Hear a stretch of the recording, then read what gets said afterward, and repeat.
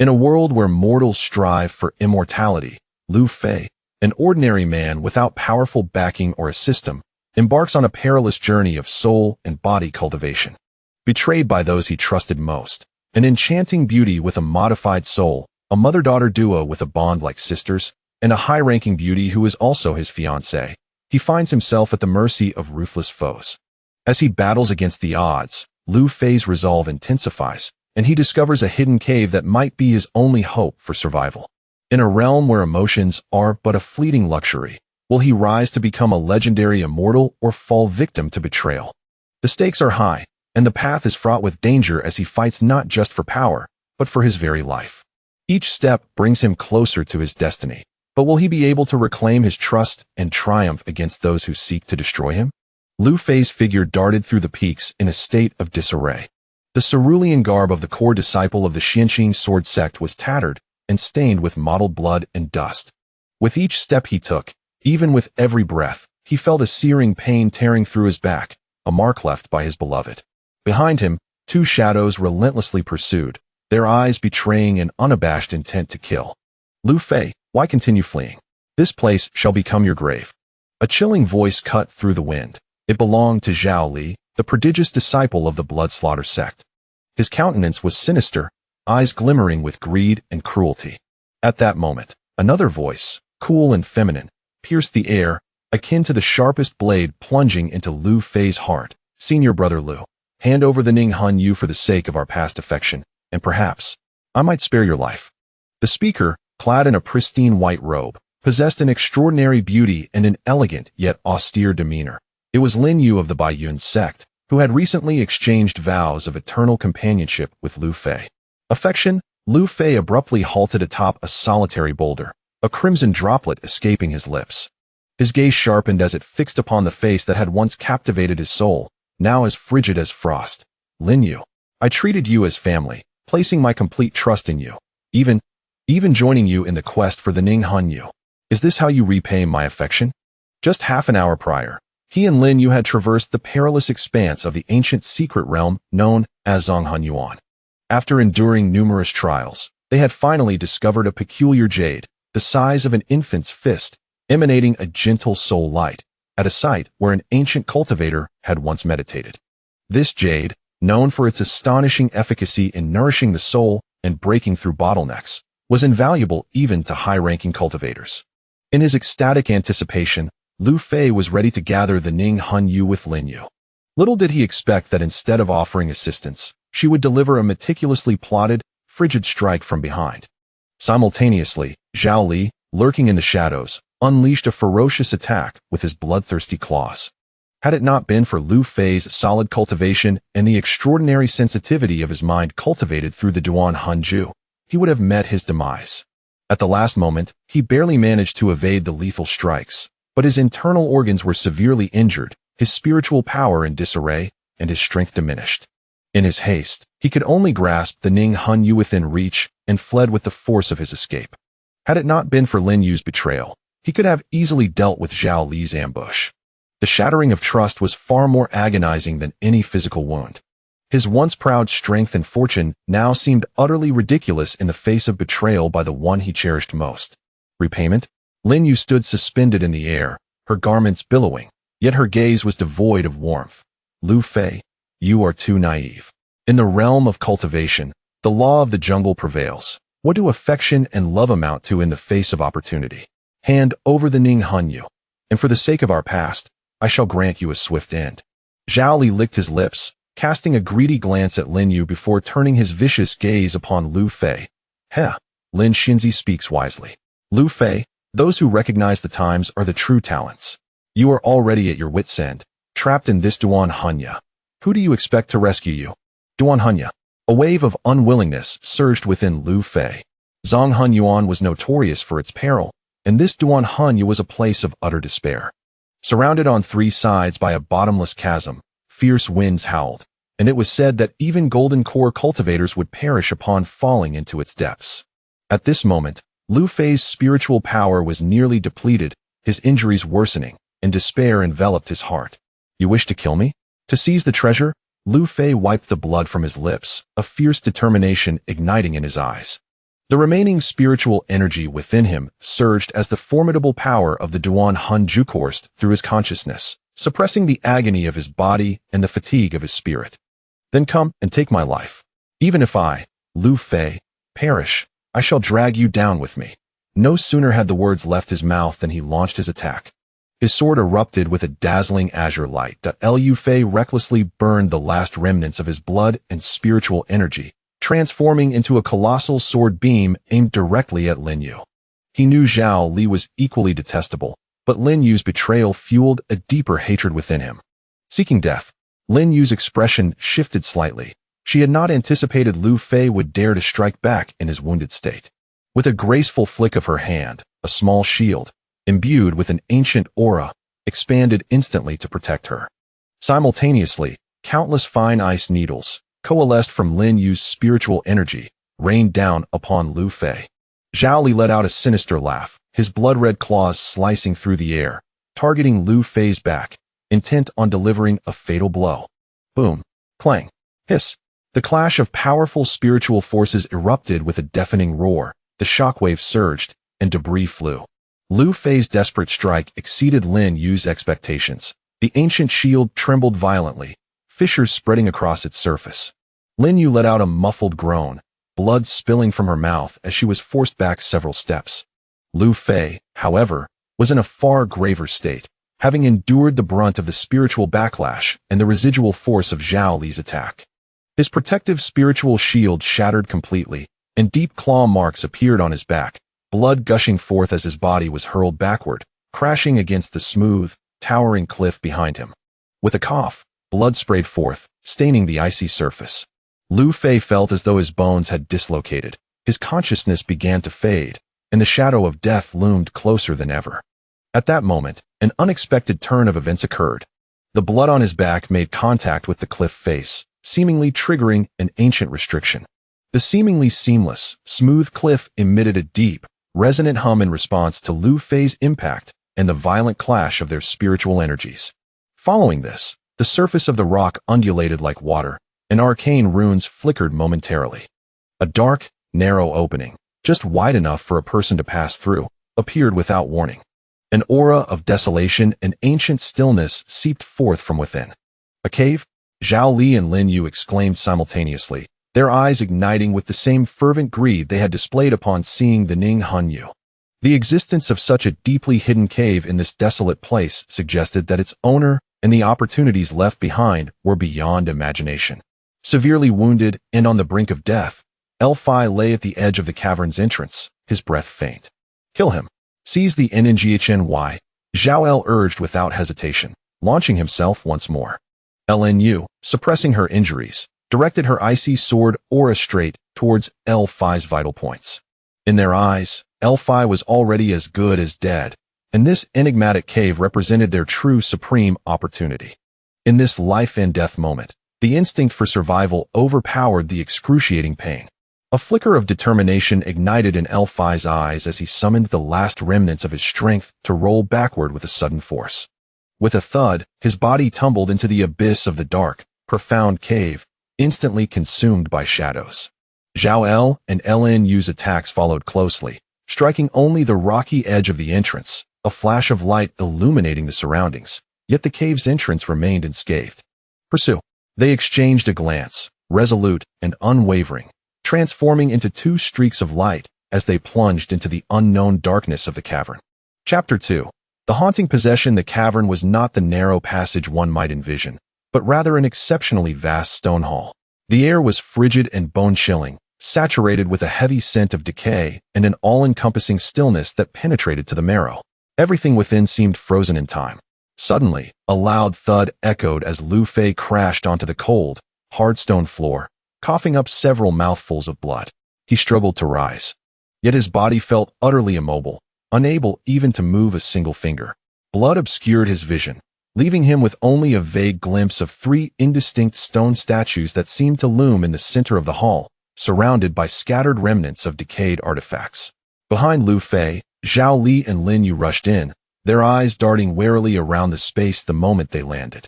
A futile struggle. Zhao Li sneered upon seeing Lu Fei sprawled on the ground, barely clinging to life, and he advanced to finish him off. Lin Yu, however, was captivated by the scene in the center of the hall, her beautiful eyes sparkling with intrigue. This place was certainly the lair left behind by a formidable Yuanying expert. Yet, just as their attention was ensnared by Lu Fei and the statues, a resonant hum filled the air. From within the seemingly lifeless stone figures, 3 terrifying waves of soul-chilling energy erupted. This was not spiritual power, but an utterly pure pressure emanating from the depths of the soul. 3 phantasmal, distorted figures, exuding an ancient aura yet brimming with terrifying strength, materialized from the statues. They were vaguely human in shape, no larger than a palm, yet their presence radiated an insatiable greed and frenzied brutality akin to wild beasts. Living beings, the essence of the living. After 10,000 years, they had finally awaited a flesh and blood vessel. Heaven does not forsake me. Possession. Rebirth through possession. The 3 consciousnesses thundered like lightning in the expansive stone hall, filled with boundless ecstasy and avarice, instantly locking onto the 3 intruders, Lu Fei, Zhao Li, and Lin Yu. A chill, emanating from the depths of their souls, swept over them, as if they were being targeted by primordial beasts, freezing their very awareness. In an instant, they comprehended the nature of these remnants, the souls of cultivators so powerful that it was beyond their imagination. They sought to possess their bodies. Not good. Retreat.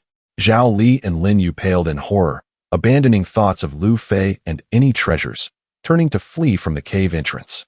However, it was too late. The speed of the 3 remnants surpassed their comprehension. Like 3 bolts of lightning, they disregarded the distance of space and instantly penetrated the centers of their brows. No. The 3 piercing screams, more inhuman than human, rang out simultaneously. Lu Fei felt an indescribable cold, violent, and destructive torrent of consciousness surge through his mind, as if steel needles had driven deep into his skull. The excruciating pain engulfed his entire body and soul. It felt as though his head would burst and tear apart under this foreign force. In a heartbeat, his consciousness was dragged into an endless abyss of darkness. Within his sea of consciousness, chaos reigned. An emaciated figure, an elderly man clad in gray robes with deep-set eyes and a cold gaze, materialized amidst Lu Fei's tumultuous sea of consciousness, radiating insatiable greed and elation. What a splendid young body. Such a robust foundational consciousness. Though severely wounded, the essence remains. I, the old man of the withered bones, shall gladly accept it. The remnant of the old man of the withered bones transformed into a stream of gray light, darting towards the core of Lu Fei's consciousness, where his essence resided. He aimed to thoroughly devour, annihilate, and occupy this vessel. In that critical moment of life and death, from the depths of Lu Fei's nearly dissipated consciousness, an indomitable will flickered to life like a candle fighting against the wind. This was the resilient spirit forged through countless torturous sessions of practicing the Duan Hanju. This Duan Hanju was not a technique of the Tianjin sect, but rather an unexpected acquisition during Lu Fei's excursions. Ever since he began cultivating this technique, it had provided immense support to his cultivation progress. Get out! Lu Fei roared silently from the depths of his soul. In the depths of his sea of consciousness, it was as if some energy was stirred. The luminous essence of his primary consciousness erupted with a brilliant silver light. This radiance was not searing, but rather bore a resilient, solid quality, as though it had been tempered through countless trials. The power of the Duan Hanju activated autonomously. The stream of gray light from the old man of the withered bones collided violently with the silver orb. The anticipated breach and consumption did not occur. Instead, it felt as though it had struck an invisible yet resilient barrier. The orb trembled violently, its radiance flickering uncertainly, and Lu Fei's consciousness felt as if it had been struck with a heavy blow, nearly shattering. Yet the core of his will held firm. Such formidable defenses of consciousness. What technique is this? The old man of the withered bones was filled with astonishment. Utterly unprepared for the fact that a mere initial stage foundation establishment cultivator, gravely wounded and caught off guard, could withstand the assault of his Yuanying remnant. Though he too was weakened to the extreme, the passage of 10,000 years had eroded his former might, yet this still left the old man in disbelief. A dying struggle. Let us see how long you can withstand. The old man of the withered bones howled, and the power of his remnants surged madly, transforming into countless venomous soul needles and filthy curses, relentlessly assaulting, and corroding Lu Fei's consciousness orb. He aimed to obliterate Lu Fei's will and taint the core of his sea of consciousness. Within Lu Fei's sea of consciousness, a silent yet perilous tug-of-war unfolded. Drawing upon the formidable foundational consciousness and the resilient spirit bestowed by the Duan Hanju, Lu Fei staunchly defended his core, repelling the majority of the old man's possession attempts. Yet, the remnants contained insights of the Yuanying level, negative emotions, and a ferocious impact that continuously battered his defenses like a relentless flood. Fragments of memories, scattered insights, and even sinister techniques of soul attack were forcibly embedded and imprinted on the edges of Lu Fei's consciousness, creating a peculiar entanglement with his awareness. This was an excruciating process, akin to forcibly grafting foreign entities onto his very soul. Lu Fei's consciousness oscillated in agony, feeling as though his very self was being torn apart, polluted, and forcibly filled with elements that did not belong to him. At times, he felt as if he had transformed into a cold skeleton practicing sinister arts, while at others, he was swayed by his overwhelming desire to survive. In the external stone hall, Lu Fei's body lay curled upon the ground, convulsing violently. With fine threads of blood seeping from his 7 orifices, his expression contorted in excruciating agony. In stark contrast stood Zhao Li and Lin Yu. Zhao Li's body ceased its spasms and suddenly sprang upright. His eyes flung open, yet his pupils transformed into a peculiar dark red hue, brimming with ferocity, avarice, and an ancient, sorrowful essence that did not belong to him. He twisted his neck, producing a series of dislocating cracking sounds, and a grotesque, exaggerated grin spread across his lips, his voice rendered hoarse. Hee. This body, the bloodthirst is so intense, it perfectly suits the appetite of the venerable blood butcher. Indeed, truly splendid. The consciousness that belonged to Zhao Li had evidently been utterly consumed and supplanted by the remnant soul that called itself the blood butcher ancestor. Meanwhile, Lin Yu also slowly rose to her feet. Although her appearance remained unchanged, her aura underwent a profound metamorphosis. The original air of icy aloofness vanished, replaced by an enchanting allure that could captivate souls, her gaze seemingly capable of ensnaring one's very spirit. She extended her delicate fingers to caress her cheek gently, her voice soft and alluring, imbued with a hint of languor and mischief. This vessel is quite exquisite, so vibrant, rivaling even my own beauty from years past. From now on, you shall be known as the Enchantress of Hearts, hee. The consciousness that belonged to Lin Yu had already been obliterated, supplanted by the remnant soul that identified itself as the Enchantress of Hearts. The 2 ancient beings of Yuanying, having seized new bodies, reveled in the long-lost sensation of corporeal existence, their faces alight with ecstatic delight. Chapter 3. Life and death counterattacked. Their gazes swiftly fell upon Lu Fei, who was still writhing in agony on the ground. What is that old ghost of Kugu doing? The blood butcher patriarch, Zhao Li, furrowed his brow, a flicker of confusion passing through his crimson eyes. Why is it taking so long to deal with a mere junior in the early stages of Foundation establishment? The enchanting fairy Mei Exine, Lin Yu, stifled a light laugh, her eyes sparkling with a hint of schadenfreude. It seems our friend Kugu has regressed in his ability to seize a body after all these millennia. Or perhaps this young man possesses some peculiar qualities. She observed Lu Fei with keen interest, acutely sensing the chaotic soul fluctuations emanating from him. Yet the core of his consciousness appeared to remain intact. Whatever peculiarities he may have, a fierce glint flashed in the blood butcher patriarch's eyes, his murderous intent palpable. The fact that this boy had not been successfully seized posed a significant threat. Moreover, the soul-condensing jade upon him was a valuable asset, perfect for solidifying the patriarch's new body. He licked his lips, envisioning a delectable feast of blood. And then there are the treasures within this cave. Fairy Mei Exine also abandoned her jest, her gaze sharpening with greed. The 2 of them surveyed the 3 stone statues in the center of the hall, utterly devoid of luster and riddled with cracks, as well as the decaying objects scattered around, seemingly in search of something of genuine value. Exchanging a glance, they reached a swift consensus. First, eliminate the only living variable, Lu Fei, Kugu, then divide the treasures of this place. The blood butcher patriarch let out a sinister laugh, stepping forward as dark red blood energy coalesced in his palm, transforming into a fearsome ghostly claw that bore down upon Lu Fei with a nauseating stench. Although the blood butcher was formerly at the nascent soul stage, He was now limited by Zhao Li's early Foundation establishment body, and having not fully integrated after seizing the body, could only exert a fraction of his previous power. Without mercy, the Blood Butcher Patriarch aimed to strike down upon Lu Fei's head, intent on crushing him along with the struggling remnant soul of Ku Gu within.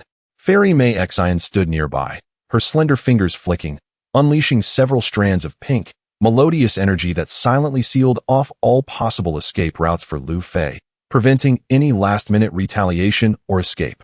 Surrounded by two formidable foes possessing the remnants of nascent soul, and internally besieged by the frenzied erosion of Ku Gu's remnant soul, Lu Fei found himself in a perilous predicament, his life hanging by a thread. Consciousness teetered on the brink of collapse amidst excruciating pain and confusion, seemingly on the verge of complete disintegration.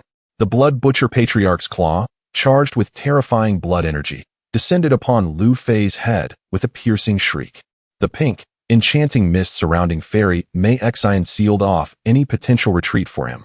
In this critical moment, within Lu Fei's sea of consciousness, the last vestige of clarity, wavering under the relentless assault of Ku Gu, ignited an unprecedented survival instinct. The operation of the soul-forging technique was pushed to its utmost limits. The silvery power of consciousness transformed from mere defense into a self-destructive frenzy, burning, compressing, and condensing with wild abandon. "Get out! All of you, get out!" Lu Fei let out a silent, unwilling cry from the depths of his soul, targeting the withered gray shadow within his sea of consciousness. Buzz! A far more refined and resilient silver light barrier instantaneously formed at the heart of his sea of consciousness. The impact of Ku Gu's remnant soul collided with it like a battering ram against an impenetrable wall, forcefully rebounding. Even the gray shadow trembled violently, releasing a mix of anger and disbelief. "Impossible. A mere Foundation establishment. Your technique is peculiar." Ku Gu finally realized that Lu Fei's cultivation of the soul-forging technique was far from an ordinary method of consciousness.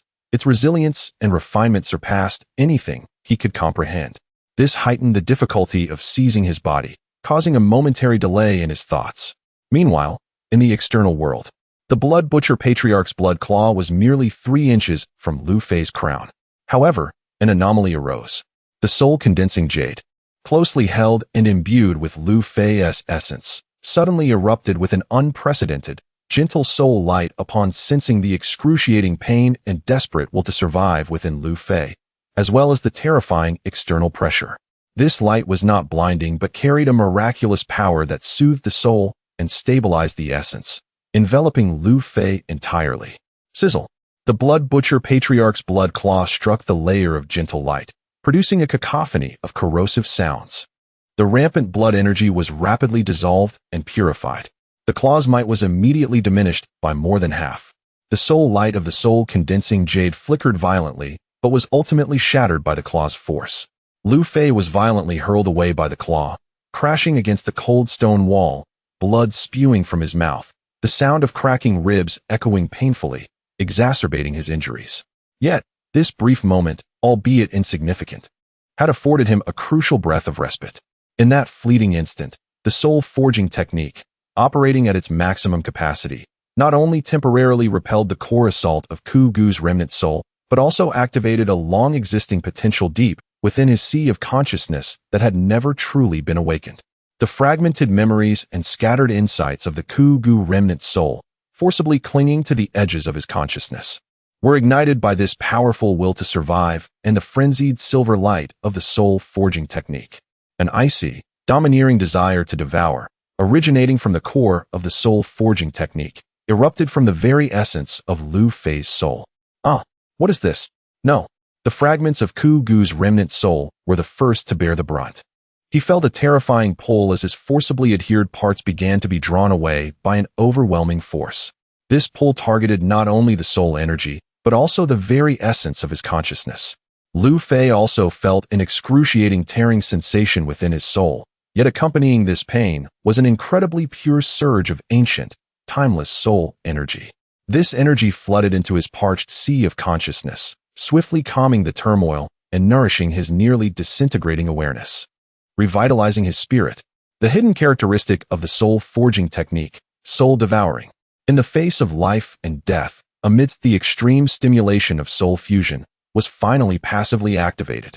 At this moment, Lu Fei also discerned the anomaly.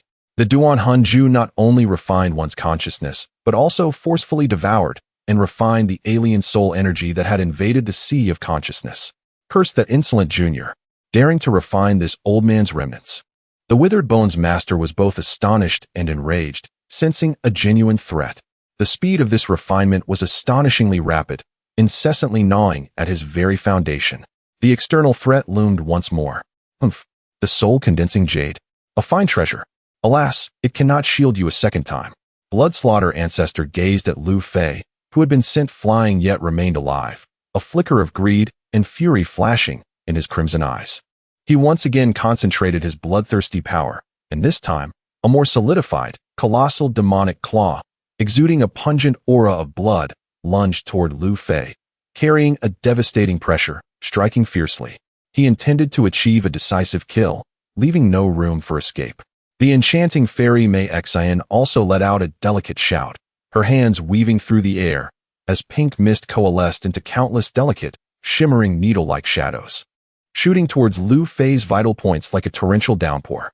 The two formidable adversaries unleashed their full might, vowing to obliterate Lu Fei entirely. Severely injured and on the brink of death, Lu Fei's body was battered, his spiritual power depleted, yet within his sea of consciousness, he continued to strive to devour the remnants of the withered bone soul. Faced with the terrifying combined assault from these two, he felt as though evasion was beyond his reach. However, in this critical moment of life and death, a frenzied determination ignited in Lu Fei's bloodied eyes. He fixed his gaze intently on the foremost assailant, Bloodslaughter ancestor, Zhao Li. You wish to kill me? Then let us perish together. Chapter 4. Devouring the Yuaning, Lu Fei did not seek to evade or defend against the lethal assault. He understood the futility of such actions. With the last vestiges of his strength, he surged forward, not retreating, but lunging fiercely at the Shui Tu Lao Zu. Simultaneously, the soul-devouring power of the Duan Hanju was ignited to its utmost limits, fueled by the sacrifice of his very life essence. At this moment, Lu Fei's target was no longer the withered bones ensnared within his consciousness, but the Shui Tu Lao Zu, who radiated a powerful Yuan Ying aura, mere inches away. He was resolutely embracing death, aiming to strike at the Shui Tu Lao Zu's consciousness with the soul-devouring force of the Duan Hanju in a final act of defiance, determined to perish together.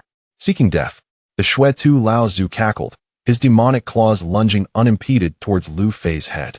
To him, Lu Fei's actions were tantamount to self-destruction. Yet, just as the Shui Tu Lao Zu's claws were about to shatter Lu Fei's skull and the pink needle storm was on the verge of piercing through Lu Fei's body, a resounding hum erupted. A silver radiance erupted from the center of Lu Fei's brow. This was the culmination of all his remaining consciousness, life potential, and the residual power of his condensed soul crystal, all channeled into a single strike of the soul-devouring force. This silver light did not aim to assail the flesh, but transformed into an invisible, chilling spear of intent, piercing into the Shui Tu Lao Zu's consciousness in an instant. The sinister grin on the Shui Tu Lao Zu's face froze, replaced by sheer agony and horror. A piercing, inhuman wail escaped his lips, and his claws halted midair. Within his consciousness, chaos erupted. Although the remnants of the Yuan Ying soul of the Shui Tu Lao Zu occupied Zhao Li's body, the ravages of time had left him weak, and the brief possession had barely begun to merge with this body, leading to a multitude of vulnerabilities in his consciousness's defenses. The soul-devouring impact, infused with the will to perish together, pierced through the already cracked ice of his defenses like a red-hot sword. Crack! The faint consciousness of Zhao Li, which had yet to dissipate, was obliterated, while the Shui Tu Lao Zu's own Yuaning soul suffered unprecedented damage. The chilling will of devouring tore at his very essence. No, the Shui Tu Lao Zu cried out in terror. He could not fathom that a mere Foundation Establishment Junior could unleash such a fearsome strike that targeted the core of his soul. This was far beyond the capabilities of a Foundation Establishment cultivator. In that moment of shock, as his soul was injured and his control over his body faltered, the pink needle storm unleashed by Mei Xian had already pierced through Lu Fei's body, creating a cascade of gruesome crimson blossoms. The tremendous force propelled Lu Fei, crashing violently into the Shui Tu Lao Zu. Lu Fei coughed up blood again, his life force rapidly dimming. Yet, a cruel and frenzied smile curled upon his bloodied lips. For, in that moment of collision, the halted bloodthirsty claw struck fiercely against the Shui Tu Laozu, Zhao Li's own chest. Boom. The claw, imbued with terrifying bloodthirsty power, landed squarely on Zhao Li's chest. The Shui Tu Laozu's wail abruptly ceased. He looked down, incredulous, at the massive, translucent wound that pierced through his chest. The violent, bloodthirsty energy rampaged within him, annihilating the vitality of the body he had only just seized. You. The Shui Tu Laozu, Zhao Li, pointed at the weakened yet eerily smiling Lu Fei, his eyes filled with unwillingness and profound fear. He, the formidable Shui Tu Laozu, a master of Yuan-ing, had been outmaneuvered by a Foundation establishment junior in such a bizarre manner, and had suffered injury to his corporeal form. His bodily vitality extinguished. This vessel, which bore his residual soul and harbored hopes of rebirth, was finished. You little wretch, I will make your soul scatter. The Shui Tu Laozu roared in despair and madness. A dark red Yuan-ing phantom erupted violently from Zhao Li's fractured body, propelled by boundless hatred, lunging towards the similarly dying Lu Fei. He intended to attempt possession once more. Even if Lu Fei was gravely injured and on the brink of death, even if the withered bones of that ancient specter still lingered within Lu Fei's consciousness, he would force his way in, devour Lu Fei's soul, and seize this body. This was his only path to survival. The dark red Yuan-ing phantom instantaneously merged with Lu Fei's brow. The already tumultuous situation within Lu Fei's consciousness was exacerbated. The gray remnants of the withered bones were still resisting the soul-devouring force of Lu Fei's core, when suddenly, another blood-colored Yuan-ing filled with wrath and malice intruded. Shui Tu, you fool! The withered bones exclaimed in shock and anger. Get out! This body belongs to me. The Yuan-ing of the Shui Tu Laozu roared with resentment, unleashing a powerful soul force that swept across the entire consciousness. He disregarded the withered bones. His primary goal was to annihilate Lu Fei's core consciousness. The intrusion of two powerful Yuan-ing remnants sent Lu Fei's consciousness into a boiling turmoil, teetering on the brink of collapse. The violent clash of soul forces and the chaotic onslaught of thoughts threatened to tear his very awareness asunder. Lu Fei felt as though his head might explode, his soul sliced by countless blades, scorched by flames, and frozen by ice. This agony far surpassed the torment of physical wounds 1,000-fold. Yet, amidst this extreme suffering and chaos, the cold and domineering essence of the Duan Hanju seemed to awaken fully. In the face of the invasion and mutual conflict of the two Yuan-ing remnants, this extraordinary technique for honing the spirit once more ignited its most primal aspect, devouring. Buzz. Deep within Lu Fei's consciousness, the silver orb representing his core will erupted with an unprecedented force of attraction. This pull was no longer passive defense, but akin to a massive millstone. Greedily engulfing the two formidable foreign entities, the gray remnants of the withered bones, and the blood-colored remnants of the Shui Tu Laozu. What kind of wicked technique is this? No, my soul power is being siphoned away. Boy, stop at once. Otherwise, we will all perish together. The Shui Tu Laozu screamed in terror. He was horrified to discover that the force within Lu Fei's consciousness bore a will to obliterate all, refining countless souls. His soul force and the essence of his consciousness were being forcibly stripped away, shattered, and devoured by this overwhelming power. It transformed into the most refined soul energy, merging into that silvery white orb. The skeletal figure was already frail, having been significantly weakened by the previous soul devouring, and now found itself at the forefront of this assault. His gray residual soul emitted a crackling lament, rapidly becoming thin and translucent, the struggle diminishing with each passing moment. Ultimately, with a piercing scream filled with reluctance and dread, it transformed into a pure gray energy, absorbed by Lu Fei's essence. Having devoured the essence of a weakened Yuan-ing residual soul, Lu Fei's consciousness, on the brink of collapse, instantly stabilized, as the silvery white orb radiated with renewed brilliance. Now it is your turn, Shui Tu. Lu Fei's cold and murderous intent locked onto the terrified blood-colored Yuan-ing. No, you cannot. The ancestor of Shui Tu's Yuan-ing struggled frantically, unleashing a terrifying surge of bloodthirsty soul power in a desperate attempt to break free from the grasp of the invisible grinding wheel. However, he was horrified to discover that after devouring the skeletal residual soul, Lu Fei's spiritual power surged dramatically, rendering the grinding wheel's pull even stronger and more irresistible. Chapter 5. May Xianxianzi spare me, young one. I shall impart to you the supreme demonic arts. Aid you in conquering the world. The blood-slaughter ancestor pleaded in terror. Too late. Lu Fei's resolve remained unshaken. The devouring power of the Duan Hanju surged to its zenith, transforming into a swirling vortex of silvery light that ravenously tore at the crimson Yuan-ing. I refuse to accept this.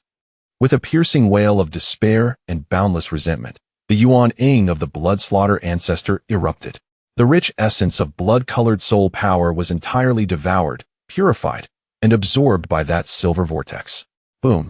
Lu Fei felt as though his consciousness had undergone a profound transformation. Having consumed the remnants of 2 Yuan-ing souls, a massive torrent of pure soul power surged through him, cleansing and nourishing his very essence. Although the negative emotions and fragmented memories within resembled filthy silt, assaulting his awareness and inducing waves of chaos and dizziness, the domineering nature of Duan Hanju forcibly obliterated and digested these impurities, converting them into pure spiritual strength. His spiritual power, within his gravely injured and nearly lifeless body, began to swell uncontrollably. An unprecedented sense of potency, accompanied by intense mental anguish, filled his consciousness. Outside, within the stone hall, a profound silence reigned. Zhao Li's corporeal form had long been extinguished, collapsed upon the ground, a gaping blood hole marring his chest. Lu Fei leaned against the stone wall, drenched in blood, his breath so faint it was nearly imperceptible. His eyes were closed, brows furrowed, and his facial muscles occasionally twitched in agony, clearly indicating that the storm within his consciousness had yet to subside. Not far away, occupying Lin Yu's body, Mei Xianxianzi gazed on in horror at the unfolding events. She had witnessed the entire process. Lu Fei, in his gravely injured state, had withstood a lethal blow from both himself and the blood-slaughter ancestor. Then, in a frenzied act of mutual destruction, he had severely wounded the blood-slaughter's corporeal form. Finally, he had devoured the blood-slaughter ancestor's Yuan-ing, along with the decayed remnants of the soul that had invaded his consciousness. This utterly subverted her understanding. How could a mere foundational stage cultivator consume Yuan-ing remnants? That silvery glow, that horrifying will to devour. What kind of technique was that? Mei Xianxianzi felt an unprecedented terror. Although she had usurped Lin Yu's body, her strength paled in comparison to that of the blood slaughter and the decayed bones. And her integration with the body was far from complete. Faced with Lu Fei, who, despite being gravely injured and near death, exhibited an inexplicable surge in spiritual power that radiated a chilling aura of consumption, she sensed a lethal threat. She harbored no doubt that once Lu Fei regained his composure from the tempest in his consciousness, she would be his next target. Escape? The exit lay directly behind her. But if a severely wounded Lu Fei could unleash such power, could she truly flee? Moreover, she was still unacquainted with this body, and her speed would undoubtedly falter. Just as Mei Xianxianzi's thoughts raced, a surge of fear coursing through her, Lu Fei's tightly shut eyes abruptly snapped open. Within the depths of those eyes, the silvery light had yet to fully dissipate, resembling cold, distant stars. However, deeper still, a tumult of chaotic crimson and gray swirled, remnants of the wrath and greed left behind after consuming 2 Yuan-ing souls. Pain, madness, greed, a tapestry of complex and perilous emotions intertwined, rendering his gaze akin to that of a demon emerging from the abyss. His eyes slowly swept over Zhao Li's lifeless body and finally fixed upon Lin Yu, or rather, Mei Xianxianzi, who had taken possession of Lin Yu's form. The profound hatred and unmasked murderous intent within his gaze sent a chill through Mei Xianxianzi, as if she had plunged into an icy chasm. Lu Fei struggled, using his sword to support his battered body, painstakingly rising to his feet. Each movement exacerbated his horrific injuries, blood continuously flowing from his wounds, pooling upon the cold ground.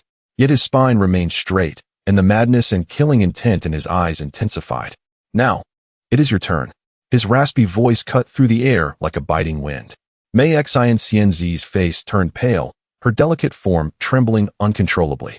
She had no doubt that this youth, who had just brushed against death, would launch himself at her in the next moment, employing that terrifying soul technique to utterly devour her. The instinct for survival overwhelmed all else. Wait. Mei Xianzi, Lin Yu, suddenly stumbled back a step, her voice imbued with an unprecedented urgency and a hint of fear-driven submission. Do not kill me. Lu Fei, we can discuss this. Lu Fei's movements momentarily halted, his chaotic and icy gaze fixating on her, a sardonic and murderous smile curling at the corners of his lips. Discuss? With one who has usurped my betrothed? What is there to discuss? How you shall meet your end. No, it is not usurpation. It is cohabitation. It is collaboration. Mei Xianzi spoke rapidly, striving to imbue her voice with sincerity. I admit, I am Mei Xianzi, a remnant soul of 10,000 years, occupying your companion's body. But unlike those fools, the decayed bones and blood slaughter, I do not wish to be your enemy. Observing Lu Fei's unyielding, murderous gaze, she hastily presented her leverage. Your technique is unique, capable of consuming soul bodies. However, you have just devoured 2 Yuaning remnants, and the vast soul power and chaotic memories are bombarding your consciousness. You see, your technique is incomplete. You cannot endure in this state for long. Forcing suppression will only lead to the collapse of your consciousness, reducing you to a mindless killer. Lu Fei's eyes flickered imperceptibly, acknowledging that she had struck a nerve. The tumultuous negative emotions and chaotic memories within his consciousness gnawed at his sanity like countless venomous serpents. Each breath he took was accompanied by excruciating mental anguish, sustained solely by the force of Duan Hanju to suppress and refine. Lu Fei understood that his Duan Hanju was merely the first half of the technique, and in his current state, he was indeed on the brink of collapse. Mei Xianzi keenly detected this subtle shift and seized the moment. I can assist you. I possess secret methods to untangle the soul, suppress the chaos, and even expedite your refinement and absorption of that soul power. Allow me to remain. It will benefit you.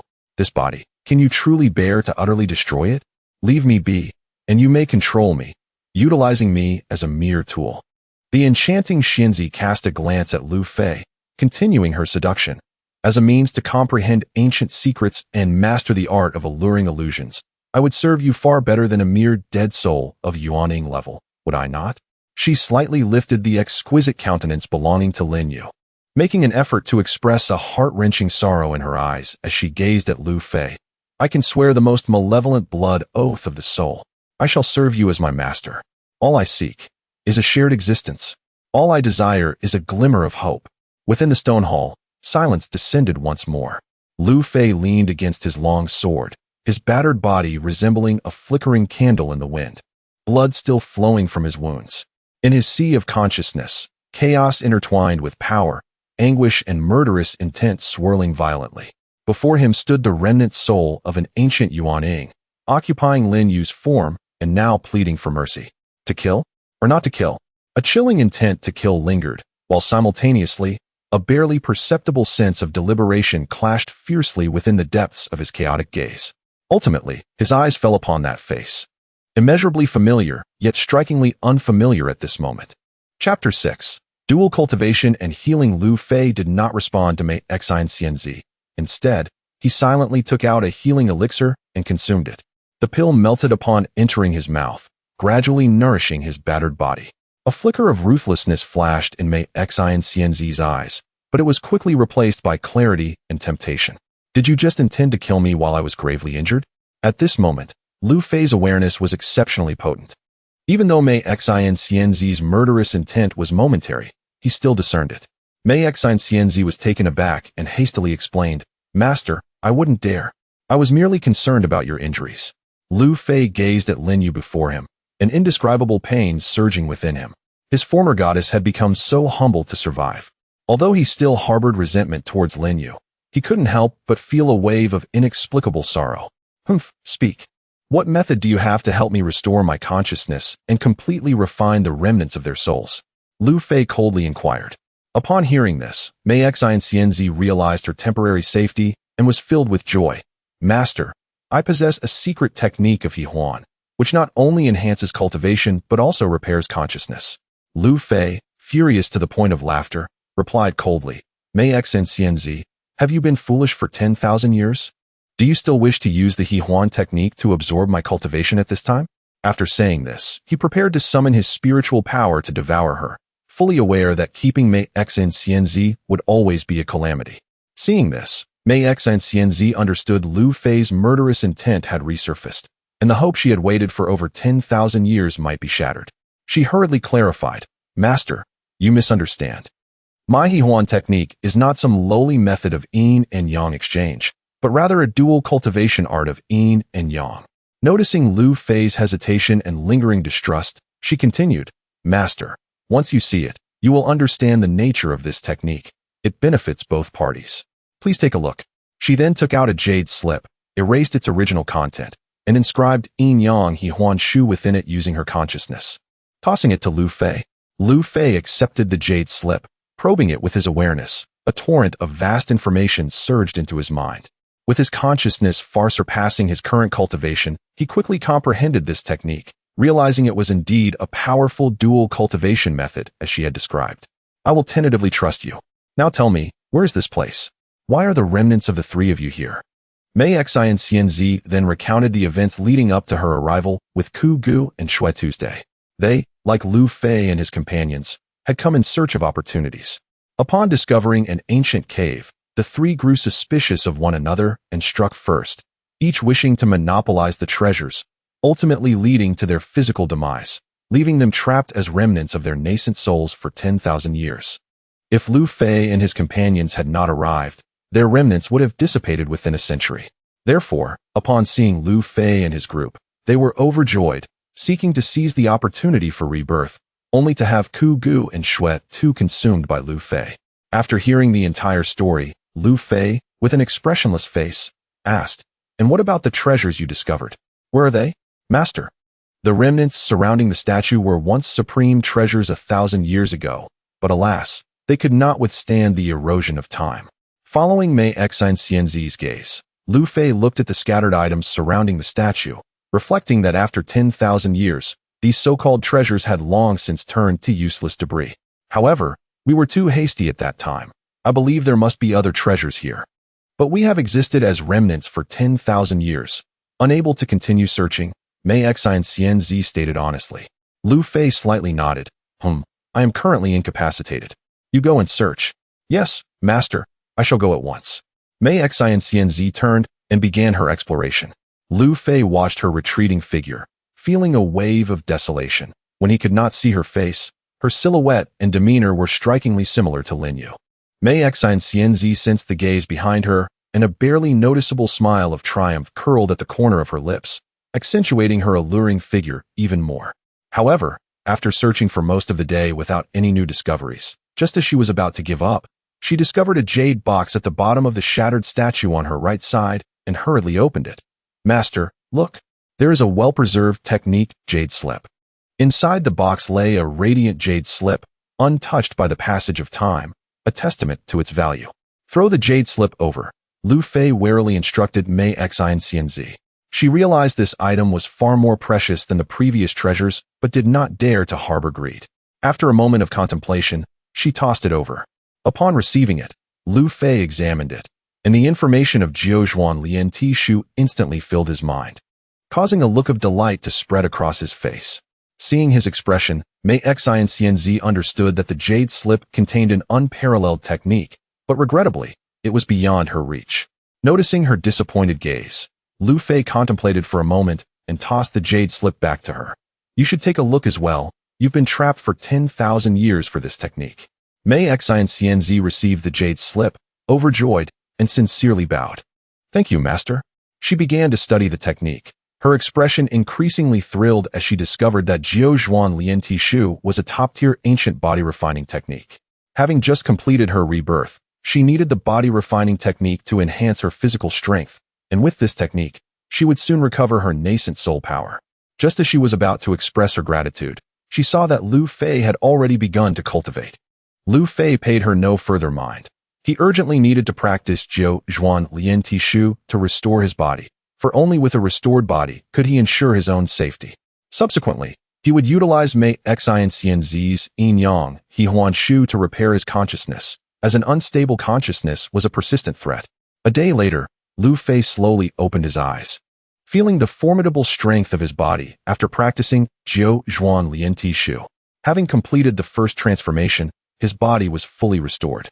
Observing Mei Xian Xianzi across from him, he noticed her surrounded by flowing golden light, indicating she too had completed the first transformation.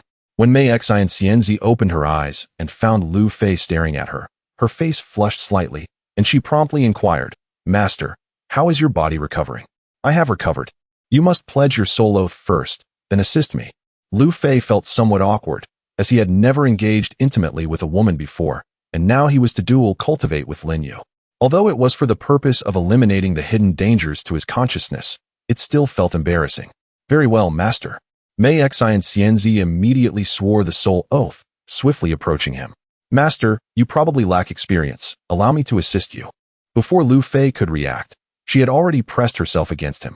The power of Yin Yang He Huan Shu manifested, and as the two began their cultivation, Lu Fei's consciousness was nourished.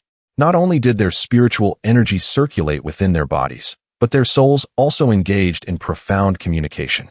Mei Xian Xianzi had previously engaged in dual cultivation with others, yet she had never experienced such a comforting fusion of souls.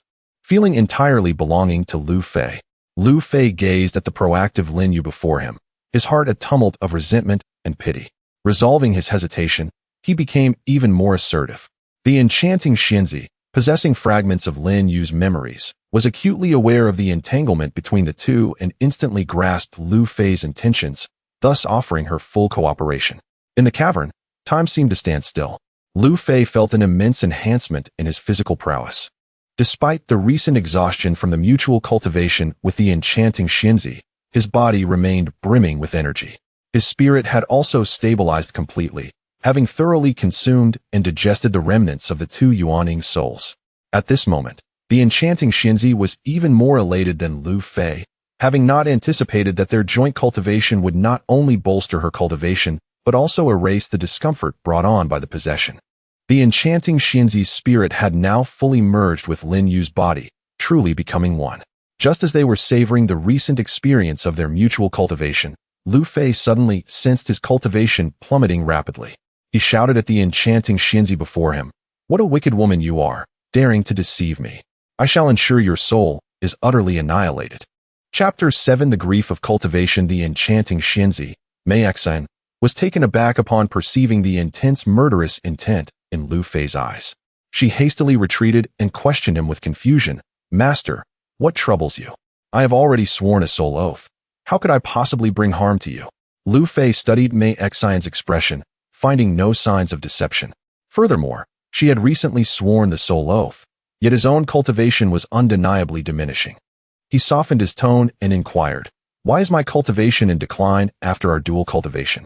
Mei Xian scrutinized Lu Fei for a moment and, upon noticing the rapid deterioration of his cultivation, responded with a puzzled expression, "Master, I am equally baffled. However, I can assure you that such a situation has never occurred while practicing the Yin Yang He Huan Shu." After a moment's reflection, she added, "Could it be that there is an issue with your soul cultivation method?" Upon hearing Mei Xian's suggestion, Lu Fei promptly examined his soul and found no abnormalities. Aside from his waning cultivation, his body exhibited no other anomalies. Although he suspected that the decline in his cultivation might be a residual effect of the Lian Hanju, which had devoured the remnants of two great Yuaning, he remained wary of the ancient Yuaning, Mei Xian, before him. "You had better not deceive me, or I will ensure your soul faces utter annihilation." Seeing that Lu Fei believed her, the murderous intent in Mei Xian's gaze dissipated, and she felt relieved, replying, "I have sworn a soul oath. We are now one. What benefit would it bring me to harm you?" Before Mei Xian could finish her words, Lu Fei suddenly collapsed, coughing up a mouthful of fresh blood, his body trembling in agony. Mei Xian rushed forward to support him, her concern evident as she asked, "Master, what is happening to you?"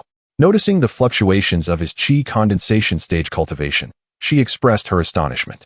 Lu Fei glanced at Mei Xian but offered no response, enduring the immense discomfort brought on by the dual decline of his body and soul, beads of sweat forming on his brow.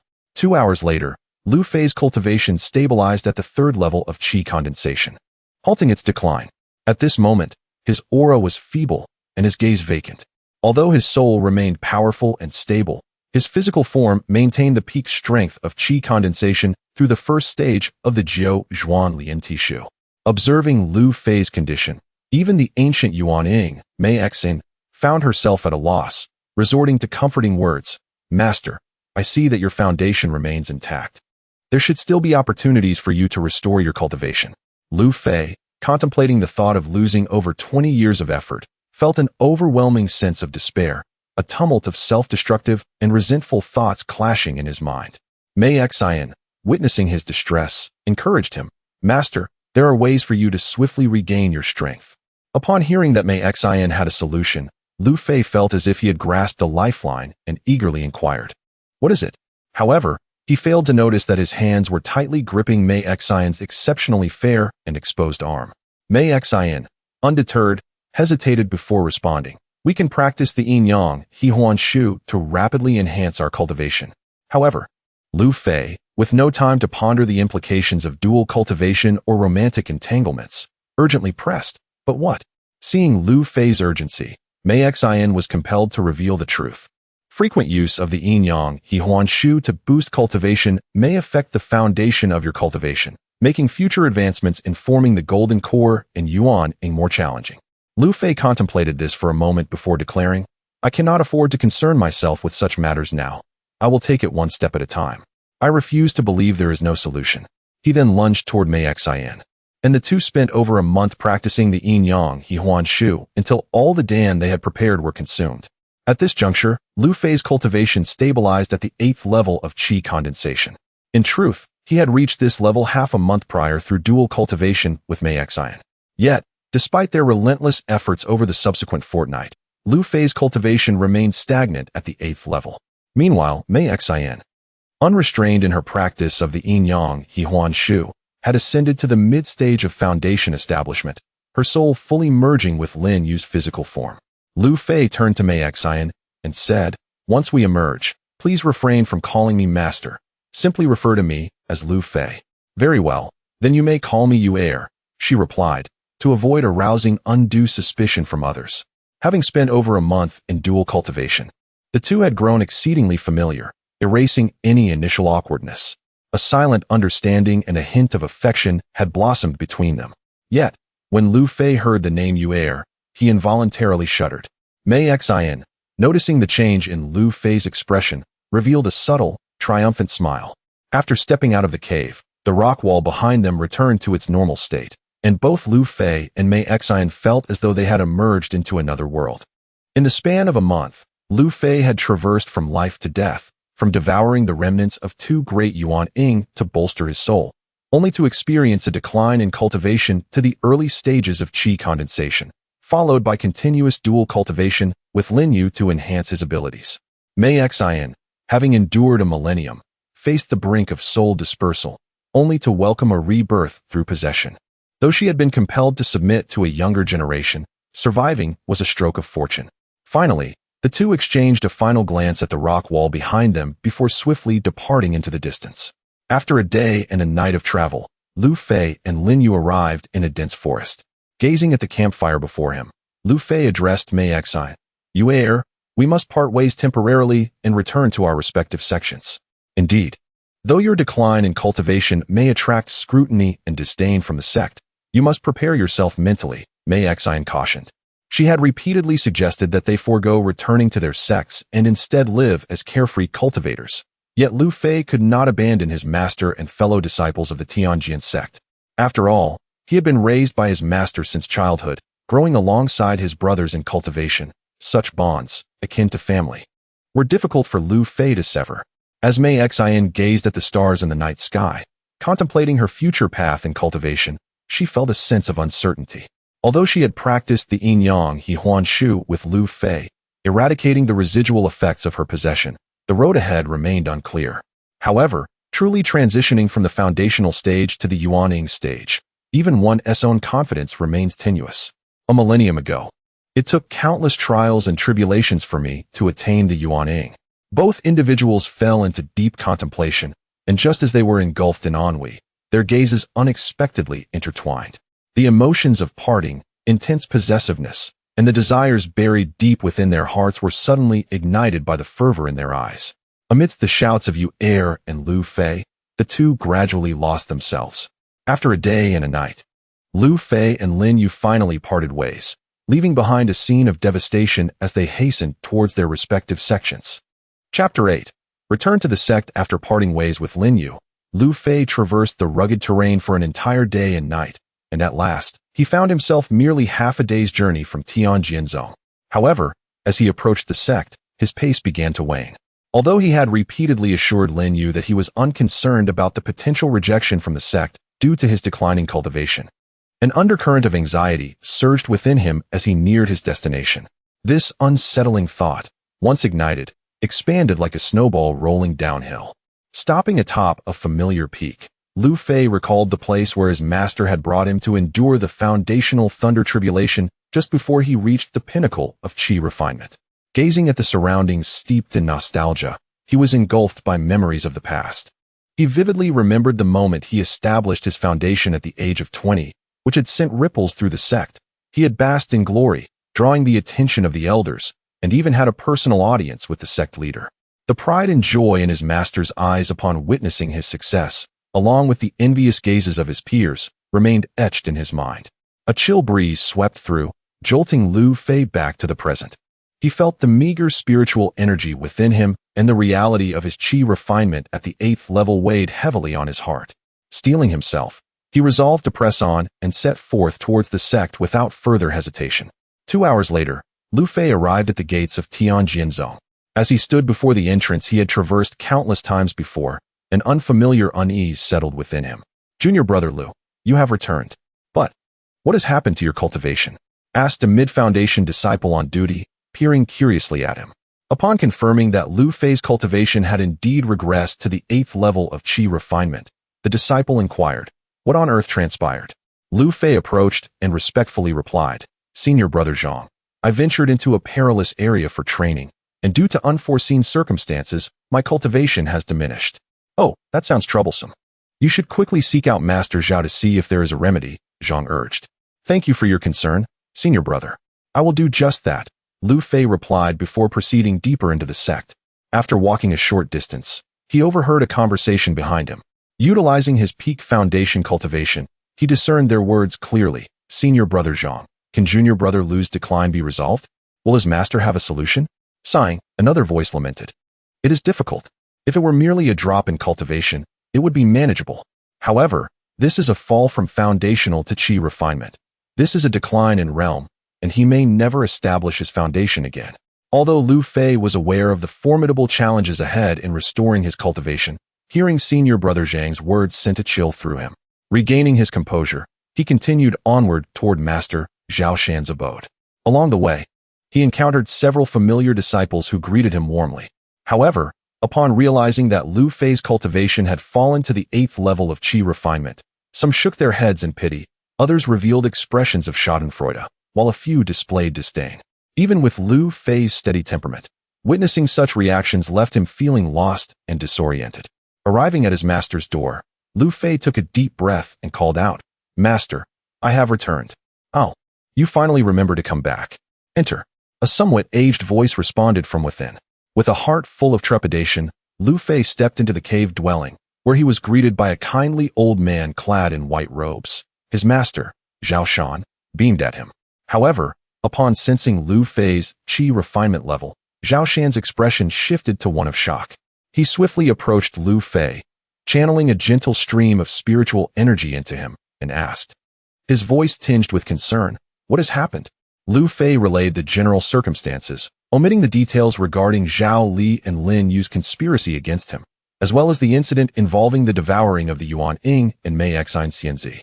He simply stated that he had narrowly escaped being consumed by a remnant soul, but somehow, his power had diminished.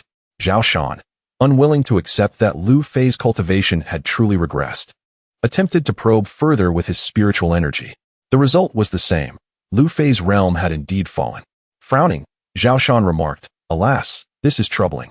I have many methods to restore your cultivation, but I cannot remedy a decline in realm." Seeing Lu Fei's despondent demeanor, Zhao Shan encouraged him, "Do not lose heart just yet. I shall consult with the other elders, and if necessary, I will approach the sect leader to explore potential solutions. Grateful. Lu Fei cast a thankful glance at Zhao Shan and bowed. Thank you, Master. There is no need for such formalities between us. You have always been steadfast. Do not dwell on this matter excessively, but rather continue to cultivate diligently, Zhao Shan advised. Rest assured, Master, I will not disappoint your expectations. Lu Fei responded. Very well, you may return for now, Zhao Shan said, watching as Lu Fei departed, feeling an unprecedented sense of loss wash over him. Throughout his centuries of cultivation from qi refinement to foundation establishment, he had witnessed realm declines, yet no one had ever regained their former status. After contemplating for a moment, Zhao Shan hastened towards the sect leader's quarters. When Lu Fei returned to his residence, it was not long before his fellow disciples came to visit. Upon witnessing Lu Fei's regression to qi refinement, disappointment filled their faces. Particularly, Zhao Yan, the master's young daughter. Upon seeing Lu Fei's condition and hearing the slim chances of recovery, burst into tears. Lu Fei felt a pang of sorrow for his junior sister and consoled her. You are at the 8th level of qi refinement, and so am I. We can train together and see who establishes their foundation first. All right, senior brother Lu, you must keep your word. Let us compete to see who establishes their foundation first, she declared. Indeed, I will. One of the senior brothers interjected. Junior brother Lu has been away for over a month. He needs to rest. We should take our leave for now. Everyone agreed and began to disperse. Senior brother Lu, do not be disheartened. My father will surely find a way for your recovery. I will visit you again tomorrow, Zhao Yan said with reluctance before departing from Lu Fei's residence. Once alone in the quiet of his dwelling, the sense of desolation returned, reminding him of the initial, arduous month when Lin Yu had supported him. Reflecting on the times they practiced the yin-yang he huan shu together, he felt a wave of guilt for the torment he had inflicted upon her. Reflecting on the seemingly insurmountable path of his cultivation, Lu Fei found himself momentarily adrift, overwhelmed by uncertainty. After much contemplation, a spark of joy ignited within him.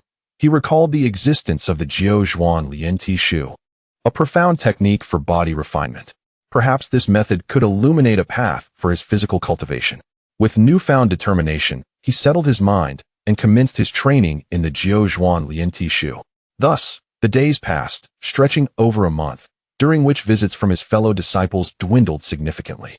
Only Zhao Yan remained steadfast, visiting him daily and bringing delightful treats.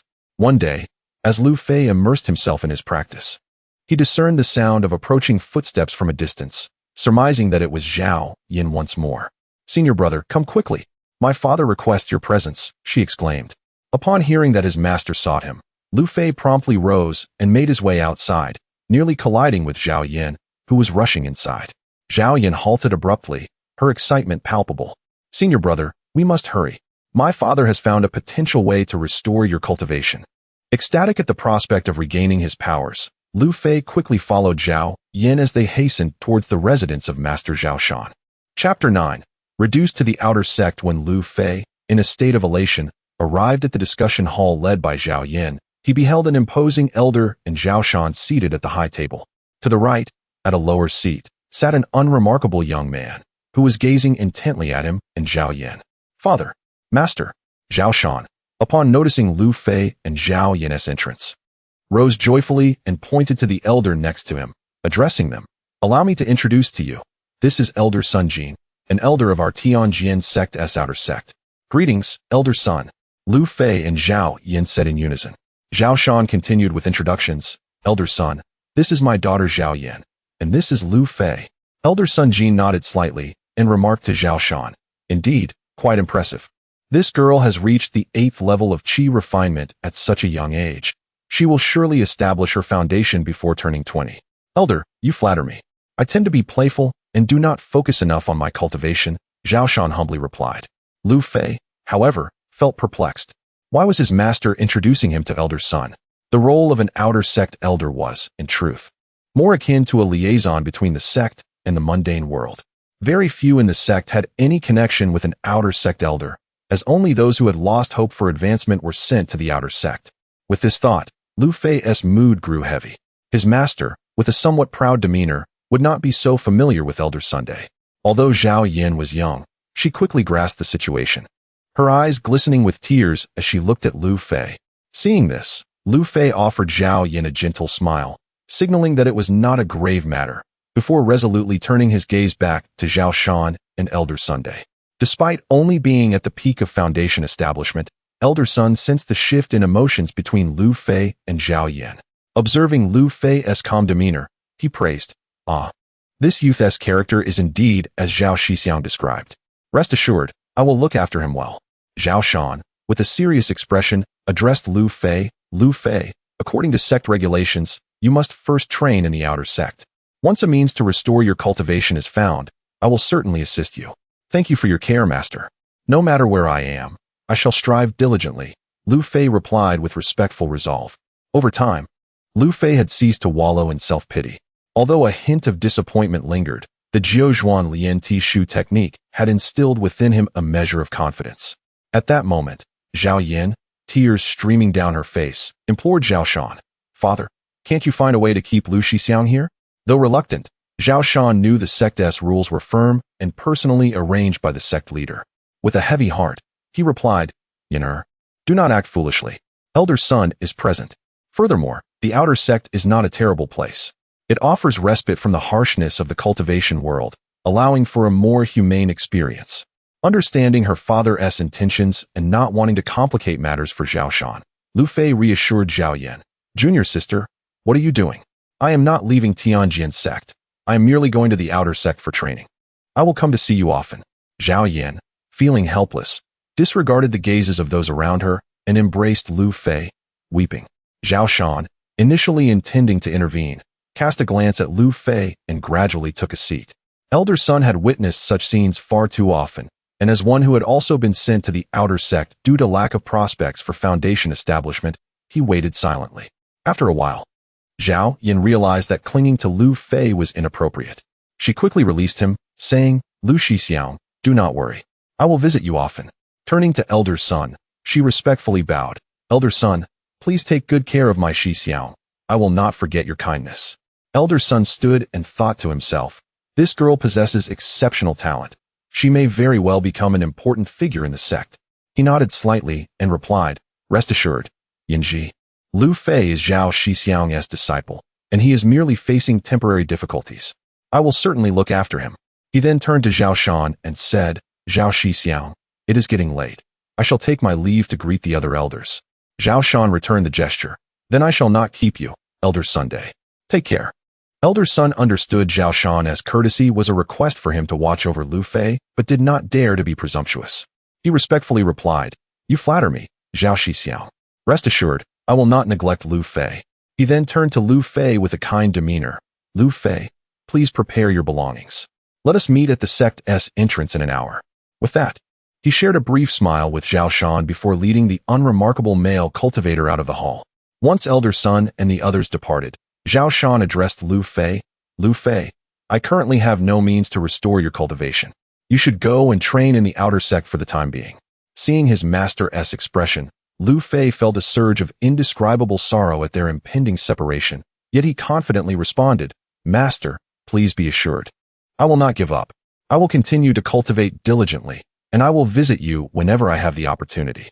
Zhao Shan, feeling even more sorrowful, knew that Lu Fei was someone he had raised since childhood. It was impossible for him to feel no affection. Turning away, he waved his hand behind him. "You may go, and be careful in the future." Lu Fei watched Zhao Shan's retreating figure, a pang of sadness swelling in his heart. He deeply bowed. "Master, take care." He then left the discussion hall, with Zhao Yin hurriedly following him.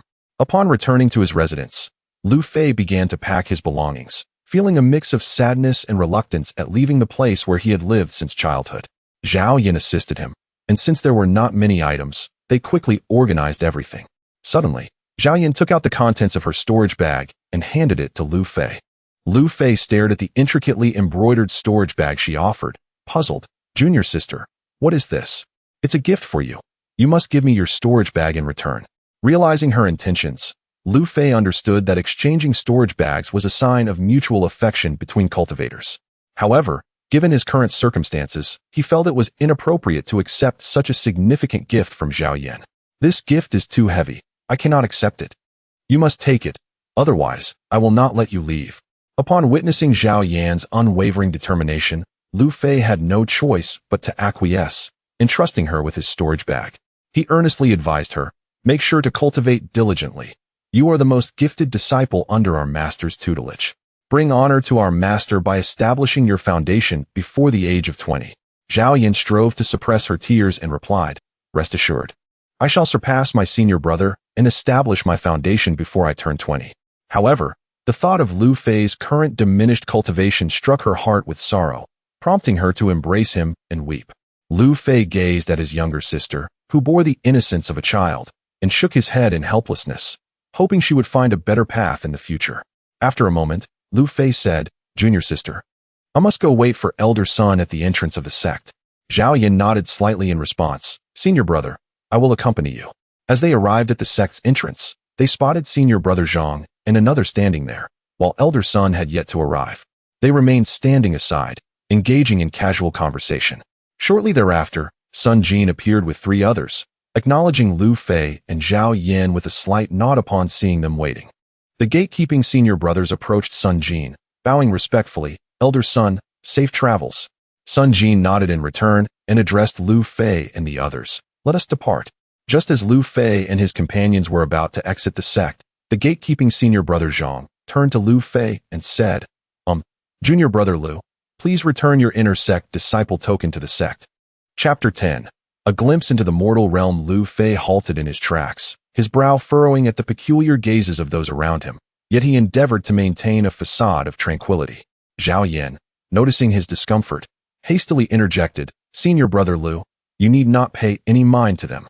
Lu Fei glanced at Zhao Yan's anxious expression and gently shook his head, replying, "Junior sister, it is of no consequence." He then produced his token and handed it to brother Zhang, expressing his gratitude. "Thank you for the reminder, brother Zhang. Please ensure it is delivered to the sect." After casting one last look at Zhao Yan and the members of Tianjian Zone behind her, he followed Sun Jin and the others as they departed. Brother Zhang, who was stationed at the gate, stole a somewhat awkward glance at Zhao Yan and remarked, "Junior sister Zhao, please do not hold it against me. It is simply the sect's regulations." Zhao Yan disregarded him entirely, her gaze fixed upon Lu Fei's receding figure until it vanished from sight, after which she too took flight back. Sun Jin, observing Lu Fei's disquiet, offered words of comfort. "Nephew Lu, do not be troubled. It is merely a matter of sect protocol. Our outer disciples primarily interact with ordinary people, and you must gradually acclimate to this." Lu Fei promptly responded with respect, "Thank you for your concern, Elder Sunday. I am well enough, and I hope to receive your guidance in the future." The group traveled swiftly for a day and night, pausing only briefly for rest, with minimal conversation exchanged. Sun Jin, having witnessed much, occasionally offered words of reassurance to the group. Another day passed, and as dusk descended, they arrived before a grand city. The towering walls of the city stretched into the distance, and the grand characters Tianjian Chung at the city gate radiated a gentle blue light. Sun Jin descended gracefully and addressed his companions. "This is Tianjian Chung. The hour is late. Let us enter the city and rest for the night. Tomorrow, I shall provide a detailed introduction to our outer sect's circumstances." Almost immediately, 2 luxurious carriages approached, one of the occupants bowing respectfully to Sun Jin, "Elder son, you have returned." "Yes, please take us to the city lord's residence," Sun Jin replied. He entered one carriage while Lu Fei and the others boarded the other, and they proceeded into the city. Upon entering the carriage, Lu Fei discovered that the interior was significantly more spacious than it appeared from the outside. After everyone settled in, they gazed out the windows. Although cultivators occasionally interacted with the mortal realm, they seldom paid attention to the everyday lives of its inhabitants, spending most of their time in cultivation or exploring remote, perilous locales in search of treasures. Now, due to various circumstances, they found themselves in the outer sect, much like Lu Fei, destined to manage the affairs of mortals, with their paths to cultivation seemingly severed.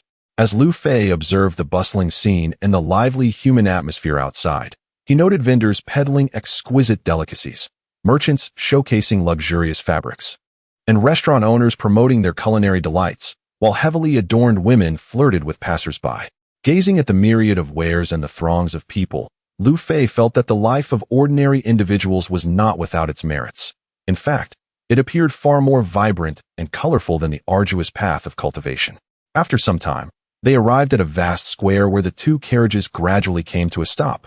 Once disembarked, Lu Fei and the others followed Sun Jin across the square to a grand courtyard.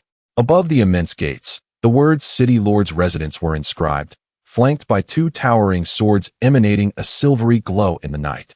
A few armored soldiers hurried forward to greet Sun Jin. Immortal son, you have returned. I will notify the city lord at once. One soldier dashed towards the inner courtyard, while the leader ushered the group into a spacious hall, bowing respectfully. Please wait here for a moment, esteemed immortals.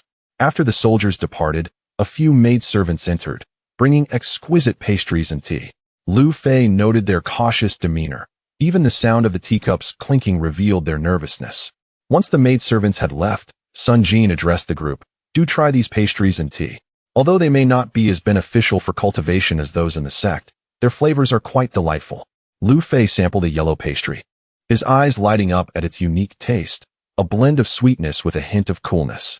He then sipped the tea, which initially bore a bitter note, but transformed into a fragrant sweetness upon swallowing, leaving him pleasantly astonished. Observing the expressions of his companions, Sun Jin smiled and asked, "What do you think? These so-called mortal delicacies are rather enjoyable, are they not?" The group responded with laughter. Indeed, they are quite extraordinary. Huh. I must see what esteemed immortal's elder son has brought back to Tianjin. A robust voice boomed as a middle-aged man exuding an air of authority entered. This man was tall, brimming with vitality. Though devoid of any visible spiritual power, Lu Fei sensed that even with his own cultivation at the 8th level of qi refinement, he might not be a match for this individual. At that moment, Sun Jin rose to greet the newcomer, City Lord Li. I apologize for disturbing you at this late hour. Allow me to introduce a few of my companions. He proceeded to introduce Lu Fei and the others, who were met with a keen gaze from City Lord Li. Once the introductions were complete, he addressed Lu Fei and the others. I am Li Jintian, the City Lord of Tianjin. I hope you shall lend your support to our city in the future. Once Li Jintian and Sun Jin took their seats at the head of the table, Lu Fei and the others settled into their respective places. Li Jintian spoke first. Elder son, I fear that 3 individuals may not suffice. He glanced at Lu Fei with a hint of concern. While the other 2 have reached the 9th level of qi refinement, this young gentleman Lu is only at the 8th level. Facing the Blood Fiend sect's Bloodsand City may pose some challenges.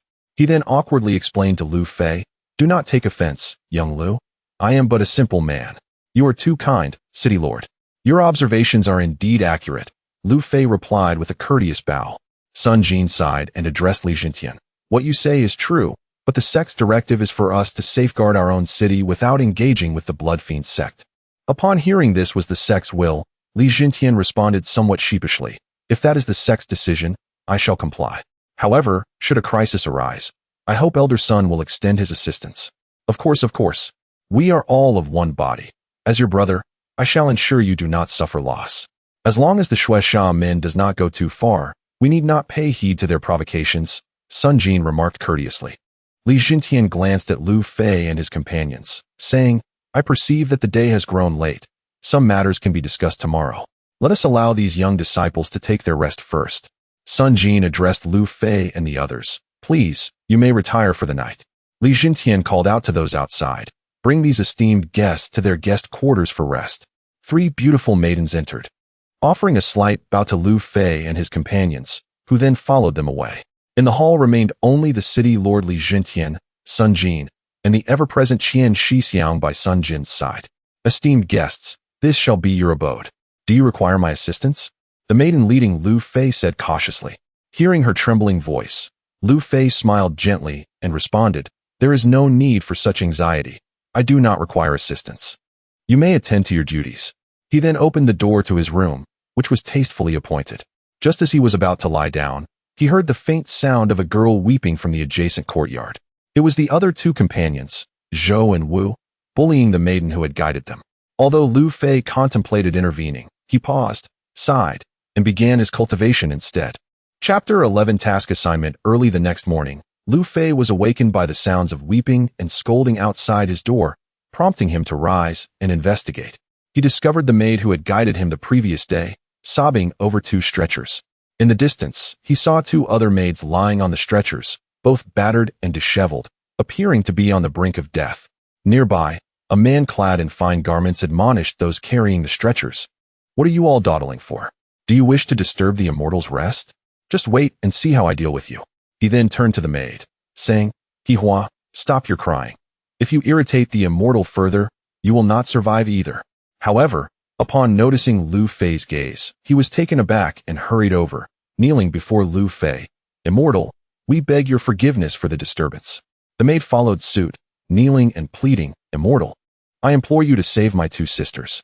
As she spoke, she bowed her head repeatedly, soon leaving bloodstains on her forehead. Just as the man in fine garments was about to reprimand the maid named Hihua, Lu Fei interjected, You may rise. A wave of spiritual energy enveloped the two women, gently lifting them. Lu Fei approached to examine them. Although they were gravely injured and beyond the aid of earthly physicians, he felt he could assist. He retrieved a healing elixir and handed it to Hihua, instructing, Dissolve it in a bowl of water and let them drink it. Hihua hastily accepted the elixir, kneeling again to bow deeply. Thank you, Immortal, for your life-saving grace. The man in fine garments quickly urged the bearers of the stretchers, You should promptly find a place for Hihua to administer treatment, as the Immortal instructed. If you delay the Immortal's matters, I shall see to it that you regret it. Lu Shidi, you truly are compassionate. One voice mocked. Indeed, even in such dire circumstances, he dreams of heroically saving the damsels. Two mortals, what does it matter if they perish? What good would it do to save them? Amidst the taunting, two senior brothers from the Tianjin sect, Zhou and Wu, approached Lu Fei. Unfazed by their derision, Lu Fei stepped forward and greeted them. Good morning, Brother Zhou. Brother Wu, I merely have some leisure time. Ah, all three of you are here. Brother Qian, who had been accompanying Sun Jin, walked over to them. Greetings, Brother Qian. Lu Fei and the others chorused in unison. Very well, follow me. Elder Sun and Lordly have business with you. The trio promptly followed Brother Qian to a courtyard, where they found Sun Jin and Li Jintian engaged in conversation over a stone table. Upon seeing Lu Fei and the others, Sun Jin straightened up and addressed them. Elder Li and I have conferred, and you three shall depart Tianjin City today to serve as protectors in the affiliated cities. Li Jintian then produced a pre-marked map, placing it on the table as he announced, Zhou Yuan, you will go to Hongshi City. Wu Yu, you shall head to Haida City. Lu Fei, you are assigned to Qishua City. The three gathered around to inspect the locations of the cities assigned to them. The three cities formed a triangular configuration, with Hongshi City and Haida City at the forefront, and Lu Fei's Qishua City behind. Red markings indicated the names of cities controlled by Shueisha sect, and Li Jintian cautioned, Your cities are adjacent to the territory of Shueisha sect. You must exercise utmost caution. The mention of Shueisha sect triggered memories of Zhao Li for Lu Fei. Recalling the time he was ambushed alongside Lin Yu for the acquisition of the Ninghun Jade, Li Jintian then presented a small booklet to the trio, stating, This contains essential guidelines for assisting the city lord in managing the cities. Please be sure to remember them. Lu Fei and the others respectfully accepted it. Sun Jin then informed them, All right, wait outside for a moment. I have a few more words with Lord Li before escorting you to your respective cities. After engaging in light conversation outside the courtyard, Sun Jin emerged and called to the three, Let us depart. The trio followed Sun Jin first to Hongshi City, where they were greeted by towering walls constructed of red stones. While smaller than Tianjin City, it was still a considerable settlement. The city lord, dressed in red robes, awaited them at the city gate and, upon their arrival, respectfully bowed, I am Zheng Kai, the city lord of Hongshi City. I welcome Elder Sun and all esteemed immortals. It has been a while, City Lord Zheng. How have you been? Sun Jin inquired courteously. Thanks to Elder Sun's concern, all is well. Please, allow Elder Sun to rest within the city. Sun Jin gently shook his head, no need for that. Zhou Yuan, step forward. This is City Lord Zheng of Hongshi City. City Lord Zheng, this is Zhou Yuan, assigned to you as the protector. I trust you two will cooperate well. After formal introductions, Sun Jin led Lu Fei and Wu Yu to Haida City. Approximately half a day later, they arrived at Haida City. After introducing the city lord, Jiang Wei, to Wu Yu, Sun Jin did not linger and promptly departed with Lu Fei. Upon arriving at Qishua City, Lu Fei was visibly astonished. The imposing walls stretched as far as the eye could see, and the bustling crowd at the city gate, though not as grand as Tianjin City, surpassed that of Hongshi City and Haida City by far. Noticing Lu Fei's expression, Sun Jin smiled and explained, This city has always been superior to those along the border with Shueisha sect. After Lord Wang took over more than a decade ago, he managed it exceptionally well, transforming it from a small settlement into a now moderately sized city. Just as Lu Fei and Sun Jin alighted, a middle-aged man strode forward with a commanding presence and bowed. "Elder son, why have you only just arrived? I have missed you dearly. I came to meet the new protector you brought." The city lord, Wang, scrutinized Lu Fei with keen eyes, nodding slightly. Indeed a youthful hero, but with such cultivation. "What do you think, elder son?" He turned to Sun Jin. Sun Jin glanced at Lu Fei and, smiling, replied to Wang, "Do not be too picky. If you are dissatisfied, I shall take him back right away." Wang immediately grew anxious, hastily flattering. "Please, do not be upset, elder son. I am only considering what is best for Qishua City." Sun Jin, unfazed, remarked, "Lu Fei, this is City Lord Wang. His character is as such, so do not take offense." Lu Fei stepped forward and respectfully greeted, "I have come to see you, Wang Qingzhu." Wang Jie's warm response was to embrace Lu Fei's shoulders, saying, "You are being overly courteous. You may call me Wang Gu or Jie Gu from now on. Do not refer to me as Changzhu, as it sounds too formal." Turning to Sun Jin, he continued, "Elder son, the day is growing late, so I shall not keep you any longer." To Wang Jie's surprise, Sun Jin merely smiled and replied, "No worries. I am in no rush. I shall linger here for a while." Without waiting for Wang Jie to respond, he boarded a carriage marked with the emblem of the city lord's residence. Wang Jie, unfazed, remarked to Lu Fei, "Do not pay any mind to that old fellow. It is merely a pity that my brother Lu Fei must share a carriage with him." With that, he pulled Lu Fei onto another carriage, heading towards the inner city. Throughout the journey, Wang Jie continually introduced Lu Fei to various significant shops along the street and highlighted some distinctive features of Qishuecheng. Lu Fei discerned from their earlier interaction that Wang Jie was indeed exceptionally skilled in social engagements, exhibiting an exceedingly humble and casual demeanor that resonated with the hearts of those around him. The carriage gradually came to a halt, and Lu Fei followed Wang Jie and Sun Jin into the city lord's residence. He observed that this residence was not only considerably smaller than Tianjin, but also somewhat dilapidated. Although it was clean and orderly, it was evidently incongruous with the city's prosperity. Noticing Lu Fei's puzzled expression, Sun Jin explained, "This is Wang Chengzhu's embodiment of humility, which fosters the prosperity of Qishuecheng." Lu Fei's regard for Wang Jie elevated even further. "Elder son, please do not flatter me. As long as there is food and shelter, I have no particular demands." Just then, a young girl came rushing towards them, her figure voluptuous and alluring, with a beauty that rivaled even Lin Yu, and perhaps even surpassing Zhao Yan. Yet, there was a distinct absence of any spiritual energy emanating from her. Chapter 12 The Lord's Family Fair. Do not be impolite. Quickly come and greet elder son. Although Wang Jie spoke with a tone of irritation, his face was adorned with affection. Upon hearing Wang Jie's words, the young girl hastily concealed her playful demeanor and solemnly bowed to Sun Jin, saying, "Hello, Grandpa's son." Sun Jin not only felt no discomfort, but instead chuckled and said, "It's quite all right. Pay no heed to your father. Fair, you've grown taller." The girl then linked her arm with Sun Jin's and grinned. "Hee, Grandpa's son, did you bring me something fun this time?" With a smile, Sun Jin produced a small sword and presented it to the girl, saying, "This little sword is a gift for you." She eagerly accepted it, joyfully inspecting her new treasure, and then turned to Sun Jin, exclaiming, "Thank you, Grandpa's son. You are much better than my father. You always bring me wonderful things." Sun Jin affectionately ruffled her hair and said, "Now, let me introduce you to this young man, Lu Xianzi. He will be the protector of your Qishui city from now on." The girl widened her eyes and gazed at Lu Fei beside her. Her large eyes twinkled as she asked, "Big brother, what is your name?" "I am Wang Fei." Lu Fei replied with a smile, "Little sister, my name is Lu Fei." The girl cheerfully responded, "Your name has the character Fei in it, and mine has the character Fei as well. It seems we are quite fated." Lu Fei smiled faintly, not offering a reply, thinking to himself that this girl had fully inherited Wang Jie's knack for socializing, effortlessly forging connections with just a few words.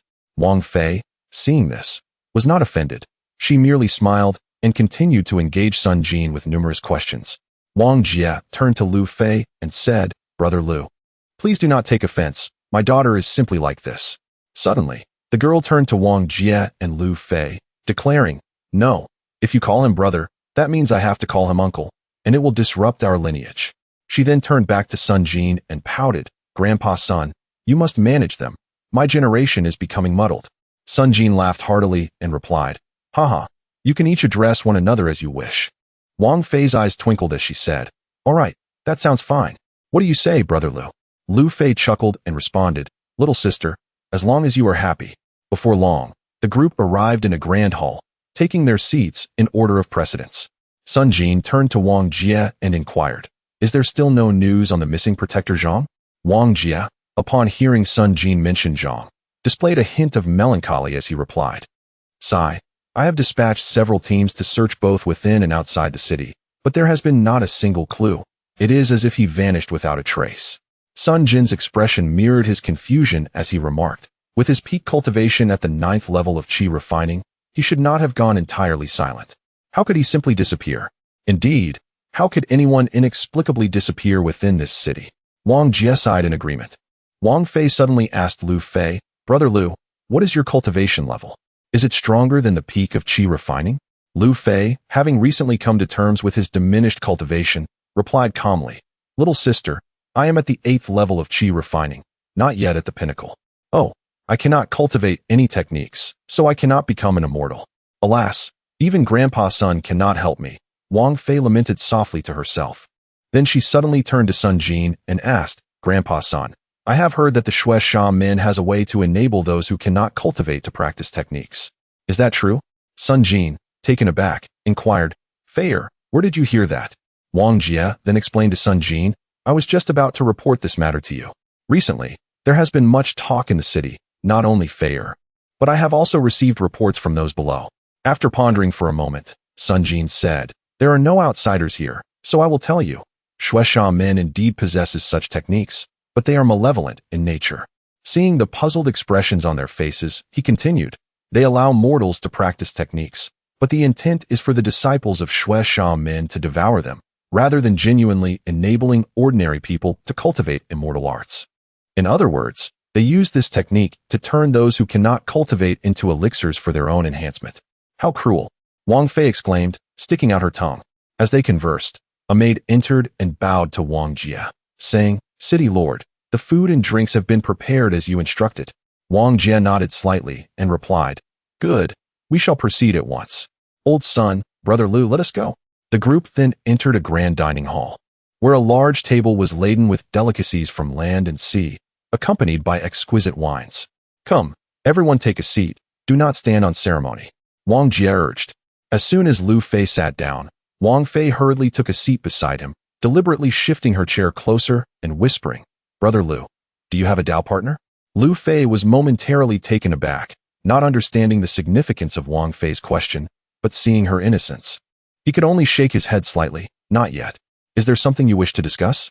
Wang Fei, appearing somewhat pleased, said, I have a little aunt who is also a cultivator. Should I introduce her to you? Upon hearing this, Lu Fei felt overwhelmed. This Wang Fei was exceptionally adept at socializing. Although their voices were hushed, Wang Jie overheard and said with a hint of irritation, Feier, do not be impudent. If your little aunt found out, she would surely reprimand you. Brother-in-law, why would I reprimand Feier?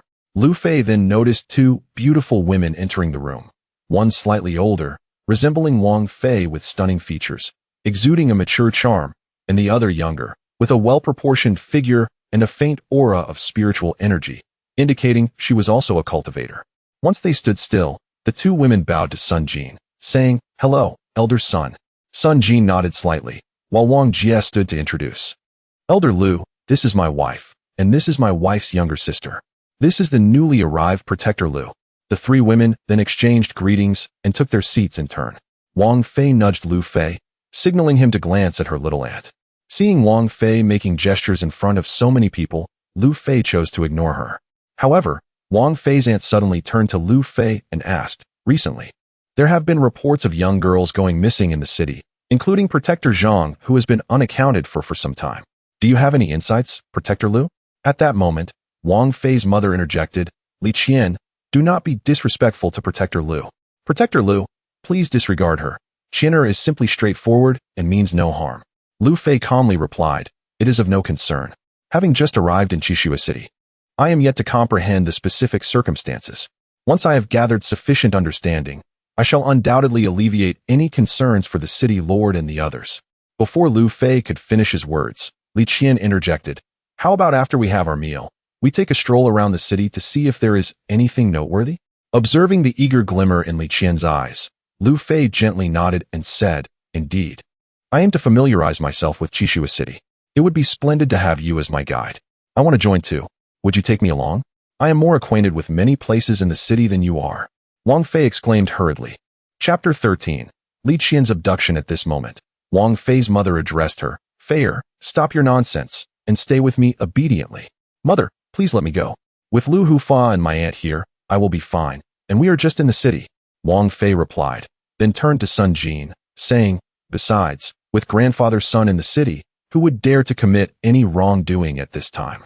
"Right, grandfather's son." Sun Jin took out a talisman and handed it to Wang Fei, saying, "Carry this with you. If you find yourself in danger, crush it, and I will come to your aid." Wang Fei received the talisman, waved it playfully at her mother, and mischievously said, "Mother, look, how about this? Can I accompany you now? Then I must ask Lu Hufa to take good care of my daughter." "Madam City Lord, you are too kind. It is my duty," Ling Feng hurriedly replied. At this moment, Li Qian chimed in, "Sister, do not worry. Besides, I am already at the 7th level of qi refining. With elder son's talisman, I will be fine." The group chatted while eating for a while. Due to Wang Fei's eagerness to accompany Lu Fei and Li Qian to investigate the situation in the city, they soon finished their meal at her persistent urging. Under Wang Jie's arrangement, Sun Jin settled into a guest room at the city lord's mansion, while Wang Jie and his wife returned to their room to rest. Lu Fei accompanied Li Qian and Wang Fei into the city for their exploration. Along the way, Wang Fei introduced every stall and shop they encountered, detailing their characteristics and even the origins of each street's name. Lu Fei could not help but express his admiration, saying, "It seems you are quite familiar with this Qishua city." Wang Fei proudly responded, "Of course. I used to roam this city every day. However, ever since the recent disappearances, my mother has not allowed me to come out much." Li Qian replied to Wang Fei, "Did I not accompany you just a few days ago? Have you forgotten so soon?" Wang Fei linked her arm with Li Qian's and said, "That was only because you were here. My mother felt at ease and let me join you for a stroll. But you cannot stay here forever." Turning to Lu Fei, she continued, "Lu Gu, you must catch those wrongdoers quickly. Otherwise, I won't be able to go shopping. However, if you accompany me every time for protection, that would be fine too, hee." Lu Fei, becoming somewhat serious, inquired, "Do you know where those missing individuals resided? And how did the former Zhang Hufa go missing?" Hearing Lu Fei's questions, Wang Fei confidently replied, "Follow me. I know the last locations of the missing individuals and Zhang Hufa." The trio spent about an hour visiting the last known locations of the missing people and Zhang Hufa, yet Lu Fei found himself at a loss. The disappearance sites were scattered throughout the city, lacking any discernible pattern, and the identities of the missing were quite diverse. Some were the wives of butchers, daughters of blacksmiths, and even maids from taverns. The only commonality was that, apart from Zhang Hufa, all the missing were women. As night deepened, many shops began to close, and the streets became considerably less crowded. The patrols dispatched by the city lord's mansion had started to monitor the more remote corners, reminding everyone to be cautious.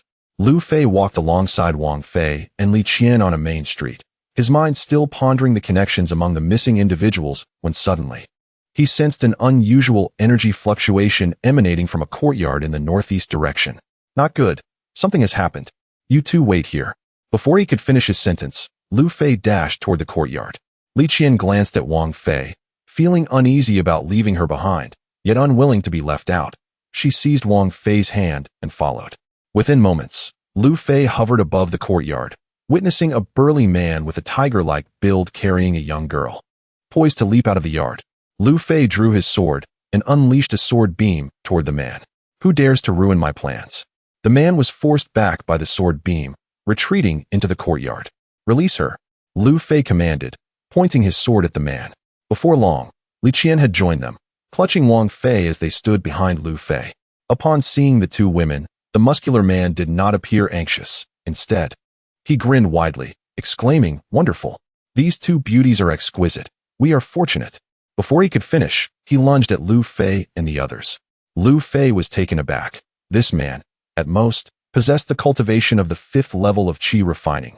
Why did he show no fear in the presence of himself and Li Qian, and instead attack? However, the moment Lu Fei's sword struck the man's arm, he was astonished. The man's arm was as solid as iron, producing a metallic clanging sound upon impact. Even his grip on the sword slightly trembled. He recalled that although his cultivation had decreased, he had practiced the formidable Jiu Zhuan Lian Ti Shu, granting him a physical strength comparable to that of a foundation establishment cultivator. The burly man blocked Lu Fei's sword with his left hand and swung a massive fist toward Li Qian. Li Qian raised a small shield to defend herself, but with a resounding crash, she was knocked back 2 steps before managing to steady herself against the wall, panting heavily. Seeing this, Lu Fei felt a surge of competitive spirit in front of the 2 women and retaliated with a punch. When their fists collided, an immense force surged through, causing Lu Fei to step back 2 paces to regain his balance, his fist trembling slightly. The muscular man was also pushed back 3 steps, astonished as he looked at Lu Fei and said, "Your body refinement technique is impressive. However, those 2 women are mine." He then resumed his attack on Lu Fei, who began to feel overwhelmed even while wielding his sword. The man seemed to gain strength with each strike, as if his power was increasing. "Quickly leave." Lu Fei glanced at Li Qian and Wang Fei. Noticing Wang Fei staring blankly at the scene, Li Qian, realizing she could not assist, quickly grabbed Wang Fei and attempted to retreat from the courtyard when suddenly another burly man jumped into the yard, declaring, "Want to leave?" "It's too late." With massive hands, he reached for the 2 women. Li Qian barely managed to raise her small shield in defense, but it shattered instantly, and the man seized her shoulder. At that moment, Wang Fei snapped out of her trance and hurriedly crushed the talisman given by Sun Jin, causing a flash of spiritual light to shoot into the sky. "This is bad. A powerful being is approaching. We must flee." The second burly man, unable to capture Wang Fei in time, knocked Li Qian unconscious, hoisting her over his shoulder as he leaped out of the courtyard. The robust man, engaged in a fierce battle with Lu Fei, let out a thunderous roar and repelled him before hoisting the abducted young girl and continuing onward. Lu Fei, observing Wang Fei, whose body trembled slightly, instructed her, "Stay here and await my return. I will pursue them. When Elder Suen arrives, please inform him of the situation and request his assistance." With that, he leapt out of the courtyard in pursuit. A few breaths later, a radiant beam swiftly approached the courtyard. Suen Jin had just landed within the premises when he noticed Wang Fei shivering and promptly inquired, "Where are Lu Hufa and Li Qian?" Wang Fei, regaining her composure, responded to Suen Jin, "Annie has been taken by villains. Lu Dage has gone after them." She then pointed towards the southwest direction beyond the courtyard. Suen Jin grasped Wang Fei's arm and hastened in that direction. Along the way, he encountered members of the patrol team, entrusted Wang Fei to them, and continued his pursuit. Wang Fei, watching the figures of Suen Jin and Lu Fei fade into the distance, began to weep uncontrollably. "Fei, are you all right?" called Wang Jie and his wife from behind. Upon turning to see her parents, Wang Fei's sorrow deepened, and she rushed to embrace them, sobbing, "Auntie has been taken by villains, taken by villains." Chapter 14. Tracing the trail after a while, Wang Jie and his wife, along with Wang Fei, observed a streak of light approaching them, which then transformed into Sun Jin as he landed gracefully before the group. Wang Jie looked towards Sun Jin, who slightly shook his head. Seeing this, Wang Fei anxiously exclaimed, "Grandfather Sun, you have not found my aunt and brother Lu either?" Sun Jin furrowed his brows faintly and sighed, "My dear, I pursued them 10 miles beyond the city and circled around Qi Shuicheng, yet I could not uncover a single trace." Upon hearing this, Wang Fei immediately embraced her mother and began to weep. Sun Jin did not intervene and turned to Wang Jie, inquiring, "Lord Wang, what is your perspective on this matter?" Wang Jie glanced at the sobbing mother and daughter, pondered for a moment, and replied, "From what Fei described, these thieves do not appear to possess great strength. Although Lu Hu Fa could engage them for a short while, the fact that even you could not detect their presence indicates that they are likely still within the city, not having ventured far." Sun Jin nodded in agreement. "Indeed, time is of the essence. You must order a thorough search throughout the city while I stand guard outside to prevent their escape." Consequently, Wang Jie issued commands for a meticulous investigation house by house, and after comforting Wang Fei and her mother, he returned to the city lord's residence with them to await news. Meanwhile, Sun Jin soared into the sky, surveying Qi Shuicheng and its surroundings for any unusual occurrences. At this juncture, Lu Fei stealthily followed the two burly men into an underground passage. Wang Jie and Sun Jin's analysis was entirely correct. This underground passage served as the entrance to a well in a courtyard within Qi Shuecheng, which is why Sun Jin failed to detect Lu Fei and his companions. Lu Fei's spiritual awareness was comparable to the late stage of foundation building, allowing him to follow at a distance without losing track and ensuring he remained undetected by the two men. The passage twisted and turned with numerous forks, spacious enough for 4 or 5 individuals to pass through simultaneously. Illuminating pearls were placed every few meters to provide light, and Lu Fei accompanied the two burly men as they traversed nearly 10 miles within the passage. The two men then veered into a fork and soon entered a vast hall, where they unceremoniously dropped Li Qian and another girl onto the hard floor. One of the burly men remarked to the other, "Brother Wang, look at how fortunate we are tonight. Just behold the grace of this girl." The other replied, "Indeed, once the master has savored her, we brothers shall also relish the beauty." Lu Fei, overhearing their sordid conversation about Li Qian, thought to himself, "It seems this place is not merely occupied by these two, and they themselves may not be formidable opponents. Hence, I must remain hidden and quietly observe." Before long, the two burly men bound Li Qian and the other girl with specially designed ropes and exited the hall. Once they were out of sight, Lu Fei cautiously entered the hall and approached the two girls lying on the floor.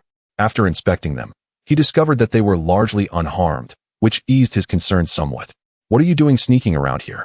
A voice, sultry and enchanting, echoed from behind Lu Fei. Realizing that his spiritual awareness had failed to detect the presence of this individual, he was taken aback and swiftly turned to investigate. Lu Fei beheld a captivating silhouette standing at the entrance of the hall. This woman was clad in scant attire, her body barely concealed by pink fabric, with delicate features and elegantly styled hair. Her voluptuous figure, complemented by her intensely alluring gaze, incited unwarranted thoughts. "Who are you?" Lu Fei inquired, his voice slightly trembling. The woman did not respond, but gazed at him with surprise.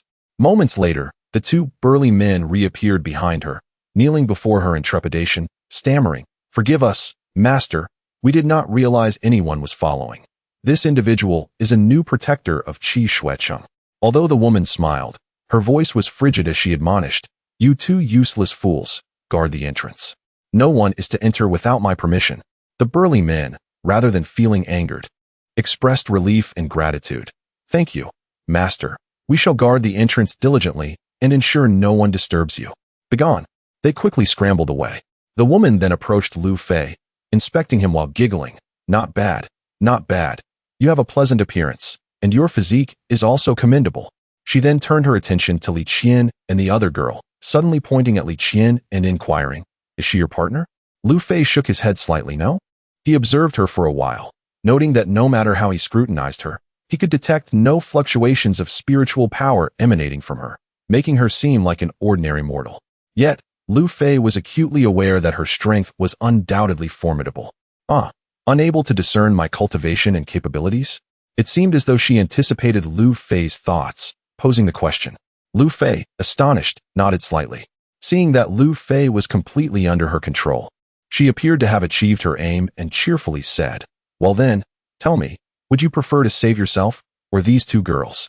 At that moment, Lu Fei dared not act arrogantly and humbly replied, "Senior, I mean no harm. I merely followed those two out of duty. If you could allow me and these two young women to return, I would wholeheartedly comply with any future requests."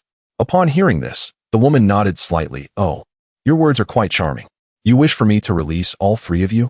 A trifling matter." Just as Lu Fei was about to express his gratitude, she waved her hand and continued, "However, you just referred to me as senior, which makes me feel old, and thus I cannot let you leave." Realizing her excuse was merely a pretext to keep the 3 of them, Lu Fei quickly replied, "Then would you, dear sister, consider sparing us 3 for the sake of our Tianjin zone?" Upon witnessing Lu Fei's change of words, the young woman laughed even more charmingly, her hand unconsciously resting on Lu Fei's shoulder as she coyly remarked, "Ah, a child worth teaching. The Tianjin zone is indeed considered a prominent sect, yet I do not regard it with much concern." Her expression then shifted to one of cold disdain as she inquired, "Do you intend to use the Tianjin zone to intimidate me?" At that moment, Lu Fei felt a chilling aura emanating from the hand resting on his shoulder, a shiver coursing through his body, causing his teeth to chatter. Just as he was on the verge of succumbing to the icy sensation, the young woman abruptly withdrew her hand and said to Lu Fei, "Allow me to demonstrate my prowess.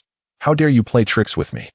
She then proceeded towards the hall's exit, halting abruptly just before crossing the threshold to address Lu Fei behind her. "Are you not coming along?" Chapter 15. The despicable enchantress Lu Fei followed the woman through a winding path, arriving at a more expansive hall. The hall was adorned with an abundance of floral arrangements, and a colossal luminous pearl hung from the ceiling, illuminating the entire space as if it were daylight. At the far end of the hall stood a secluded area draped in sheer curtains, where Lu Fei could faintly discern furniture and a large bed, presumably the woman's resting place. In the center of the hall, there was a stone bench, upon which the woman directly seated herself, beckoning Lu Fei forward with a gesture. Reluctantly, Lu Fei approached and stood before her. The woman remained silent, her gaze fixed upon him until, after a considerable pause, she inquired, "Speak. What do you possess that could barter for the lives of you and those two women?" After a moment of contemplation, Lu Fei responded, "Might I ask what your requirements are?" The woman's expression suddenly darkened, and she unleashed a surge of spiritual power towards Lu Fei. With a series of resounding thuds, he was propelled backward, crashing into numerous flower pots and containers before finally coming to a halt against the wall, blood spurting from his mouth. "Do not think to deceive me. Surrender all your techniques," she commanded, her voice laced with menace. It appeared her fury was not yet assuaged as she continued, "If you cause me further distress, I shall not hesitate to let my subordinates enjoy those two maidens before your very eyes, leaving you in a state of despair." With no other recourse, Lu Fei stepped forward and inscribed his techniques, Duan Hunju, Jiuzhuan Lian Ti Shu, and Yin Yang He Huan Shu, onto a jade tablet and presented it to her. As she examined the tablet, her expression shifted from skepticism to delight. Rising from her seat, she addressed Lu Fei, "If only you had complied sooner, we would not have found ourselves in this predicament." She swiftly approached him, entwining her arm with his, and insisted, "Now, take this pill." She handed him a capsule radiating a soft pink glow. At this juncture, Lu Fei felt he had no choice but to comply, consuming the pill. The woman nodded in approval and asked, "How do you feel?" Just as Lu Fei was about to respond, a wave of heat surged from his abdomen, transforming his surroundings. The woman beside him oscillated between the forms of Lin Yu, Zhao Yan, and Li Qian, each gracefully leaning towards him. Realizing that these sensations were induced by the pill, Lu Fei desperately attempted to harness Duan Hunju to regain his clarity. Yet, curiously, the more he channeled the technique, the more intense the unrest within him became. In the final moments of his awareness, he witnessed Lin Yu and the others, stripped of their garments, rushing towards him before he succumbed to unconsciousness. In an impenetrable darkness, Lu Fei reached out, yearning to grasp a glimmer of light. Just as he was about to seize it, the light darted away. He found himself chasing this elusive point, each time nearly grasping it, only for it to evade him. Fueled by determination, he executed various movements in pursuit, yet to no avail. Just as he contemplated surrender, the light drifted back towards him. Elated, he captured the light in his hands, only for it to suddenly emit a blinding brilliance, obscuring all else. After a few breaths, when Lu Fei reopened his eyes, he found himself naked upon a grand bed, surrounded by sheer drapes. Grasping a nearby garment, he draped it over his body. But as soon as he attempted to rise, his legs buckled, and he collapsed onto the floor. At that moment, the realization of his predicament dawned upon him, and he exhaled deeply, muttering, "I hope never to cross paths with that enchantress again." Emerging from the curtains, Lu Fei confirmed his location within the hall, yet the woman had vanished. He returned to the bed, searching for his storage pouch, eventually discovering the one Zhao Yan had gifted him tucked in a corner. Upon inspecting it with his consciousness, he found all items intact, quickly changing into clean clothing and hastening towards the hall where Li Qian and the others were located.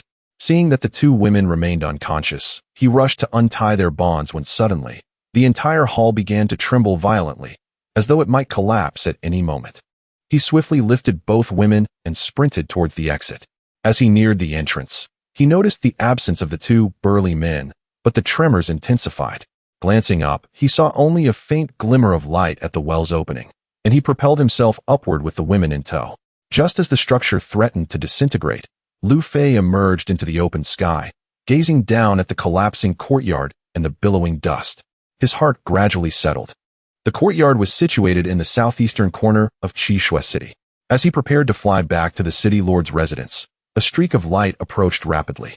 Suddenly, Sun Jin appeared before him, astonished. Lu Xinzi, you are alive. How splendid. With the two women still in his arms, Lu Fei could not afford formalities, responding, thank you for your concern, elder son, I am well. Recognizing the urgency of their situation, Sun Jin led Lu Fei towards the city lord's residence. Upon landing, Lu Fei spotted Wang Jie and his wife, along with Wang Fei, anxiously awaiting their return. Their faces lit up with joy at the sight of Lu Fei, but when they noticed Li Qian slung over his shoulder, Wang Fei exclaimed, Lu Dage, Auntie, you are both alive. Lu Fei nodded, transferring Li Qian and the other maiden to Wang Jie and his wife, and addressed Sun Jin and Wang Jie. Despite the perilous nature of this ordeal, we have successfully brought them back. Wang Jie observed Li Qian, who, although still unconscious, was stable and well-clothed, exclaiming, thank you, Lu Hufa. You cannot imagine the torment I endured from my wife these past 2 weeks. 2 weeks? The realization of his prolonged absence filled Lu Fei with even greater disdain for that woman, who had subjected him to such torment for a fortnight. Upon witnessing Lu Fei's peculiar demeanor, the onlookers were left perplexed. Sun Jin inquired, Lu Xinzi, what troubles you? Lu Fei, suddenly regaining composure, realized he had overreacted. However, he thought to himself, I cannot divulge the torment inflicted upon me by the enchanting female, and thus replied, it is nothing. We found ourselves ensnared in a perilous location, and when the ground trembled violently, I seized the opportunity to escape with the two of them. Sun Jin channeled a surge of spiritual energy into the bodies of Li Qian and the other young woman, and before long, they awoke languidly. Li Qian, upon recognizing the familiar faces around her and noting her attire remained intact, felt a wave of relief wash over her. The other young lady, however, remained somewhat wary, and upon spotting Wang Jie and his wife, she hastily knelt and proclaimed, this humble girl pays her respects to the city lord and his lady. Wang Jie nodded slightly and said, you may return home. All is well now. Thank you, city lord, replied the young girl, who then promptly rose and departed. Wang Fei, linking arms with Li Qian, asked, Auntie, would you kindly enlighten me on what transpired? Where have you been? Chapter 16. Cultivation Advancement. Lu Fei and his companions entered a grand hall and took their seats in succession. Li Qian noticed that Sun Jin and Wang Jie were observing her with the same curiosity as Wang Fei. After a slight shake of her head, she spoke, I am unaware of what transpired afterward. I only remember being with Feier, and then a burly man struck me unconscious. The events that followed remain a blur. Sun Jin nodded slightly and remarked, your spiritual energy was sealed. It is likely that you were administered a sedative by nefarious individuals. You must have been in a deep slumber for some time. He then turned to Lu Fei with a look of inquiry. Lu Xinzi, do you possess any specific information regarding these rogues? At this moment, all attention shifted to Lu Fei, who calmly replied, elder son, city lord Wang. The two burly men I encountered only possessed a cultivation level of the 5th or 6th layer of qi refinement. Yet their physical strength was remarkably potent, and they appeared to grow stronger as the battle progressed. Li Qian added, indeed, those two could easily repel me with a single strike. Their physical power is extraordinarily formidable. Wang Jie pondered for a moment before inquiring, how many of these rogues were there? Is that underground passage their gathering place? Lu Fei responded, city lord Wang. After I followed those two into the passage, I was confined to a secret chamber and did not encounter anyone else. Subsequently, I am uncertain as to how the tremors began, but I managed to escape with Li Qian. Sun Jin addressed Wang Jie, rest assured, city lord, when I arrived, I utilized my spiritual sense to survey the area, and it has indeed collapsed, with no one else present. Wang Jie nodded slightly and said, later, I would appreciate it if you could further investigate both inside and outside the city. I am merely concerned that this group of rogues may have relocated to another hideout. Sun Jin agreed with Wang Jie's reasoning and nodded in assent. Lu Hufa, you have also exerted yourself these past days. Please take some time to rest. My family will certainly express our gratitude for your rescue of Li Qian on another occasion, Wang Jie said gratefully to Lu Fei.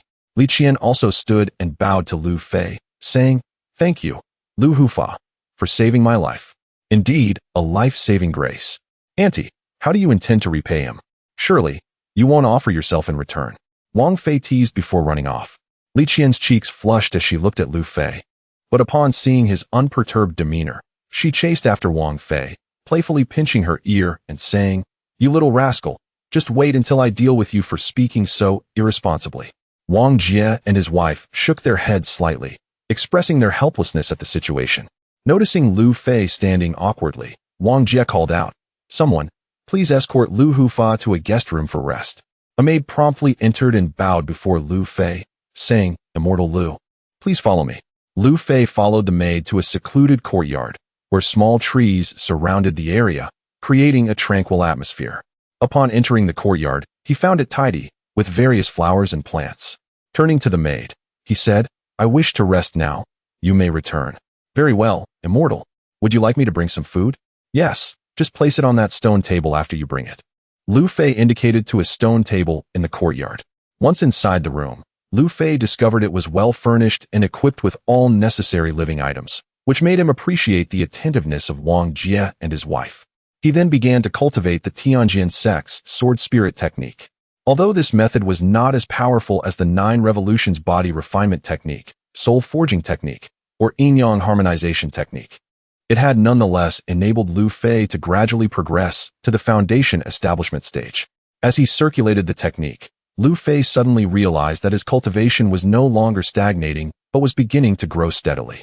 Elated, he hastened his practice, and as the flow of spiritual energy quickened around him, his spirits soared. By the following morning, Lu Fei gradually calmed down from his delightful training experience. He had reached the pinnacle of the 8th layer of qi refinement and was poised to break through to the 9th layer. Lu Fei pondered, could it be that the woman tampered with my body? Why has my cultivation progressed after spending half a month with her? A multitude of questions filled Lu Fei's mind, yet he remained oblivious to the woman's whereabouts. Even if they were to meet again, given her character, she would likely withhold any answers from him. Consequently, he chose not to dwell on these thoughts and stepped out of the courtyard, noticing a fresh spread of food on the stone table, which prompted a nod of approval from him. He sat down and began to feast, feeling quite famished after so many days. Lu Fei mused, in the underground hall, that woman must have given me some medicinal pills, which kept me oblivious to hunger all this time. Before he could set down his chopsticks, Wang Fei rushed in and exclaimed, "Lu de Ge, do you know?" Grandpa's son, not feeling reassured, checked again and confirmed that the rogues have all departed. Now Qishui City is safe. "Ah, that is indeed good news. How is your aunt recovering?" Lu Fei inquired. Wang Fei's eyes brightened as she replied, "As for my aunt, she is just as she always was, eating well and sleeping well. However, if you wish to pursue her, you must act quickly. She is returning home soon." Lu Fei smiled gently. "If you continue to speak so carelessly, your aunt will surely hear and reprimand you." Wang Fei retorted with a hint of dissatisfaction, "I call her aunt, but she is only a few years older than me. If I could cultivate, I would not fear her at all. Are you here for a specific purpose this early?" Lu Fei asked. Wang Fei smacked her forehead and exclaimed, "Oh dear, I nearly forgot. My father sent me to find you. Come, let us go." Lu Fei and Wang Fei arrived back in the hall, where Wang Jie and Sun Jin were seated at the main table, engaged in conversation. Upon seeing Lu Fei enter, Wang Jie stood and asked, "Brother Lu, did you rest well last night?" Lu Fei offered a slight bow in response. "Thank you for your concern. City Lord, all is well. Please, have a seat." Lu Fei took a place at the left side of the table, while Wang Fei sat beside him. Sun Jin then addressed Wang Jie, "There are no outsiders here. Please feel free to speak plainly and clarify matters with Lu Xianzi." Wang Jie nodded and turned to Lu Fei, saying, "I shall not beat around the bush. In 10 days, our Tianjin sect will engage in a competition with the 10 cities of the Shueisha sect, and the victors will gain more territory." Wang Fei, filled with excitement, asked, "Is this the competition that occurs once every 10 years? The one where the winner acquires more spiritual minds?" "Indeed, if our Tianjin sect can triumph over our opponents, we shall secure a greater share of spiritual minds." After Wang Jie finished speaking, he turned to Lu Fei and said, "Brother Lu, do not be disheartened. The competition is merely a contest among peers of the same realm, so your lower cultivation will not be a disadvantage." Upon hearing these words, Lu Fei felt reassured. If his lack of cultivation were to cause the Tianjin zone to lose the spiritual mind, he would feel deeply remorseful for failing his master and for the kindness shown to him by Sun Jin. Rest assured, City Lord, I will exert every effort to bring glory to our Tianjin zone, Lu Fei declared as he rose to address Wang Jie and Sun Jin. After discussing specific details with Wang Jie and Sun Jin for a while longer, Lu Fei returned to his chamber to commence his cultivation. That night, the spiritual energy around Lu Fei began to whirl rapidly, drawing the essence from the vicinity of the courtyard towards him with great speed. Sun Jin noticed the unusual phenomenon, but upon realizing it originated from Lu Fei's courtyard, his expression brightened with delight. Indeed, this young man is destined for greatness. He then returned to his room to rest. Suddenly, a resounding crack echoed from within Lu Fei as he successfully broke through the barrier, advancing into the 9th layer of qi refinement. Feeling the surging spiritual power within him, Lu Fei was once again ignited with the hope of continuing his path of cultivation. Chapter 17. Dao Companion Li Qian. 3 days later, Lu Fei finally stabilized his cultivation at the 9th level of qi refinement. The possibility of further breakthroughs in his cultivation alleviated much of the resentment he harbored towards the woman in the underground hall. Is Lu Xianzi here? Sun Jin suddenly arrived at Lu Fei's courtyard. Upon seeing Sun Jin, Lu Fei hurriedly stepped outside to greet him, bowing respectfully. Greetings, elder son. Noticing Lu Fei's solid 9th level of qi refinement and his radiant demeanor, Sun Jin nodded slightly, saying, Lu Xianzi is indeed fortunate. Not only has he rescued Li Qian, but he has also elevated his cultivation. He is truly a person of great fortune. Lu Fei smiled in response. Thank you for your concern, Elder Sunday. I wonder what brings you to seek me. I have come primarily to discuss the duel with the Blood Slaughter sect in 7 days. Do you have any thoughts on this matter? Lu Fei pondered for a moment and asked, Elder Son, do you have any knowledge of the protective strength of the city where the Blood Slaughter sect resides? Actually, these rumors may not be entirely true.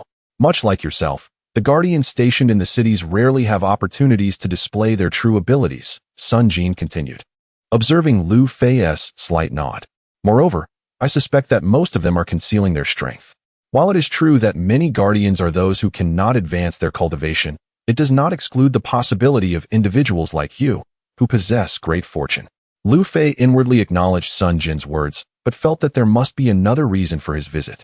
He then inquired, Elder Son, your words are quite valid. What is it that you require of me? Sun Jin chuckled, his gaze carrying a hint of mischief as he looked at Lu Fei. Actually, I am here on an important matter entrusted to me. The city lord's wife has asked me to inquire about your feelings towards Li Qian. Li Qian? Oh, she is quite lovely, possesses a beautiful appearance, and has a warm heart. Lu Fei answered without hesitation. And what if she were to become your Dao companion? Sun Jin immediately followed up with a question.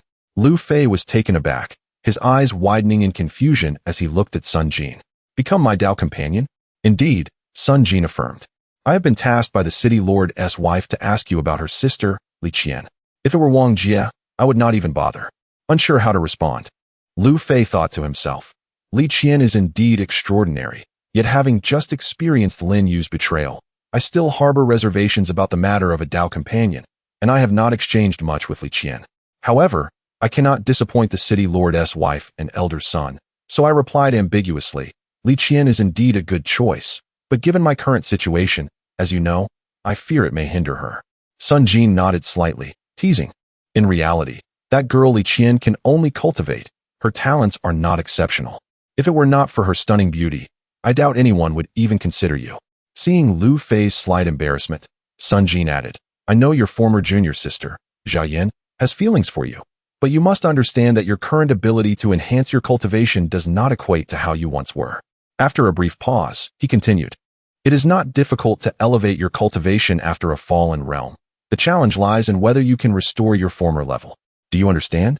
Lu Fei was acutely aware of his present circumstances, having been reminded of them by his master multiple times, so he responded calmly, I understand. Thank you for your guidance, Elder Sunday. However, the matter of a Dao companion requires mutual affection. Sun Jin chuckled. Since the city lord's wife has asked me to consult you, Li Qian must surely consent. Now it depends on your intentions. After contemplating for a moment, Lu Fei said, please convey to the city lord's wife that it would be my honor. However, as we have not interacted much, it is best to consider the wishes of both parties in the future. Sun Jin nodded in satisfaction. Good. With your words, I have a suitable response.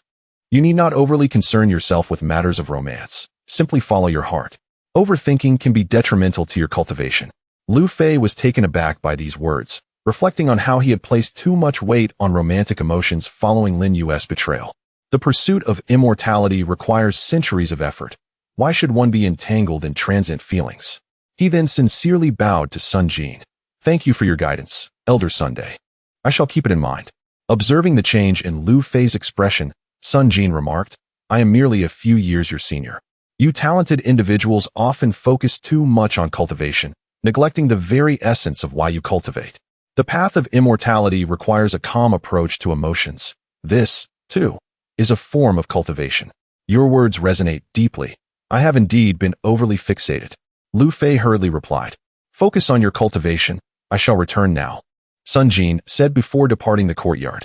After Sun Jin left, Lu Fei pondered for a moment, the enchanting figure of Li Qian appearing in his mind. However, he quickly collected himself, shook his head with a smile, and returned to his practice. 3 hours later, a knock resounded at the courtyard door. Is Lu Hu fine?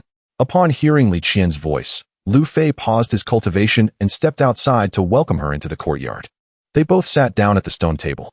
Li Qian, dressed in a flowing red gown, appeared meticulously adorned, her features exquisite. Her demeanor was no longer the usual playful one, but rather a bit reserved and shy. Although Lu Fei understood Li Qian's purpose for visiting, he still asked, Li Daoyu, what brings you here today? Upon hearing this, Li Qian rolled her eyes at him. Do you truly not know? Or are you pretending to be oblivious? Seeing Li Qian's directness, Lu Fei felt awkward and stammered, Well, Li Gu, you are aware of my current situation. I fear we may not be suitable. Li Qian, interpreting his words as a rejection despite her sister's assertion that Lu Fei had agreed, became somewhat enraged. Lu Fei, are you doing this on purpose? Deliberately making me look foolish. Noticing Li Qian on the verge of tears, Lu Fei hastily explained, Li Qian, you have misunderstood. That is not my intention. Then what do you mean? Faced with Li Qian's probing, Lu Fei had no choice but to clarify his situation once more. Li Qian listened intently, her expression softening slightly, but she still persisted. I understand your situation, but I want to know what you truly mean. Do you think that my slow cultivation will waste your resources and hold you back? Lu Fei quickly waved his hands. You are completely misunderstanding me. How should I explain this to you? Seeing Li Qian's unwavering gaze, he finally conceded. If I can establish my foundation again, I will certainly consider you. But if I cannot, I do not wish to delay you. Li Qian's face lit up with joy upon hearing this, and she quickly regained her usual demeanor, asking Lu Fei, So, do you mean we should consummate our union now? Or wait until you have re-established your foundation? Although Lu Fei was aware of Li Qian's somewhat cynical demeanor, he was unprepared for her bluntness. As he pondered how to respond, Li Qian interjected, You wish. I'm leaving now, so focus on your cultivation. Lu Fei gazed in astonishment at her retreating figure. Just before she exited the courtyard, she turned back and said, I will be waiting for you to establish your foundation. With that, she hurried away. Blushing slightly, Lu Fei watched her depart, shaking his head in resignation, and then settled down to continue his cultivation in tranquility. Chapter 18 The eve of the duel 7 days later, Lu Fei was once again escorted by Wang Fei to the conference hall of the city lord's mansion, where the city lord and his wife, along with Sun Jin, awaited his arrival. Upon seeing Lu Fei enter, Sun Jin noticed his improved cultivation and expressed his delight, stating, Lu Hufa, your cultivation has advanced once again. It seems we have gained a bit more hope this time. Lu Fei bowed respectfully to the assembled individuals and responded, Elder Sun, you flatter me. I shall do my utmost. He instinctively glanced around, searching for Li Qian's presence. The city lord's wife, observing Lu Fei's demeanor, teased, Are you looking for Qian or Lu Hufa? In truth, Lu Fei merely wished to clarify a few matters with Li Qian, but the city lord's wife had openly stated it, rendering him somewhat embarrassed and unable to provide further explanation. He could only smile in response. Wang Fei, determined not to let the matter rest, pressed Lu Fei with a question, Lu Dage, do you truly intend to become my little uncle by marriage? Hearing Wang Fei's inquiry, Lu Fei felt even more awkward, unsure of how to respond, and thus pretended not to hear her. Seeing this, Wang Jie intervened. Fei, we have important matters to discuss. Wang Fei, recognizing her father's authority, relented but continued to cast curious glances at Lu Fei. Sun Jin then turned to Wang Jie and Lu Fei, stating, City Lord Wang, Lu Fa, let us set off without delay. Grandpa's son, I want to go as well. Is that all right? Wang Fei eagerly inquired. Sun Jin glanced at Wang Jie and his wife, and upon seeing no objections, smiled and said, Very well, you may accompany us. But you must behave, understood? Grandpa's son is the best. I will definitely be good, Wang Fei replied hurriedly, linking her arm with Lu Fei's as they prepared to leave. The city lord's wife, noticing this, called out urgently, Fei-er, do not be rude. Come back at once. Wang Fei stuck her tongue out at Lu Fei and, while walking towards Wang Jie and his wife, complained, What is there to be afraid of with my little uncle? I can look after him. Don't you understand? A girl should maintain propriety. The city lord's wife scolded. Realizing her mother was genuinely upset, Wang Fei fell silent. After a long journey, the group of 5, consisting of Sun Jin, Wang Jie's family, and Lu Fei, finally arrived at a valley by evening.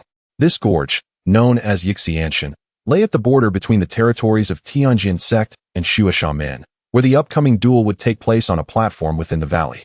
Lu Fei observed that the platform was surrounded by banners denoting the names of the respective cities, each banner enclosing an area approximately 10 zhang long and 5 to 6 zhang wide. Following Sun Jin and Wang Jie's family, Lu Fei entered the banner marked with Qishua City, which was well equipped, attended by 2 maidservants. At the entrance stood 2 formidable guards, their robust physiques indicating a formidable presence, despite their cultivation appearing to be merely at the 2nd level of qi refinement. Wang Jie addressed Lu Fei, Lu Fa, please rest here for a moment. The duel will commence early tomorrow. He gestured towards a partitioned area to the left, which served as a makeshift room. Just as Lu Fei approached, Wang Fei followed closely behind. Despite her parents' insistence for her to return, she stubbornly refused. Wang Jie and his wife, aware of Wang Fei's intentions yet hesitant to create discomfort for Lu Fei, acquiesced, given the transparency of the banners. Wang Fei gazed intently at Lu Fei and asked, Lu Dage, do you truly wish to marry my little aunt? Is it because she can cultivate? If she could not cultivate, would you still wish to marry her? Lu Fei, taken aback by Wang Fei's barrage of questions, struggled to articulate a response to the naive young girl. Eventually settling on a vague reply, You are still young. You will understand when you are a bit older. Surprisingly, Wang Fei seemed calm and did not press further, stating, Then I shall ask you again in 2 years. You focus on your cultivation, I will remain silent by your side. Lu Fei, taken aback by her sudden docility, nodded and replied, If you grow bored, you may step outside to explore. I shall begin my training now. He then commenced his practice of the Jianling Ju. The following morning, Lu Fei awoke to find Wang Fei slumbering beside him, propped against a chair. Perhaps sensing his gaze, she opened her eyes, and, upon meeting Lu Fei's look, her cheeks flushed crimson. Lu Dage, why are you staring at me? She inquired. Feeling somewhat awkward at her question, Lu Fei quickly responded, I had just finished my training and noticed you sleeping. My apologies. Wang Fei lowered her head and softly confessed, I like it when you look at me. I wish I could see you every morning upon waking. With that, she dashed out without a backward glance. Lu Fei felt overwhelmed, first by Li Qian and now by Wang Fei's affectionate display. However, he resolved to prioritize his cultivation above all else, putting aside these distractions. Through the banners, he spotted Sun Jin and Wang Jie's family engaged in conversation over tea in the hall, prompting Lu Fei to join them. Upon his arrival, Wang Jie gestured towards a nearby seat, saying, Lu Fa, please take a seat and enjoy some tea. The duel is still an hour away. Elder Sun, the city lords and guardians of Hongshi City, Haida City, and Longjing City have arrived to see you, a guard announced from outside. Sun Jin nodded slightly and replied, Please invite the city lords and guardians in. Shortly thereafter, around 20 individuals entered, greeting Sun Jin and Wang Jie before taking their seats. With so many people gathered, the hall felt somewhat cramped, prompting Wang Fei and her mother to retreat to another small room. Lu Fei observed the city lords, who, despite their generally modest cultivation levels, similar to Wang Jie's, at the 4th or 5th levels of qi refinement, possessed strengths comparable to those at the 7th or 8th levels. Among the guardians present, including himself, 7 were at the 8th or 9th levels of qi refinement, while the remaining 3 were in the early stages of foundation building. As Sun Jin surveyed the assembly, everyone ceased their conversations and turned their attention to him. Once the hall fell silent, Sun Jin addressed the group. There is no need for everyone to feel tense. In this duel, we shall do our utmost. I am confident that with your strengths, we will surely triumph over Shueisha men. The crowd responded with laughter. Elder Sun, rest assured, we will certainly emerge victorious. Indeed, Elder Sun, you can place your trust in us. We shall do our utmost. Sun Jin raised his hands to calm the crowd and, with a touch of solemnity, declared, while it is essential not to be overly anxious, we must strive earnestly. Should we triumph over the Shueisha men this time, our sect will reward us. Observing the expectant gazes directed at him, Sun Jin smiled gently and continued, those who win the duel will be granted a Zhuji Dan, and even those who lose shall receive 5 Buqi Dan. What? Several individuals, upon hearing of the Zhuji Dan reward, stood up in astonishment. Sun Jin, noticing their excitement, elucidated, the sect is aware of your cultivation levels, and thus, it seizes this opportunity to provide each of you with a chance to rejuvenate your path to immortality. Lu Fei understood that this reward from the sect was indeed substantial. Zhuji Dan was a rarity among all sects, with a cultivator allowed to obtain only one throughout their lifetime. Although private transactions existed, a single Dan typically required tens of thousands, or even hundreds of thousands, of spirit stones for purchase. For prominent families and large sects, 100,000 spirit stones might be insignificant, but for a small family, it would require an all-out effort to amass enough to acquire just one Zhuji Dan. While the crowd remained immersed in their delight, they were suddenly jolted by the sound of 3 resounding drum beats. Dong, dong, dong. Sun Jin addressed them. All right, the duel begins now. Follow me as we face the Shueisha men. Chapter 19. The contest begins. Lu Fei followed the crowd to the edge of the terrace, where banners from various cities fluttered all around. To the east and north were the flags of the cities affiliated with the Tianjian sect, while to the west and south were the banners of the Shueisha sect. Sun Jin scanned the surroundings before stepping onto the terrace, where a woman at the peak of the foundation establishment stage also ascended. Clad in a blood-red robe, her exquisite features exuded a hint of seductive charm, and a silver bell-adorned hairpin jingled as she walked. Elder Sun, it has been a long time. You remain as vigorous as ever. The woman looked at Sun Jin with alluring eyes. Elder Wei, it has indeed been a while. Though I have aged, you still possess your beauty. Sun Jin replied with equal composure.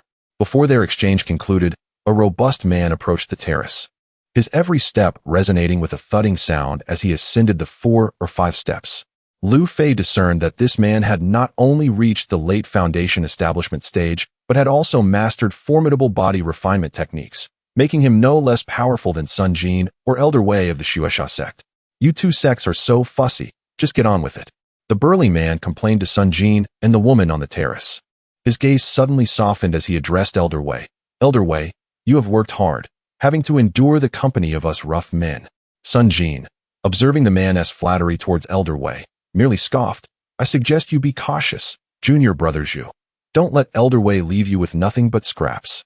Ha ha, brother Sun, you aren't feeling jealous, are you? Zhu, the man in question, jested in return. Disregarding him, Sun Jin surveyed the area and announced to the crowd, I am Sun Jin, an elder of the outer sect of the Tianjian sect. The other two, sensing the seriousness of the moment, introduced themselves with gravity. I am Wei Meiwei, an elder of the outer sect of the Shueisha sect. And I am Zhu Yong, an elder of the outer sect of the Biyun sect. Sun Jin turned to Wei Meiwei and Zhu Yong. If there are no objections, shall we commence? Indeed. Wei Meiwei nodded slightly and gracefully ascended to a high platform built into the eastern side of the terrace, taking her seat. Sun Jin exchanged a glance with Zhu Yong, handed him a lottery tube, and then took his place in the center of the platform. Allow me to preside over the drawing and the first contest, Zhu Yong declared, casting his gaze over the crowd below. City lords, please step forward to draw lots. The Tianjian sect will draw red bamboo slips, while the Shueisha sect will draw blue bamboo slips. Should the cultivation levels of the opponents be unequal, you may adjust within your ranks. Subsequently, familiar figures such as Wang Jie of Qishua City, Zheng Kai of Hongshu City, and Zhang Wei of Haida City stepped onto the stage to draw bamboo slips from Zhu Yong. After the city lords completed their draws, they engaged in negotiations under Zhu Yong's guidance, ultimately returning to their respective banners. Upon Wang Jie's return, he nodded to Lu Fei. Do not worry, Protector Lu. Your opponent is also at the 9th level of Qi refinement. Just do your best. As Zhu Yong observed the exchanges between the city lords and their respective protectors, he addressed the audience. Now, the first match will feature Su Shan of the Tianjin sect against Pan Feng of the Xuesha sect. Having said this, he retreated to the northeast corner of the terrace. With that, a man and woman soared onto the terrace, the man being Su Shan, at the initial stage of foundation establishment, and the woman, Pan Feng, also at the initial stage. As they took their positions, a luminous barrier enveloped the terrace, preventing the leakage of spiritual energy from affecting the spectators. Brother Su, please show mercy in our match, Pan Feng said, producing a red ribbon with a bell tied at its end. Su Shan drew a long sword emanating a ghostly glow, twirling it gracefully towards Pan Feng. Sister Pan, your strength is formidable. I hope you will take good care of me. The two immediately engaged in combat. The ribbon in Pan Feng's hand appeared soft and flexible, yet it was as rigid as an iron rod, clashing repeatedly with Su Shan's long sword, producing a series of metallic clangs. After several exchanges, their probing came to an end. Su Shan unleashed a sword aura that transformed into a roaring dragon, hurtling towards Pan Feng. In response, she whipped the red ribbon into a vortex, forming a protective red light shield before her. As the dragon of spiritual energy collided with the shield, a thunderous sound erupted, and both the dragon and the light shield dissipated into shimmering particles after a brief moment. Pan Feng staggered back, panting heavily, her ribbon falling to the ground, the bell clinking as it landed. While Su Shan's chest heaved with exertion, his sword remained pointed at Pan Feng, clearly indicating that he had gained the upper hand with his profound spiritual power and fierce swordplay. Not disheartened, Pan Feng gazed at Su Shan and proclaimed, Brother Su, you are indeed powerful, but I am not to be underestimated. She then swung the ribbon towards him. Su Shan held his sword defensively, and once again, a sharp sound resonated as the ribbon struck against the blade. Just as he prepared to counterattack, the ribbon unexpectedly softened, and the bell at its tip shot towards Su Shan's head. He hurriedly swung his sword, retreating simultaneously. The bell halted just an inch from his face, but upon seeing the smile on Pan Feng's face, Su Shan felt a chill run down his spine. Just as he braced himself for the unexpected, the bell chimed repeatedly. Sun Jin and the others watched as Su Shan stood frozen as if under a spell, while Pan Feng advanced, striking towards his chest. At the moment her palm made contact, Su Shan's eyes regained clarity, but it was too late. He could only muster all his spiritual energy to protect his chest. With a resounding crash, Su Shan was sent flying, tumbling to the edge of the terrace, and promptly coughed up blood. Pan Feng, witnessing this, laughed sweetly. Brother Su, I concede. As Su Shan rose to charge at Pan Feng once more, Sun Jin slowly stated, Our Tianjin sect has lost. Hearing this, Su Shan halted abruptly, his heart filled with reluctance, yet he knew that his strength was not significantly greater than that of Pan Feng. In the present moment, having been caught off guard by her cunning tactics, I find myself wounded, and even should I engage in battle again, victory seems elusive. Taking a deep breath, I concede. Indeed, Pan Shimi possesses remarkable skills. I admit my defeat. Subsequently, both combatants soared back to their respective city banners. The city affiliated with Xuesha men erupted in exuberance, as its inhabitants greeted Pan Feng, celebrating her triumph. Once the fervor of Xuesha men subsided, Zhu Yong addressed Wei Meiwei upon the elevated platform, proclaiming, for the second match, let it be presided over by Sister Wei. Rising to her feet, Wei Meiwei gracefully ascended to the terrace, accepting a bamboo slip that Zhu Yong presented. After a brief glance, she announced to the audience below, the second match will feature Feng Yu of Xuesha men competing against Wang Jian of Tianjin Zone. Chapter 20. The battle against Zhao Yu. After half an hour of fierce competition, Feng Yu from Blood Shaman and Wang Jian from Tianjin Zone determined the outcome of their duel, with Wang Jian narrowly emerging victorious over Feng Yu.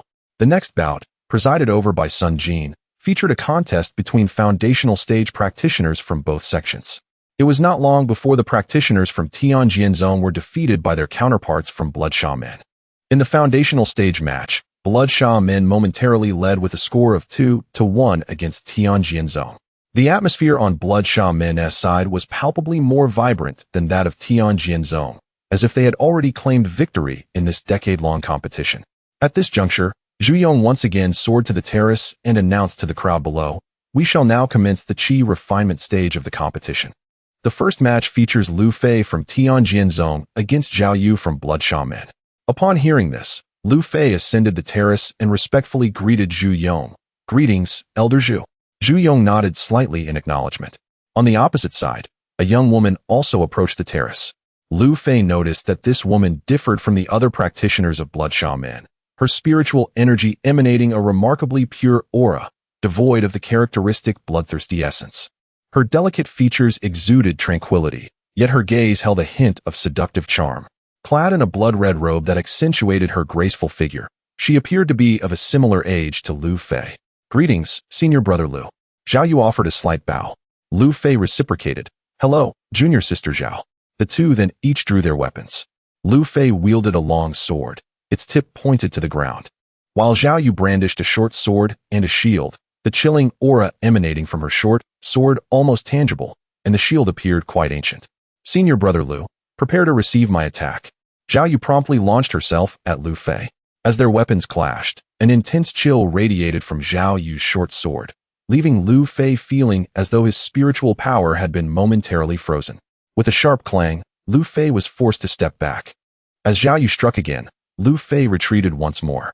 After several clashes, he found himself perilously close to the edge of the terrace. Frustration welled within Lu Fei.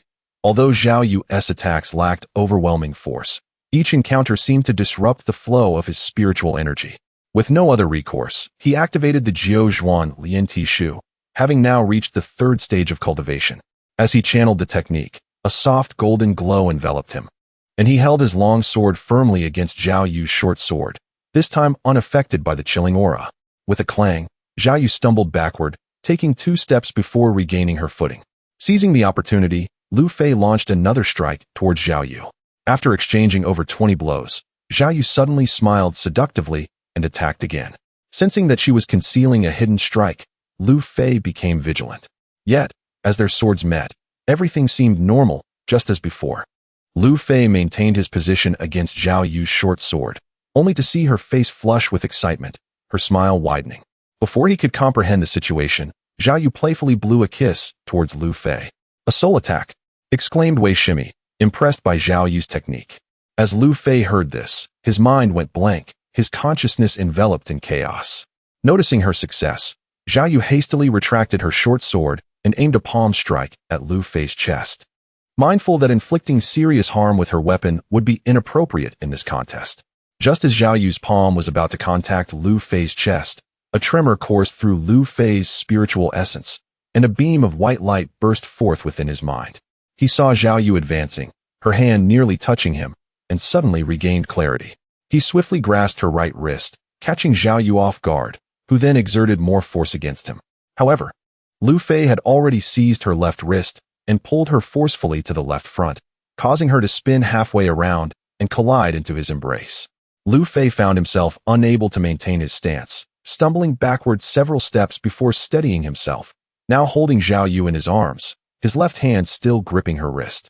The onlookers from Tianjianzong erupted in uproar, teasing, "What are you two doing? This is a serious competition, not a romantic encounter." Laughter filled the air. Feeling the crowd's reaction and the warmth of Lu Fei's embrace, Zhao Yu's face flushed crimson with embarrassment. She struggled to break free, but Lu Fei's grip was too strong. The more she squirmed, the closer their bodies pressed against each other, until she finally blurted out, "Senior Brother Lu, please let me go, I concede." Upon hearing Zhao Yu's admission of defeat, Lu Fei quickly released her hand. Zhao Yu turned around, her chest heaving, her face a vivid shade of red as she looked at Lu Fei, stammering, "You," but unable to articulate her thoughts. With a frustrated stamp of her foot, she fled the terrace. Lu Fei, realizing the situation, offered a slight bow to Zhu Yong before descending from the terrace. Cheers erupted from the Tianjianzong side. Upon returning to Qi Shuecheng, Wang Jie and his wife joyfully congratulated. "Congratulations, Guardian Lu." However, Wang Fei, standing nearby, huffed, "Humph, Brother Lu, I'm telling my aunt about today, claiming you were flirting with other female cultivators and holding on to them." Lu Fei could only respond with an awkward smile, speechless. Wang Jie, feeling a bit embarrassed, reassured Lu Fei, "My daughter does not grasp the rules of the competition. Guardian Lu need not take offense." He then turned to Wang Fei, "What do you know? Guardian Lu is bringing glory to our Qi Shuecheng. Do not speak nonsense. Wang Fei remained unconvinced, casting a glance at Lu Fei before moving to stand beside her mother, choosing to ignore both Lu Fei and Wang Jia.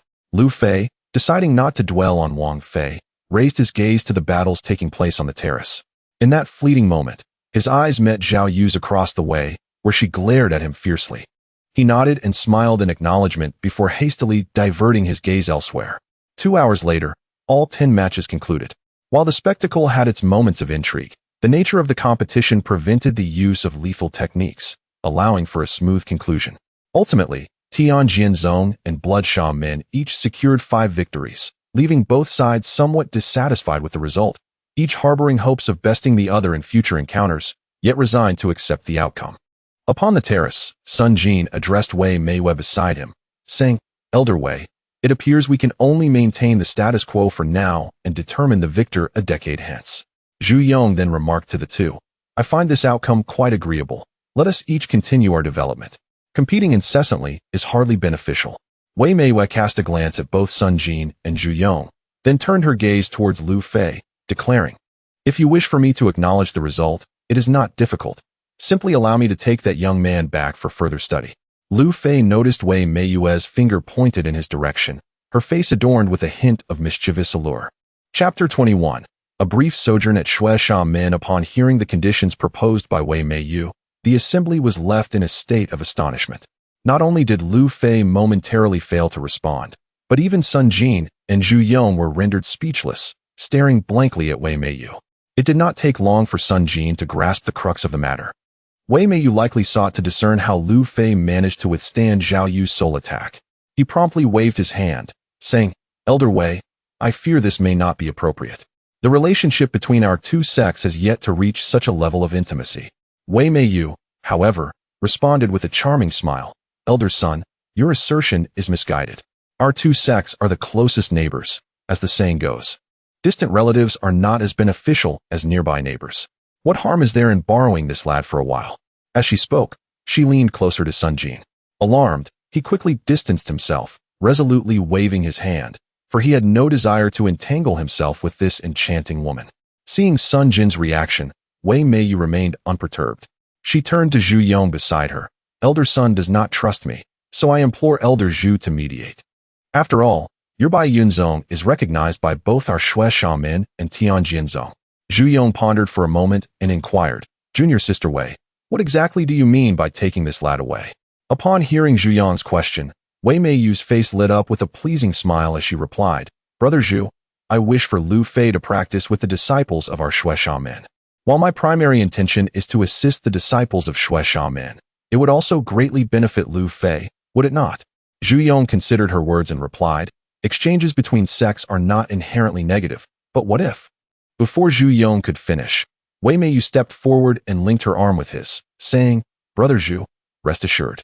I promise that I will not harm a single hair on Lu Fei's head, and he will be returned to Tianjin unscathed." Zhu Yong then turned to Sun Jin, stating, "Elder son, I, on behalf of Bai Yunzong, guarantee that this lad will not come to harm." Hearing Zhu Yong's assurance, Sun Jin sighed and replied, "Since you represent Bai Yunzong, I will allow Lu Hufa to visit your Shueisha Min. However, he must return within a day." Upon hearing Sun Jin's consent, Wei Mei exclaimed joyfully, "Wonderful. But one day is certainly too brief. Let us make it a month." Sun Jin, upon learning of the month-long duration, waved his hand and said, "Impossible. Are you jesting? A month is certainly out of the question." Zhu Yong interjected, "How about this? Let it be limited to half a month." Though Wei Mei was pleased internally, she feigned dissatisfaction, saying, "Since Elder Zhu has spoken, I shall abide by your wishes." Sun Jin, seeing no other option, acquiesced, "Very well." He then addressed Lu Fei below, "Lu Hufa, please represent our Tianjin at Shueisha Min for a brief exchange. Remember, do not harm them." Understanding Sun Jin's intent, Wei Mei pretended to be incensed, retorting, "Humph. Your Tianjin is truly brazen. Fear not. We shall not harm a junior." She then smiled brightly at Lu Fei, saying, "Lu Hufa, please. We at Shueisha Min mean you no harm. But should you disobey, I would not hesitate to teach you a lesson."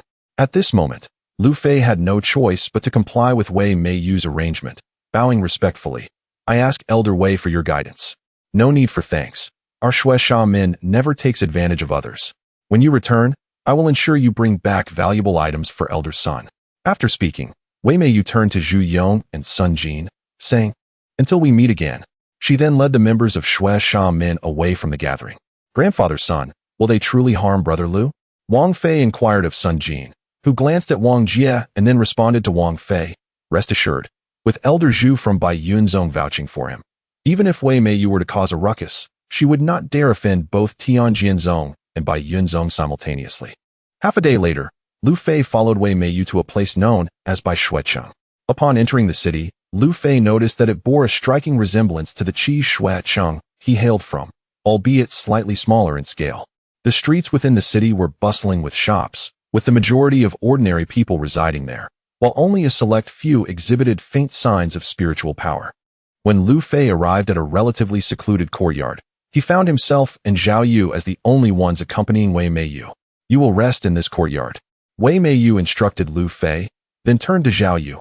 "Take him to find a room to rest, and then return to see me." "Yes, Elder Wei," Zhao Yu responded, leading Lu Fei to a small courtyard on the left. Pointing to a room at the back, he said, "You will stay there for now. Do not come out unless called." He then left without looking back. Lu Fei, understanding that Zhao Yu was still upset with him, felt no anger. Upon entering the room, Lu Fei found it relatively clean and well-furnished, prompting him to begin his cultivation. Since his cultivation could advance, Lu Fei seized every opportunity to practice diligently. In a secret chamber of the courtyard, Wei Meiyu regarded Zhao Yu, saying, "Your brother Zhao Li's fate remains uncertain.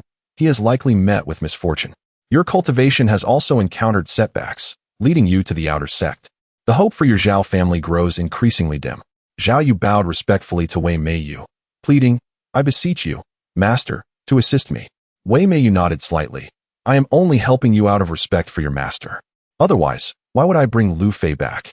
Can he truly help me restore my soul?" Zhao Yu asked in astonishment. Wei Meiyu affirmed, "While I cannot guarantee a complete recovery, I believe that if you seize this opportunity, a significant portion can indeed be restored."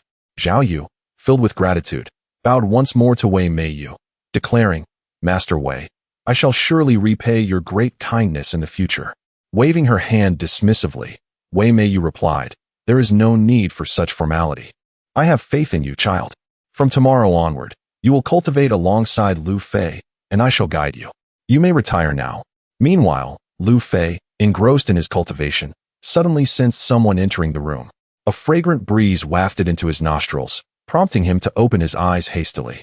To his surprise, Wei Meiyu stood mere inches away, her gaze fixed intently upon him, her voluptuous figure nearly pressing against him.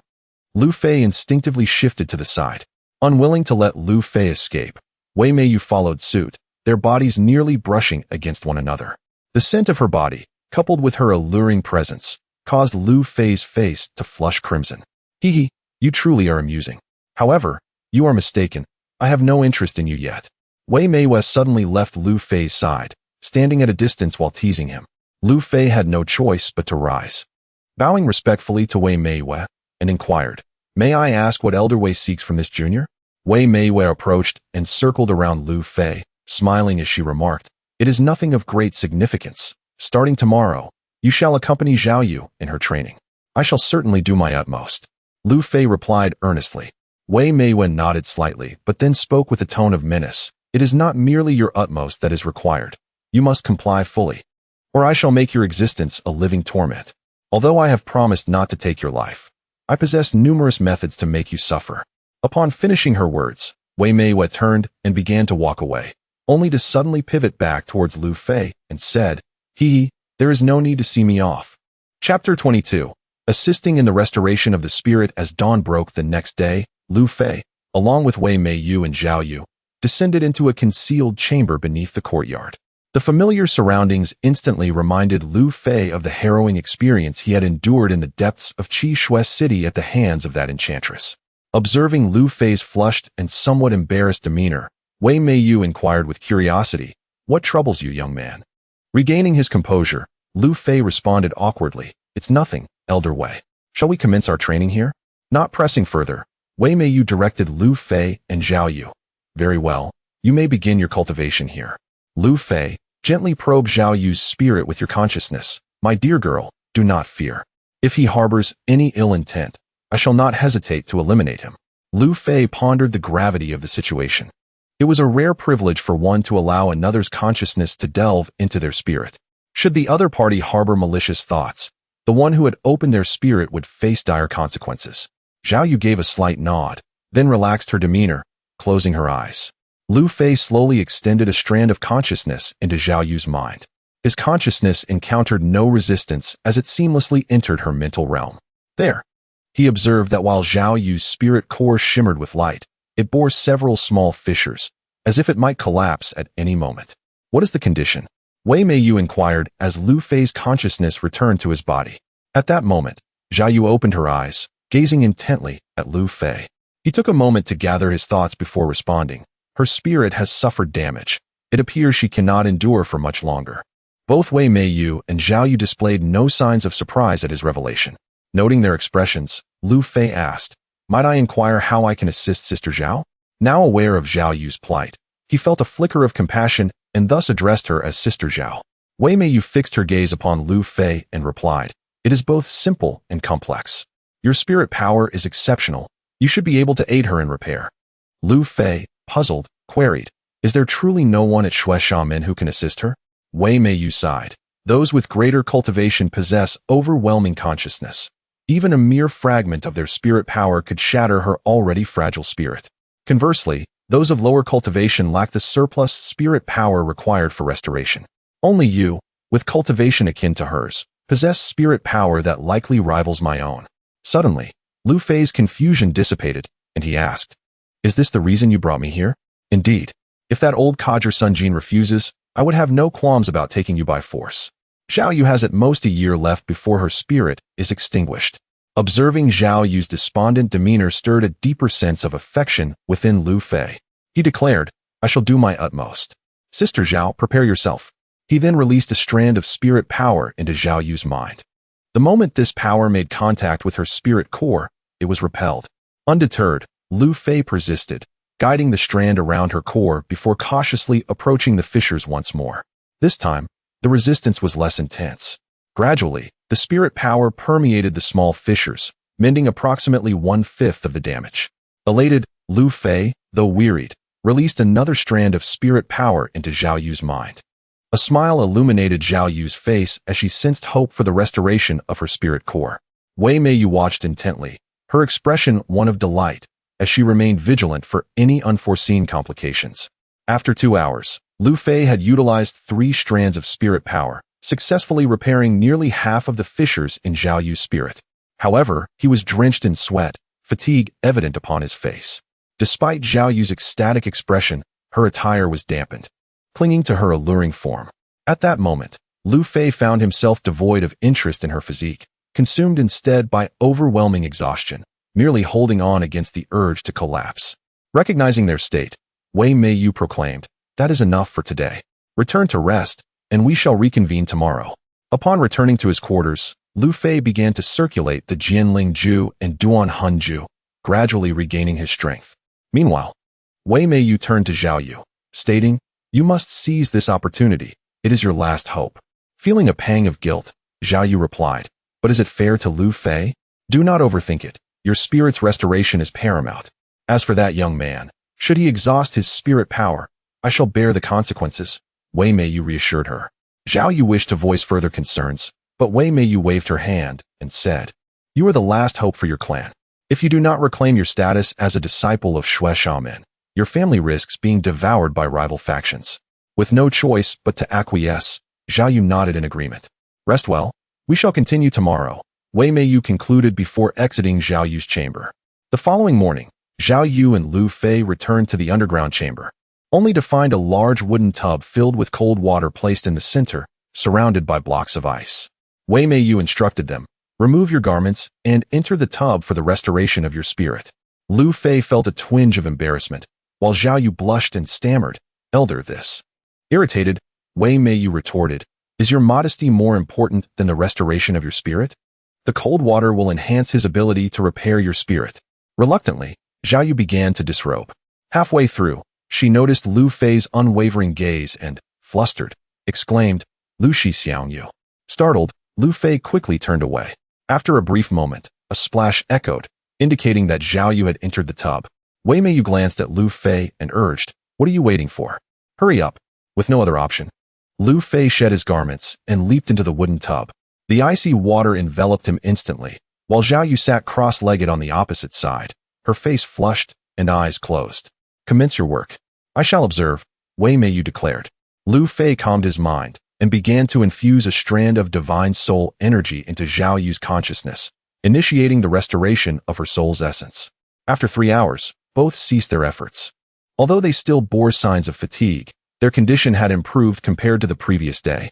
The ice blocks by the edge of the wooden tub had been placed there by Wei Meiyu, and today, Lu Fei had utilized 6 strands of divine soul energy, successfully mending the small fissure from yesterday and also restoring half of another small breach in Zhao Yu's soul essence. Let us conclude for today. You may come here on your own in the future. But remember, do not be overly eager for quick results, understood? Wei Meiyu instructed the two. "Close your eyes." Zhao Yu commanded Lu Fei. He promptly obeyed, and after Zhao Yu donned her garments, she attempted to rise. However, Wei Meiyu fixed her gaze upon him and admonished, "You rascal, do not harbor any intentions towards Zhao Yu while I am away. If you dare to take advantage of her, I will not spare you." At that moment, Lu Fei had not yet fully dressed, and under Wei Meiyu's scrutinizing gaze, he retreated back into the wooden tub. With a disdainful snort, Wei Meiyu departed. Zhao Yu, blushing, cast a shy glance at Lu Fei before following suit and leaving. Chapter 23. Healing the wounds of the soul. Early the next morning, Lu Fei arrived at the underground chamber, only to find that Wei Meiyu was indeed absent. However, the wooden tub and ice had already been prepared, and Zhao Yu had also stripped down and was ready in the water. Without hesitation, Lu Fei entered the tub, and the two began the process of healing the soul in silence. As Zhao Yu's soul gradually mended, her primal power grew increasingly formidable, making the healing process for Lu Fei far more arduous. After 3 hours, Lu Fei had managed to use merely 3 strands of soul power to heal Zhao Yu. Yet his exhaustion was far more pronounced than when he had utilized 6 strands the previous day. Conversely, Zhao Yu appeared remarkably less fatigued due to the restoration of her soul. Observing Lu Fei's condition, she shyly suggested, "Big brother Lu, perhaps you should take a rest." Lu Fei nodded slightly, acknowledging his need for a respite, and began to circulate his energy. After an hour, he felt somewhat revitalized. After another 3 hours, he had used just 2 strands of soul power to assist Zhao Yu, and by then, he struggled even to walk, relying on Zhao Yu for support as they exited the chamber.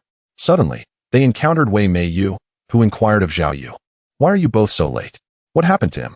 Zhao Yu succinctly recounted the events of the day, and upon hearing this, Wei Meiyu furrowed her brow. After glancing at Lu Fei, she instructed Zhao Yu, "You should take him back to his room to rest." Shortly thereafter, Zhao Yu entered Wei Meiyu's quarters, where the latter stated directly, "I overlooked this detail. As your soul gradually heals, the resistance from your soul will intensify, making it increasingly difficult for him to treat you." Zhao Yu, feeling anxious, asked, "Aunt Wei, what should we do? Is there another way?" Wei Meiyu contemplated for a moment before responding, "There is a method, but what?" Zhao Yu pressed. Wei Meiyu glanced at her and continued, "As long as your hearts are connected, you can offset some of the resistance from the soul." Zhao Yu, somewhat puzzled, asked, "Connected hearts? How can we achieve that?" Wei Meiyu chuckled, "Silly girl, it's not difficult at all. If you both harbor mutual affection, your hearts will naturally be in sync." At this, Zhao Yu lowered her head, her cheeks flushed with a rosy hue. Noticing her embarrassment, Wei Meiyu leaned in and whispered, "Tomorrow, you should." Zhao Yu, increasingly flustered, replied, "That might not be appropriate." Wei Meiyu dismissed her concerns. If he is a man, how could he possibly resist? If you wish to expedite the healing of your soul, this is the only way. With her desire to heal her soul pressing upon her, Zhao Yu reluctantly agreed, "I understand." The following day, Lu Fei arrived at the chamber, invigorated once more, but Wei Meiyu was still absent. Noticing Zhao Yu, who was already prepared in the tub as she had been the previous day, Lu Fei wasted no time and entered the water. However, just as he settled into a meditative position, Zhao Yu suddenly leaned against him. Startled, Lu Fei attempted to move away, but the confines of the tub made it impossible. Just as their bodies were on the verge of contact, Zhao Yu halted her movement and softly whispered in his ear, "Big brother Lu, I will trouble you again today. If you feel tired, I can help massage your shoulders. Her large eyes gazed intently at him, causing Lu Fei's face to flush. Overwhelmed by the enchanting presence of Zhao Yu, he took a deep breath and declared, Junior Sister Zhao, let us begin. Call me Yuer, Big Brother Lu. Zhao Yu suddenly interjected. Lu Fei nodded slightly and resumed the healing process. However, after utilizing a strand of soul power, Zhao Yu insisted on giving him a shoulder massage. Initially inclined to refuse, Lu Fei found himself unable to resist her insistence, given the limited space within the tub. Although he had shared a month-long dual cultivation experience with Lin Yu, the proximity and physical contact with Zhao Yu, coupled with her occasional teasing remarks, had him on the brink of losing control. Noticing Lu Fei's changing demeanor, Zhao Yu quickly ceased her actions and softly asked, Big Brother Lu, are you all right? Shall we continue? Regaining his composure, Lu Fei steadied his thoughts and continued the healing. During Zhao Yu's third shoulder massage, he found himself unable to restrain his impulses, turning to embrace her. Startled by his sudden action, Zhao Yu was momentarily paralyzed, forgetting to resist. Just as she felt the situation slipping away, she urgently said, Big Brother Lu, we can't do this. If we continue, my soul will shatter. Upon hearing her words, Lu Fei halted, his expression conflicted as he gazed at her. Understanding that he had not yet relinquished his desires, Zhao Yu continued to explain, Big Brother Lu, Elder Wei told me that if we engage in intimate relations, my soul will immediately collapse. At that moment, Lu Fei yearned to disregard everything and be with Zhao Yu. Yet another voice within him cautioned that such actions would lead to her demise. Zhao Yu observed as clarity returned to Lu Fei's eyes, and she felt a sense of relief. Though she remained in his embrace, hesitant to move for fear of provoking him again. After several breaths, when Lu Fei realized that Zhao Yu had frozen in place, he quickly released her and said, Junior Sister Zhao, just call me Yuer. She urged again. After 3 more hours, Lu Fei had utilized 6 strands of soul power to aid Zhao Yu in her recovery, and his fatigue was considerably diminished compared to the previous day. Thus, they continued their healing sessions in the chamber during the day, returning to their respective rooms to rest at night, growing increasingly familiar and in sync with one another, thereby enhancing their healing efficiency. 10 days later, they remained in the wooden tub within the chamber. After Lu Fei finished using the 3rd strand of soul power, Zhao Yu naturally leaned against him and asked, Big Brother Lu, once you restore my soul, will you truly leave? Their intimate contact had long since lost any discomfort or embarrassment. They simply refrained from taking that final step out of concern for Zhao Yu's well-being. Yes, after all, I am a member of the Tianjin Zone. Once I heal your soul, I must return. Zhao Yu gazed at Lu Fei with misty eyes, as if having resolved upon something significant, and said, Big Brother Lu, how about you take me with you? Although the final sound was almost imperceptible, Lu Fei heard it distinctly. He held Zhao Yu tightly and said, This will harm you.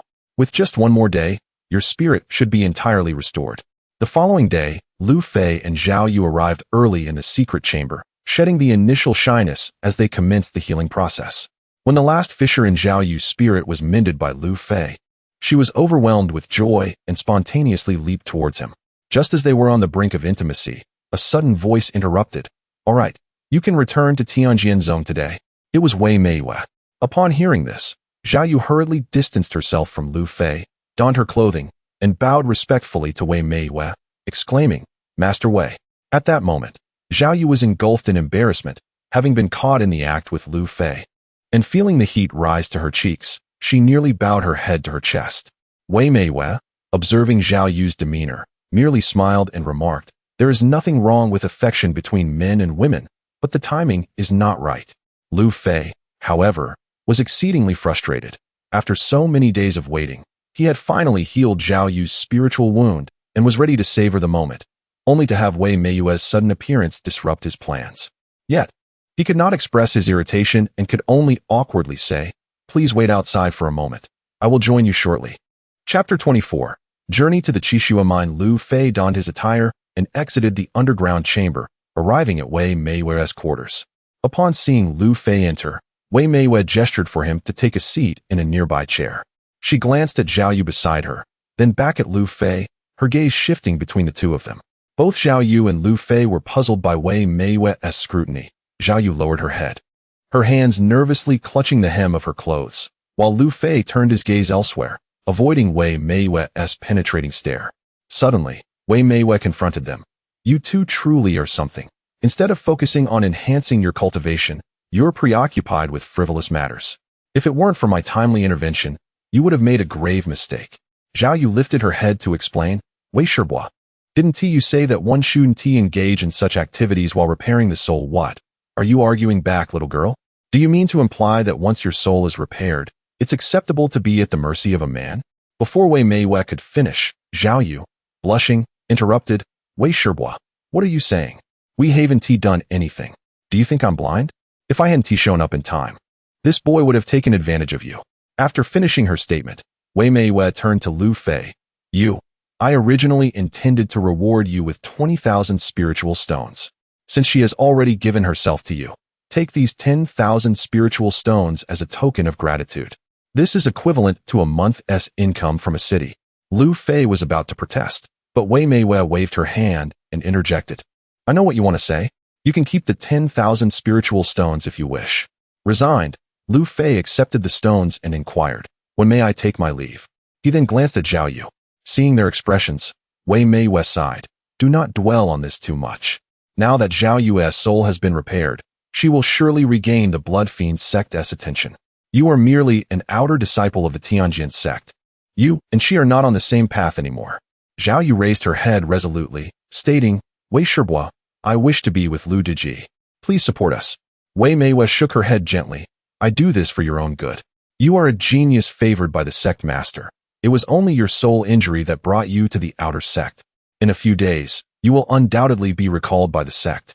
He is merely an outer disciple of the Tianjin sect. He likely has no hope for the future. Forcing a relationship will only bring harm to both of you. Zhao Yu expressed her discontent. But I am already healed. Lu Deji is powerful. Surely he can recover. Wei Meiwei shook her head. You have healed, but even if your soul injury is mended, it leaves no lasting effects. His realm has fallen. I have yet to hear of anyone recovering after such a decline over the past few centuries. Upon hearing this, Zhao Yu's expression fell to despair, her eyes brimming with tears as she looked at Lu Fei. Lu Deji, I will not give up on you. Lu Fei replied with composure. Zhao Shimi, take care of yourself. Our time together these past few days has been sufficient. Wei Meiwei gently shook her head. You two are fated yet ill-fated. Life is replete with disappointments. Focus on your cultivation moving forward. Recognizing the futility of further discussion, Lu Fei bowed respectfully to Wei Meiwei. Then I shall take my leave. He turned to depart. Seeing this, Zhao Yu hurriedly followed, only to be halted by Wei Meiwei's call. Where do you think you are going? Wei Shibois, I am going to see Lu Deji off. No need. I still have matters to discuss with you. Wei Meiwei's tone was resolute. Zhao Yu attempted to argue, but was cut off by Wei Meiwei's wave. Lu Fei did not linger and swiftly left the courtyard, heading towards Qishua City of the Tianjin sect. After half a day of flight, Lu Fei was nearing Qishua City. The frustration he felt at the outset had since eased considerably. During the days spent healing Zhao Yu, although he had expended significant soul energy, the prior consumption of 2 yuan ing residual souls had mitigated the impact. Furthermore, his continuous application of soul power had refined his Duanshinju. Before long, Lu Fei returned to his small courtyard at the city lord's residence. Within moments, he heard Wang Fei's voice. Lu Deji, you're back. Let me check if you're hurt. After more than half a month apart, Wang Fei remained her lively self. Upon seeing Lu Fei, she joyfully circled him, inspecting him closely. You're all right. The Blood Fiend sect didn't harm you. I was so worried. She then linked her arm with his, affectionately asking, Lu Deji, did you bring me a gift? Lu Fei awkwardly shook his head. I didn't have time to buy anything. I came back right after finishing my tasks. I'll accompany you to the market later, all right? Wang Fei smiled and nodded. Great. After you see my father and elder son, you can take me to the city. She then pulled Lu Fei out of the courtyard. Lu Deji, why do you smell like a woman? On the way, Wang Fei inquired curiously. Lu Fei, surprised, looked at her but quickly replied, it must be from taking a bath before my departure. Wang Fei seemed a bit skeptical but still nodded. Oh. Upon meeting Sun Jin and Wang Jie, Lu Fei relayed the explanation he had prepared for Wei Meiwei, stating he had assisted a disciple of the Blood Fiend sect in honing their combat skills, and presented 10,000 spiritual stones to Wang Jie and Sun Jin. Sun Jin, upon seeing the 10,000 spiritual stones, said to Wang Jie, let the city lord handle this. Wang Jie pondered for a moment and responded to Lu Fei. How about this? You keep half for yourself, and the rest you should hand over to the sect. Lu Fei accepted this arrangement without objection and bowed to Sun Jin and Wang Jie. Thank you, Elder Sun and City Lord Wang. At this moment, Wang Fei eagerly turned to Lu Fei. Lu Diji, now you have money. Let us go buy something nice. You promised to get me a gift. Lu Fei chuckled. No problem. Let us go buy it now. Viewing Wang Fei as a little sister, he took her to the market, and before long, they returned with a plethora of delightful and tasty items. Back in his small courtyard, Lu Fei continued his practice of Jiuzhuan Liani Shu and Jianling Ju. Although Duanshan Ju had seen improvement from his recent efforts in healing Zhao Yu's soul injuries, his cultivation had unfortunately lagged behind. At dawn the following day, Lu Fei sensed that Sun Jin and Wang Jie had arrived in the courtyard. He ceased his cultivation and stepped out to greet them. Upon seeing Lu Fei emerge, they seated themselves at the stone table in the courtyard. Lu Fei hurriedly bowed. Is there something you two need this early? Wang Jie gestured for Lu Fei to take a seat, and after Lu Fei complied, Wang Jie spoke first. We have just received a report indicating that an anomaly has occurred in the Qi Shui mine, with dozens of miners mysteriously vanishing. Elder Sun and I believe it would be prudent for you, Protector Lu, to investigate this matter. At this moment, Sun Jin added, I must head to the Hongshe mine, where similar incidents have transpired, and the situation is even more dire, as both Zhou Yuan and Protector Zhou have also gone missing. Seeing the urgency, Lu Fei quickly rose and replied, I shall follow your arrangements. Sun Jin then stood and said, Very well. Here is the map of the Qi Shui mine. We shall set off separately at once. Lu Fei nodded, taking a moment to study the map.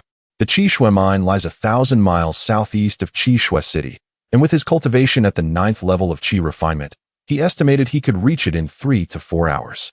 Sun Jin was eager to depart for the Hongshe mine, but after stepping out of the courtyard, he quickly returned to Lu Fei and cautioned, Remember, safety is paramount. If anything seems amiss, return to Qi Shui City immediately. He then hurriedly left once more. After bidding farewell to Wang Jie, Lu Fei also made his way towards the Qi Shui mine. A sense of unease settled within him. Zhou Yuan was no weakling, and even now, Lu Fei did not consider himself significantly stronger. Thus, with a heart laden with apprehension, Lu Fei arrived at the Qi Shui mine, only to find the area utterly desolate, devoid of any signs of life. Suddenly, a chilling voice echoed through the air.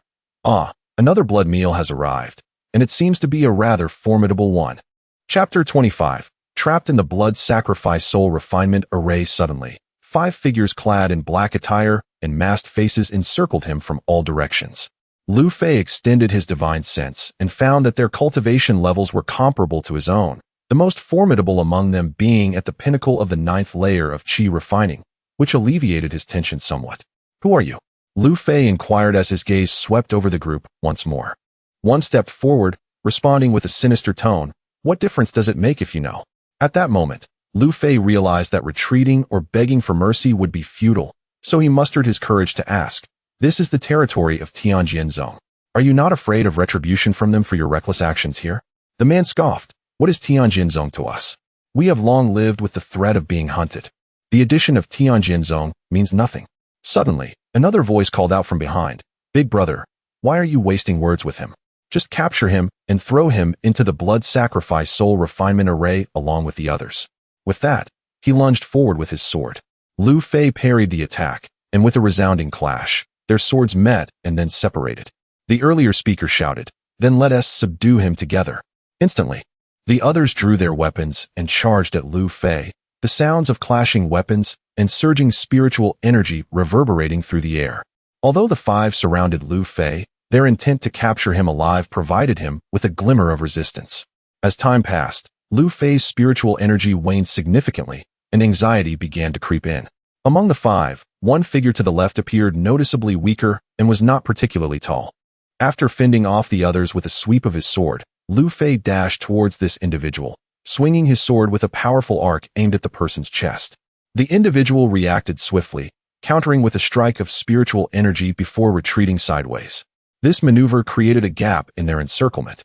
Seizing the moment, Lu Fei bolted toward the opening and escaped the encirclement in a single breath, but 2 massive waves of spiritual energy surged toward him from behind. With no time to ponder, Lu Fei turned and struck out with his long sword. The resulting clash propelled him away to safety. "Quick, pursue him! Don't let him escape!" shouted one of the pursuers. At this moment, Lu Fei felt a surge of blood and energy within him. Although the previous strike had granted him a moment of escape, it had also injured his internal organs. After a few breaths, Lu Fei found himself at the entrance of a mining cave, with no other exit in sight, while the five behind him formed a fan-shaped formation, closing in rapidly. At this juncture, Lu Fei thought, rather than be captured and thrown into that blood sacrifice soul refinement array, it would be wiser to enter the cave. The confined space would negate their numerical advantage. As the five observed Lu Fei entering the cave, one remarked to the leader, "Big brother, this fool has lost his mind and rushed in on his own, saving us a lot of trouble. Do not let your guard down. This person is not weak. Although Elder Zhang and the others have set up a formation within the cave, he cannot escape, but we must follow him in to capture him." With that, the five followed Lu Fei into the cave. Upon entering, Lu Fei discovered that the cave was far more spacious than it appeared from the outside, capable of comfortably accommodating 4 or 5 people side by side, with a height exceeding 2 men. Moreover, every few dozen paces, there was a hall measuring approximately 5 or 6 zhang in both length and width, seemingly a resting place for miners. As he raced forward, Lu Fei felt he must be several dozen miles underground by now. Upon entering a larger hall, he noticed dozens of individuals in anguish, crouched in the center, enveloped by a massive sphere of light. Surrounding the crowd stood 5 or 6 black-clad figures, their hands forming seals as they channeled spiritual energy into the sphere. Judging by their attire and masks, they appeared to be allies of those pursuing him. "Who are you?" one of them asked, startled by Lu Fei's sudden appearance. Though Lu Fei was not well versed in formations, he deduced that these black-clad figures were controlling the light sphere, thus harming the miners within, which must indeed be the blood sacrifice soul refinement array spoken of earlier. He swiftly slashed his sword toward this array. "Rogue, how dare you!" the earlier speaker bellowed in anger. Immediately, he unleashed a claw of spiritual energy toward Lu Fei. Lu Fei hurriedly sidestepped, but the sword energy he had unleashed struck the blood sacrifice soul refinement array. With a thunderous noise, the sphere of light swayed precariously before gradually stabilizing after a few breaths. The 5 pursuers also entered the hall. The one controlling the blood sacrifice soul refinement array shouted to the others, "Incompetence! Why haven't you captured him yet? If you ruin my plans, I will kill you." Hearing this, the 5 immediately pursued Lu Fei. However, fearing the potential disruption of the formation, they hesitated to unleash their full power against him. While Lu Fei continued to launch intermittent attacks on the blood sacrifice soul refinement array, the black-clad figures began to grow anxious, as the massive sphere enveloping the miners began to show fine cracks under Lu Fei's relentless assaults. The individual who had previously questioned Lu Fei suddenly seized one of the 5 pursuers and hurled him into the array.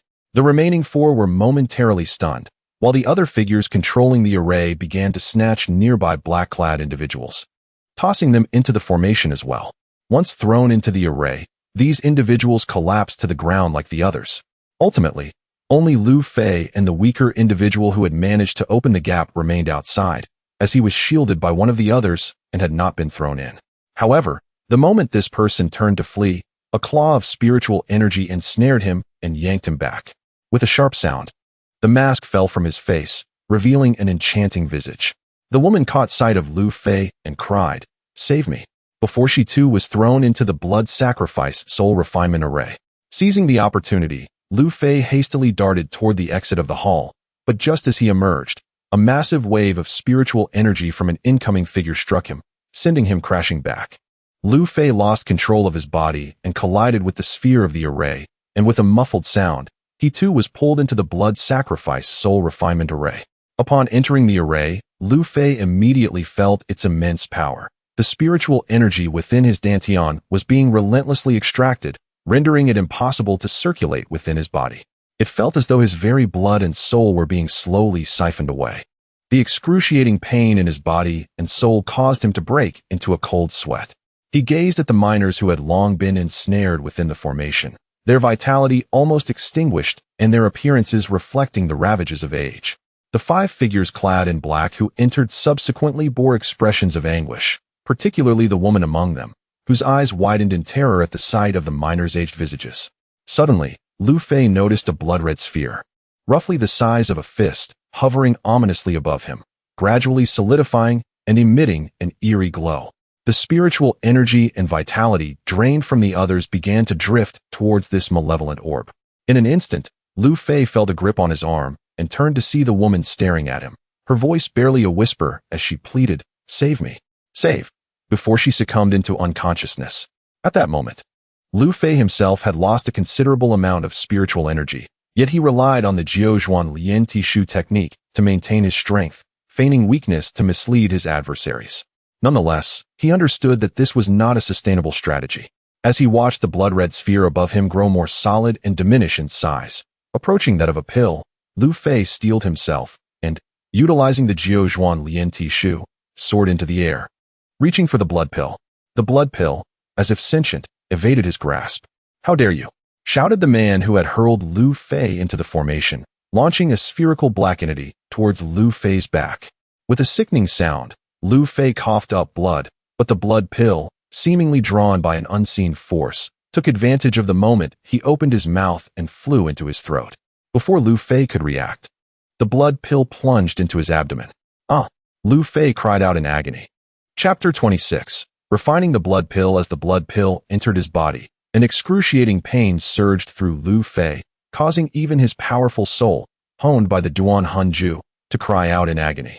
The immense energy from the blood pill rapidly filled his dantian, subsequently coursing through his limbs and bones. A significant portion of this energy flowed through Lu Fei's meridians to various parts of his body. A considerable amount of the energy released by the blood pill consisted of modeled spiritual power, accompanied by a wealth of blood energy. At this moment, Lu Fei found himself inundated by this vast reservoir of energy, swelling him to the size of a sphere within mere breaths. Desperately, he began to operate the Jianling Ju to refine a portion of the spiritual power while pushing the Jiuzhuan Lian Tishu to its limits, consuming some of the blood energy. Although his soul's essence trembled, he managed to maintain clarity in his sea of consciousness. Those outside the formation watched in astonishment, rendered motionless as they observed Lu Fei's transformation. Moments later, the individual who had struck Lu Fei into the formation exclaimed, "What are we waiting for? Quickly, amplify the power of the blood sacrifice soul refining formation and refine this brat within." Following this command, he formed a hand seal and infused a surge of spiritual power into the formation, prompting the others to hastily increase their energy input, thereby enhancing the formation's might, which soon radiated with renewed brilliance. Just as Lu Fei was on the verge of being overwhelmed by the blood pill's energy, he suddenly felt the energy within him being gradually drawn out by the formation.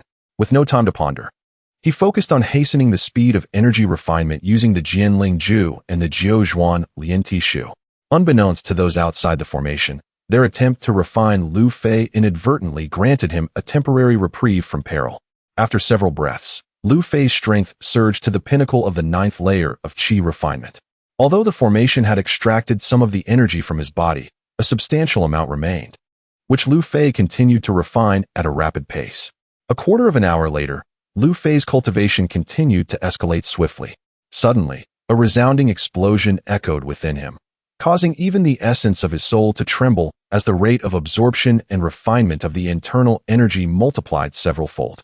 However, he had not yet entered the foundation establishment stage. After all, Lu Fei had once been a foundation establishment cultivator and was well aware of his current state, which was certainly not the 9th layer of qi refinement. Unbeknownst to him, he had entered a profound realm, and with no time for contemplation, he accelerated the refinement of the energy within him. Moments later, he completely refined the residual energy in his body, and a colossal vortex formed around him, drawing in the energy that had previously been extracted by the formation. Shortly thereafter, Lu Fei refined the energy he had absorbed, and his body was enveloped in a dark substance, a manifestation of the second transformation of the Jiuzhuan Lian Tishu. "This is not good. This brat's technique is peculiar. He is counteractively siphoning our energy through the formation," exclaimed the leader controlling the formation. The others felt similarly, yet at this point, it was impossible to withdraw, as the formation relentlessly continued to extract their spiritual power and blood energy. Among the last 5 individuals who had been drawn into the formation, 4 appeared aged and feeble, their vitality nearly extinguished, while the woman nearest to Lu Fei showed no signs of decay and, in fact, appeared more vibrant. Lu Fei continued to refine the energy at an astonishing pace when the leader suddenly hurled a talisman, infusing it with a surge of spiritual power. The talisman erupted in a brilliant light, followed by a thunderous explosion that shook the entire cavern, causing part of the hall to collapse, instantly filling it with rubble and dust. The blood sacrifice soul refining formation ceased its operation in the wake of this explosion. Although those controlling the formation coughed up blood and collapsed, the destruction of the formation rendered their bodies lighter, allowing them to escape a grave fate. You must capture that brat. He has thwarted our grand scheme, and I will ensure he suffers a fate worse than death, declared the leader to his companions. The others hastened toward the center of the hall, searching for Lu Fei's figure. After a few breaths, as the dust settled, they turned the entire hall upside down, yet found no sign of Lu Fei. Elder Zhang, what should we do? That brat may have either escaped amid the chaos or been obliterated by the talisman. One of them inquired of the leader. We must leave this place. Such a commotion will surely attract elders from the Tianjian sect. It is infuriating to have our plans disrupted by a mere qi refinement brat. Let us go. With that, they rushed out of the mine. In a dense forest 100 miles from the mine, Lu Fei gazed at the black-clad woman before him and asked, "Who are you?" At this moment, the woman, her spiritual power sealed by Lu Fei, leaned against a large tree. Taking advantage of the chaos during the talisman's explosion, he had escaped the formation, unknowingly bringing her along, and after a brief flight, they had arrived at this location. The woman in black remained silent, staring intently at Lu Fei, and after a moment, asked, "What happened to the other four?" They died, drained of their spiritual power by the formation. Upon hearing this, tears streamed down the woman's face, but noticing Lu Fei's gaze, she quickly wiped her tears with her sleeve and said, "My name is Jiang Tsai. Either kill me, or let me go." Lu Fei found himself at a loss for words in response to her plea, pondering why he had saved her. Perhaps it was her repeated cries for help or his reluctance to see such exquisite beauty vanish from the world. Yet, the thought of simply releasing her left him with a sense of dissatisfaction. However, observing her fearless demeanor, he finally spoke, "You may leave, but do not provoke me again." He then infused a stream of spiritual power into her, allowing her to immediately regain her ability to wield power. Jiang Tsai hastily stood up, turned, and began to walk away, but soon returned to ask Lu Fei, "What is your name?" "Tianjian sect, Lu Fei." After a slight nod in acknowledgement, Jiang Tsai soared into the air, leaving the place behind. Lu Fei watched her retreating figure, shaking his head slightly before setting his course toward Qishua City. He dared not return to the Qishua mine to assess the situation, unaware that the black-clad individuals had long since departed. However, it was not long before he encountered Sun Jin. Lu Fei quickly relayed some details about the Qishua mine to Sun Jin, omitting certain crucial points. After listening to Lu Fei's brief introduction, Sun Jin looked at Lu Fei with a puzzled expression and remarked, "Noble nephew, your cultivation is beyond my comprehension." Observing Lu Fei's calm demeanor, he added with a hint of inquiry, "Your cultivation has surpassed the pinnacle of the 9th level. Yet you have not established your foundation."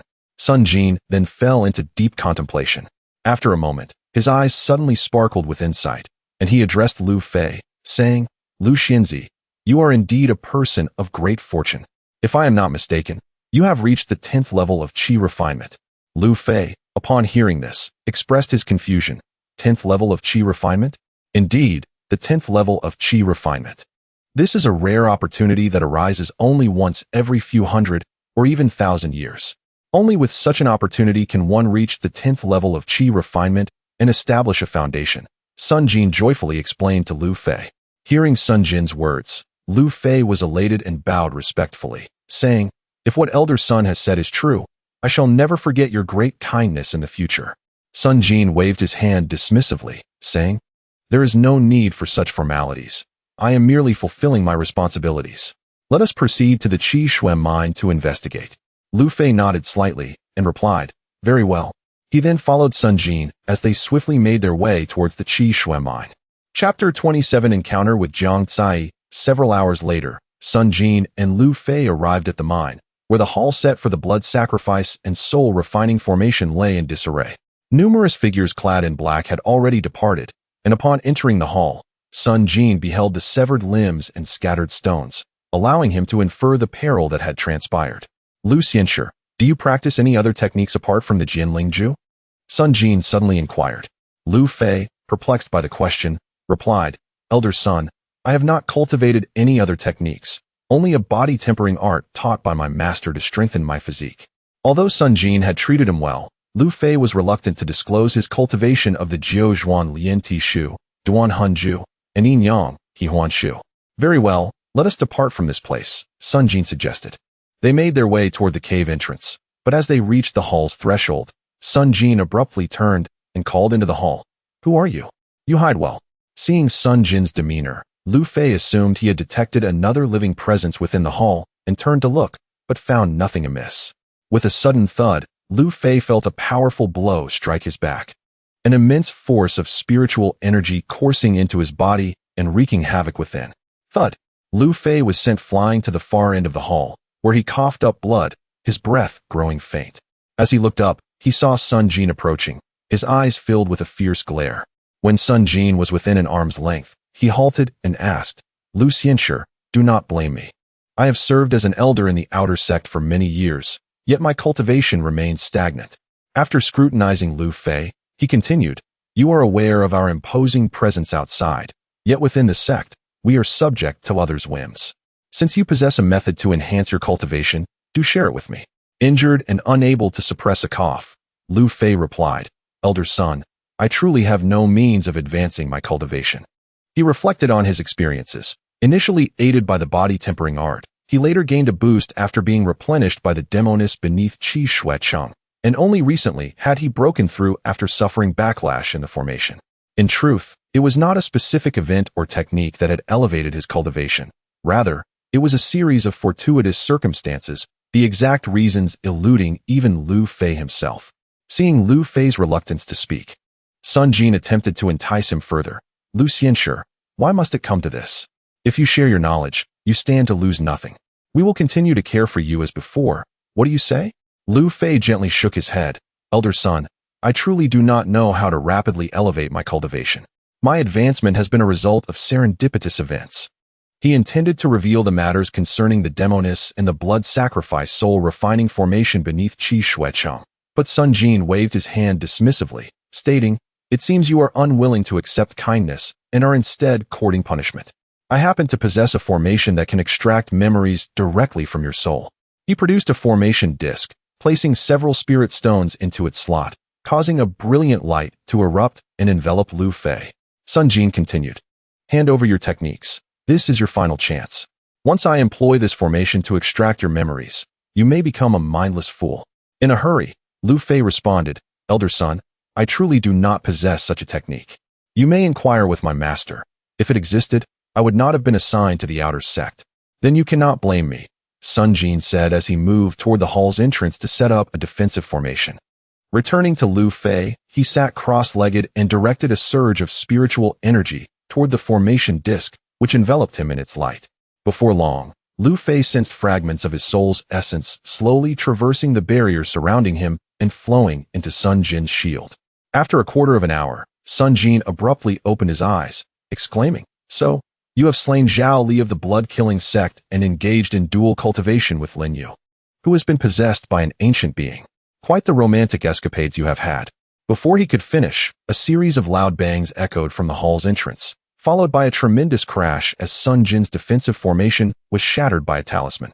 Lu Fei then beheld a girl in a purple dress enter, and upon seeing her breathtaking beauty, he gasped, Jiangcai? Sun Jin felt a pang of frustration. This was a critical moment in extracting Lu Fei's memories, and he could not afford to be distracted. He threatened Jiangcai, Little girl, you would do well to leave immediately, otherwise, I shall deal with you as well. Jiangcai regarded Sun Jin with her large, expressive eyes and replied, Old man, you are extracting his memories, are you not? Can you even move now? How dare you threaten me? Realizing that Jiangcai had exposed his current predicament, Sun Jin remained undeterred and retorted, I am Sun Jin, an outer sect elder of the Tianjin sect. You would be wise to vacate this place, or the Tianjin sect will not spare you. Threatening me? You shall witness my prowess, Jiangcai declared, striking towards Sun Jin. With a resounding boom, she forced him back a step, the barrier surrounding Sun Jin cracking as blood trickled from the corner of his mouth. Little girl, I will kill you, Sun Jin bellowed. Unfazed, Jiang Tsai replied, kill me? You will soon understand my strength. She unleashed another powerful strike at Sun Jin, this one significantly more potent. With a deafening crash, Sun Jin's barrier shattered, and he coughed up another mouthful of blood. Just as he attempted to rise, Jiang Tsai casually tossed out 2 talismans, and the ensuing explosions prompted a pained scream from Sun Jin amid the dust and debris. Jiang Tsai seized Lu Fei, grasping his hand as she made her escape. Moments later, Sun Jin, severely injured, furiously pursued them out of the hall, but as he neared the cave entrance, another talisman detonated, collapsing the mine's entrance. Ah, little Demoness, I will not let you escape. Sun Jin's voice echoed from within the cavern. Humph, enjoy your stay in the cave. Jiang Tsai called back as she whisked Lu Fei away into the distance. 2 hours later, Jiang Tsai unceremoniously dropped Lu Fei onto the ground. His injuries remained grave, Sun Jin's strike having nearly cost him his life. Jiang Tsai addressed the prostrate Lu Fei, having saved you this time, we are even. Lu Fei attempted to rise to express his gratitude, but was met with a fit of relentless coughing before he could stand. Jiang Tsai waved her hand and said, there is no need for gratitude. Once your injuries have healed sufficiently, I shall take my leave. She then tossed a pill emitting a crimson glow to Lu Fei. Without taking a moment to examine it closely, Lu Fei heard Jiang Tsai reassure him, do not worry. It is merely a healing elixir, and there is no need for poison. Eager to regain his strength, Lu Fei consumed the pill. Before long, he began to feel its effects. After a single hour, his wounds had healed significantly. Taking a deep breath, he rose to his feet and bowed respectfully to Jiang Tsai, expressing, thank you, miss, for saving my life. Jiang Tsai, her eyes wide with curiosity, inquired, have you fully recovered?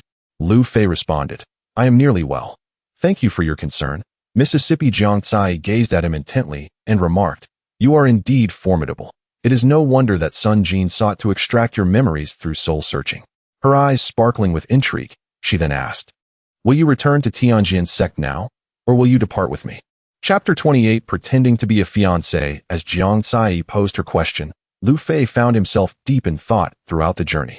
Even if he were to return to Tianjin's sect, and despite the protection from his master, Sun Jin would undoubtedly assert that he conspired with outsiders to sabotage the Qishua mine. At that point, even his master could potentially be implicated.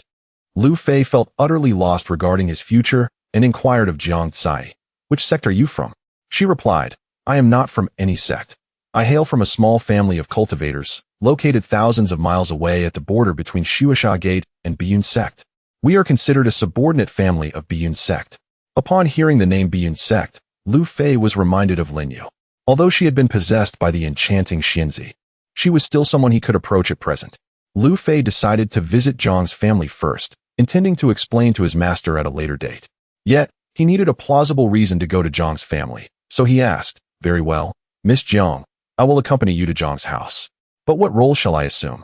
Jiang Tsai gazed intently at Lu Fei, then circled around him, nodding slightly. Your figure and appearance are quite decent, though your cultivation is somewhat lacking.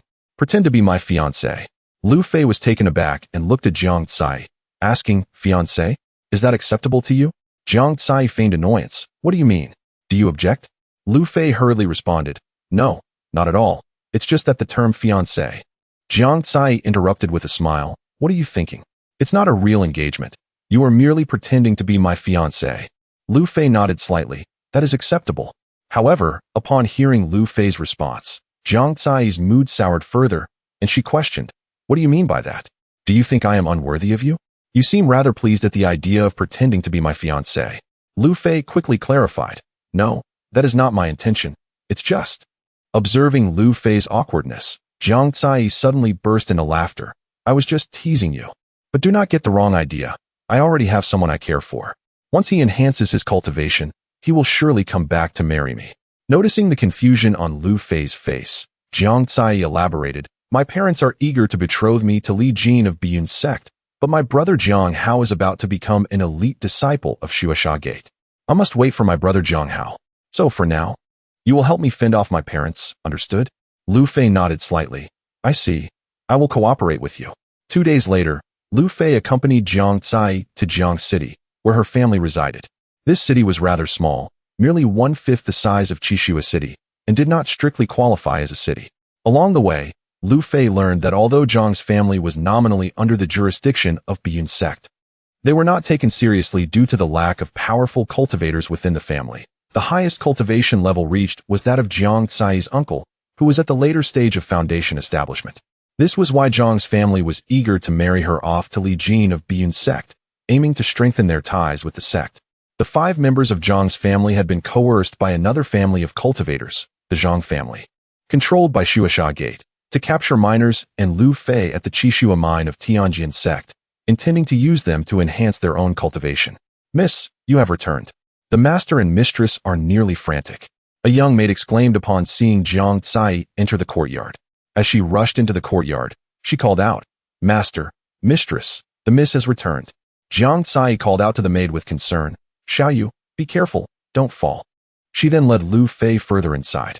After passing through 2 porches, Lu Fei encountered a shrewd-looking elderly man in his 50s and an exquisite-looking woman in her 40s, both of whom were gazing at Jiang Cai with great excitement. "Father, mother, I'm back," Jiang Cai exclaimed, quickly approaching them for an embrace. After a brief and emotional exchange, Jiang Cai's parents suddenly noticed Lu Fei standing behind them. As Jiang Cai observed her parents' gaze shift towards Lu Fei, she regained her composure and introduced him. "Father, mother, this is Lu Fei. He is the one who saved me. The others from Jiang family did not survive.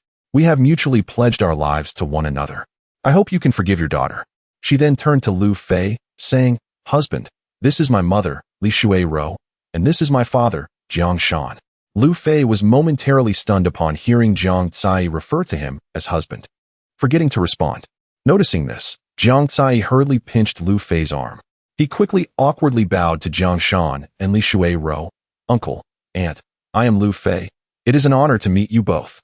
Jiang Shan regarded Lu Fei with a nod. Indeed, heroes emerge from youth. Li Shui Ro, however, expressed her discontent. "Cai, how can you act so recklessly? I have already promised to betroth you to Li Jin of Biyun sect.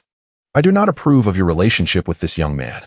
Jiang Shan cast a somewhat awkward glance at Jiang Cai, who was signaling him, and then addressed Li Shui Ro. "Dear, this young man did save our daughter's life. Furthermore, your distant nephew Li Jin may not even agree to this marriage, so let us not be too rigid." Li Shui Ro, still unimpressed, replied, "We will certainly express our gratitude for saving Cai's life with some spirit stones or treasures, but giving Cai to him is out of the question." At this moment, Jiang Cai stepped forward, taking Li Shui Ro's hand and pouting, "Mother, he is also an elite disciple of Tianjin sect, currently at the pinnacle of qi refinement. It won't be long before he reaches foundation establishment. He is quite powerful, which is why he was able to rescue your daughter." Upon hearing Jiang Cai's words, Li Shui Ro's expression softened considerably as she turned to Lu Fei. "Even so, I still cannot agree at this time. You have only known each other for a short while, and we know little about you." Noticing Jiang Cai's eager gaze, she sighed, "Alas, a daughter must not be kept too long. However, we can discuss your relationship later. You are both still young." Seeing her mother relent, and knowing she did not genuinely wish to marry Lu Fei but only intended to delay the engagement with Li Jin until Jiang Hao arrived, Jiang Cai joyfully kissed Li Shui Ro on the cheek, saying, "I knew you were the best, mother." Observing Lu Fei's discomfort, Jiang Shan turned to the maid who had come to inform them, "Xiaoyu, please take Lu Xianzi to a guest room to rest." With a benevolent gaze, he turned to Lu Fei and said, "Lu Xianzi, you may rest for now. We shall extend our hospitality to you and Jiang Cai this evening." Jiang Cai offered a subtle nod in Lu Fei's direction. He then respectfully addressed Jiang Shan and Li Shui Ro, saying, "I shall take my leave to rest for the time being." Following the maid, Xiaoyu, he proceeded to a guest room. Just as Lu Fei was about to enter, Xiaoyu suddenly inquired, "Young Master Lu, will you soon become the son-in-law of the Jiang family?" Lu Fei glanced at Xiaoyu, noting her innocent expression, and replied with a smile, "That depends on your young lady, as well as the wishes of the master and mistress." Upon hearing this, Xiaoyu responded with a vague understanding, "Oh," before departing. 2 hours later, Lu Fei sensed Jiang Cai's presence outside the door, followed by a knock. "Lu Fei, are you there? May I come in?" Chapter 29. The head of the Jiang family, Jiang Cai, entered the room with a decisive push of the door, noticing Lu Fei's gaze fixed upon her. She shot him a playful glare and remarked, "What's the matter? You wouldn't possibly think of me as your fiancé, would you?" Lu Fei, taken aback, found himself at a loss for words. Yet, he refrained from reacting too strongly, wishing not to appear petty.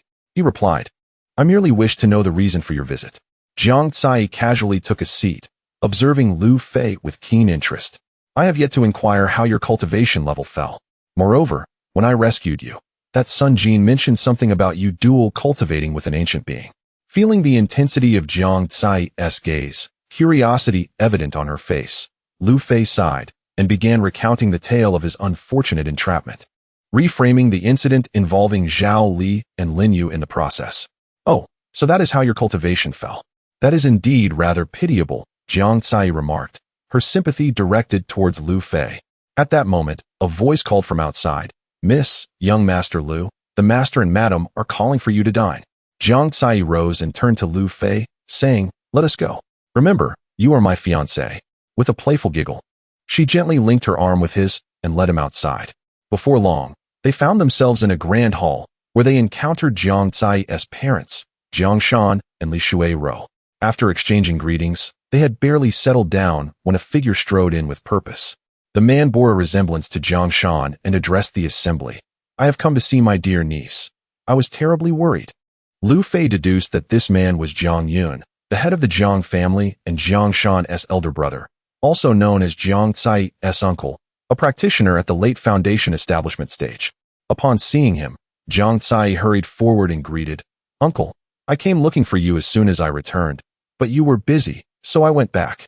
Jiang Yun looked at Jiang Cai with affectionate eyes and replied, "Yes, I know. They told me you had returned, so I hastened over to see you." At this juncture, Jiang Shan vacated his seat for Jiang Yun and said, "Elder brother, please sit and join us for the meal." Jiang Yun responded with a hearty laugh, "Of course, I have many questions for Cai." He then noticed Lu Fei, scanning him from head to toe, and inquired of Jiang Shan, "Who is this?" Jiang Shan quickly explained, "This is Cai's savior." "And also her." Li Shui interjected, "Do not speak out of turn. This is young Master Lu, Cai's lifesaver." Being the head of the family, Jiang Yun was perceptive enough to read the expressions and fragments of conversation exchanged between Jiang Shan and his wife.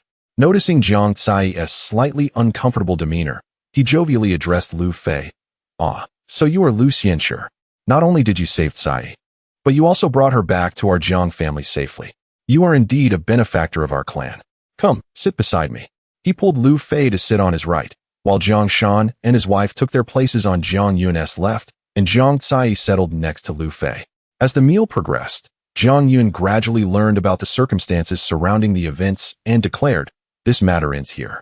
The Bloodslaughter sect, the Heavenly Sword sect, and even the Zhang family are not foes we can contend with. Henceforth, no one is to mention this again." Lu Fei and Jiang Cai nodded in agreement. "Understood." Jiang Yun then turned to Lu Fei and asked, "Might I inquire if you have an interest in taking residence in our Jiang city?" He glanced towards Jiang Cai, who had averted her gaze elsewhere. Li Shui hastily interjected, "Elder brother, you." Jiang Yun raised a hand to silence her. "Let us first hear what Lu Xianshi thinks." Li Shui looked at Jiang Shan, who subtly shook his head. Thus, she fell silent. Lu Fei wished to have Jiang Cai assist him in responding, but she was preoccupied, ignoring his glance. After a moment's contemplation, he addressed Jiang Yun. "If the head of the Jiang family permits, I would be willing to undertake some tasks in Jiang City." Upon hearing Lu Fei express his intention to work for Jiang City rather than the Jiang family, Jiang Yun's demeanor remained amiable. "Very well. You shall be the vice captain of the Jiang City Guard." Suddenly, Jiang Shan interjected, "Elder brother, that might not be appropriate." Jiang Yun responded with great confidence, "There is nothing inappropriate about it. Lu Xianshi will soon be family. If Cai does not take a liking to him, I can always betroth my third niece to him."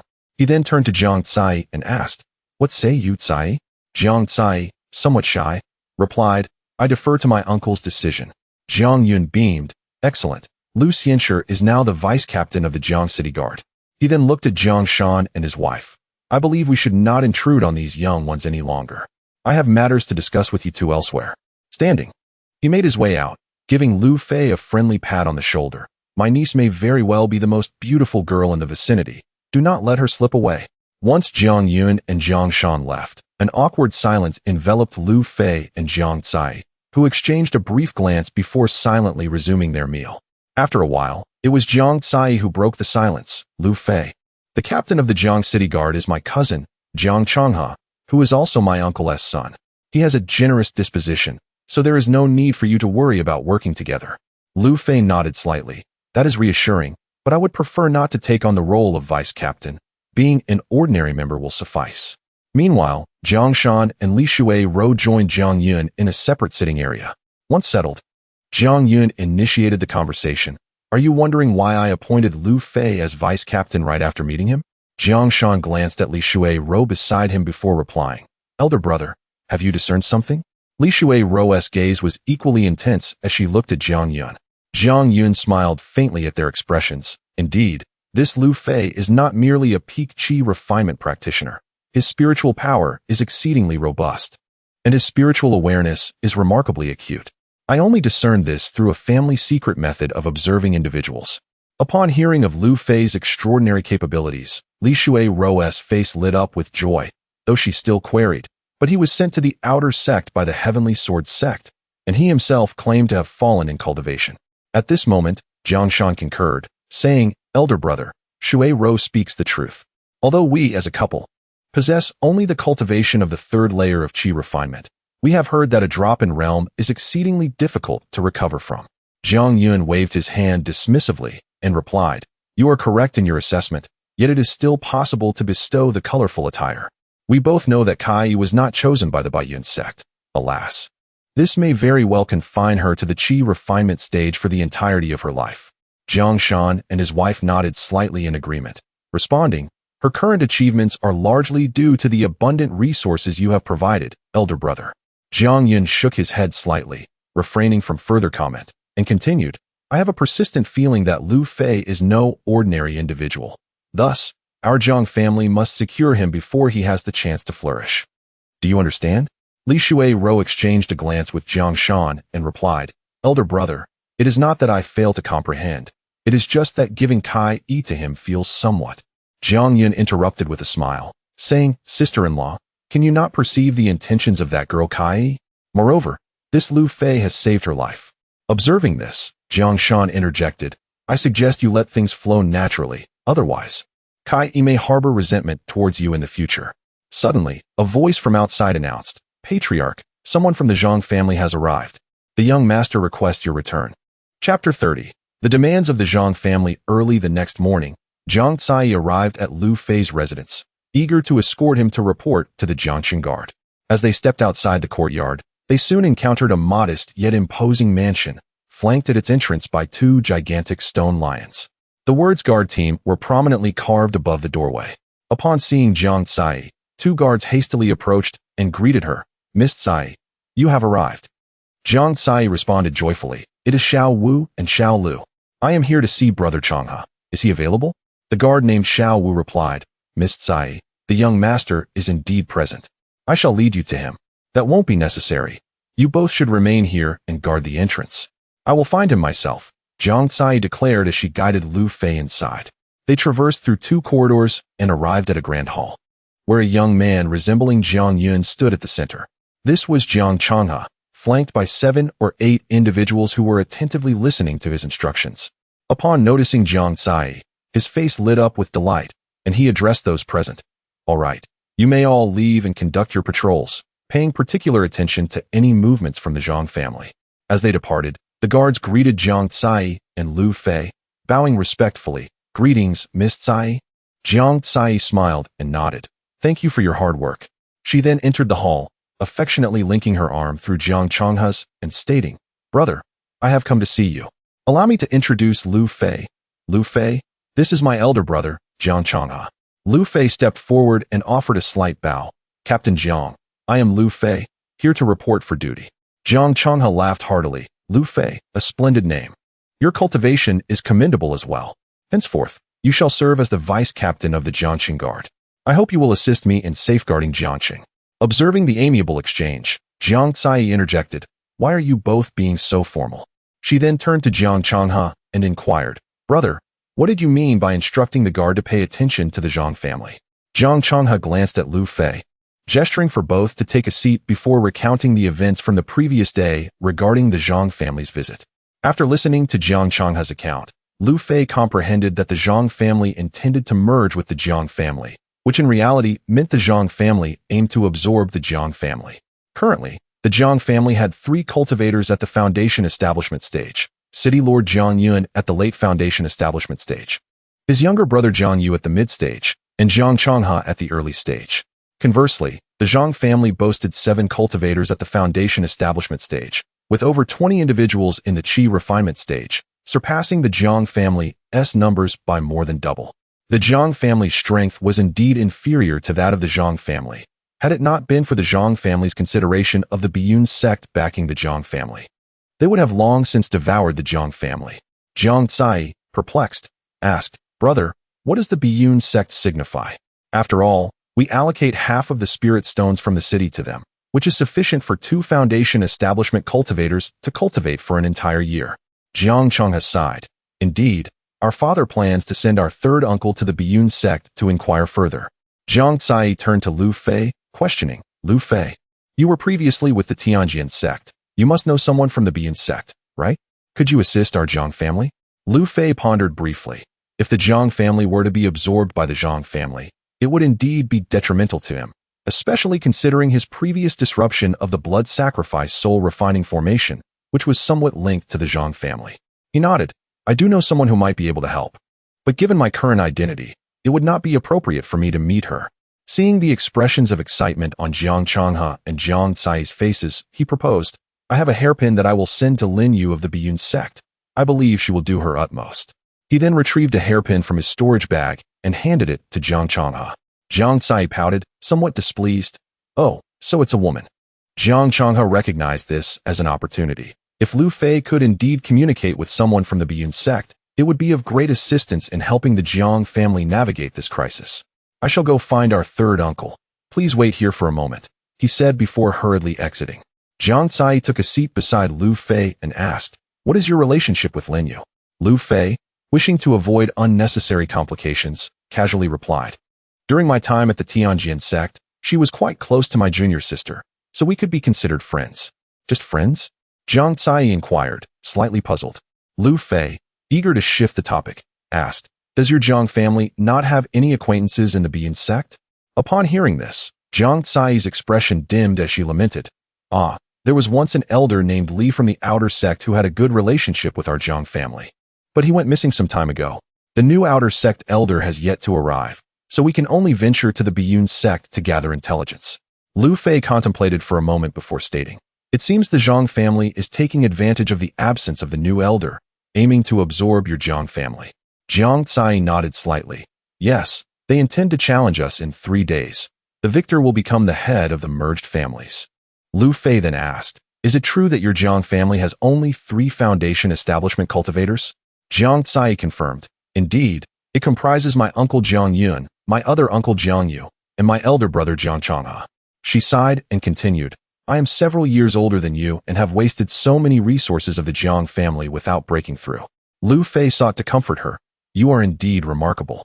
Many from larger sects do not necessarily match your cultivation speed." Jiang Cai then curiously inquired, "Is it true that you established your foundation at the age of 20?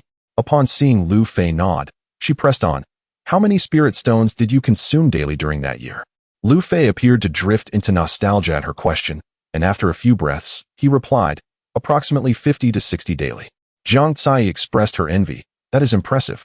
My uncles require over 100 stones daily to maintain their cultivation. What are you two whispering about?" Jiang Changha re-entered the hall and observed Jiang Cai seated quite close to Lu Fei. "Brother, you have returned." Jiang Cai quickly redirected the conversation. Jiang Changha glanced at Lu Fei and replied, "Yes, Lu Fei, my uncle wishes to express his gratitude through me. He has already set off for Biyun Zone." Lu Fei rose and responded, "Captain, you are too kind. It is merely my duty."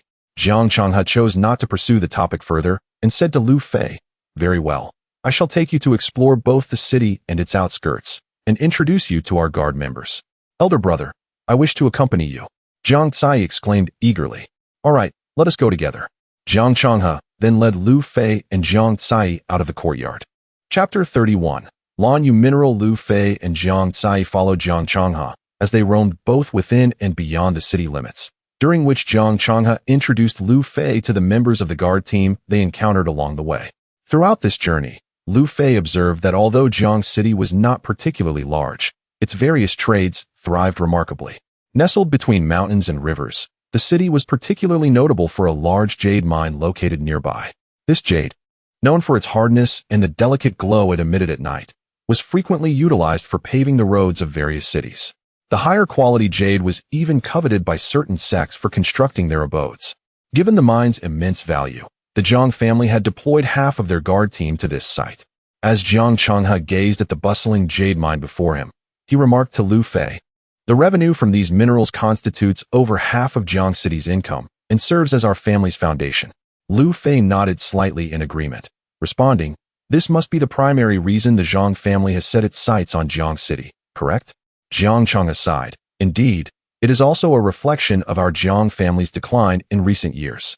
Once, we were considered one of the larger families under the Baiyun sect, but alas. Let us not dwell on these bygone matters." Suddenly, miners in the distance began rushing toward the mine's entrance, their joyous shouts echoing. "We finally made a discovery. We are going to strike it rich. Hurry and report to the young master." Lu Fei noticed Jiang Changhe's eyes widen with excitement as he observed the commotion. Moments later, a foreman rushed over, bowing to Jiang Changhe and Jiang Cai, and announced, "Young master, miss. We have discovered Lan Yushi, and it appears we can extract dozens of pieces." Both Jiang Changhe and Jiang Cai were visibly excited by this news, prompting Jiang Changhe to head toward the mine to investigate. Noticing Lu Fei's puzzled expression, Jiang Cai explained, "This Lan Yushi is the finest gem in this mine, so much so that even the elders of the Baiyun sect vie for it. However, the probability of extraction is quite low, often taking years to yield any significant pieces." Lu Fei then followed Jiang Cai into the mine. Upon entering, he was greeted by a refreshing coolness. Sensing the pleasant chill, Jiang Cai cheerfully remarked, "What do you think? This is the effect of Lan Yushi. It greatly aids in cultivation." As they ventured deeper, they soon found a group of individuals gathered around a protruding stone. This stone, albeit small, radiated a captivating blue glow, and the soothing coolness intensified as they approached it. Jiang Changhe addressed the crowd, stating, "From this moment onward, no one is to leave the jade mine." He turned to one of his companions and instructed, "Jiang Xiao Wu, take a few people to secure this mine. No one is permitted to enter or exit." He then inquired of the foreman, Li Guanshi, "How long do you estimate it will take to fully extract the materials?" The foreman stepped forward, inspecting the blue stone closely, and replied, "In my humble opinion, this is merely a corner of the Lan Yushi. However, if we work day and night, we should be able to complete the extraction in 2 or 3 days." Jiang Changhe nodded. "Very well, expedite the extraction.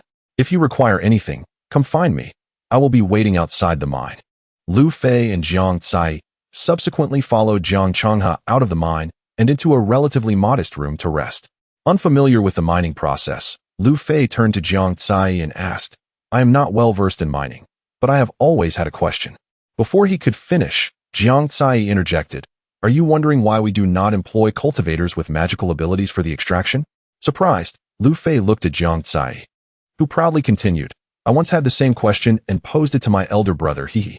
Noticing Lu Fei's slight embarrassment, Jiang Cai elaborated, "Even for ordinary jade, if a cultivator with magical prowess were to extract it, any trace of spiritual energy would cause the stone to turn to powder within a few years." Jiang Changhe added, "The same applies to spirit stone mines. It is the unskilled miners who extract them. To expedite the process, some physical cultivators may be employed." Lu Fei nodded slightly, gaining a better understanding of the mining process. He then inquired of Jiang Changhe, "I have practiced a form of physical cultivation. Might it assist in accelerating the extraction?" Jiang Changhe regarded Lu Fei with appreciation, stating, "My sister Cai has made a wise choice, but the extraction must be carried out by physical cultivators devoid of any spiritual energy fluctuations." As Jiang Cai blushed at Jiang Changhe's compliment towards Lu Fei, she cast a discreet glance at him. Sensing her dissatisfaction at his impassive expression, she shot him an annoyed glare.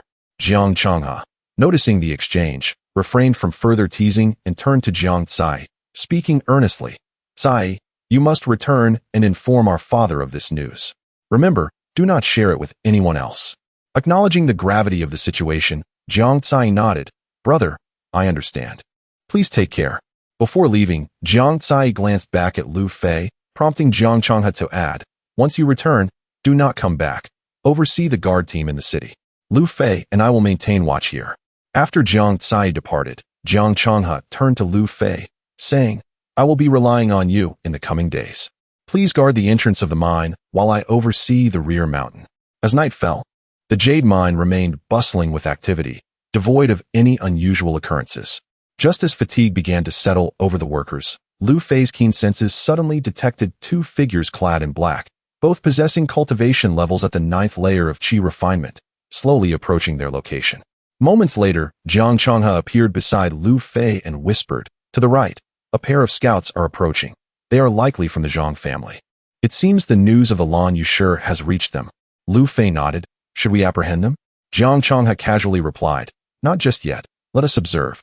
Then, surprised, he asked Lu Fei, can your senses detect these two scouts? Acknowledging Jiang Changhe's realization of his heightened awareness, Lu Fei nodded slightly. Indeed, my senses are somewhat more acute than the average person.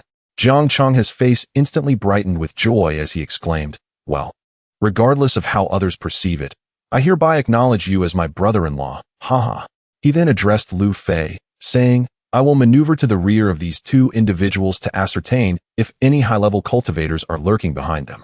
You remain here and continue your observation. If we discover that there is no one behind them, we shall seize these two at once. Before long, Lu Fei perceived a fierce surge of spiritual energy and the sounds of combat emanating from behind the two scouts. Shortly thereafter, he heard Jiang Changhe shout urgently, Lu Fei, run quickly. Following this, he cast a talisman into the air, unleashing a brilliant light that illuminated the entire sky. All right, everyone, let us join forces to apprehend them, a sinister voice declared. Consequently, the two cultivators at the 9th level of qi refinement, along with two additional early foundation establishment cultivators pursuing Jiang Changhe, launched an assault towards Jiang Changhe and Lu Fei. Chapter 32. The Jade Mine ambushed. Jiang Changhe wielded a long sword in his right hand while his left hand held a shield before him. His adversaries, two early-stage foundation establishment cultivators, approached, one brandishing a massive axe and the other a long sword, both launching simultaneous attacks. Jiang Changhe's sword clashed against the radiant arc of the descending axe, while his shield met the sword's gleam. With a resounding impact, he was forced back several zhang, a trickle of blood escaping the corner of his mouth. The two figures in black, witnessing Jiang Changhe's injury, advanced swiftly to engage him in combat.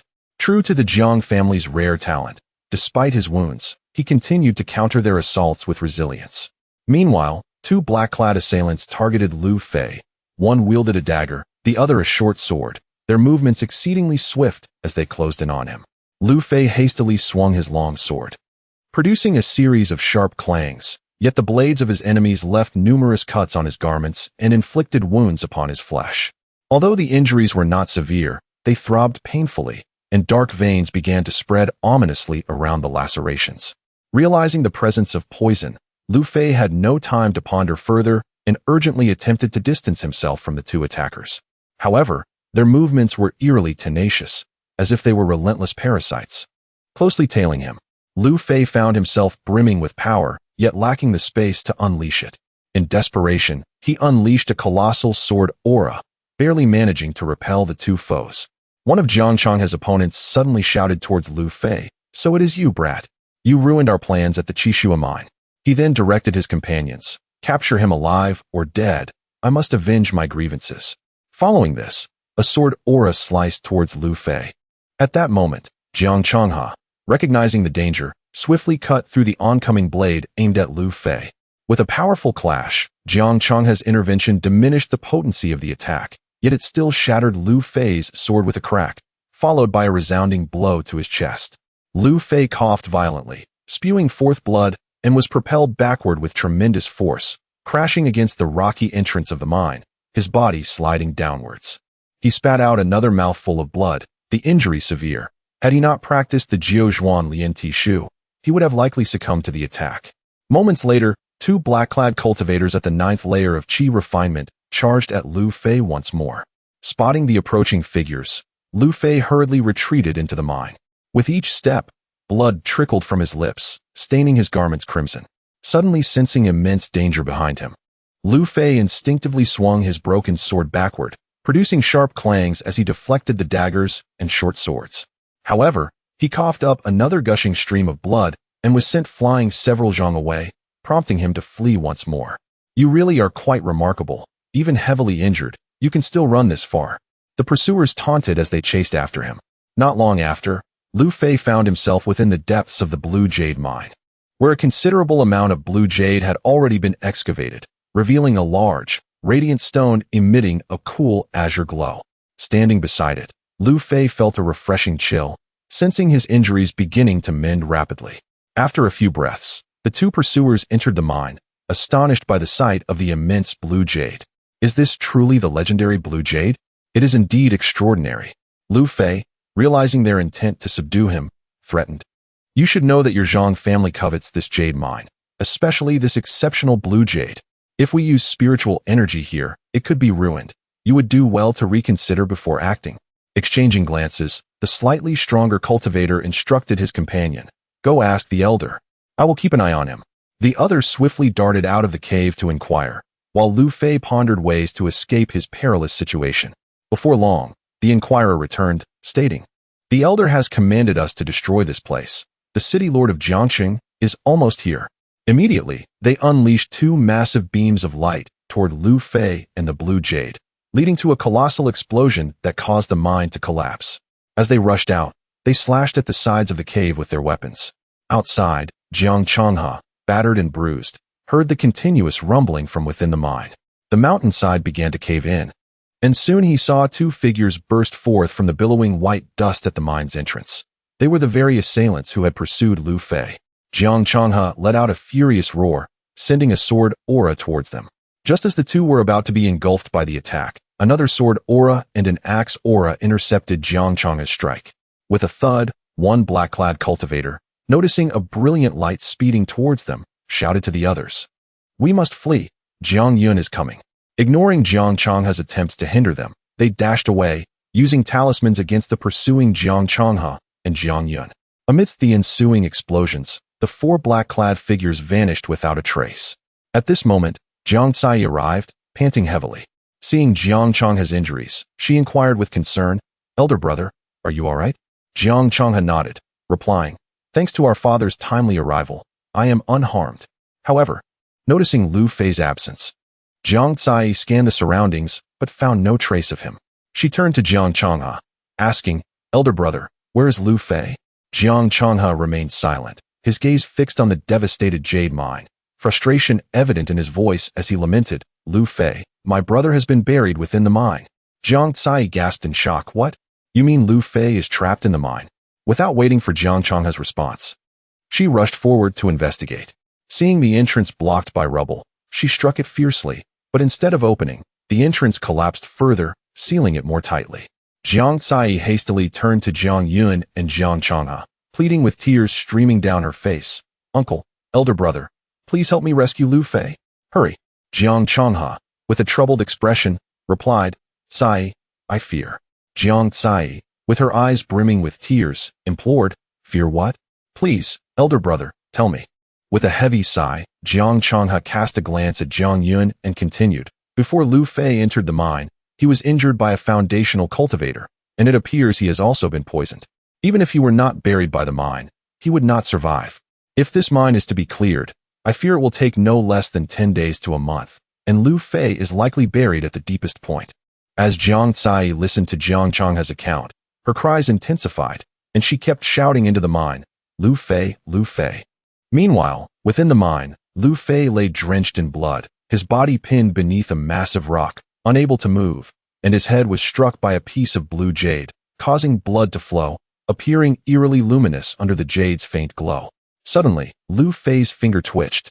Chapter 33. Rebirth outside the mine. Jiang Yun has already organized the personnel to expedite the clearing of the cave. After spending some time with Jiang Cai, Jiang Changhe returned to the city to oversee the affairs of the guard team, for these 2 days prior to the contest with the Zhang family are bound to be tumultuous. Once Jiang Yun and Jiang Changhe departed, only Jiang Cai remained, accompanied by the young miners Xiao Wu and Xiao Lu, while the other miners began to diligently clear the mine. An hour later, Lu Fei slowly opened his eyes, his face smeared with blood, obscuring his vision. After several attempts, he finally managed to see, greeted by a landscape of shattered stones interspersed with a ghostly blue luminescence. Each breath was accompanied by excruciating pain, yet the cool aura emanating from the blue jade provided rapid relief from this agony. Lu Fei endeavored to circulate the Jianling Ju and the Jiuzhuan Lianti Shu. Although the process was sluggish, his spiritual energy began to flow in accordance with the Jianling Ju, while the remnants of his blood essence gradually operated within the Jiuzhuan Lianti Shu. Given that Lu Fei's spiritual consciousness far exceeded his current cultivation level, he also had the capacity to channel the Duan Hanju. This was Lu Fei's first attempt at simultaneously operating three techniques. Though initially slow, he gradually adapted thanks to his formidable spiritual power. Particularly, the torment associated with cultivating the Duan Hanju was alleviated by the blue jade's soothing energy, which nourished his spirit and eased his suffering significantly. Should anyone have been present beside Lu Fei, they would have witnessed the ethereal blue light from the jade slowly entering his body, enveloping him entirely in this radiant glow. After a day, Lu Fei's injuries were completely healed through the Jiuzhuan Lianti Shu, and he had ascended to the third transformation, the apex of cultivation within the qi refinement stage. The black substance oozing from his body mixed with the blood on his garments, exuding a dark crimson radiance and a foul stench. His internal spiritual energy had also recuperated significantly, and the blue jade's glow had dimmed considerably. Yet, at that moment, Lu Fei's body appeared as if it had transformed into blue jade, emitting a bizarre blend of ghostly blue light intertwined with the dark crimson hues from his attire. At this juncture, the Duan Hanju, aided by the blue jade, had been cultivated to its first layer. This technique comprises 3 layers in total, of which Lu Fei had only acquired the first 2, the latter being incomplete. Although he had largely regained his strength, he was still unable to move the surrounding stones. If they were ordinary rocks, it would have been manageable. However, the jade stones within the mine were excessively dense and heavy, weighing several times more than regular stones. Despite Lu Fei's anxiety, he had no choice but to accept his circumstances. Nevertheless, while the situation was arduous, it also represented a treasure trove for cultivation, particularly due to the blue jade beside him, which significantly accelerated his practice of both the Duan Hanju and the Jianling Ju, as well as the Jiuzhuan Lianti Shu. This experience also afforded Lu Fei a profound understanding of his 3 techniques. The Jiuzhuan Lianti Shu relied on blood essence for enhancement. The Jianling Ju was cultivated through spiritual energy. This was the reason behind his rapid advancement during the blood sacrifice soul refinement array, which contained ample spiritual energy and blood essence.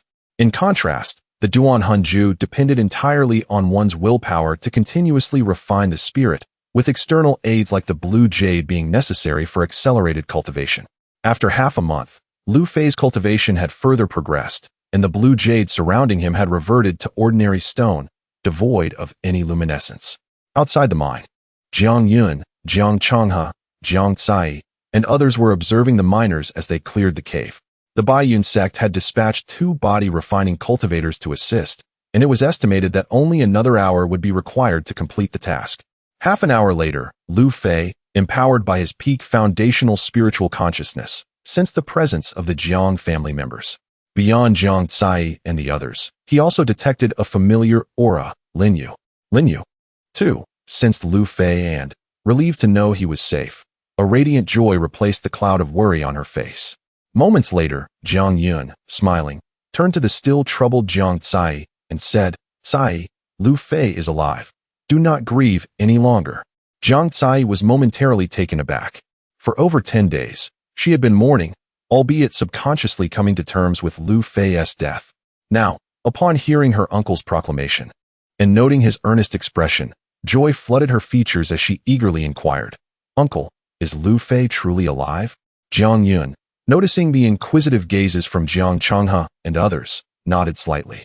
"Indeed, I can sense him. Not only is he unharmed, but his aura is even more potent than before." An hour later, Jiang Cai also perceived Lu Fei's presence just behind several jade stones and hurried forward to investigate. Linyu, witnessing this, smiled to herself, thinking, "Well done, Lu Fei. You certainly have a way with women, captivating such a beauty." As Lu Fei revealed himself, Jiang Cai rushed forward, embracing him and exclaiming, "You scoundrel! Why didn't you tell me you were alive? You made me worry for so long." Before she could finish, laughter erupted from her. Seeing the genuine emotions displayed by Jiang Cai touched Lu Fei deeply. However, after a few breaths, she suddenly pushed him away and distanced herself, exclaiming, "Lu Fei, you stink." Lin Yu, already prepared, waved her hand, directing a torrent of water toward Lu Fei. Taking advantage of the water mist, Lu Fei quickly changed into clean clothes. Once the mist dissipated, he stood before everyone, clad in neat attire. Lu Fei bowed to the familiar members of the Jiang family, saying, "To the head of the Jiang family, the young master, and all present, I express my heartfelt gratitude." Jiang Changhe approached, patting Lu Fei on the shoulder, and remarked, "Brother Lu, splendid work. You truly are a person of great fortune." Lu Fei nodded slightly, and then turned to Lin Yu, asking you, "Lin Yu, my friend, it has been a while." At that moment, Lu Fei wished to avoid overemphasizing the special nature of his relationship with Lin Yu. Understanding his intent, Lin Yu nodded in response, "Brother Lu, indeed, you are exceptionally fortunate." At this juncture, Jiang Yun stepped forward and addressed everyone. "Now that the mine has been cleared and the blue jade has revealed its true form, I invite you all to the Jiang city for a brief respite." Lu Fei returned to Jiangcheng with the others. Along the way, he learned from Jiang Cai about the contest between the Jiang family and the Zhang family. The Zhang family emerged victorious. And just as the announcement of the merger of the two families was about to be made, Lin Yu from the Biyun sect and the new outer sect elder, Zhao Ye, suddenly appeared. They halted the union of the two families. However, under the pressure from the Xuesha sect, Biyun sect, and Jiangcheng ultimately agreed to prioritize giving the Zhang family 10 pieces of blue jade, each measuring 3 feet square, if they discovered any. After parting ways with Jiang Cai, Lu Fei returned to his room. Everything was in its original place, neat and tidy. On the way, the maid Xiaoyu had mentioned to Lu Fei that Jiang Cai came daily to clean and organize the room. As soon as Lu Fei settled down, his spiritual sense detected a figure swiftly approaching. A smile graced his lips as he said, "Yuer." No sooner had he spoken than a captivating figure, one he was exceedingly familiar with, Lin Yu, appeared, her soft voice resonating. "Master, I have come." Chapter 34. Lin Yu's intentions at the break of dawn the following day. Lu Fei and Lin Yu were already dressed and prepared. Despite having engaged in mutual cultivation throughout the night, neither displayed any signs of fatigue. In fact, Lin Yu appeared particularly radiant. At this moment, Lin Yu had reached the late stage of foundation establishment, and it would not be long before she broke through to the pinnacle of that realm. Additionally, her cultivation of the Jiao Zhuan Lian Ti Shu had progressed to the third transformation. Lin Yu gazed at Lu Fei with astonishment.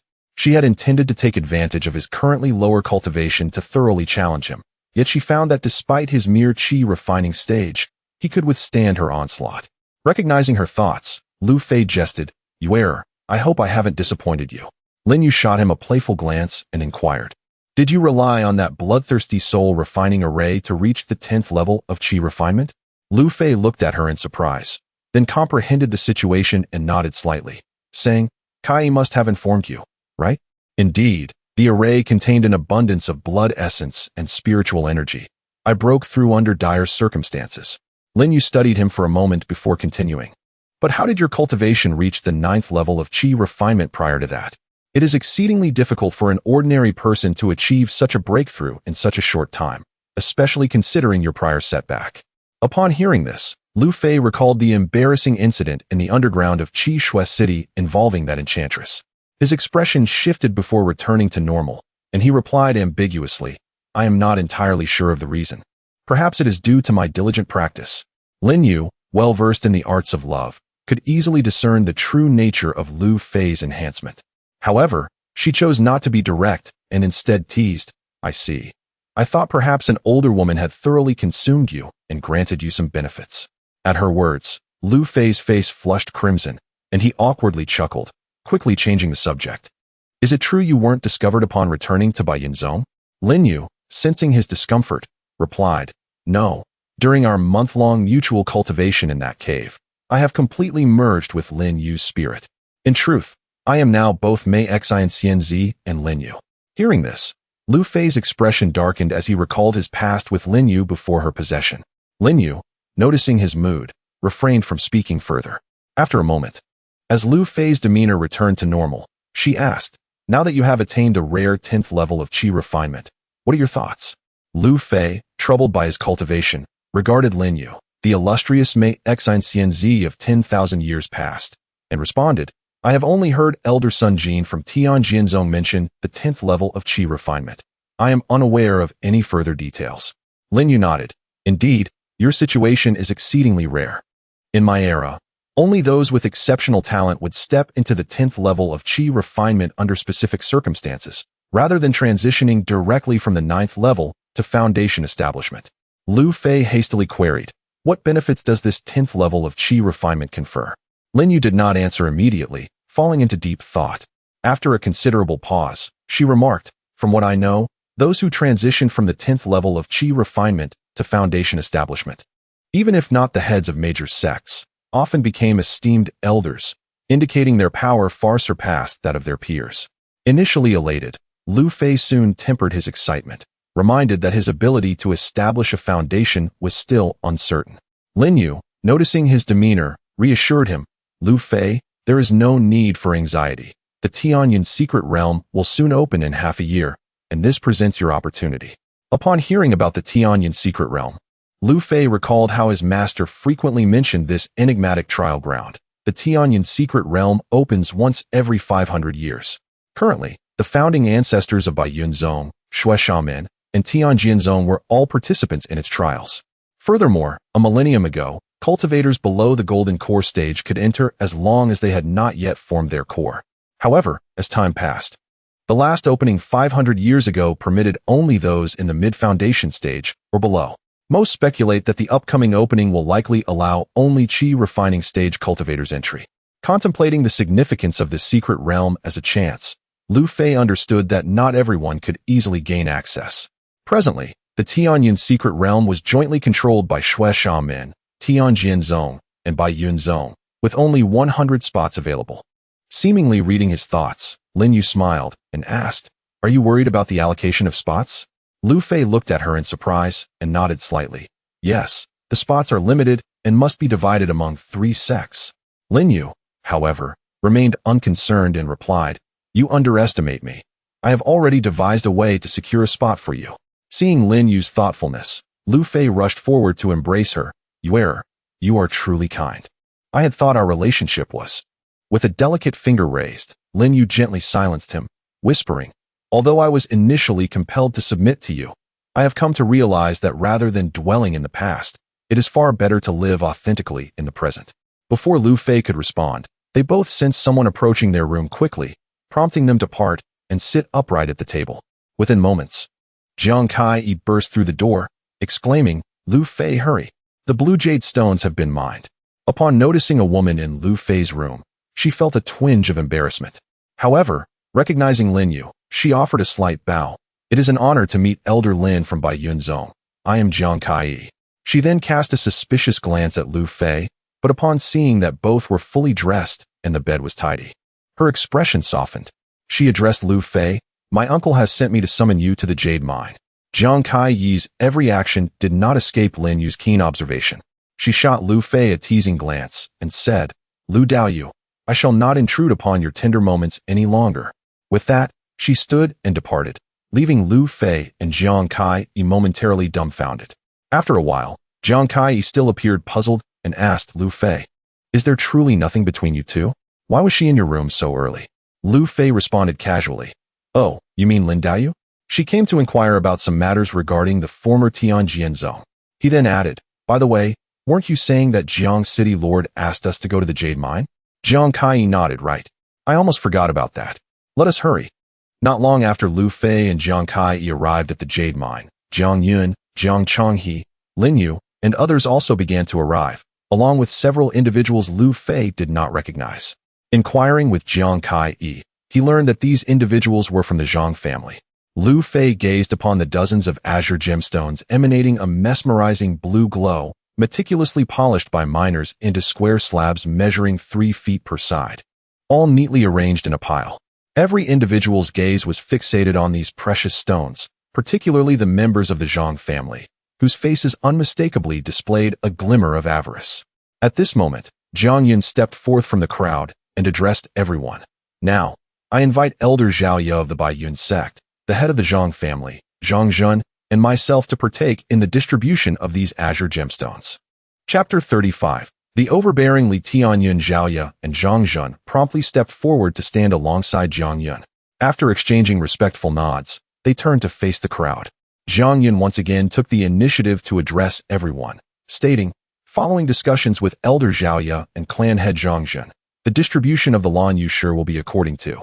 Before he could finish, an imperious voice resonated from a distance, commanding respect. Wait. Instantly, an elderly matron accompanied by a young man appeared before the assembly.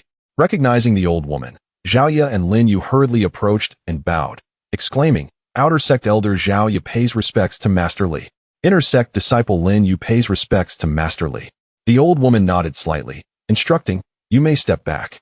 She then directed her gaze toward the Lan Yushur and scanned Jiang Yun and Zhang Zhun, both of whom were unaware of her true identity and dared not inquire. Zhao Ye, perceiving their unease, quickly addressed them, Clan Head Zhao and Clan Head Zhang. This is Li Tianyun, Elder Li of our Baiyun sect. She is one of the 5 esteemed Golden Core elders. Jiang Yun and Zhang Zhun were taken aback, realizing that this formidable figure was indeed a Golden Core practitioner, which explained their inability to gauge her cultivation.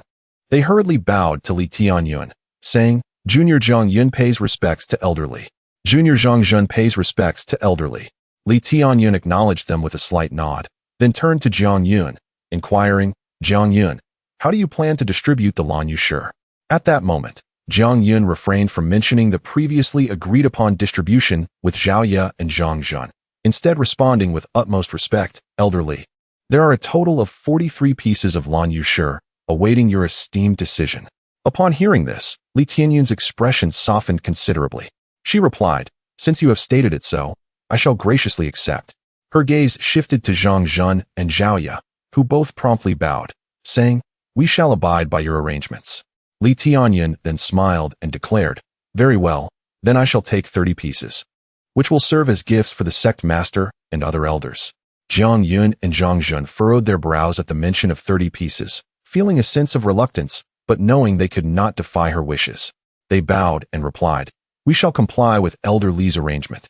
Zhao Ye displayed no change in expression, understanding that the distribution to the Baiyun sect would not benefit him directly. With Li Tianyun taking 30 pieces on behalf of the sect, neither the Jiang nor Zhao families could harbor grievances.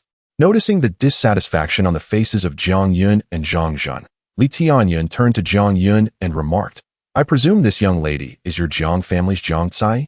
She then shifted her gaze to Jiang Tsai. Upon meeting Li Tianyun's eyes, Jiang Tsai promptly bowed and said, Elder Li, Junior Jiang Tsai pays respects to you.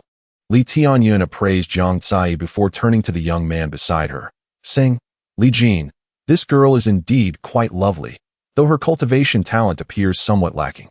Are you certain you wish to marry her? Li Jin bowed slightly, replying, Elder, we have long been in love. I hope you will bless our union. Li Tianyun nodded slightly and continued, If that is your wish, I have no objections. But do not let it hinder your cultivation. I have my eye on many promising talents. She then looked at Jiang Tsai and asked, Tsai, do you wish to take Li Jin as your partner? At that moment, Jiang Tsai felt both anxious and nervous, her gaze instinctively drifting to Lu Fei. Li Tianyun, a person of great stature, quickly discerned their connection and fixed her penetrating gaze on Lu Fei, asking, Young man, what is your name? Lu Fei, recognizing the gravity of the moment, respectfully replied, Junior Lu Fei pays respects to you. Li Tianyun's eyes sparkled with surprise as she remarked, Indeed, although there are signs of a previous decline in cultivation, achieving the 10th level of Qi refinement is a rare talent. Lu Fei was astonished that she could so clearly perceive his cultivation status. Observing Lu Fei's expression of surprise, Li Tianyun continued, What is your relationship with this girl? Initially, Lu Fei intended to say that he had no connection with Jiang Tsai. However, understanding that their relationship was already common knowledge throughout Jiang City, and seeing Jiang Tsai's imploring gaze, he could only respond truthfully, bowing slightly. I am her fiancée, though we have yet to wed. Li Tianyun turned to Li Jin with a look of astonishment, asking, What is the meaning of this? Did you not say that the Jiang family intended to betroth her to you? Li Jin's face flushed red with embarrassment as he awkwardly replied, Junior did receive word from my family that the Jiang family intended to promise Jiang Tsai to me. But, seeing this, Jiang Yun hurriedly stepped forward to clarify. Elderly, there is indeed some misunderstanding. This young man, Lu Fei, saved Jiang Tsai's life, and they have mutually pledged their futures, though her parents are unaware of this. Therefore, Li Tianyun waved her hand, interrupting. No matter, as long as they are not yet wed. However, Li Jin was exceedingly furious, feeling that Lu Fei was audaciously contesting for his fiancée before the elder, while Jiang Tsai appeared to tacitly agree. He was incensed, thinking that Lu Fei, a wandering cultivator without a sect, and Jiang Tsai, a mere girl from Jiang City, dared to reject him. Yet, he could not express his irritation at that moment. Li Tianyun, observing Li Jin's expression, encouraged him. Li Jin, do not be troubled. I suggest you challenge this young man, Lu Fei, to a duel. The victor shall claim Jiang Tsai. As cultivators, we must compete with heaven, earth, and each other. Li Jin's face lit up with excitement as he respectfully bowed to Li Tianyun, saying, Thank you, elder, for your guidance. He then disdainfully asked Lu Fei, since the elder has spoken so highly of you, I must see how capable you truly are. Are you willing to engage in battle with me? Lu Fei frowned slightly, reluctant to engage in such a conflict. His gaze shifted to Lin Yu, who shook her head gently, reinforcing his resolve. He then respectfully addressed Li Tianyun and Li Jin, stating, My abilities are modest. I am certainly not a match for Taoist friend Li Jin, so a duel is unnecessary. Li Tianyun chuckled and remarked to Lu Fei, Do not heed that girl's words. If you are unwilling to compete for even a woman, what right do you have to vie for resources on the path of cultivation? She then fixed her gaze coldly and asserted, No one dares to defy my words. Upon hearing Li Tianyun's words, Lu Fei felt a sudden chill enveloping him, causing his breath to momentarily falter. Taking a deep breath, he replied, Understood, I shall heed your esteemed guidance. He then turned to Li Jin and said, Dao friendly, please. Jiang Tsai intended to step forward to intervene, but upon noticing Jiang Yun's shaking head, she promptly halted her movement. The onlookers hastily cleared a space in the center, allowing Lu Fei and Li Jin to stand apart, each drawing forth their long swords. Chapter 36. The Great Battle against Li Jin. At this moment, Lu Fei wielded a standard long sword provided by the Jiang family's guard, while Li Jin's sword shimmered with a faint crimson glow.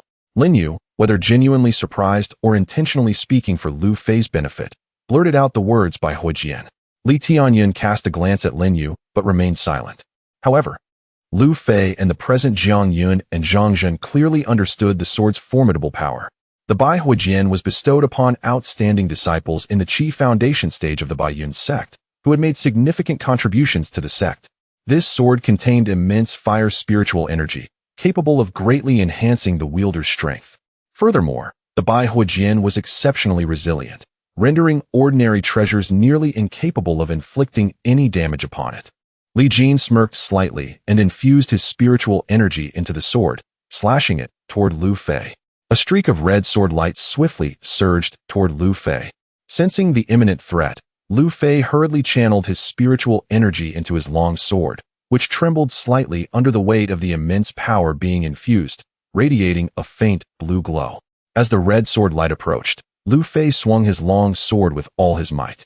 The blue and red sword lights collided with a resounding crash, both dissipating into nothingness. However, with a sharp crack, Lu Fei's long sword shattered into 3 pieces. In this exchange, both combatants gleaned insights into each other's strengths and weaknesses. Lu Fei mused that Li Jin was indeed no ordinary peak Qi refinement cultivator. He was far beyond the typical level of a 9th-layer Qi refinement practitioner. Just from that last strike, Lu Fei doubted whether even he, at the 9th layer of Qi refinement, could withstand such an attack. Conversely, Li Jin's expression reflected surprise as he realized Lu Fei's strength. He thought to himself that his recent strike, utilizing about 70 to 80% of his power with the Bai Huijian's enhancement, would require a peak foundation establishment cultivator to counter effectively. The fact that Lu Fei could defend against it with merely an ordinary long sword affirmed the elder's words that Lu Fei was a once-in-a-century genius at the 10th layer of Qi refinement. Li Jin narrowed his eyes, contemplating whether to abandon the Bai Huijian and truly test himself against Lu Fei. However, upon noticing the worry on Jiang Tsai's face, he became enraged and shouted, "Very well, let's do this again." He then poured more spiritual energy into the Bai Hui Jian and lunged forward. Seeing this, Jiang Changhe quickly threw his long sword, exclaiming, "Captain Lu, catch the sword." Jiang Changhe had his reasons. At this moment, it would have been untimely for others to provide Lu Fei with a weapon, but as the captain of the guard, he was well within his rights to arm his vice-captain. Even Li Tianyun merely nodded slightly, offering no objections. Feeling the sword in his hand, Lu Fei immediately recognized it as a significant upgrade from the one that had just been severed by Li Jin. Confidence surged within him, and he met the attack head-on. With a resounding clash, the two swords collided once more. This time, Lu Fei's long sword endured the impact, though he was pushed back several steps before regaining his balance. Li Jin was also forced back a step, and seeing the Bai Hui Jian tremble slightly in his grip invigorated him, prompting him to charge forward once again to engage Lu Fei. The sounds of clashing swords echoed as the two combatants exchanged blows, sometimes clashing swords directly, relying on their physical strength, and at other times, retreating to unleash waves of sword light at each other. Gradually, they began to discern each other's weaknesses. Li Jin, with the Bai Hui Jian, excelled in ranged attacks, while Lu Fei, despite wielding Jiang Changhe's match sword and facing a significant disparity against the Bai Hui Jian, leveraged his physical cultivation to gain the upper hand in close combat. Half an hour later, the battlefield witnessed Li Jin attempting to evade Lu Fei's close-quarter assaults, opting instead for long-range strikes. Meanwhile, Lu Fei sought opportunities to close the distance during Li Jin's attacks. However, as time dragged on, Lu Fei sustained more injuries. Had it not been for his training in the Jiuzhuan Lian Shu, he might have already been gravely wounded. After another half hour, although Li Jin had also incurred considerable injuries, he managed to counter Lu Fei's assaults using the advantages of the Bai Hui Jian. At this point, even Lu Fei, with his 10th layer of qi refinement, began to struggle against Li Jin's relentless onslaught. Suddenly, Li Jin seized an opening in Lu Fei's defense and unleashed a strike that felt more potent than any prior. Though Lu Fei held his sword defensively against his chest, the impact sent him hurtling backward with a loud crash. Before he could land, he coughed up blood, stumbling several steps back before barely stabilizing himself, only to involuntarily spit out another mouthful of blood. Li Jin, on the other hand, refrained from pursuing further attacks, standing still and panting heavily, for that last strike had nearly depleted his internal spiritual energy. One was severely injured, relying solely on his formidable physical cultivation to remain upright. The other stood at a distance, nearly drained of spiritual energy, yet bolstered by the Bai Hui Jian's might. Then, both men surged forward once more, exerting every ounce of strength to unleash their most powerful strikes against each other. With a resounding clash, their long swords met again. A sharp crack resonated as Jiang Changhe's sword was once more severed by Li Jin's Bai Hui Jian. With a piercing sound, Li Jin's sword pierced Lu Fei's chest. Instinctively, Lu Fei grasped the Bai Hui Jian with his right hand, a wave of searing heat coursing through him. Yet, with the strength of the Jiuzhuan Lian Shu, he managed to pull back, retreating several steps. Planting his right foot firmly, Lu Fei steadied himself and swung a powerful left fist toward Li Jin's right shoulder. With a sharp sound, Lu Fei was sent sprawling backward, blood erupting from his chest as he fell. Li Jin, meanwhile, lost control of his body and tumbled to the right. Lu Fei's consciousness then slipped into darkness, his ears catching a distant cry from Jiang Tsai before he lost all awareness. Li Jin, also on the ground, mustered all his strength to glance in Lu Fei's direction before his head drooped, and he fainted. When Lu Fei awoke a day later, he opened his eyes to see Jiang Tsai staring at him with wide eyes. She exclaimed joyfully, "Lu Fei, you're awake. You scared me to death." She then embraced him, bursting into tears. As Jiang Tsai hugged him, a sharp pain shot through Lu Fei's chest, causing him to break into a cold sweat. Noticing his discomfort, Jiang Tsai hurriedly apologized. "Oh, I'm so sorry," and gently helped him lie back down. Lu Fei smiled reassuringly, indicating he was fine, and then asked, "What happened afterward?" Jiang Tsai promptly recounted the subsequent events to Lu Fei. Lu Fei was aware that although Li Tianyun was somewhat irate and wore a displeased expression, he did not impose any hardship on the Jiang family or Lu Fei in front of everyone. Instead, he merely departed with 30 pieces of blue jade and the unconscious Li Jin. After listening to Jiang Tsai's narrative, Lu Fei pondered for a moment before inquiring, "What about my duel with Li Jin concerning your fiancé?" Upon hearing Lu Fei's somewhat disjointed words, Jiang Cai grasped his intent and, with a hint of sorrow, responded, Li Tianyun has stated that he will discuss it after you, and Li Jin emerged from the Tianyun secret realm. She then fixed her determined gaze upon Lu Fei and said, Lu Fei, why not? Why not take me as your own? Her voice grew softer, and a deeper blush adorned her cheeks. Chapter 37 The Origin of the Tianmai and Demai 2 months later, Lu Fei gazed at the enchanting Lin Yu, who nestled comfortably in his embrace. Presently, Lin Yu had reached the pinnacle of foundation establishment, while Lu Fei stood at the zenith of the qi refinement stage. To enter the Tianyun secret realm, he could not further enhance his cultivation. Thus, the two refrained from practicing the Yin-Yang Hehuan technique to elevate their powers, instead savoring the tender affections of ordinary mortals. Lu Fei, am I satisfactory coming to see you at intervals like this? Do you still resent me for leaving you when you were injured? Lin Yu playfully inquired, feigning annoyance. Lu Fei, somewhat embarrassed, replied, Not at all. I have never uttered such words. Lin Yu leaned closer, whispering, Then why did you torment me so when we met last month? Humph. Recognizing his physical condition, Lu Fei understood he was no match for Lin Yu, a foundation establishment cultivator, and chose to steer the conversation away from that topic. He then asked earnestly, What information do you possess regarding the Tianyun secret realm? Seeing Lu Fei dismiss her affections, Lin Yu opted not to dwell on it, and answered somewhat awkwardly, It has been confirmed that only cultivators at the qi refinement stage are permitted entry into the Tianyun secret realm, as assessed by the 3 major sections. As for the specifics within, I suppose only those who enter will know. She then retrieved a long sword from her storage pouch and presented it to Lu Fei. This sword was procured from an elder of the Biyun sect. While it cannot be compared to the Bihua sword, its might is not to be underestimated. Lu Fei, touched by Lin Yu's thoughtfulness, responded, You are truly considerate. You are?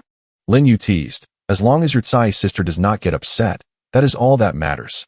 Not wishing to delve into romantic matters, Lu Fei pondered and asked, I wanted to inquire about any martial arts you might possess.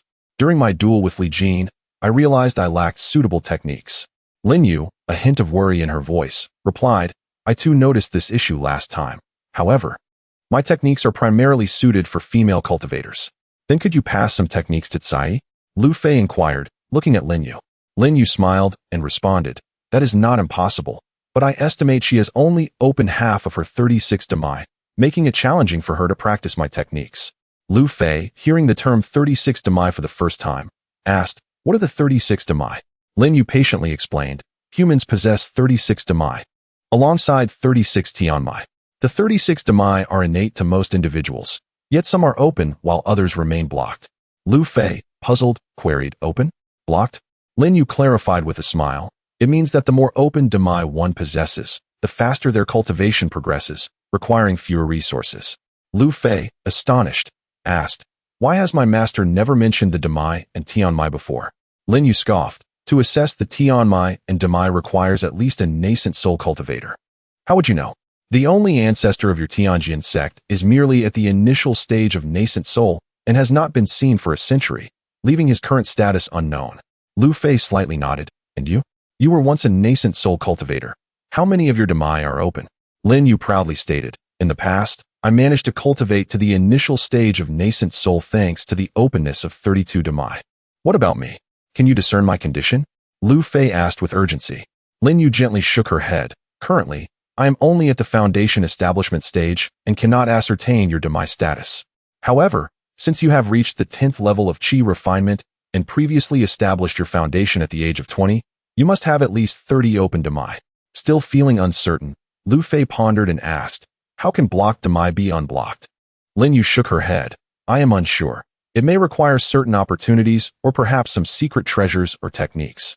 Noticing Lu Fei's perplexed expression, Lin Yu continued, For instance, your ascension to the 10th level of qi refinement may have inadvertently opened a blocked Demai, allowing you to reach a realm unattainable by others. Lu Fei nodded slightly. I hope that is the case. But if you cannot see the Demai, how do you know Cai's Demai are not very open? Lin Yu chuckled. I cannot see the precise number of open Demai, but I can infer from her age and the strength of her spiritual power. Both Li Tianyuan and your master assess their disciples in this manner. And what about the Tianmai? Lu Fei inquired further. Upon hearing Lu Fei's question, Lin Yu seemed lost in contemplation, slowly responding.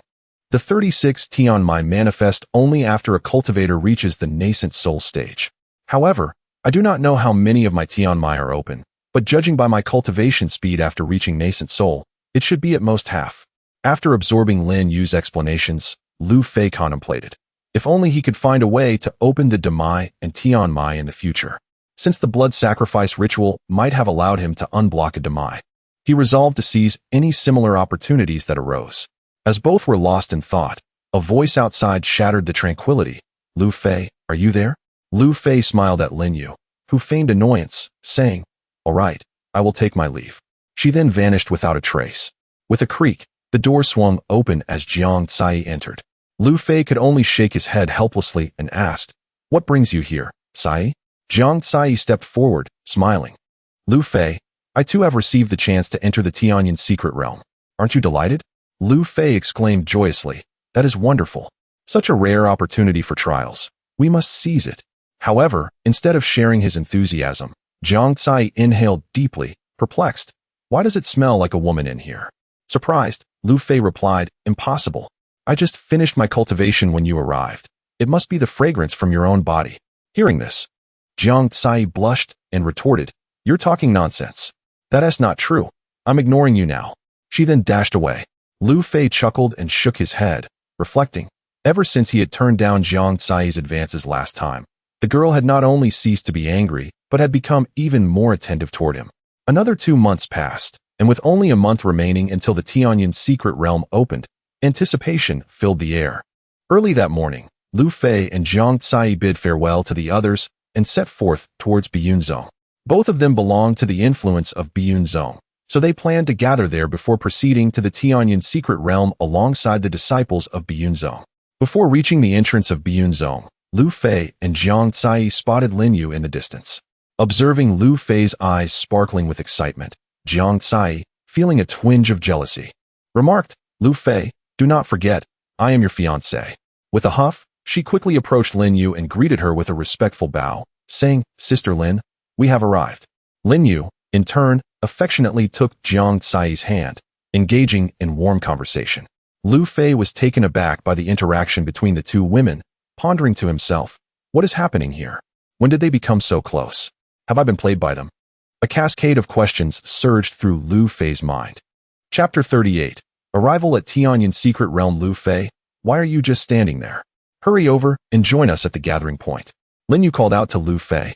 He quickly approached, trailing behind the two women, observing their animated chatter, feeling utterly perplexed by the situation, and could only follow in silence. Before long, the trio arrived at a plaza where dozens of individuals were already waiting, engaged in lively conversations. Judging by their attire, most were disciples of Biyunzong, while others, like Lu Fei and Jiang Tsai, hailed from affiliated families and towns. At the entrance of the plaza, 2 Foundation establishment cultivators stood guard. Lin Yu turned to Lu Fei and Jiang Tsai, saying, all right, you may enter now. Be cautious along the way. I will await your return and reward you handsomely. She then cast a flirtatious glance at Lu Fei, emphasizing the word reward. Lu Fei and Jiang Tsai presented their tokens to the gatekeepers. One of the older cultivators remarked to his companion, note this, 2 from Jiang City, male Lu Fei, Qi refining, 9th layer. Female Jiang Tsai, Qi refining 9th layer. As soon as they stepped into the plaza, Li Jin approached them. Lu Fei noticed that Li Jin's spiritual power had grown considerably since their last duel, and there was a gleam of determination in his eyes, indicating he had been diligently training. Tsai, come here, let me introduce you to my senior brother Wu Tao. Without regard for Jiang Tsai's reluctance, he pulled her toward a young man nearby. Tsai, this is senior brother Wu Tao. Li Jin introduced, bowing respectfully to Wu Tao. Senior brother Wu, this is Jiang Tsai from Jiang City. Wu Tao greeted Jiang Tsai warmly, nodding slightly. So you are Jiang Shimi. I have long heard of your esteemed reputation. At that moment, Jiang Tsai broke free from Li Jin's grasp and bowed to Wu Tao, saying, Tsai pays her respects to senior brother Wu, and I hope you will take good care of me in the future. Seeing Jiang Tsai's politeness, Wu Tao beamed with delight. No need for formality. Lu Fei stepped forward and stood beside Jiang Tsai. Li Jin squinted at Lu Fei, saying, Captain Lu, I hope you do not encounter me in the secret realm, or else, humph. Wu Tao perceived the tension in Li Jin's demeanor towards Lu Fei and casually remarked, Oh, so you are the Lu Fei who has taken my by Yunzong disciple's fiancée. Lu Fei furrowed his brow at the accusation, but, considering his position within Bai Yunzong, he maintained a calm demeanor and replied with a smile. Senior Brother Wu, you jest. I merely acted in accordance with the wishes of Senior Li Tianyun, with no intention of seizing anything. With Lu Fei invoking Li Tianyun's name, both Wu Tao and Li Jin felt it prudent to refrain from further remarks. Wu Tao turned to Li Jin, saying, Li Shidi, you may need to work harder. As the saying goes, the enmity of a murdered father and the hatred of a stolen wife cannot coexist. Although we cultivators have transcended the mundane, we must still possess basic discernment. With that, he cast a sidelong glance at Lu Fei, snorted, and departed. Li Jin, hearing Wu Tao's words, harbored even deeper resentment towards Lu Fei, glaring at him before leaving with a menacing remark. I truly hope to encounter you within the secret realm. I'm sorry, Lu Fei, for dragging you into this senseless conflict, Jiang Cai said, feeling somewhat embarrassed. Lu Fei responded with a smile, no worries. Perhaps from the moment I saved you, and you saved me in return, Everyone silence. We will depart in 15 minutes. A clear voice resonated in everyone's ears, as if whispered directly to them. The plaza fell silent, and an elderly matron appeared suspended in midair at the forefront. Lu Fei instantly recognized her as Li Tianyun, the elder who had appeared months ago at the jade mine in Jiang City. Seeing that everyone had quieted and was focused on her, Li Tianyun continued, though some of you may already know the rules, I will reiterate them. Observing the attentive crowd, she stated, first, our Bai Yunzong, Shui Shaman, and Tian Jianzong each contribute 100 disciples, with a total of 100 additional disciples from other sections. Second, the duration of the secret realm training is 3 months, so everyone must arrive at the exit in advance, or you may never return. Third, strive to utilize special locations or rare treasures to enhance your cultivation, as this is your ultimate purpose for entering the secret realm. Fourth, upon entering, you will appear in different locations. The secret realm is vast and ever-changing, and the experiences of predecessors may not apply. Fifth, fighting is strictly prohibited. Violators will face severe punishment. Do you all understand? Li Tianyun concluded with a loud inquiry. We shall abide by Elder Li's teachings. The crowd responded in unison. Li Tianyun nodded slightly. Good, let us depart. She then led the group as they soared towards the Tianyun secret realm. The Tianyun secret realm is nestled within a mountainous region whereby Yunzong, Shui Shaman, and Tian Jianzong converge. After a day of swift travel, Lu Fei and the others finally arrived at the location of the secret realm. Standing on a platform atop a peak, Lu Fei gazed at the Tianyun secret realm before him, where a faint crimson light enveloped the area like an inverted bowl. Bai Yunzong, Shui Shaman, and Tian Jianzong each occupied their respective peaks, while the 100 participants from various other sects congregated on a fourth peak. Encircling the secret realm bathed in soft red luminescence. Li Tianyun had already departed from the group to converse with elders from other sections. Although Lu Fei was still at the qi refining stage, his spiritual sense had reached the foundation establishment stage, allowing him to sense the conditions of disciples from other sections. However, mindful of the 4 golden core elders nearby, Lu Fei refrained from probing further, opting instead to wait patiently for the secret realm's opening alongside the others. A day later, the faint crimson glow emanating from the Tianyun secret realm became increasingly brilliant, and the elders of the various sects returned to their respective peaks. After another half-day, Li Tianyun and the elders from the other 3 peaks produced dark tokens, infusing them with spiritual energy, which immediately emitted beams of light directed toward the crimson barrier. A resounding rumble echoed forth, and a quarter of an hour later, a black aperture materialized upon the pale crimson veil. Lu Fei gazed at this opening, perceiving it as the gaping maw of a primordial beast, seemingly poised to devour all in its vicinity. Li Tianyun's voice resonated in the ears of the crowd. Please enter in an orderly fashion, and remember, preserving your life is paramount at all times. The first to step through were the disciples of the Tianjian sect, followed by those of the Shueisha sect and the Biyun sect. Lu Fei cast a glance back at Jiang Cai before resolutely striding into the obsidian void. Chapter 39. Entering the Tianyun secret realm. As Lu Fei stepped into the Tianyun secret realm, darkness enveloped him, and his spiritual awareness was confined to a mere 3 feet around him, rendering him incapable of perceiving the distance. Suddenly, he was engulfed by a whirlwind, plummeting downward at an astonishing speed. After several breaths, he landed with a thud on solid ground, though his stomach churned and his body felt temporarily rigid. Relying on his formidable Jiuzhuan Lianti Shu, he realized that others would undoubtedly suffer far worse and would require additional time to acclimate. After a few moments, Lu Fei regained his mobility, but as he took a few steps, an overwhelming sense of danger loomed behind him. Instinctively, he sidestepped just in time as a green beam of light whizzed past, striking the ground nearby and emitting a hissing sound as it corroded a sizable hole into the earth. Turning to investigate, Lu Fei was taken aback to see a massive scorpion, over 2 zhang in height and clad in a brownish-green hue, charging towards him with its enormous pincers raised. The scorpion's tail, armed with a barbed stinger, unleashed another burst of green light aimed directly at him. In a panic, Lu Fei swiftly retreated while drawing his sword, unleashing a blade of light that cleaved towards the scorpion's pincers.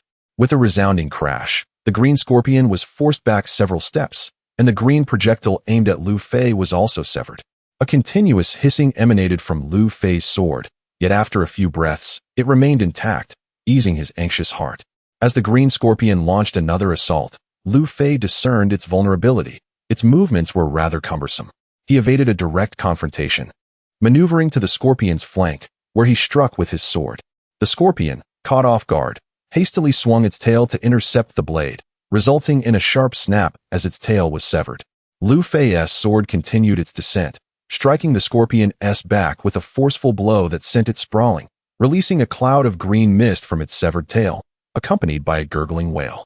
Within mere moments, the green mist began to spread, and Lu Fei, noticing the haze had settled upon his exposed skin, was struck with alarm.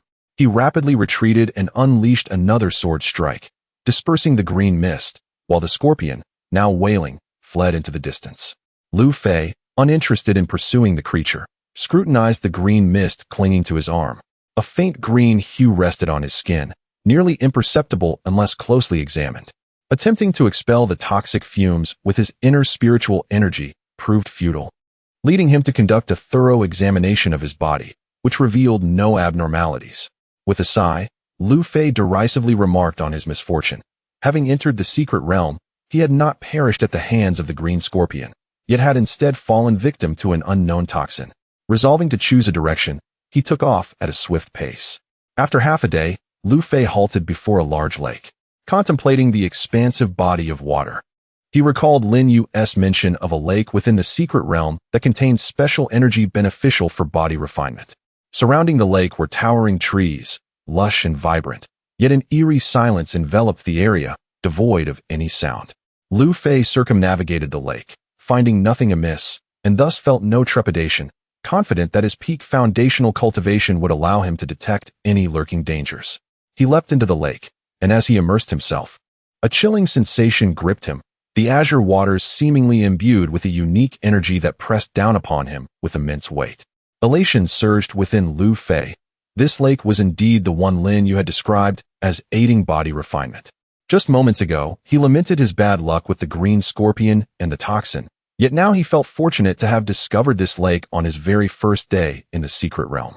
Calming his mind, he activated the Jiuzhuan Lianti Shu, allowing the faint golden glow emanating from his body to intertwine with the lake's azure hues. Gradually, he expelled minuscule black substances from his body. After 2 hours, the first 3 turns of Jiuzhuan Lianti Shu, refining skin, flesh, and sinews, achieved perfection under the lake's oppressive pressure and nourishing qualities. Sensing the surge of energy within him, Lu Fei felt confident that if he were to clash with Li Jin at that moment, he would surely emerge victorious due to his enhanced physical prowess. Just as Lu Fei reveled in his accomplishments with the first 3 turns of the body refinement technique, he suddenly felt something wrap around his feet, pulling him downward with alarming speed. The lake's waters restricted his spiritual awareness, leaving him unable to discern what was ensnaring him. In desperation, he swung his sword at the unknown entity coiling around his foot, but as his blade was mid-swing, another appendage ensnared his hand, binding it tightly. Before he could react, both his hands and feet were captured, and when he focused his gaze on the creature before him, a chill ran down his spine. The enormous being, spanning 3 to 4 zhang, was covered in numerous tentacles reminiscent of an octopus, the very appendages that ensnared him. Its central mass housed a gaping maw lined with razor-sharp teeth, topped by a pair of glowing black eyes. The octopus-like monster began to tug Lu Fei's body toward its gaping mouth. At that moment, he found himself grappling with the dual pressures of the lake's weight and the creature's tentacles. Fortunately, having completed the first 3 turns of the Jiu Zhuan Lian Ti Shu, he was spared from being reduced to mere flesh and blood. When he was but a zhang away from the creature, it suddenly emitted a series of strange clucking noises from its maw, retracting its tentacles and fleeing into the depths. It was only when Lu Fei caught sight of the green glow emanating from the tips of its tentacles that he recalled the toxin from the green scorpion, which had unwittingly become his savior. The octopus-like creature, having been tainted by the toxin through contact with Lu Fei's arm, vanished within moments.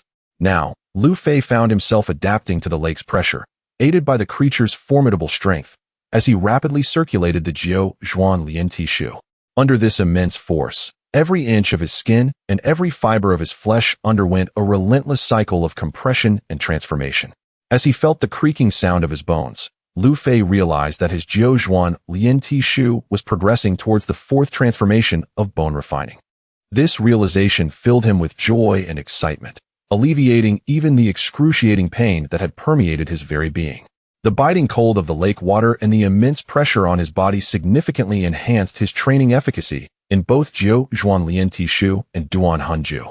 The dual oppression exerted by the frigid water on both his physical form and consciousness, combined with the piercing chill, enabled Lu Fei to reach the halfway mark of the 4th transformation in just 2 hours, while also brushing against the threshold of the 2nd layer of Duan Hanju. A day later, Lu Fei was seated at the bottom of the lake, immersed in his cultivation. He had successfully completed the 4th transformation of bone refining and felt remarkably at ease despite the immense pressure surrounding him. However, due to the incompleteness of the 2nd layer of Duan Hanju, he had only reached the early stages of that layer, yet his consciousness could now probe within 5 zhang in the lake. According to Lu Fei's estimation, the bottom of the lake was about 30 to 40 zhang deep. After another hour, he realized that this location had become less beneficial for his cultivation. Determined to return to the lake's surface and seek other opportunities within the secret realm, he had just ascended halfway when he spotted the octopus monster entwining a person not far away. An overwhelming surge of hatred surged within Lu Fei, and he swiftly drew his sword, severing one of the creature's tentacles with a decisive slice. He was astounded by his own physical strength. Only a day prior, the octopus monster had posed a significant challenge. Yet now he could effortlessly wield his sword to cut through its appendage. Startled, the octopus monster turned to flee, flinging the ensnared individual towards Lu Fei. As he prepared to pursue the creature that had nearly cost him his life, he was momentarily obstructed by the figure thrown toward him. Reluctantly, he caught the figure, and upon closer inspection, he discovered a stunningly beautiful young woman, her figure igniting a rush of blood to his cheeks. Overwhelmed with fear, she clung to Lu Fei as if he were a lifeline, crying out in desperation for help. Chapter 40. Hewanzong's Wang Yusin. Lu Fei observed the condition of the young woman before him. She was not in the best shape. Although he relished the sensation of having a beautiful maiden in his arms, he hurriedly carried her towards the surface of the lake. Upon leaping from the water, he noticed that she had lapsed into unconsciousness. His spiritual sense extended outward, revealing only a few small creatures wandering about, with no signs of any abnormalities. A thorough examination revealed that the girl was not gravely injured, merely fainted. He gently laid her on a flat patch of ground and soon kindled a bonfire nearby. After the passage of half an hour, a startled cry erupted from the young woman as she sat up, discovering Lu Fei meditating across from her amidst the flickering flames. In a flurry, she checked her clothing and, finding it intact, let out a sigh of relief. Her gaze turned back to Lu Fei, and in a soft voice, she introduced herself. "I am Wang Yusin of Hewanzong. May I have the honor of knowing your name, benefactor?" Lu Fei opened his eyes and nodded slightly. "I am Lu Fei from Jiangcheng, a subordinate of Biyun sect. I see that you are no longer in danger, so I shall take my leave." With that, he rose to continue his journey through the secret realm, mindful that the portal would only remain open for 3 months. Although his recent fortuitous encounter had significantly boosted his cultivation, he was eager to seize the moment. "Senior brother Lu, please wait," Wang Yusin called out hastily. Lu Fei turned to her in confusion and asked, "What is it?" Wang Yusin's cheeks flushed as she cautiously inquired, "Senior brother Lu, may I accompany you?" Seeing the hopeful glimmer in her eyes, Lu Fei pondered for a moment before responding. Let us travel together for now. Should you encounter anyone you know or of the same sect, we shall part ways to continue our training within the secret realm. Wang Yusin's eyes widened in delight as she nodded eagerly. Thank you, Senior Brother Lu. She promptly followed him. However, after taking a step, she winced. Ouch. Lu Fei turned back to see her discomfort. Feeling somewhat embarrassed, Wang Yusin explained, that wretched octopus caused me to twist my ankle. Please wait a moment.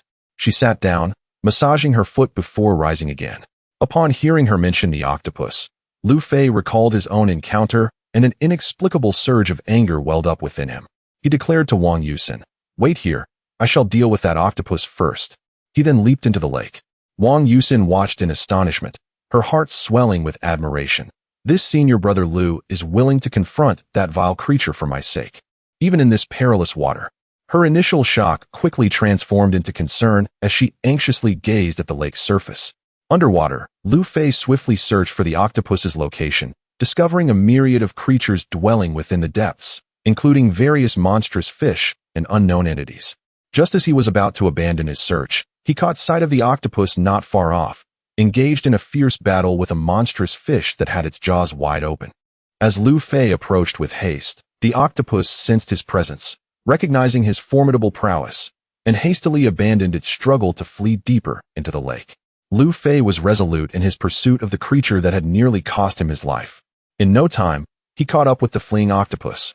Realizing escape was futile, the octopus turned to confront Lu Fei.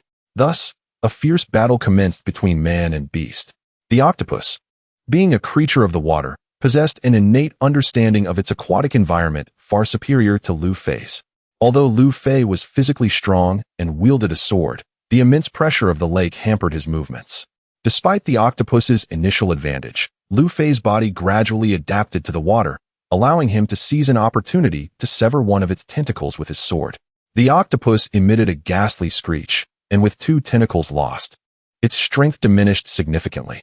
Just as Lu Fei prepared to finish it off, the octopus suddenly spoke, sending a telepathic message to him.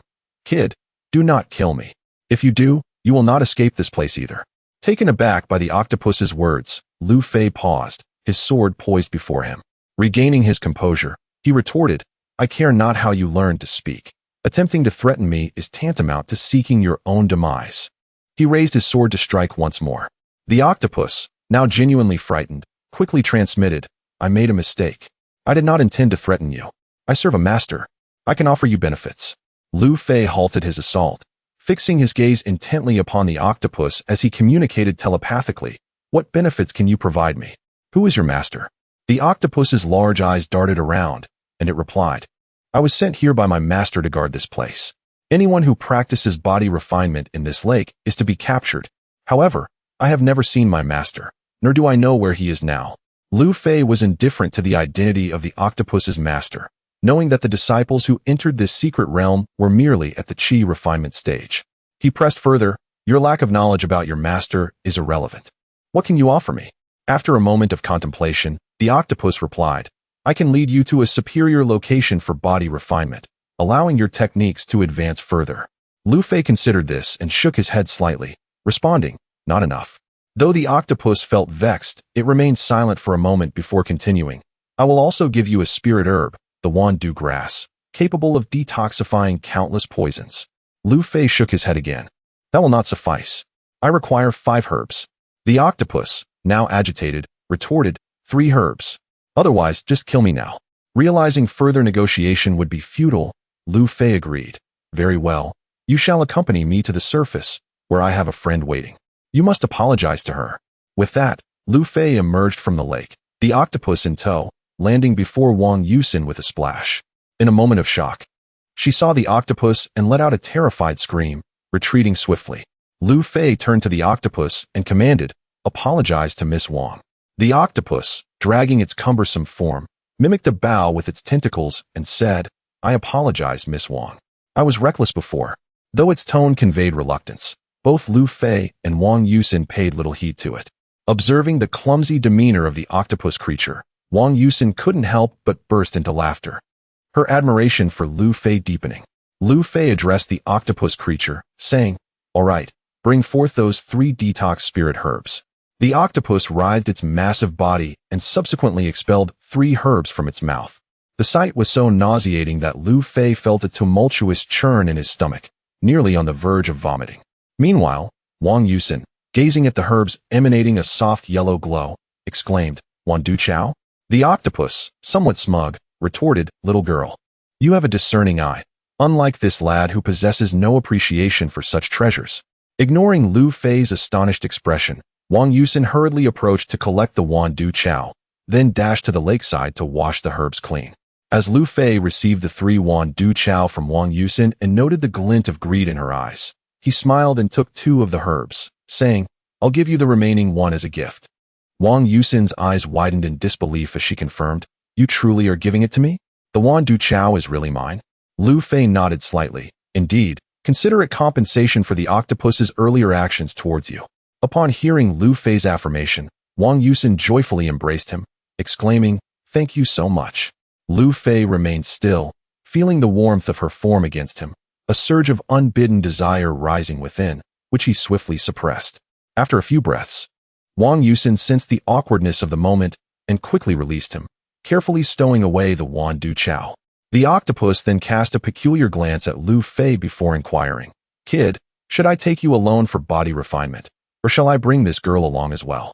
Hearing the teasing tone of the octopus, Lu Fei shot at a fierce glare before turning to Wang Yusen and asking, "Miss Wang, have you also practiced body refinement techniques? Would you like to join me in this endeavor?" Chapter 41. The Blackwater Spring and the 10,000 Poisons Herb. Wang Yusen slightly nodded at Lu Fei and said, "Indeed, I have practiced a particular body refinement technique from our sect. I have heard that within this secret realm lies a lake that can aid in body refinement."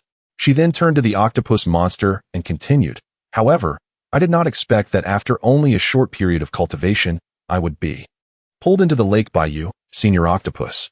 The octopus monster let out a peculiar, cackling laugh and replied, "You are quite eloquent, little girl. I like that." Lu Fei shot a glare at the octopus monster and said, "All right, take us to the place you mentioned for body refinement." Lu Fei and Wang Yusen then followed the octopus monster as they plunged into the lake. However, after descending merely a few dozen feet, Wang Yusen could no longer endure the immense pressure of the water. Observing this, the octopus monster conveyed telepathically, "Little girl, you should take your time to adapt and cultivate here. I will take this young lad first. Once you are ready, come find us." Lu Fei nodded slightly at Wang Yusen, signaling her not to worry, and then followed the octopus monster deeper into the lake.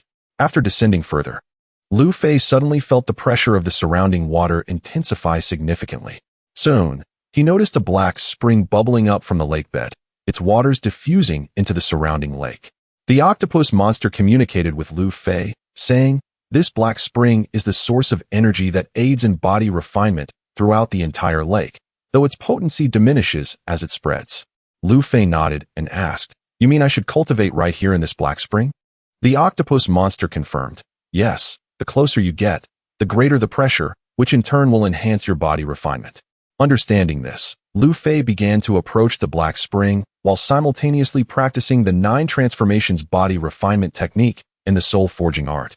A day later, Lu Fei found himself merely a yard away from the spring. At this point, his entire body emanated a luster akin to white jade. And the 4th transformation of the 9 transformations body refinement technique had been successfully completed. 2 hours later, Lu Fei stood directly above the spring, where the pressure had exceeded that of the water by several times. An hour later, Lu Fei finally saw Wang Yusen, who had managed to cultivate at the lakebed, her body glowing with a faint black radiance. Lu Fei marveled. It seems her body refinement technique is formidable, and her innate talent and endurance are likely beyond that of ordinary individuals. Shortly thereafter, Wang Yusen noticed Lu Fei observing her and pointed upwards. The two returned to the lakeshore, where Lu Fei glanced at Wang Yusen, whose clothes were completely soaked, revealing her voluptuous figure beneath the damp fabric. Lu Fei hastily diverted his gaze, while Wang Yusen merely revealed a barely perceptible smile and said, "Lu Shixiao. Being able to cultivate at the lakebed is currently the utmost limit of my capabilities. If you have also completed your cultivation, we should explore other places." Lu Fei nodded slightly and replied, "All right." At this moment, both used their spiritual power to dry their clothes before swiftly moving away. As Lu Fei inhaled the subtle fragrance emanating from Wang Yusin, their conversation gradually unveiled details regarding other sects participating in the Tianyan Secret Realm experience. For instance, the Hehuan sect had secured 3 spots, with Wang Yusin being one of them. As they traveled further, the sky began to darken. Wang Yusin turned to Lu Fei and suggested, "Lu Shixiao, let us take a moment to rest." They soon found a relatively clean cave, from which they each retrieved some food from their storage bags and shared it. After satisfying their hunger, Wang Yusin gazed at Lu Fei and proposed, "Lu Shixiao, why don't you protect me while I refine the 10,000 poisons herb you provided? This way, we can become nearly immune to poisons." Lu Fei smiled and agreed. "Very well, I shall protect you." He then rose and positioned himself at the cave entrance, sitting cross-legged. Wang Yusin carefully took out the 10,000 poisons herb, stealing herself before swallowing it, channeling her spiritual power to begin the refinement. Before long, Wang Yusin's veins turned black, resembling a spider web across her exposed skin, with tiny blood vessels on her face filled with dark blood. Her breathing became hurried, her brows furrowing as she occasionally let out soft, painful moans. Lu Fei recognized that Wang Yusin was in a crucial phase and, feeling powerless to assist, could only observe her condition from afar. An hour later, her breathing began to stabilize, and the pain sounds ceased. Her complexion gradually transformed, becoming smoother and more radiant. Another hour passed, and Wang Yusin stood, feeling her skin's newfound delicacy and luster, joyfully calling out to Lu Fei, "Lu Shixiao, come and see, I have completed the refinement." Lu Fei approached to inspect her, noticing that her skin indeed radiated a faint sheen, enhancing her beauty and allure. Seeing the fervent glimmer in Lu Fei's gaze, Wang Yusin's lips curled into a smile as she teasingly said, "Lu Shixiao, why don't you refine the herb now? And I will protect you." Lu Fei quickly averted his eyes, nodding slightly. "All right." Observing Wang Yusin's playful demeanor, a sense of embarrassment washed over him, prompting her to purposefully sway her figure toward the cave entrance. Watching Wang Yusin's retreating silhouette, Lu Fei sighed and shook his head slightly before sitting down to commence the refinement of the 10,000 poisons herb. An hour later, Lu Fei successfully refined the herb, with the poison from the green scorpion completely dissipating from his hand. He approached Wang Yusin at the cave entrance and said, "Miss Wang, come inside to rest. I will guard the entrance." Upon witnessing Lu Fei's swift refinement of the herb, Wang Yusin expressed her astonishment. "Lu Shixiao, your strength is remarkable. It took me so long to refine the herb, yet you accomplished it in just an hour." Lu Fei smiled gently and replied, "You should go inside to rest. We will set out again at dawn." Wang Yusin shook her head slightly. "There is no need for that. If you are not tired, let us sit here together and admire the sky of this secret realm." Lu Fei then settled down, gazing at the darkened sky of the secret realm, where only wisps of mist and unknown luminous points flickered. Wang Yusin inched closer to Lu Fei, leaning against him, and asked, "Lu Shixiao, have you ever admired the sky like this outside the secret realm?" Upon hearing Wang Yusin's inquiry, Lu Fei suddenly realized that he had been so engrossed in his cultivation that he had never taken the time to sit down and admire the night sky as he did now. Lu Fei jestingly remarked, "I truly haven't, especially not in the company of a beauty like you." Wang Yusin remained silent, merely turning her head to gaze at Lu Fei before leaning down to rest in his embrace. Just as Lu Fei intended to shift his position to create some distance, he heard Wang Yusin softly say, "Don't move. Let me lie here for a while." Chapter 42. United to slay the giant python at the break of dawn, Lu Fei felt the gentle, rhythmic breathing of Wang Yusin nestled in his arms. Despite the discomfort this position caused him, he could not bring himself to wake her. After a while, Wang Yusin stirred, rubbing her sleepy eyes, and bestowed a kiss upon the grinning Lu Fei before bounding away. Lu Fei could only smile faintly and followed her. The two then washed up by a small stream, preparing to continue their journey. Suddenly, Lu Fei made a shushing gesture to the playful Wang Yusin. Upon seeing his silent cue, she extended her spiritual sense but found nothing amiss. Moments later, a hissing sound emerged from behind them. Lu Fei's spiritual sense, now far superior to his current cultivation, had already detected the giant python lurking behind, prompting him to caution Wang Yusin to remain silent. After a few breaths, Wang Yusin saw a massive python, its enormous head gleaming with green light, lunging towards them. "Dodge!" Lu Fei shouted, forcefully pushing the somewhat dazed Wang Yusin aside. He then drew his sword and struck down with great force. The blade met the python's scales with a sizzling sound, yet the scales remained nearly unscathed. By this time, Wang Yusin had regained her senses and swiftly positioned herself beside Lu Fei. It was then that they fully beheld the python's grandeur. It measured over 10 zhang in length, with a girth akin to that of a barrel. Its scales radiated a reddish hue, and its eyes, the size of bowls, glimmered ominously. A few feet long, its vibrant red tongue flicked in and out as a foul stench wafted toward them. Wang Yusin retrieved a red ribbon as her weapon, and the two exchanged a glance before charging at the beast. The python's colossal head lunged for Lu Fei, while its massive tail swept toward Wang Yusin. With a resounding thud, Lu Fei's sword struck the python's head, leaving it momentarily dazed. Wang Yusin, agile in her movements, evaded the tail's assault and ensnared it with her red ribbon. The python thrashed in an attempt to break free, but Wang Yusin held firm to one end of the ribbon, striving to control its tail. Lu Fei cast a glance at Wang Yusin's ribbon, astonished that such an ordinary-looking object could withstand the python's might and her exertion. He hurried to assist, grasping her hand, and declared, "Leave it to me." Together, they swung the python like a club, slamming it to the ground with a thunderous crash that shook the earth and toppled nearby trees. The relentless assault provoked the python's fury. It let out a piercing howl and charged at them once more. Its eyes were now bloodshot, and it exhaled a faint pink mist that enveloped them in an instant. This mist suppresses spiritual senses. Lu Fei warned urgently. The python closed in, reaching them swiftly. Lu Fei swung his sword again, while Wang Yusin tugged at the red ribbon still entangled with the python's tail. With a resounding impact, Lu Fei staggered back, shaken by the python's overwhelming physical strength. Although unharmed, he was astonished by the creature's resilience. Without Lu Fei's support, Wang Yusin was flung away by the python's tail, landing hard against a rock. Gasping for breath, she called out, "I'm fine. You attack from the front, I'll distract it." Lu Fei engaged the python with his formidable physique, while at critical moments, Wang Yusin launched surprise attacks from behind. Their coordinated efforts left the python frustrated and increasingly enraged. In a fit of fury, the python disregarded Lu Fei entirely, ignoring the sword embedded in its flesh, and lunged fiercely at Wang Yusin.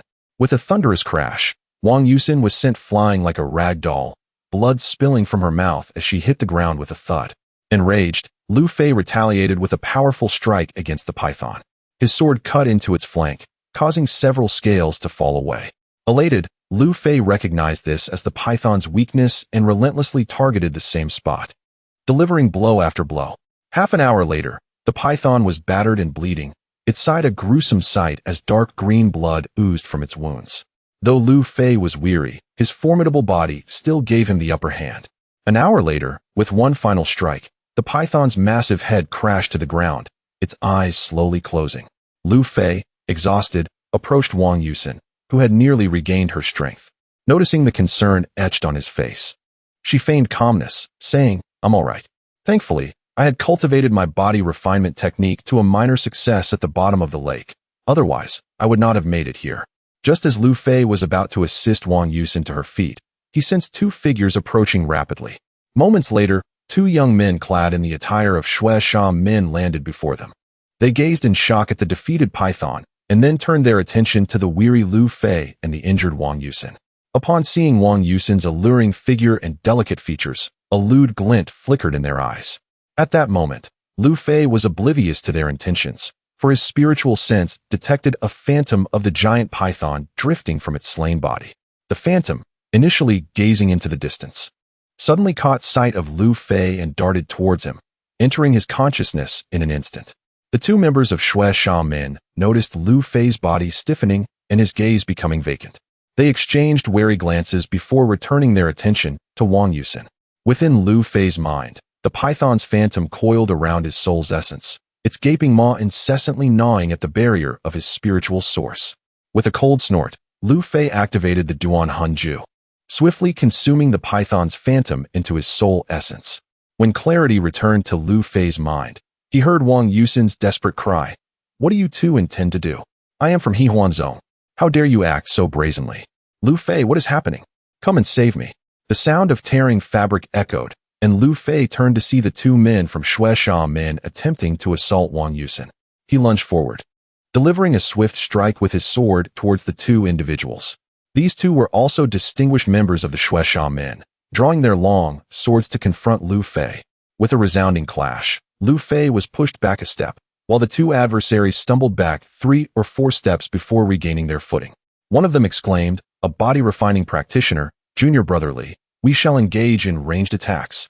Immediately, the two retreated to distance themselves from Lu Fei, who seized the opportunity to assist the startled Wang Yusen. At that moment, 2 streaks of sword light swiftly descended upon Lu Fei and Wang Yusen. Chapter 43. Injured escape. As 2 sword beams sliced through the air, Lu Fei hastily grasped Wang Yusen's hand and dashed sideways at breakneck speed. The opportunity to flee had slipped away. Put down that girl from Hehuan's sect, and we may spare your life. The sinister laughter of the 2 Blood Fiend sect members echoed ominously behind them. Wang, our only chance is to reach the lake where the octopus monster resides and recuperate. We are no match for these 2 right now. Wang Yusen nodded slightly, and, alongside Lu Fei, surged forward, occasionally changing directions to instill a sense of panic in their pursuers. Lu Fei swung his sword behind him, clashing with the assailants' attacks, the sound reverberating through the air. The recoil allowed them to gain a brief distance, yet it wasn't long before the Blood Fiend sect duo closed the gap once more. Li, we cannot afford to hold back any longer. In this secret realm, anything can happen, one of them warned. The disciple named Li nodded, lamenting, it is a pity for the little beauty from Hehuan's sect. They were certain that the 2 had treasures. Otherwise, they would not have been able to slay that enormous python. In the grand scheme of their ambitions, a woman was of little consequence compared to such valuables. The 2 members of Blood Fiend sect began channeling their spiritual energy into their swords. Lu Fei, sensing their growing power, turned to Wang Yusen, urging, just ahead is the lake. You must go on without me. Ignoring her potential objections, he forcefully pushed her forward. Meanwhile, Lu Fei remained behind, drawing upon his waning spiritual energy to fend off their attack. The impact of their swords was earth-shattering, sending him sprawling. From a distance, Wang Yusen called out, Lu Fei. Yet, considering her injuries, she knew that attempting to save him would only lead to her own demise. After a moment's hesitation, she turned and fled toward the lake. Lu Fei, now prone on the ground, coughed up blood, his breath ragged, and his spiritual energy nearly depleted. He relied solely on his body refinement technique to keep himself conscious. A typical 9th-layer Qi refining cultivator would have been rendered into mere flesh and blood by such a strike. The Blood Fiend sect members were astonished by Lu Fei's resilience. Their combined efforts had failed to end his life, prompting them to approach him cautiously. Sensing their proximity, Lu Fei devised a plan and unleashed his formidable spiritual awareness, causing the very air around him to ripple. Who goes there? Which esteemed elder is present? The 2 Blood Fiend sect members were taken aback, sensing an aura only found in Peak Foundation establishment cultivators, and they inquired in alarm. They scanned the surroundings, but apart from Lu Fei lying in the distance, there was no one else in sight. Zhang, what should we do? The tremblingly whispered. Zhang, the elder, did not respond but instead bowed in the direction of the unseen presence, declaring, We are Zhang Ji and Li Chang of the Blood Fiend sect, unaware of any commands from the elder. After a long pause with no reply, he exchanged a puzzled glance with Li Chang, who shook his head slightly. They stood rooted in place, wary of making any sudden movements. Though the elder remained unseen, the potent aura and pressure of a Foundation establishment cultivator were undeniably real. Lu Fei felt a surge of joy within. His powerful spiritual awareness had successfully masqueraded as a Foundation establishment cultivator, granting him precious time to recover. As moments ticked by, the 2 Blood Fiend sect members began to grow suspicious, questioning why the elder had not revealed themselves or made further demands. Suddenly, realization dawned upon them, and Zhang roared, You little rascal, dare to deceive us. He then slashed his sword toward Lu Fei. Having been discovered, Lu Fei, despite not fully regaining his strength, had recovered sufficiently to make a run for it. His flight only fueled the suspicions of the Blood Fiend sect members, who angrily unleashed their sword beams and pursued him relentlessly. After an hour of relentless chasing, the 2 were increasingly alarmed. They had not anticipated Lu Fei's rapid recovery. Yet, their conviction grew that capturing him would yield greater treasures and secrets. Lu Fei urged himself onward. Almost there, just a few more breaths. And I will reach the lake. However, fate had other plans. With a resounding crash, one of their sword beams shattered his defense and struck him squarely in the back. He coughed up a copious amount of blood, his vitality waning as he was propelled forward.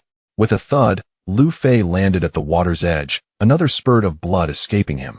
Overwhelmed by pain, he nearly succumbed to unconsciousness. Yet, his powerful awareness kept a flicker of clarity alive as he glimpsed the approaching figures of the Blood Fiend sect. In desperation, he lunged toward the lake. Seeing him still capable of movement, Li Chong struck once more, the impact resonating through Lu Fei's body. Darkness enveloped him as he was sent flying like a rag doll. Yet, that very strike propelled him over the lake. And the last thing he heard was the sound of a splash before everything faded to black. An hour later, in a hidden chamber at the lake's bottom, Lu Fei lay unconscious, his breath faint. Beside him stood Wang Yusin and the octopus monster. With tear-filled eyes, Wang Yusin gazed at Lu Fei and turned to the creature, asking, "Elder, is there truly no way to save him?" The octopus monster shook its tentacles and replied, "This young man has relied on his formidable body refinement technique to endure thus far. I am unable to assist him, but..." Seeing a glimmer of hope, Wang Yusin eagerly interjected, "Elder, but what?" Noticing the octopus monster's hesitation, she bowed deeply, saying, "I implore you to reveal it. If it can save Lu Fei, I am willing to do anything." After a moment of silence, the octopus monster asked, "Do you truly mean it?" Wang Yusin nodded resolutely. "Very well," the creature said. "If you wish to save this young man, you are the only one who can do so."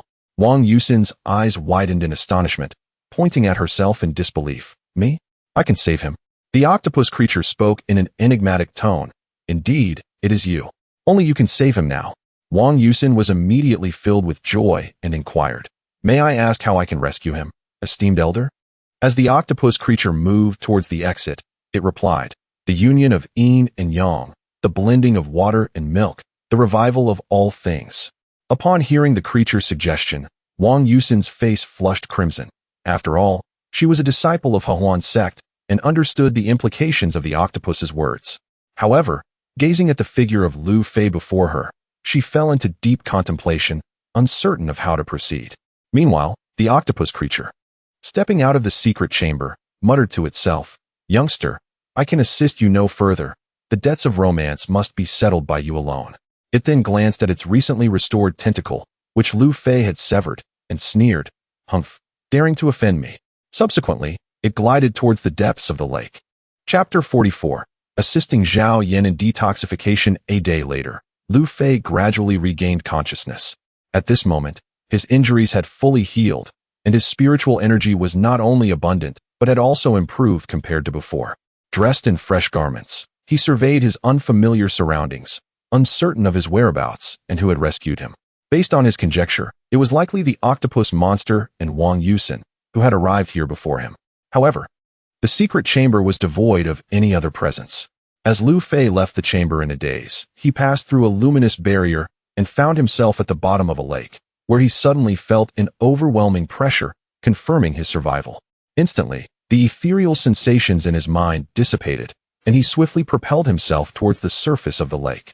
After a few breaths, he emerged, and with his formidable spiritual awareness, he scanned the vicinity. Finding no anomalies and noting the absence of the two members from the Bloodslaughter sect. After a moment of contemplation, Lu Fei submerged back into the lake, determined to uncover the identity of his savior. The octopus monster would surely have the answers. However, after swimming in circles, he failed to locate the octopus monster or Wang Yusin. Returning to the lakeshore, Lu Fei pondered. If Wang Yusin and the octopus monster were captured by those two members of the Bloodslaughter sect, then no one would be able to rescue him. But if the octopus monster and Wang Yusin had indeed saved him, why did they not show themselves? Perplexed, Lu Fei resolved to venture further into the secret realm. With renewed caution, he moved forward, utilizing his powerful awareness to probe his surroundings after every few paces, proceeding only when assured of safety. Thus, after 2 days of travel, Lu Fei had slain 5 encountered beasts. These creatures, while inferior to the giant python, were still formidable compared to ordinary peak Qi refinement cultivators. Lu Fei also discovered that after defeating 2 of the beasts, phantoms emerged from their bodies. By consuming these phantoms with his Duan Hanju, he felt a tangible enhancement to his soul's essence. However, he remained puzzled as to why some beasts, despite their strength, did not yield phantoms even after prolonged waiting. Notably, one of the weaker beasts produced a phantom that, once consumed, led to a significant increase in his soul's essence. Suddenly, a curious thought sparked in Lu Fei's mind. If deceased beasts could produce phantoms, could ordinary cultivators do the same, allowing him to consume them? But he quickly extinguished this notion. To do so would mark him as a sinister cultivator.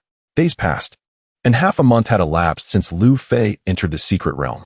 By defeating beasts and consuming the phantoms they released, his spiritual essence had returned to the state it was in before aiding Zhao Yan. While resting, Lu Fei sensed a commotion in the distance, where three figures were engaged in combat and pursuit. As they drew closer, a smile crept onto his lips. He thought to himself, what a narrow path for enemies. You two are doomed today. It turned out to be Zhang Ji and Li Chong, the disciples of the blood slaughter sect who had previously hunted him, pursuing a male disciple clad in the attire of the Tianjin sect. Zhang Ji taunted, you clever boy, speak quickly. Where have you hidden your senior sister Zhao Yan? Upon hearing Zhao Yan's name, Lu Fei was reminded of the little girl who had once clung to him daily, never abandoning her younger brother even when he faced a decline in his cultivation. With a swift motion, he unleashed a sword beam towards the two members of the blood slaughter sect, declaring, how do you wish to meet your end today? With two resounding thuds, Zhang Ji and Li Chong were forced back 2 or 3 steps before regaining their balance. They then beheld Lu Fei emerging from the thicket. Zhang Ji exclaimed in disbelief, it's you? You're not dead? Lu Fei smiled faintly and replied, if you two are still alive, how could I have perished? The girl who was with me has been captured by you, hasn't she? Li Chong scoffed, don't pin this on us. We couldn't enter that lake. After 2 hours, we left. Relieved, Lu Fei thought. It seems I was indeed rescued by Wang Yusin and the octopus monster, though their reasons for remaining hidden eluded him. The Tianjin sect disciple beside him bowed and said, Senior brother, I am Sun Jinjia from the Tianjin sect. I am grateful for your life-saving assistance. Lu Fei nodded slightly and inquired, what is Zhao Yan to you? Sun Jinjia responded, Zhao Yan is my senior sister, but she is currently poisoned. Can you help save her? Lu Fei exclaimed urgently, poisoned? Did you two administer the poison? He turned to the members of the blood slaughter sect. Zhang Ji defensively replied, no, she must have been poisoned by the beasts here. With no inclination to confront them further, given that their cultivation was not to be trifled with, Lu Fei prioritized saving Zhao Yan. He urged Sun Jinjia, lead the way quickly. After a moment's contemplation, Sun Jinjia nodded resolutely and said, all right, follow me. Lu Fei followed Sun Jinjia through a dense forest, ultimately arriving at a tree hollow where they discovered Zhao Yan. Her body enveloped in dark purple hues. At that moment, her aura was weak, teetering on the brink of life, with green toxic vapors seeping from her form. Hastening to her side, Lu Fei helped Zhao Yan sit in a clean spot. She emitted soft groans, clearly tormented by the poison. Seeing her in such agony pierced Lu Fei's heart, causing his breaths to quicken. Without further delay, he retrieved the last remaining Wan Du Chao. Having previously given one to Wang Yusin and refined another for himself, this was the last. In her state of extreme suffering, Zhao Yan was limp, but as Lu Fei placed the Wan Du Chao in her mouth, she surprisingly began to chew it slowly. Witnessing this eased Lu Fei's anxiety, and he began to gradually infuse his spiritual energy into her body, assisting her in refining the Wan Du Chao. Both Lu Fei and Zhao Yan practiced the Jianling Ju of the Tianjin sect, allowing Lu Fei's spiritual energy to flow effortlessly within her. After an hour, Zhao Yan's complexion began to normalize, the dark purple hue dissipating, her breathing becoming steadier, and the pained groans subsiding. After another hour, Zhao Yan opened her eyes and beheld Lu Fei, instantly startled and attempting to rise. Do not move. First, completely refine this spirit herb. We are at a crucial juncture, and we cannot afford any interruptions. Zhao Yan nodded vigorously, then steadied her mind and resumed the refinement of the Wan Du Chao with Lu Fei's assistance. 2 hours later, she finally completed the refinement of the Wan Du Chao. Upon standing, Zhao Yan embraced Lu Fei and cried, Senior brother, I thought I would never see you again. When the poison nearly consumed me, I implored the heavens for one last glimpse of you. Lu Fei listened to Zhao Yan's heartfelt confession, momentarily at a loss for words, and could only gently stroke her back. After a while, Zhao Yan regained some composure, released Lu Fei, and was delighted to notice her skin had become radiant and translucent. This spirit herb is truly remarkable. It not only alleviated the poison, but also improved my complexion. Observing Zhao Yan's childlike nature, oscillating between tears and laughter, Lu Fei shook his head in resignation. After a moment, Zhao Yin mysteriously said to Lu Fei, "Senior brother, let us go together to eliminate that group of venomous spiders. There are many treasures to be found there." Chapter 45. The Millennium Spirit Milk. Lu Fei followed Zhao Yin and Sun Jingjia into a dense forest, where they soon beheld a vast cave dwelling. A myriad of colorful spider webs, woven from red, white, green, and black silk, adorned the surroundings, nestled among the trees. The trio stood at a distance, and Zhao Yin whispered, "Xixiang, we must not touch these webs. I accidentally brushed against one last time and was poisoned before I even realized what had happened." Lu Fei nodded slightly. "Indeed, but where is the treasure you mentioned?" Zhao Yin replied mysteriously, "The spiders here are formidable. They must be guarding some precious herbs or something of the sort." Lu Fei chuckled helplessly. "So, you haven't actually seen any treasure? It's merely speculation?" "Yes, my father spoke of it before I entered the secret realm." Zhao Yin affirmed with a nod. Upon hearing Zhao Yin mention Zhao Shan, Lu Fei's expression dimmed momentarily, and he inquired with concern, "Is master well?" Zhao Yin nodded. "He is well and still thinks of you. However, the last time Elder Sun Jin returned, he mentioned you, saying that you—" Seeing Zhao Yin hesitate, Lu Fei smiled wryly. "You mean he accused me of colluding with evil cultivators?" Zhao Yin looked at Lu Fei in astonishment. "How did you know? By the way, you haven't told me how you arrived at the Bai Yunzong's affiliated city." Lu Fei glanced at the anxious Zhao Yin and said, "Let us first eliminate these venomous spiders and uncover the treasure you speak of." Zhao Yin nodded resolutely. "Since you say we have refined the Wandu grass and are no longer afraid of these toxins, then let's venture in." She turned to Sun Jingjia, "Sun Shidi, you should wait here. But do not worry. If there is treasure, I will not forget you." Sun Jingjia replied respectfully, "Sister, you flatter me. I shall await your return here." Lu Fei and Zhao Yin then drew their swords, striking at the webs near the cave entrance. Boom! The sound of a crash echoed as 3 enormous spiders emerged from the cave, with dark green abdomens and 8 golden legs. They spewed forth dazzling strands of colorful silk from their mouths. Lu Fei and Zhao Yin swung their swords, but the silky threads were surprisingly soft yet incredibly resilient, and their blades struggled against the deluge of webs. Seeing that they were about to be ensnared, Lu Fei hurriedly pulled Zhao Yin aside. They exchanged a knowing glance, and, after their swords clashed, sparks flew as they slashed at the incoming silk. The 2 brilliant arcs of light swiftly incinerated the webs within moments. The 3 spider beasts lunged at the pair, encircling them from 3 directions, their sharp claws sweeping toward them like blades. The 6 legs attacked from various angles, causing Lu Fei and Zhao Yin to appear somewhat flustered, with the sound of clashing metal ringing through the air. Though the initial assault of the spiders was fierce, Lu Fei and Zhao Yin had trained together, and soon they found their rhythm in countering the attacks with ease. Just as they were about to launch a final strike, one spider expelled a cloud of green mist from its mouth. The mist sizzled ominously, betraying its potent toxicity. "Be careful, toxic gas," Lu Fei warned. The 2 hastily retreated, but the other 2 spiders followed suit, releasing similar mists, enveloping the area in a green haze. Lu Fei and Zhao Yin crossed their swords once more, igniting a fiery barrier around them. Upon contact, the green mist fizzled and dissipated. Zhao Yin exclaimed in delight, "Xixiang, it works." Employing the same tactic again, the green mist significantly diminished. The 3 spider beasts emitted shrill cries and retreated rapidly toward the cave entrance. Lu Fei sneered, trying to escape? Too late. With a swift stroke, he severed the hind legs of one spider beast. It collapsed with a thud, and Zhao Yin followed suit, striking at the spider's head, which soon fell silent after a brief struggle. Seeing their comrades defeated, the remaining spiders charged toward Lu Fei and Zhao Yin. In no time, the 2 dispatched the last of the spider beasts. At that moment, Lu Fei noticed that the first spider he had slain emitted a spectral shadow, which he promptly absorbed and refined. "Xixiang, what is the matter?" Zhao Yin asked anxiously, noticing Lu Fei's dazed expression. After a few breaths, Lu Fei regained his composure and explained, "Nothing, just recalled something. Let us explore the cave." Lu Fei offered a casual excuse. This was a drawback of refining shadows, as one often fell into a trance during the process. "Oh."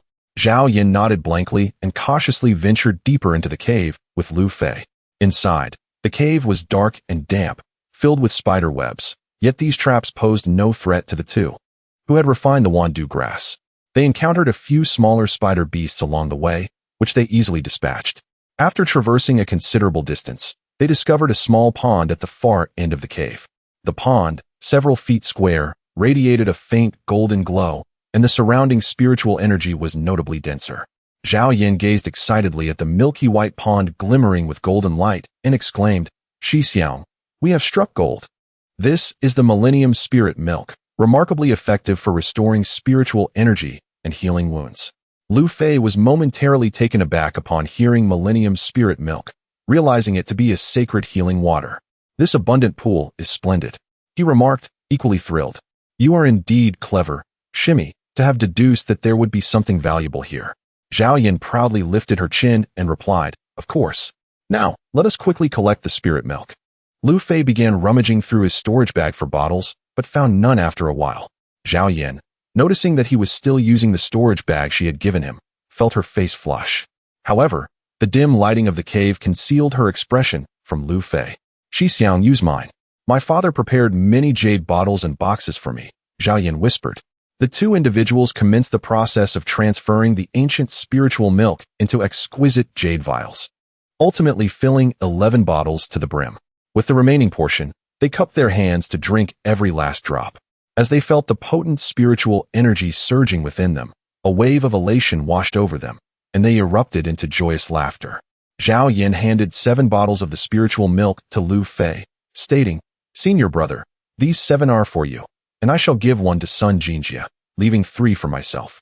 Just as Lu Fei was about to decline, Zhao Yin fixed her gaze upon him and continued, "Senior brother, this is how we shall divide it. I shall not mention compensation for your Wan Du Chao, so please do not be modest." Lu Fei, upon hearing this, nodded slightly and accepted the 7 bottles. Upon exiting the spider cave and locating Sun Jinjia, Zhao Yin presented him with 1 bottle of spiritual milk. Sun Jinjia, taken aback by this gesture, felt an even stronger resolve to follow Zhao Yin. "Senior brother, where do you intend to go next?" Zhao Yin inquired of Lu Fei, who was by her side. Chapter 46. The emergence of the Tianling fruit. In a moment of uncertainty, Lu Fei found himself at a crossroads, unsure whether to continue searching for Wang Yusin or to pursue another course of action. When faced with Zhao Yan's inquiry, he could only respond, "I do not know where to go. Where are you headed?" Zhao Yin cast a glance at Sun Jinjia and, with a hint of mystery in her voice, said to Lu Fei, "The day before yesterday, a brilliant light illuminated the southeastern sky, indicating the emergence of a rare treasure. Senior brother, let us go and investigate." Lu Fei, recalling that he should be recuperating in the hidden chamber beneath the lake, suddenly pondered whether Wang Yusin and the octopus monster had also witnessed the appearance of the treasure and were seeking it out. Thus, he resolved to accompany Zhao Yin to the site of this purported treasure, replying, "Very well. Let us go and see what transpires." Zhao Yan's face lit up with joy as she, along with Lu Fei and Sun Jinjia, hastened towards the southeastern direction. Observing Lu Fei's effortless pace, Zhao Yin excitedly asked, "Senior brother, have you made further progress in your cultivation?" Lu Fei shook his head slightly, responding, "I have gained a modicum of strength, yet I am uncertain if I can elevate my realm. Only after I establish my foundation will I truly consider myself restored." Zhao Yin encouraged him, saying, "Senior brother, I believe in your potential. While others may falter and be unable to recover their realms, I am certain you shall succeed."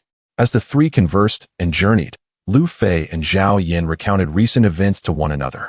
Zhao Yin experienced a whirlwind of emotions, alternating between anxiety and mirth as she reflected on Lu Fei's harrowing experiences. Meanwhile, Lu Fei contemplated his master, Zhao Shan, who traversed the sect and even ventured beyond it in search of a remedy for his diminished state. When Sun Jin had slandered him by insinuating a connection to demonic cultivators, it was Zhao Shan who defended Lu Fei, asserting that he would never engage in such actions, thus sparing him from the sect's pursuit and punishment. Lu Fei felt a deep sense of gratitude towards his master, vowing to express his thanks when the opportunity arose. After several hours, they began to encounter groups of cultivators from various sects, all hastening to the site of the luminous phenomenon. 2 hours later, Lu Fei and his companions halted before a towering mountain, where already 2 or 3 dozen cultivators had gathered. Before the mountain flowed a river approximately 4 to 5 zhang wide, flanked by a stretch of flat land where a tree radiating a spectrum of colors stood. This tree bore a dozen or so golden fruits, each the size of a small humanoid palm. Beneath the tree coiled two enormous golden pythons, whose presence exuded a strength surpassing that of the serpent Lu Fei had previously slain alongside Wang Yusin. "Lu Fei, I am here." Jiang Cai waved and called out upon spotting him. Seeing Jiang Cai safe and sound brought relief to Lu Fei, who approached her side and introduced, "This is my junior sister from the Tianjin sect, Jiang Cai." After a polite exchange, Jiang Cai turned to a male cultivator from the Shueisha sect standing nearby, somewhat shyly, saying to Lu Fei, "Lu Fei, this is indeed Jiang Hao?" "Jiang Hao, this is Lu Fei from Jiangqing's guard team." Understanding her implication, Lu Fei addressed Jiang Hao. "I have heard of you from Cai. It is a pleasure to meet you." Jiang Hao nodded coolly, then diverted his gaze to the golden-fruited tree across the river. Jiang Cai, sensing the awkwardness, offered Lu Fei a smile before changing the subject. "Lu Fei, have you come to gather the Tianling fruit as well?" Unperturbed by Jiang Hao's demeanor, Lu Fei inquired of Jiang Cai, "Tianling fruit? Are you referring to those dozen fruits across the river?" Jiang Cai nodded, responding, "Yes. Some say that an elder of the sect once mentioned that consuming a single Tianling fruit is equivalent to 10 years of arduous cultivation." Lu Fei gazed at the golden fruits, contemplating how he might procure a few amidst the throng of cultivators. Soon after, he noticed Zhao Yu, Zhang Ji, and Li Chong arriving, and they quickly approached Jiang Hao. Upon seeing Zhao Yu, Jiang Hao's eyes lit up as he dismissed Lu Fei and Jiang Cai, hastening towards Zhao Yu with enthusiasm. "Zhao Junior sister, you have come as well." He then addressed Zhang Ji and Li Chong. "It is good to see you both safe." After a courteous exchange, Zhao Yu cast a glance at Lu Fei, a slight smile gracing her lips, before turning her attention to the tree bearing the Tianling fruits. Before long, nearly all the male cultivators turned their gaze toward the approaching group of women, led by Wang Yusin of the Hahuan sect, accompanied by two others. As Lu Fei prepared to greet them and inquire about his injuries, the icy gaze from Wang Yusin halted him in his tracks. He wondered, what is the matter with Wang Yusin? Why does she regard me so coldly, acting as though she does not recognize me and harboring such animosity? Noticing the change in Lu Fei's expression, Jiang Cai softly asked, "Senior brother, do you know her?" Lu Fei could only shake his head slightly in response. After a brief interval, Li Jin and Wu Tao arrived with several companions. Upon their arrival, Wu Tao addressed the group, "Jiang Hao from the Shueisha sect, Zhao Yin from the Tianjin sect. We cannot simply wait idly. If we do, those two golden pythons will surely devour the fruits when they are fully ripe." Jiang Hao stepped forward to inquire, "What solution does Wu's senior brother propose?" Zhao Yin glanced at Lu Fei beside her, but remained silent. Wu Tao nodded slightly, proposing, "Let us have 3 representatives from each of our 3 sects, with the remaining sects contributing 3 as well. There are a total of 13 Tianling fruits. Any surplus shall belong to my Biyun sect." After considering this, Jiang Hao looked at Zhao Yin, noting her lack of response.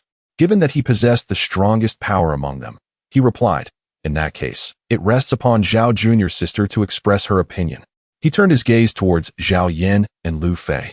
All eyes followed Jiang Hao and Wu Tao as they looked to Zhao Yin, who then turned to Lu Fei, softly asking, "Senior brother, what do you think?" Lu Fei, with his formidable spiritual awareness, had already observed the situation around them clearly. At present, these individuals posed no threat to him. Only the 2 golden pythons would be challenging. He nodded in agreement to Zhao Yin. Upon Zhao Yin's acknowledgement of Lu Fei's agreement, she addressed Wu Tao and Jiang Hao, stating, "I have no objections, esteemed brothers." Wu Tao, filled with delight, responded, "Excellent. Thus, our Biyun sect shall select myself, junior brother Li Jin, and junior brother Lu Fei." Lu Fei, momentarily taken aback by Wu Tao's choice, soon felt an overwhelming joy, as he had been contemplating how to approach the coveted Tianling Gua. He hurriedly bowed to Wu Tao and expressed his gratitude, exclaiming, "Thank you, brother." Meanwhile, Li Jin cast a disdainful glance at Lu Fei, accompanied by a derisive snicker. Jiang Hao surveyed the surrounding individuals and declared, "As for my Bloodshot sect, it shall be myself, junior sister Zhao Yu, and junior brother Zhang Ji." Zhao Yin glanced at the members of the Tianjin sect beside her and promptly added, "The 3 from Tianjin sect will be Zhao Yin, Sun Jinjia, and Zhou Jian." Wu Tao then turned to Wang Yusin of the Hehuan sect and inquired, "Among the other sects present, it is evident that you, Dao friend Wang, possess the highest cultivation and strength. Who shall you select from your side?" Wang Yusin, with a charming glance, replied, "Thank you, Dao friend Wu. I believe we shall choose Senior Brother Zhangdong from the Jin Gang Temple. At that moment, a robust monk stepped forward, exuding vitality that indicated his proficiency in body cultivation. She then turned her gaze to a young cultivator, reminiscent of a dandy, who held a folding fan, and continued, "And this esteemed Senior Brother Li Lei from the Tianyin sect." Li Lei stepped forward and bowed to Wang Yusen, saying, "I am but an unworthy individual. I am honored by your selection, Junior Sister Wang, and shall obey your command. Whatever you ask of me, I shall do." Wang Yusen responded joyfully, "Brother, you are too modest. I shall follow your lead." After speaking, she shot a glance at Lu Fei. Confused by Wang Yusen's playful banter with Li Lei, Lu Fei felt an even deeper intrigue upon catching her unfriendly gaze, pondering, "I must inquire further into this matter with Wang Yusen when the opportunity arises." At this juncture, Wu Tao once again surveyed the chosen individuals from each sect and proclaimed, "Very well, everyone, let us join forces to procure the Tianling Gua." Chapter 47. Seizing the Tianling fruit. Lu Fei, along with Wu Tao, Jiang Hao, Li Jin, Zhao Yin, Wang Yusen, and 7 others, stood on the riverbank, gazing at the 2 colossal golden pythons and the Tianling fruit tree across the river. Despite some grumbling from the others, the 12 were indeed among the strongest of the gathered crowd, so they tacitly accepted Wu Tao's leadership. While the others had lost their chance to obtain the Tianling fruit, they remained, eager to witness how Lu Fei and his companions would wrest the 13 fruits from the jaws of the 2 serpents. The golden pythons, sensing the intentions of the crowd, coiled their massive bodies and raised their heads, flicking their black tongues as a warning. Wu Tao surveyed the 2 pythons and the nearby comrades, proposing, "Li Jin, Lu Fei, Jiang Hao, Zhang Ji, and Zhao Yu, let us deal with the left python. What do you think?" In unison, Lu Fei and the others replied, "Agreed. We shall follow Wu Shixiang's plan." Zhao Yin glanced at Wang Yusen and nodded. "Wang Shiji, what do you think?" Wang Yusen interrupted with a smile, "Zhao Shimi, no worries. I, along with Shixiang Zhangdong and Li Lei, will follow your lead." Zhao Yin exchanged glances with her sect's Sun Jinjie and Zhou Jian, who voiced no objections. She then addressed Wu Tao, "Wu Shixiang, Wang Yusen, and I will handle the right python." Wu Tao nodded slightly. "Very well, you shall entangle it. Once Jiang Hao and I have vanquished the left one, we will assist you." The 6 of them would first slay one python, while Zhao Yin, Wang Yusen, and the others, whose powers were somewhat less formidable, would focus on restraining the other, a sensible allocation of tasks. The group acknowledged Wu Tao's strategy, recognizing that he and Jiang Hao possessed greater strength than Zhao Yin and Wang Yusen. Seeing the approval on their faces, Wu Tao added, "Lastly, until we either kill or drive off both pythons, no one is permitted to seize the Tianling fruit first, or they shall be considered our enemy." With that, Wu Tao launched himself at the golden python across the river, and the others hurried to follow suit. However, upon striking the golden serpent, their swords produced a clinking sound, revealing that the python's golden scales remained largely unscathed, bearing only faint marks. Enraged, the python let out a roar and unleashed a torrent of flames towards Wu Tao, the first to attack. It then swept its massive tail, generating a fierce gust that lashed out at the group. The cacophony of impacts echoed as Wu Tao narrowly avoided the full brunt of the flames, yet a portion of his clothing was singed, leaving his face charred. Meanwhile, Lu Fei and the others, wielding swords and shields, attempted to defend against the python's tail, but were soon pushed back several steps by its overwhelming force. On the other side, Zhao Yin and Wang Yusen's group appeared even more beleaguered, having sustained various injuries from the python's assaults. The battle resumed, with both pythons relying on their immense size and protective scales, rendering the group's attacks ineffective. Additionally, the flames spewing from the pythons caused considerable strife, particularly as their tails swept with overwhelming force. After a quarter of an hour, the attackers had all suffered some degree of injury. If this continued, it would not be long before they not only failed to slay the pythons, but would also be overwhelmed by them. Observing the dire situation, Wu Tao called out, "Everyone, do not hold back any longer. Utilize your most powerful techniques or talismans. Otherwise, we will not only lose the Tianling fruit, but also become prey to these serpents." Realizing the truth in Wu Tao's words, the group momentarily set aside their reservations about conserving strength for the fruit. With renewed vigor, they unleashed their full might, and soon the balance of power shifted, bringing them to a near stalemate with the pythons. Lu Fei, however, remained cautious, not revealing his full strength, yet matching Li Jin's attack intensity. He did not wish to be outmaneuvered, for Zhang Ji and Li Chong of the Xuesha sect were adversaries, while Li Jin of the Baiyun sect was also a rival. Moreover, he sensed Wu Tao and Jiang Hao's subtle displeasure towards him. Yet merely achieving parity was insufficient.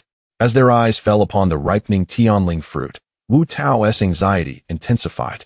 Gritting his teeth, he resolutely retrieved a talisman glowing with a faint red light. Directing his focus to Li Jin and Zhang Ji, after infusing it with spiritual energy, he hurled the talisman towards the nearby python. Sensing the talisman's power, the python turned and darted towards the Tianling fruit tree. Wu Tao urgently shouted, "Quick, block it!" At that moment, Lu Fei, Li Jin, and Zhang Ji found themselves positioned between the python and the tree. Responding to Wu Tao's call, they struck out with their swords against the serpent. A thunderous explosion erupted as the talisman detonated, releasing a blinding golden light. Simultaneously, Lu Fei and his companion's sword strikes hit the python, momentarily hindering its movement and subjecting it to the talisman's violent blast. In the ensuing chaos, Lu Fei suddenly sensed two powerful attacks converging from either side. In a moment of desperation, he raised his sword to block Li Jin's flying kick from the left, while using his right foot to deflect Zhang Ji's punch. At that instant, Jiang Hao lunged forward, aiming a sword strike at Lu Fei's chest. Despite Lu Fei's preparations, he could not withstand the trio's coordinated onslaught. With a sickening sound, blood spewed forth as Lu Fei staggered and collapsed near the Tianling fruit tree. The combined assault of Zhang Ji, Li Jin, and Jiang Hao blended with the smoke and dust from the talisman's explosion, obscuring the aftermath. As the dust settled, the onlookers beheld the scene. The python lay on the ground, writhing in pain, while Lu Fei remained motionless. Upon witnessing Lu Fei's injury, Zhao Yu attempted to approach and assess the situation. However, as she moved, her path was obstructed by the wounded giant python. Despite being severely injured by talismans, the python continued to charge ferociously at the onlookers. Meanwhile, Zhao Yin and Wang Yusin, equally troubled, found themselves unable to advance. Only Jiang Hao, Li Jin, and Zhang Ji exchanged knowing smiles with Wu Tao. At that moment, Lu Fei, who lay on the ground, had indeed sustained injuries from a combined attack by Li Jin and the others, though the severity was not as dire as it seemed. While he swiftly channeled his energy to heal, he was also contemplating how to take revenge on these individuals while acquiring the Huolingua.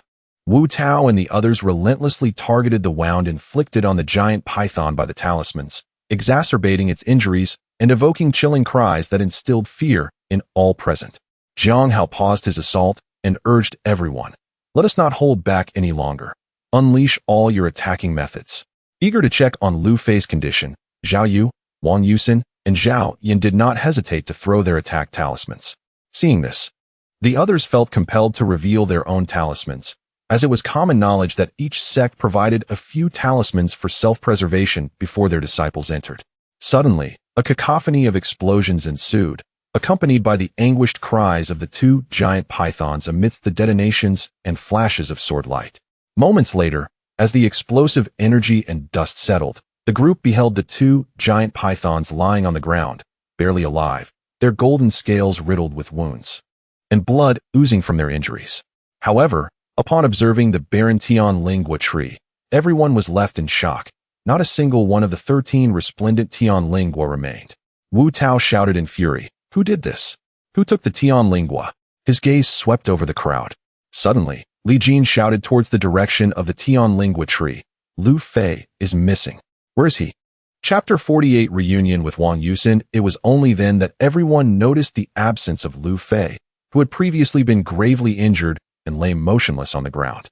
Among the crowd, Lu Fei was the one closest to the Tianlingua tree, and now he had vanished without a trace. Zhang Ji then shouted towards the distant mountain peak, "Look, he has escaped." The others followed the direction of Zhang Ji's pointing finger and observed that, not far away, numerous demonic beasts and birds were screeching and fleeing the forest, indicating that someone was traversing through the woods. Wu Tao's gaze swept across the crowd once more as he declared, "Inform everyone that whoever captures or reveals Lu Fei's whereabouts within the secret realm will be rewarded with 2 Tianlingua from our 3 sects." His eyes then fell upon Jiang Tsai and the other women, and with a chilling tone, he warned, "Should anyone dare to assist him, Neither I nor my companions Jiang Hao, Li Jin, and Wang Yusin will show any mercy. Jiang Hao glanced at Wu Tao and addressed those around him. Let us pursue him. He is wounded and cannot have fled far. With that, Wu Tao, Jiang Hao, Li Jin, and others dashed towards the mountain peak. Some of the onlookers followed suit, while others departed in small groups. Zhao Yu, feeling concerned for Lu Fei, exchanged a look with Zhao Yin before silently hastening in the direction of Wu Tao and the others. Wang Yusin glanced at the distant hunting party and said to her companions, Zhang Dong and Li Lei, I shall not intrude upon you any longer, brothers. Without waiting for a response, she departed with the other two women from Hehuanzong. Before long, tranquility returned to the area, leaving only the lifeless bodies of two golden giant pythons and the solitary Tianlingua tree standing near the riverbank. After a brief moment of stillness, Lu Fei emerged leisurely from the rear of the forest.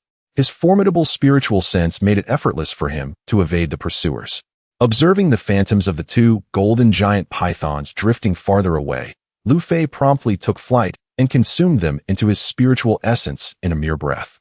To his delight, the energy from these phantoms significantly enhanced his spiritual essence. Each phantom possessed more energy than all the demonic beast phantoms he had consumed prior to entering the secret realm. After a few breaths, Lu Fei returned to normalcy and glanced in the direction Wang Yusin had departed, contemplating. I am curious to see what you are up to. He then hastened after her. Wu Tao, Jiang Hao, and the others pursued for quite some time without catching sight of Lu Fei. Wu Tao then addressed the group. This Lu Fei likely possesses some special means. Let us separate and search for him. Subsequently, they divided into several teams, spreading out to seek Lu Fei's trail. Lu Fei initially intended to consume the Tianlingua to test its effects, but recalling Jiang Tsai's warning about being unable to use spiritual power for several days post-consumption, and with everyone actively searching for him in the secret realm, he resolved to wait. He had been following Wang Yusin and the other two women for over a day when he realized they were nearing the body of the refining lake. He thought to himself, how could I have forgotten such an excellent place to consume the Tianlingua? Soon, he noticed that Wang Yusin and the other two women had separated, with only her advancing towards the lake. Seeing her peculiar route, Lu Fei felt puzzled about her intentions. After a while, just as they were about to reach the lakeshore, Wang Yusin abruptly halted and called out, Lu Fei, you have been following me for so long. Come out. Lu Fei was taken aback. With his foundational level spiritual sense, he could perceive distances far beyond Wang Yusin's capabilities. He had no idea how she had discovered his presence. Nevertheless, since she had noticed him, he approached quickly and said, Wang girl, I trust you are well. Wang Yusin gazed at him meaningfully and replied, what do you want from me? Aren't you searching for your Yue? Lu Fei, perplexed, inquired Yue? Who is this Yue? Wang Yusin, her irritation apparent, retorted, you can certainly feign ignorance. Just hand over my Tianlingua. Lu Fei, amused by her composed demeanor, replied, what do you mean, my Tianlingua? I have earned this. Wang Yusin, as though indifferent, countered, what do you mean you earned it? We fought the giant pythons together, yet you collected all the fruits. If you are willing to give one, then fine. If not, then forget it. Unable to argue further, Lu Fei conceded, I suppose I can give it to you, but you must tell me who saved me. Upon hearing this question, Wang Yusin's face turned crimson, and she shyly replied, You scoundrel. With that, she dashed away. Lu Fei stood there, bewildered, wondering why his simple inquiry about who had rescued him had elicited such a strong reaction. Previously, when he had offered her the Wandu Chao, she had been somewhat bashful, yet now she boldly demanded the Tianlingua. With questions swirling in his mind, Lu Fei chased after Wang Yusin and blocked her path, asking earnestly, Wang girl, what is truly going on? Seeing Lu Fei's serious demeanor, which seemed sincere, she inquired, did the octopus elder not tell you? Lu Fei shook his head slightly. When I awoke, there was no one around. Neither you nor the octopus was present. I searched the lake for quite some time. Noticing Wang Yusin's evasive gaze, he continued, Wang girl, please enlighten me about what transpired. Wang Yusin furrowed her brow tightly. Do you not recall what happened? Why do you keep asking me? Lu Fei gazed at her earnestly. I truly do not remember. I implore you to tell me. Wang Yusin seemed to gather her resolve and suddenly looked at Lu Fei, saying, from now on, do not call me Wang girl. When I saw you gravely injured, the octopus elder mentioned.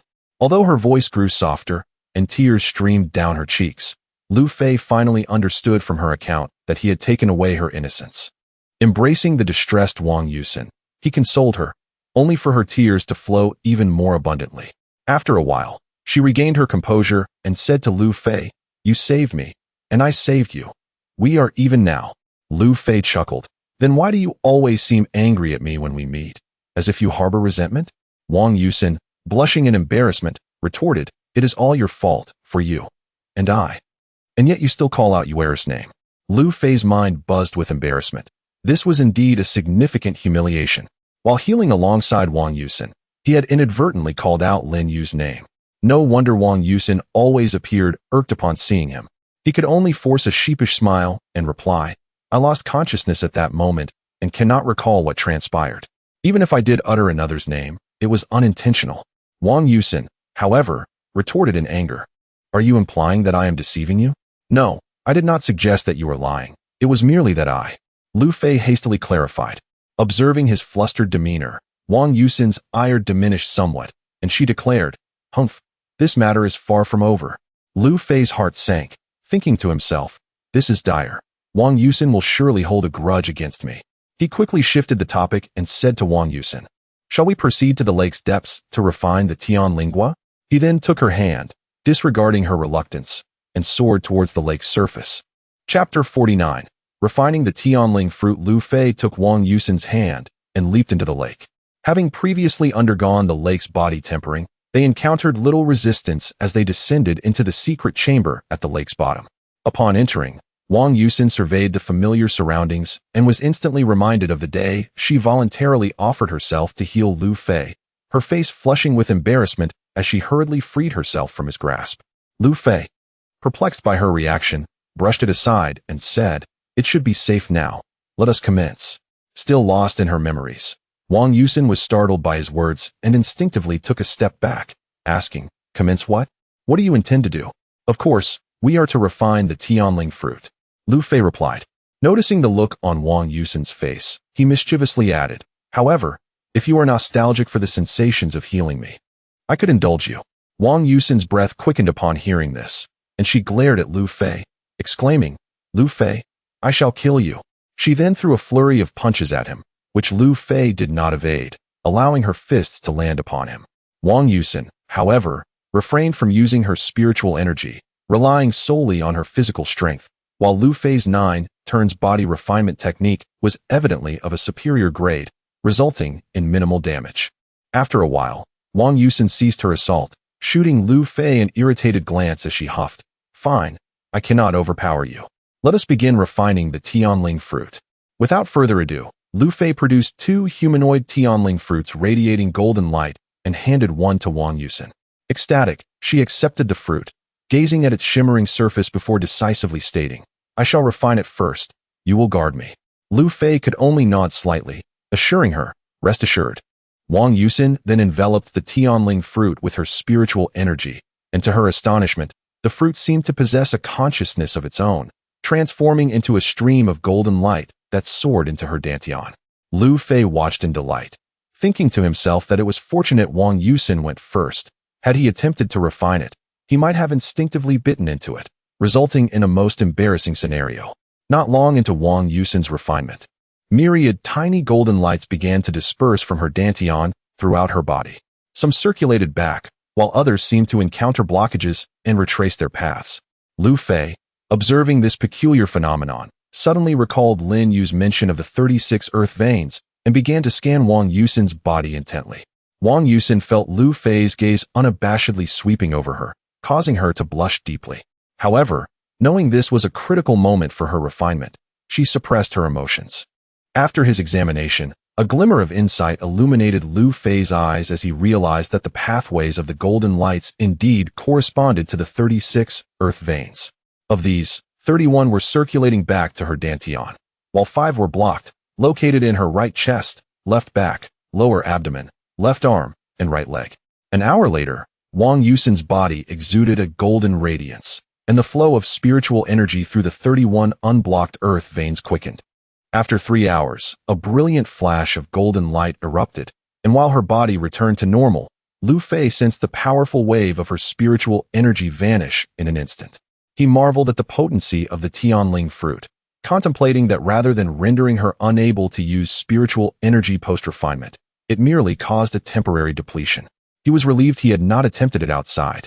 Although Wang Yusin's spiritual energy was nearly exhausted, she recognized her successful refinement of the Tianling fruit. Were it not for the restrictions of the secret realm hindering her cultivation, she might have already reached the foundational stage. Lu Fei, witnessing her joy, informed her of the 31 unblocked and 5 blocked earth veins he had discovered. Wang Yusin, thrilled by this revelation, queried, "Is it true? 32 unblocked veins mean a chance for conception, while 31 may not guarantee it. I am certain I can reach the dance stage." Lu Fei nodded slightly. "That should be the case. However, is your ambition so modest? Are you content with merely reaching the dance stage?" Wang Yusin shot him a glare, retorting, "What do you expect? Among so many geniuses in the sect, only the ancestor is a Yuanian cultivator. Achieving the dance stage is already commendable." As they spoke, Wang Yusin's spiritual energy had recovered to the first layer of qi refining. Lu Fei remarked, "It seems with a few more hours, you will regain your strength, and I can refine the Tianling fruit." He then cast a mischievous glance at her, suggesting, "What if we?" Wang Yusin promptly understood his implication and hastily retreated. "Lu Fei, do you dare to bully me while my power is not restored?" Lu Fei, observing her rapid breathing and anxious demeanor, chuckled, "Even if your strength were restored, do you think I would be at a disadvantage? Besides, you took advantage of me while I was injured and unconscious, yet I said nothing." Wang Yusin, incensed by his reminder of past events, huffed in annoyance. However, considering her current power, she simply turned her attention away, plotting her revenge against Lu Fei in her mind. Sensing her genuine anger, Lu Fei quickly shifted the topic. "By the way, do you intend to give Tianling fruits to others?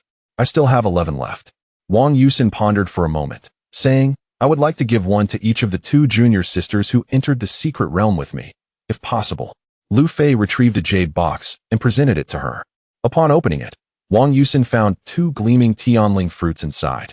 Her face lighting up with joy as she exclaimed, "Humph, you are quite generous."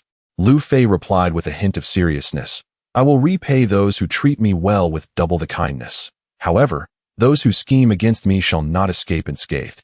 He cast a meaningful glance at Wang Yusin, adding, "Moreover, since you aided in my healing, I am bound to repay you." Wang Yusin, irritated by his reminder of the healing incident, felt a flicker of annoyance. Yet, seeing the sincerity in his eyes, she refrained from expressing her frustration. A day later, Wang Yusin's strength was fully restored. Lu Fei, eyeing the Tianling fruit in his hand and glancing at her, commenced his refinement. An hour later, Wang Yusin counted the unblocked earth veins within Lu Fei's body, her expression turning to one of delight as she nodded in approval.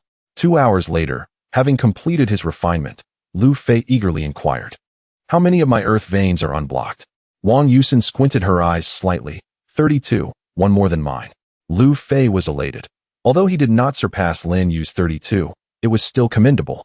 As he beamed at Wang Yusin, she suddenly flashed him a wicked smile, saying, "Lu Fei, haven't you always mentioned how I forced you when you were injured?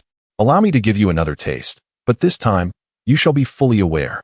In the confined space of the secret chamber, devoid of spiritual energy, Lu Fei could only rely on the 9 turns body refinement technique to resist, but ultimately found himself pinned beneath her. Within the chamber, 2 silhouettes intertwined in an undulating dance. Chapter 50. Jiang Cai severely injured a day later, Lu Fei gradually regained his strength. Observing the bashful Wang Yusin before him, he inquired, "Exa, what are your plans for the future?" The opening of the secret realm is still nearly 2 months away. While adjusting her attire, Wang Yusin replied, "I will first seek out my 2 junior sisters, and then continue my training within the secret realm. Would you care to join me? This way, should anyone attempt to harm you, I can assist you." Lu Fei shook his head, asserting, "No need. I intend to track down those who plotted against me. I will not allow them to go unpunished." Wang Yusin expressed her concern, saying, "You must exercise caution. They are all esteemed individuals within the sect. If any misfortune were to befall you, suspicion would inevitably fall upon you, and upon exiting the secret realm, their masters would undoubtedly seek retribution." Having exited the hidden chamber beneath the lake, Lu Fei and Wang Yusin failed to locate the octopus monster. Eventually, they reluctantly parted ways. Wang Yusin hastened towards the rendezvous point she had arranged with her two junior sisters, while Lu Fei was not overly concerned about her safety, as her strength was unmatched within the secret realm aside from his own. Lu Fei chose a direction opposite to that of Wang Yusin, although he was now considerably stronger. Her words resonated with him. While one could act freely within the secret realm, the consequences would inevitably follow outside of it. Therefore, he wished to keep their close relationship concealed. After a day of searching, Lu Fei finally spotted Wu Tao, Li Jin, Jiang Hao, and Zhao Yu at the edge of a dense forest. Utilizing his formidable spiritual awareness, Lu Fei found an optimal vantage point from which he could observe the four without being detected. An hour passed, and Zhao Yu was the first to rise and move towards Lu Fei's hiding place. Although Lu Fei was puzzled as to why Zhao Yu approached him, he remained still and silent, contemplating that perhaps Zhao Yu was merely headed in this direction. As Zhao Yu stood beside him, Lu Fei, astonished, asked, "How did you know I was here? What about the others?" Zhao Yu, noticing Lu Fei's surprised expression, tilted her head and proudly replied, "I have also cultivated a technique for enhancing my spiritual awareness, which surpasses that of ordinary individuals. Furthermore, when you healed my injuries, our spirits intertwined, allowing me to easily sense your presence." Seeing Lu Fei cast a wary glance towards Wu Tao, Jiang Hao, and Li Jin, Zhao Yu furrowed her brow and asked, "Do you suspect I would disclose your whereabouts to them?" "Not at all. I merely fear they might discover my presence," Lu Fei hastily responded. Noticing Zhao Yu's continued silence, Lu Fei inquired, "What troubles you? Is there something amiss?" With a grave expression, Zhao Yu replied, "It is of no consequence to tell you, as they are indeed targeting you. You would soon learn of it regardless." Feeling a sense of foreboding, Lu Fei urgently pressed, "What exactly is happening?" Zhao Yu proceeded to recount how Wu Tao, Jiang Hao, and Li Jin intended to use Jiang Cai as bait to capture Lu Fei. Upon losing track of Lu Fei, Li Chang from the Blood Fiend sect suggested using Jiang Cai, who also hailed from Jiang City, as a lure. Initially, both Li Jin and Jiang Hao opposed the idea, but as time passed, they gradually acquiesced. Despite Li Jin's attempts to persuade Jiang Cai, she steadfastly refused, ultimately escaping while he was momentarily distracted. However, Jiang Cai's limited strength meant that she did not evade capture for long before being recaptured by Wu Tao and Zhang Ji. Li Jin, feeling disrespected by Jiang Cai's escape, publicly humiliated her. Jiang Hao, who had known Jiang Cai for a long time and wished to help, was thwarted by Wu Tao, leaving him helplessly watching as Li Jin tormented Jiang Cai to the brink of death. At this moment, Lu Fei's fury intensified. His gaze now fierce as he stared in the direction of Jiang Hao and the others. He turned to Zhao Yu and demanded, "Where is Jiang Cai now? She is not far ahead in a canyon, and the area is surrounded by groups of 4, lying in wait for you to rescue her." Zhao Yu replied. Lu Fei retrieved a Tianling fruit and handed it to Zhao Yu, saying, "Take this Tianling fruit and leave this place at once." Zhao Yu's eyes widened in astonishment as she asked, "Did you truly acquire this?" Upon receiving it, she felt joy but also expressed concern for Lu Fei, saying, "I will stay and assist you. This will increase your chances of success." Lu Fei gently shook his head, insisting, "You should leave now. I will not allow these individuals to ensnare you as well." After a moment of contemplation, Zhao Yu instructed Lu Fei, "Be careful then. I will await you in the southeast." She then soared off in that direction. Once Zhao Yu departed, Lu Fei relied on his powerful spiritual awareness to evade those who sought to capture him. Upon entering the canyon, he spotted Jiang Cai's figure. At this moment, Jiang Cai leaned against a withered tree, her breath shallow, her clothing in tatters. She was no longer the vibrant and spirited beauty she once was. Upon witnessing the torment Jiang Cai had endured, Lu Fei felt a chill of calmness wash over him. He circled the canyon, assessing the surrounding situation. There were 6 teams of over 20 individuals positioned around, ready to pounce should he approach and attempt to rescue Jiang Cai. Lu Fei realized that with the severely injured Jiang Cai in tow, escaping alone would be exceedingly difficult. However, seeking assistance from Zhao Yu or Wang Yusin would only provide temporary respite, as they would ultimately be unable to escape from these individuals, especially with a wounded Jiang Cai. After a moment of contemplation, an idea sparked in Lu Fei's mind. Since these individuals were after the Tianling fruit, if he could incite a scramble for it among them, they would likely disregard his and Jiang Cai's fates. With that thought, Lu Fei swiftly made his way towards Jiang Cai. Within a few breaths, The surrounding individuals noticed him and quickly signaled one another. Jiang Tsai struggled to lift her head, watching as a blurred figure drew nearer. Upon recognizing Lu Fei, she weakly murmured, Lu Fei, you must run. I cannot go on. Do not concern yourself with me. As she attempted to rise, she collapsed back to the ground, blood seeping from her wounds. Lu Fei approached to examine her condition. Realizing that Jiang Tsai's injuries were far more severe than Zhao Yu had described, only her eyes and mouth retained movement, while her limbs lay broken. A surge of rage, more potent than ever before, erupted from Lu Fei's heart, and he bellowed in fury, I shall slay you wretched scoundrels. The first four to approach were Zhang Ji, Li Chang, and two disciples from the Shui Shaman. In that moment, Lu Fei could not afford to hesitate. He unleashed a sword strike with fervor, then surged forward, attacking the four with a flurry of punches and kicks. At that moment, Lu Fei radiated a faint golden glow, and within mere breaths, he had repelled the four assailants.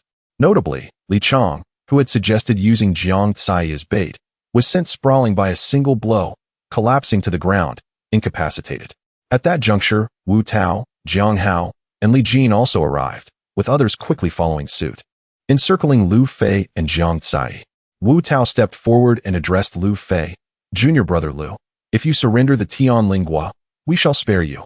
Lu Fei glanced at the barely conscious Jiang Tsai in his arms and declared to the surrounding crowd, very well, since you desire it, I shall oblige.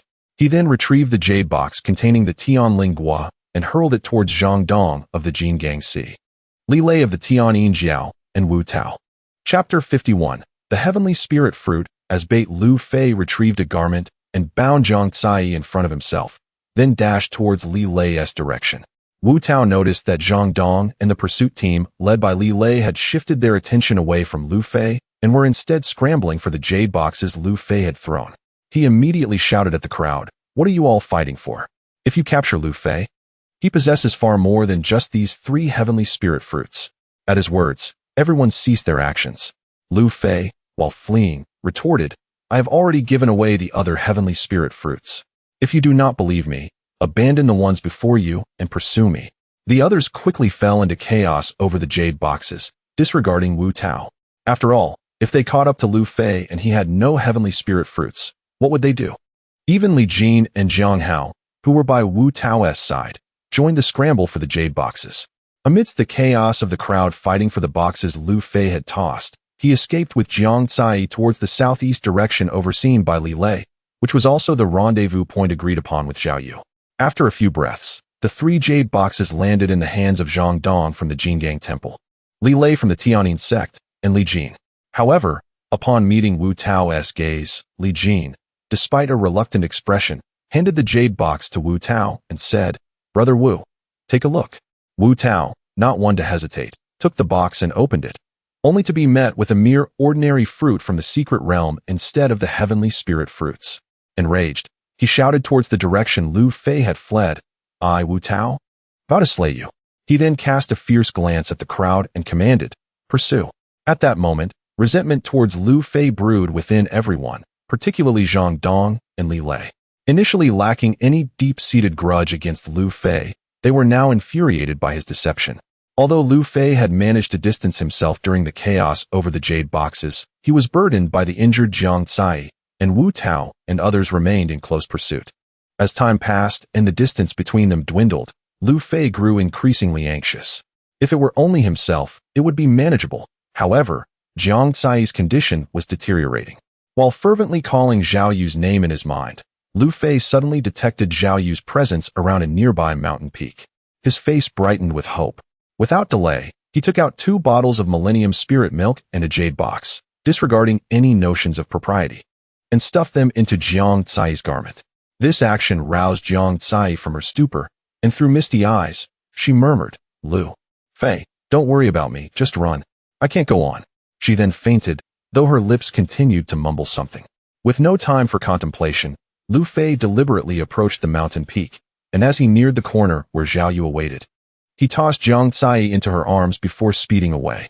Zhao Yu was momentarily taken aback upon receiving Jiang Tsai, realizing the severity of her condition, but there was no time for hesitation. She quickly stifled her breath to avoid detection by Wu Tao and the others pursuing Lu Fei. After a few breaths, as Wu Tao and his companions chased further away from their location, Zhao Yu swiftly transported Jiang Cai to a concealed cave. Observing Jiang Cai's bulging garment, Zhao Yu hastily unfastened it and discovered 2 jade bottles and a jade box. Upon opening the bottles and box, Zhao Yu's eyes gleamed with excitement as she murmured, "You truly care for Jiang Cai," providing her with Millennium Spirit Milk and Heavenly Spirit Fruits. Seeing Jiang Cai on the brink of consciousness, Zhao Yu wasted no time in propping her upper body and gradually administered the Millennium Spirit Milk to her. After several breaths, as the Spirit Milk entered Jiang Cai's body, her condition stabilized slightly. Zhao Yu, watching the contents of the bottle dwindle, felt a pang of regret. "Oh, Lu Fei, how could you not share the Millennium Spirit Milk with me? Just wait." Once Jiang Cai finished the first bottle of Spirit Milk, she slowly opened her eyes. As she attempted to rise, Zhao Yu stopped her, saying, "Let us not worry about anything else for now. Focus on recovering your injuries." Jiang Cai nodded slightly and began to channel her spiritual energy to heal her wounds. Although a small bottle of the Millennium Spirit Milk had been absorbed, much of it remained unrefined. An hour later, Jiang Cai's injuries had healed significantly, and her cultivation had remarkably improved. Observing the substantial effects of the Spirit Milk, Zhao Yu placed the remaining bottle into her storage pouch. 2 hours later, Jiang Cai's injuries were nearly healed, and her strength had reached the pinnacle of the 9th level of qi refinement. Astonished by her recovery and unexpected growth in power, Jiang Cai expressed her surprise. Yet, thinking of Lu Fei, she quickly stood and asked Zhao Yu, "Do you know where Lu Fei is? How is he? I must find him." Noting Jiang Cai's urgency, Zhao Yu replied, "Sister Cai, do not fret. Lu Fei will be fine. Just focus on healing here. He will return to us." Realizing that blindly searching for Lu Fei could lead her to encounter Wu Tao and others, potentially hindering Lu Fei, Jiang Cai settled down and began to converse with Zhao Yu. Zhao Yu, like Jiang Cai, appeared composed, but her heart was troubled for Lu Fei, occasionally glancing towards the cave entrance. When both women simultaneously turned to look out of the cave, their eyes met again, and they couldn't help but chuckle. Zhao Yu asked, "Sister Cai, what is your relationship with Lu Fei?" Jiang Cai's face flushed as she shyly replied, "I used to be his, but..." Zhao Yu, eager for clarification, inquired, "What do you mean by but?" "Nothing. By the way, Sister Yu, how did you come to know Lu Fei?" Zhao Yu smiled and responded, "He healed my injuries, saved my life, and significantly improved my cultivation." Jiang Cai, observing the radiant expression on Zhao Yu's face, teased, "Then does that mean you owe him your life and must repay it with your body?" Zhao Yu, undeterred, promptly replied, "Indeed, when one's life is saved, it is only fitting to offer oneself in return. Just like you, Lu Fei not only rescued your life, but also facilitated the elevation of your cultivation, so it is only natural to reciprocate such kindness. Is it not?" Upon hearing this, Jiang Cai's face flushed crimson, and she shyly retorted, "I shall not engage with you any longer." Suddenly, Zhao Yu's expression shifted as she called out toward the cave entrance. Jiang Cai quickly turned her gaze to the entrance as well, and both women's demeanor grew tense in an instant. Chapter 52 The commencement of slaughter. After a few breaths, the two women beheld a bloodied figure emerging from the cave entrance, instinctively taking a step back. Utilizing the faint light filtering through the cave, Jiang Cai was the first to recognize the individual and inquired with hesitation, "Li Jin?" Before she could finish her sentence, Lu Fei appeared behind Li Jin and forcefully shoved him, causing Li Jin to stumble forward uncontrollably. Upon seeing Lu Fei unharmed, Jiang Cai was overwhelmed with joy. She disregarded Zhao Yu and Li Jin's presence and rushed to embrace Lu Fei tightly, exclaiming, "Lu Fei, I was wrong. I love you. Do you still want me?" Lu Fei, observing Jiang Cai's nearly restored composure, felt his anxious heart settle. As he savored the warmth of her embrace, he noticed Zhao Yu watching him with a teasing gaze, prompting him to shift the conversation. "Cai, I have brought Li Jin here. What shall we do with him?" Jiang Cai's gaze swept over the crumpled Li Jin on the ground, and she advanced with determination, declaring, "Li Jin, you despicable wretch, today I shall end your life." In contrast, Li Jin displayed no fear, raising his chin defiantly as he retorted, "Humph, if you kill me, are you not afraid of the retaliation from the Li family and the Biyun sect against the Jiang clan?" Noting Jiang Cai's sword poised in the air, he continued, "Do not forget who my master is, Li Tianyan. She is a woman of her word. Do you dare to kill me?" Moreover, you are to be my future partner. Is this how you treat me? I shall not spare you. Jiang Tsai, incensed by his words, shot back. How dare you claim me as your partner when you have humiliated me before? Li Jin countered. Your family promised to betroth you to me, yet you sought out a wild man to accompany you in feasting and bed. Jiang Tsai quickly interrupted. You lie? I have not. Li Jin mocked her. You have not? I fear you have already engaged in intimate relations. Were it not for my master's disdain for those who abandon their partners, I would not have feigned affection for you. Otherwise, do you think I would desire a wretched creature like you? Infuriated, Jiang Tsai swung her sword towards Li Jin, who did not flinch but threatened. Humph, should you kill me, prepare for your clan's annihilation. The sword halted perilously close to Li Jin's neck, and Jiang Tsai's face displayed a struggle as she contemplated the truth in his words. If she were to slay Li Jin, the repercussions from Li Tianyun and the Li family would surely bring calamity upon the Jiang clan, making it difficult for them to evade disaster. Zhao Yu, perceiving Jiang Tsai's predicament, contemplated and suggested, killing him is unwise, but torturing him would not be a significant issue. Li Jin, having initially intimidated Jiang Tsai with his status, thought he had temporarily evaded danger, but Zhao Yu's sudden proposition to torment him ignited his fury. You demoness from the Bloodslaughter sect. This is a matter for our Biyun sect, and you have no place here. Furthermore, you ungrateful wretch, you have revealed our plans to Lu Fei. Zhao Yu's expression hardened as she warned, Li Jin, do not provoke me. The Jiang clan may fear you, but the Bloodslaughter sect does not.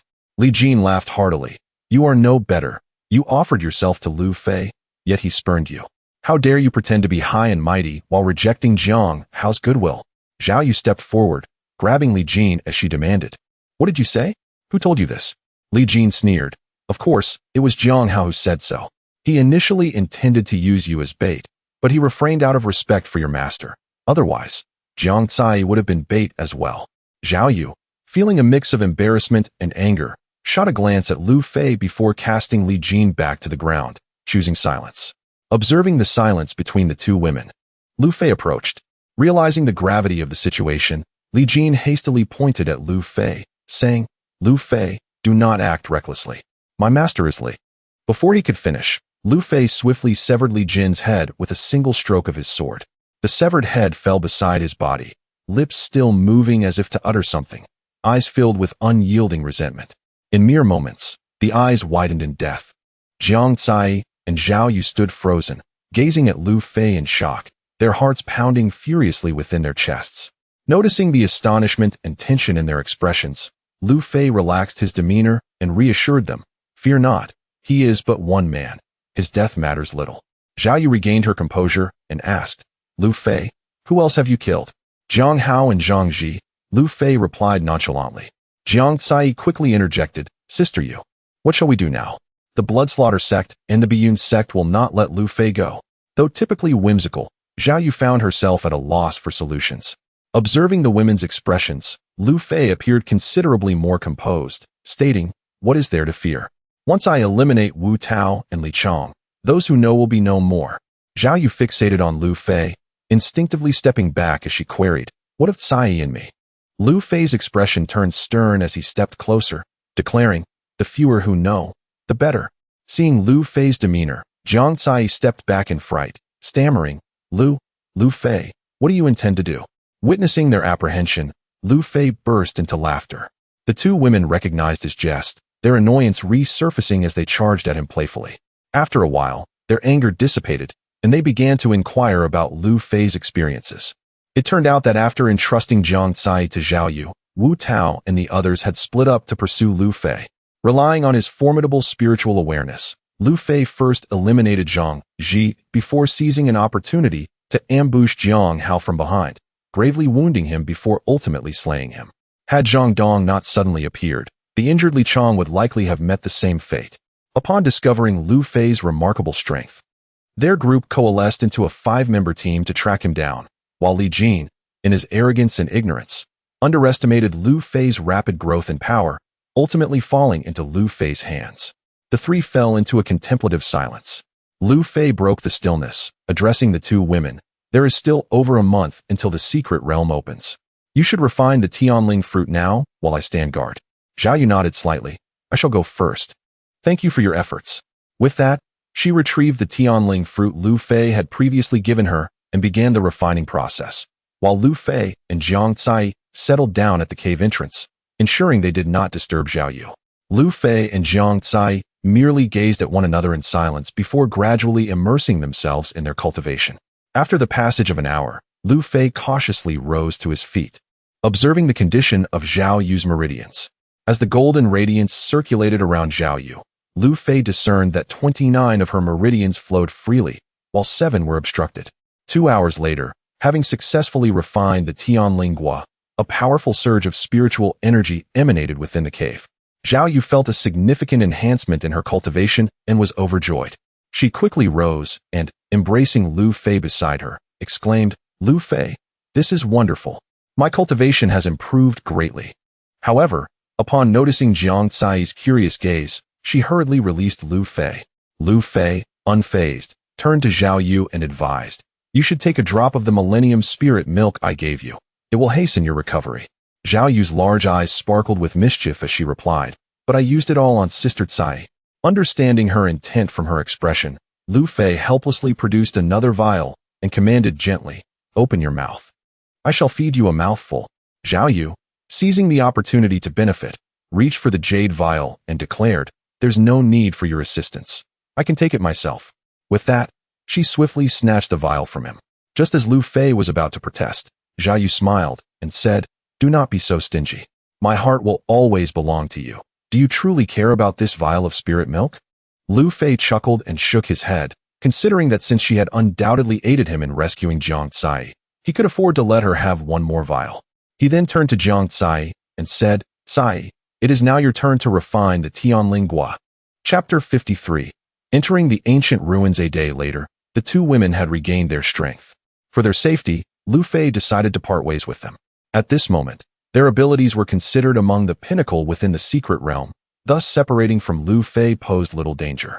Through the refinement of the Tianling Gua, Lu Fei came to understand that Jiang Cai indeed found it quite challenging to enhance her cultivation, as only 23 of her earth veins were unobstructed while 13 were blocked. After departing, Lu Fei pondered how to elevate his own cultivation. To augment his spiritual essence, he realized that he needed to eliminate demon beasts, as there was a certain probability of devouring their ethereal remnants post-mortem. After slaying Li Jin, Zhang Ji, and Jiang Hao, he noticed no ethereal shadows emerging from their corpses. Thus, over the course of 10 days, Lu Fei hunted down 30 formidable demon beasts within the secret realm, among which 15 yielded ethereal shadows. After consuming these shadows, Lu Fei's spiritual essence became remarkably condensed, increasing significantly from the size of a thumb to that of a child's fist. Lu Fei mused that he needed to seek out the subsequent techniques of the Duan Hanju. Even if he could not find them, he must explore other secret methods for cultivating his spirit. Unfortunately, Zhao Yu's spiritual methods were unsuitable for male practitioners. Otherwise, they would have been an excellent option.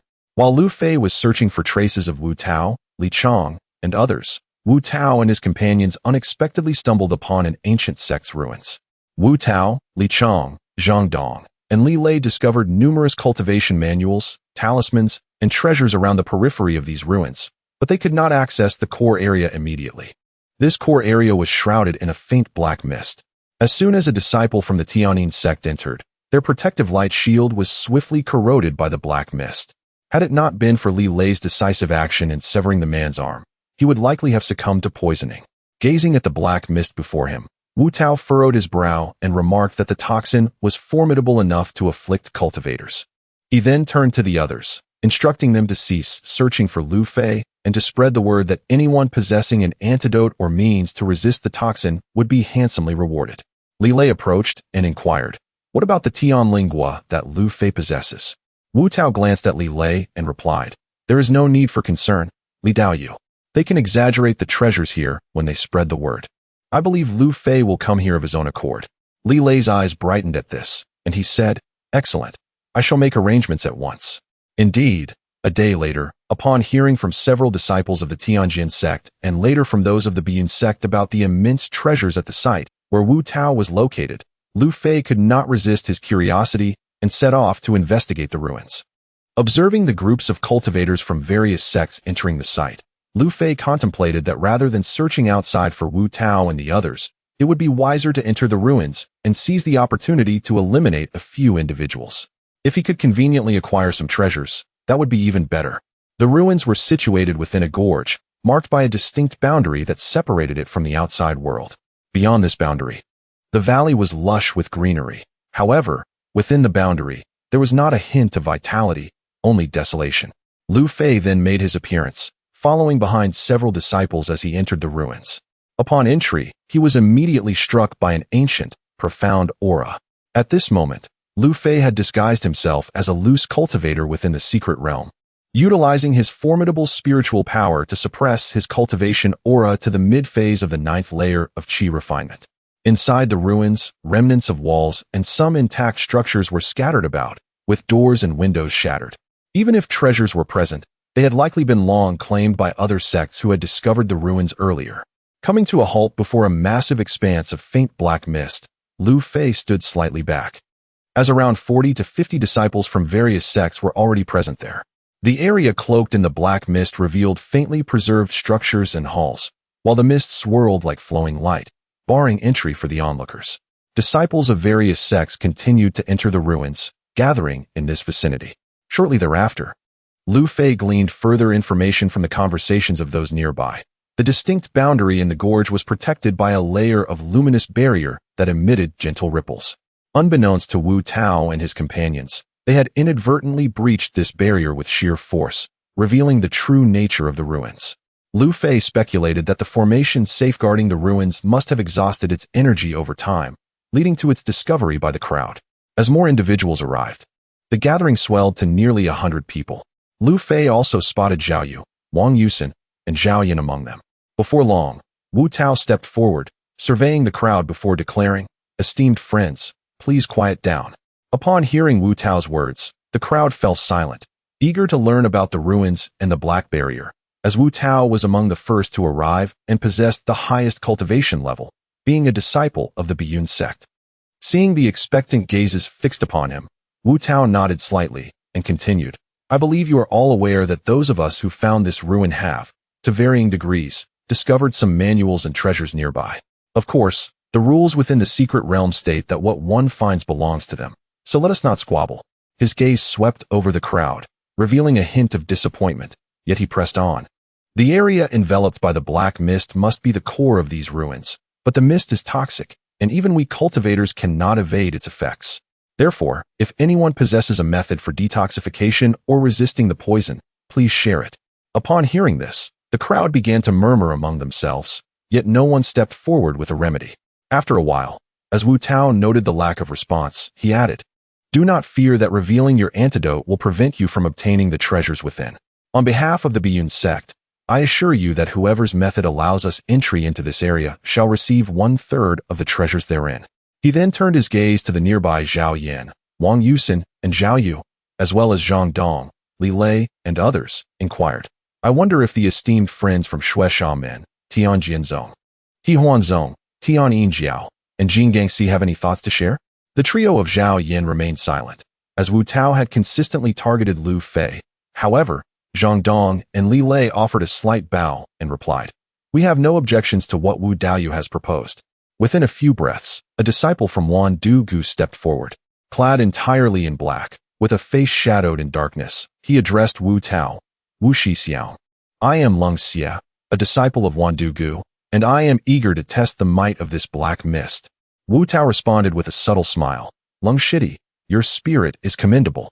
However, I must remind you that Lung Hu from Wan Du Gu has attempted this before, but alas." Upon hearing this, Lung Xia exhibited no fear. Rather, he chuckled mischievously and retorted, "Humph, what is Lung Hu to me?" He then boldly approached the swirling black mist. Chapter 54.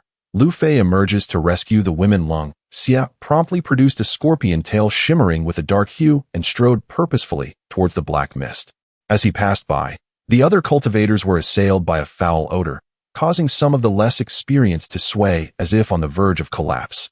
Upon halting before the black mist, he turned back to Wu Tao and reaffirmed, "Brother Wu, can I trust your words?"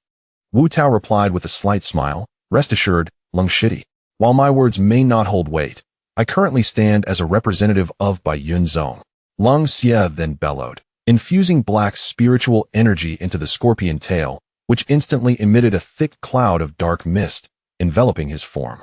The onlookers witnessed the black mist around Long Xie sizzle upon contact with the mist of the ruins. In mere moments, he had truly ventured into it.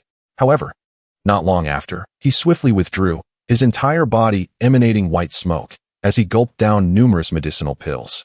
Seeing this, Wu Tao hurriedly approached and inquired, "Lung Shitty, what?" After a brief pause, Long Xie regained his composure and excitedly replied, "Brother Wu, there is no need for concern. I simply lack the cultivation to fully traverse this black mist. If I can enhance my abilities further, not only will I pass through, but I could also take someone with me."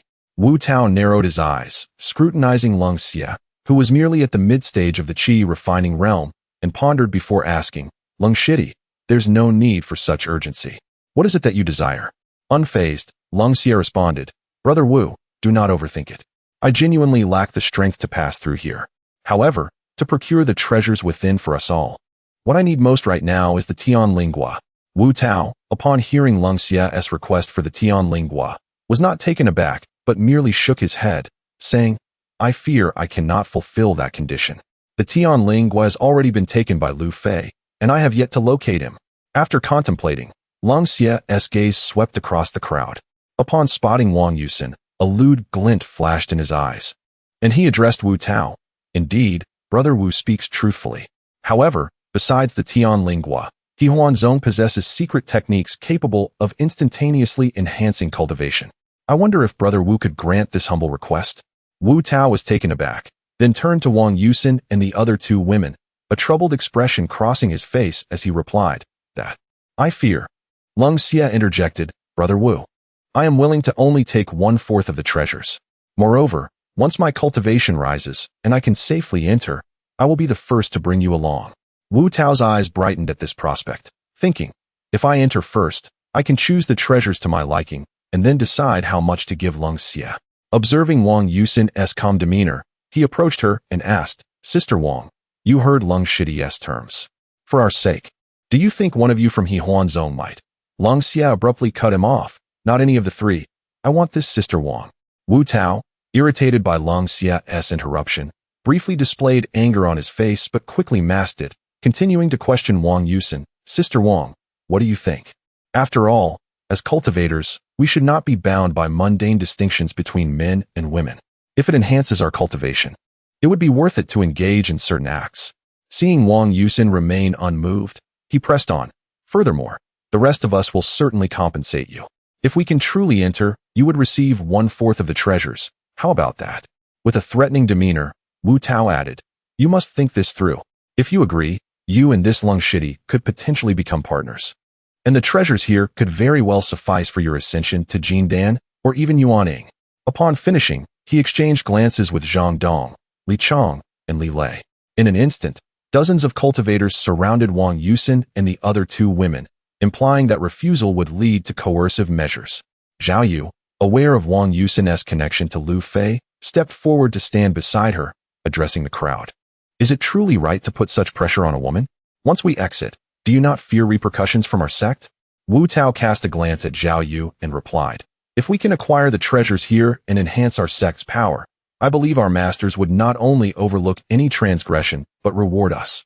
At that moment, Lu Fei stealthily approached the black mist while the crowd was distracted. Confident from refining the Wan Du grass, he reached out his hand, rejoicing when he felt no obstruction from the black mist and showed no signs of poisoning, bringing him immense relief.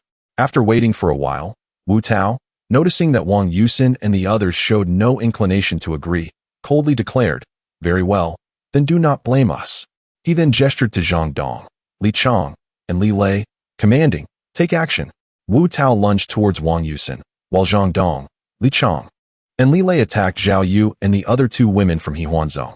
The sound of impact echoed as the four women astonishingly resisted the attacks, revealing their considerable strength.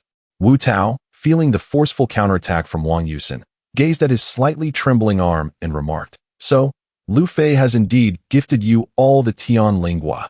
The surrounding crowd quickly comprehended. No wonder the four women were so formidable. They had refined the Tian Lingua. At this juncture, Long Xie stepped forward, leering at Wang Yusin. I thought you were the Jade Maiden of Hehuanzong, but it appears you are merely a wanton willing to trade your body for the Tian Lingua. Nevertheless, I am unfazed. I relish the thought of coveting another's woman, haha. He then swung his scorpion tail toward Wang Yusin. The others, witnessing this, launched their assaults on the four women. The scene erupted with spiritual energy, the sounds of clashing blades resounding incessantly. Although the four women were powerful, they found themselves outnumbered against Wu Tao and his companions, quickly descending into a perilous predicament. Just as the four were on the brink of succumbing, Lu Fei soared forward, unleashing a mighty sword strike upon the surrounding crowd. His sudden appearance and the immense sword light sent the nearby cultivators reeling. Even Wu Tao, Li Lei, Zhang Dong, and Li Chong were forced to stagger back a step to regain their footing. After a brief moment of astonishment, Wu Tao was filled with immense joy as he exclaimed, Lu Fei, it truly is a case of searching far and wide without success, only to find what one seeks effortlessly. Haha. Upon witnessing Lu Fei's arrival, even those sect cultivators who had initially refrained from participating in the assault on the four women decided to join in, their sights set on the coveted Tian Linggu on Lu Fei's person. Zhao Yan, noticing Lu Fei's emergence to aid the four women, promptly summoned a few familiar members from the Tianjin sect to come forth and fend off the attacks. Consequently, the scene transformed into a fierce confrontation involving Lu Fei, Zhao Yan, Wang Yuxian, Zhao Yu, and about 10 others against over 80 cultivators, including Wu Tao, Zhang Dong, and Li Lei. Observing that the women behind him were gradually falling into a disadvantage, Lu Fei steeled his resolve and addressed Wang Yuxian and Zhao Yan. We shall enter that toxic gas barrier. He then seized Zhao Yu by the hand and soared towards the ominous black gas curtain. Noticing the hesitation in Wang Yuxian and Zhao Yan, he urged them once more, trust me. After exchanging glances, Wang Yuxian and Zhao Yan promptly followed Lu Fei's lead, hurtling towards the dark, toxic veil. Chapter 55. The enchantress Su Meiying Lu Fei, accompanied by Zhao Yu, swiftly maneuvered through a breach he had created amidst the chaos of the attacking crowd, arriving at the edge of the black mist. Wang Yuxian and Zhao Yan followed closely, standing beside him. Upon witnessing the pursuers trailing behind, Lu Fei once more unleashed a strike, cleaving through the air, and with a surge of spiritual energy, enveloped Zhao Yu and plunged into the black toxic gas. Wang Yuxian and Zhao Yan, resolute, followed suit into the ominous haze. As Lu Fei entered the black mist, he immediately realized his judgment was sound. Having refined the Wan Du grass, the toxic fumes posed little threat to him. The protective shield only safeguarded Zhao Yu, who had yet to undergo the refinement.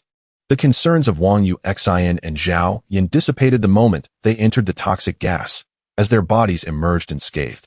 However, when Lu Fei and the three women emerged from the black mist into a realm cloaked in its protective embrace, they had no time to relish the area's abundant spiritual energy before their garments disintegrated into dust, and even their storage bags began to corrode.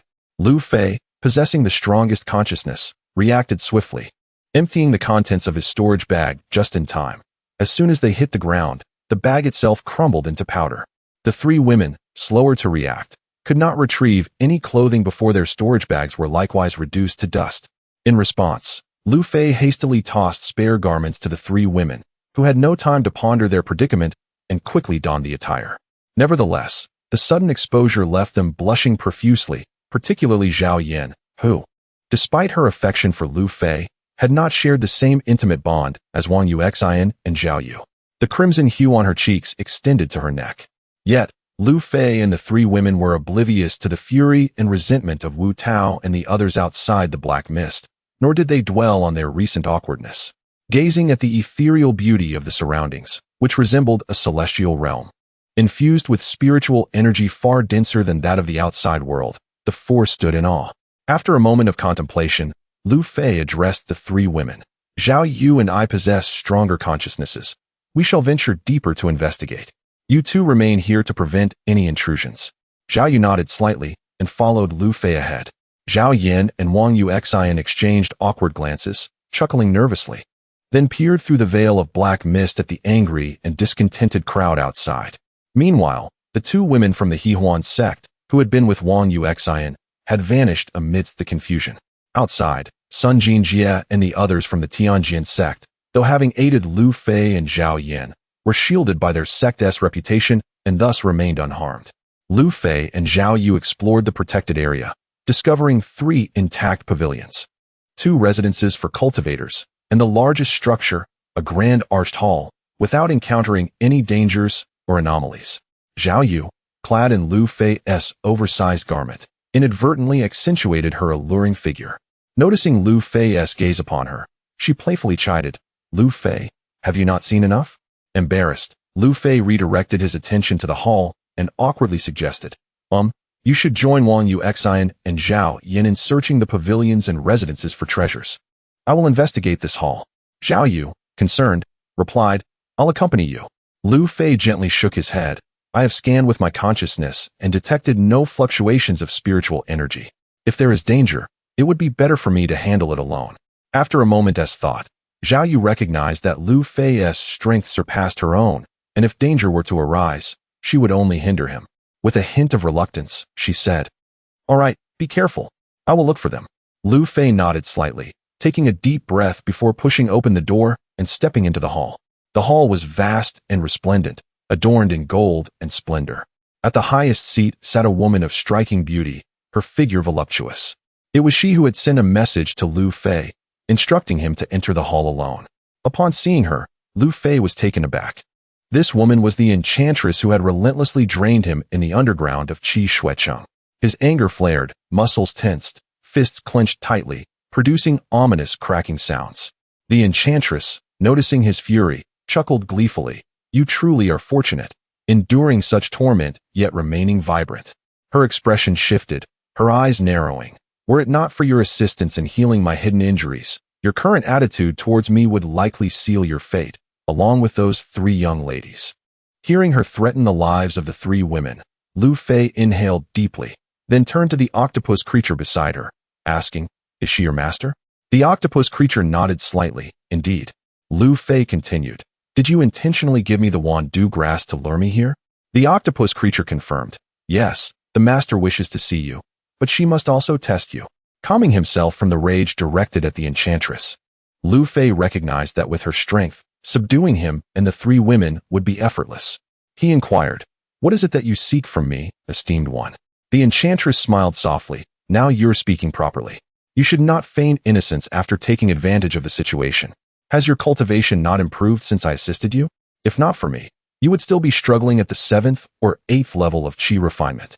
Lu Fei, realizing the truth of her words, acknowledged his earlier suspicions. Indeed, it was the enchantress who had altered his fate. He expressed his gratitude. "Thank you, esteemed one." She descended from her seat, her bare feet gliding across the floor, and approached Lu Fei with seductive eyes. "Call me Su Meiying, not esteemed one. You may call me Ying Air, akin to the name you endlessly uttered in your delirium." At that moment, Lu Fei felt as though the sky had fallen. Having cultivated with Wang Yuxian, he had called out for Yu Air while unconscious. The embarrassment of being caught in such a moment by Su Meiying was overwhelming.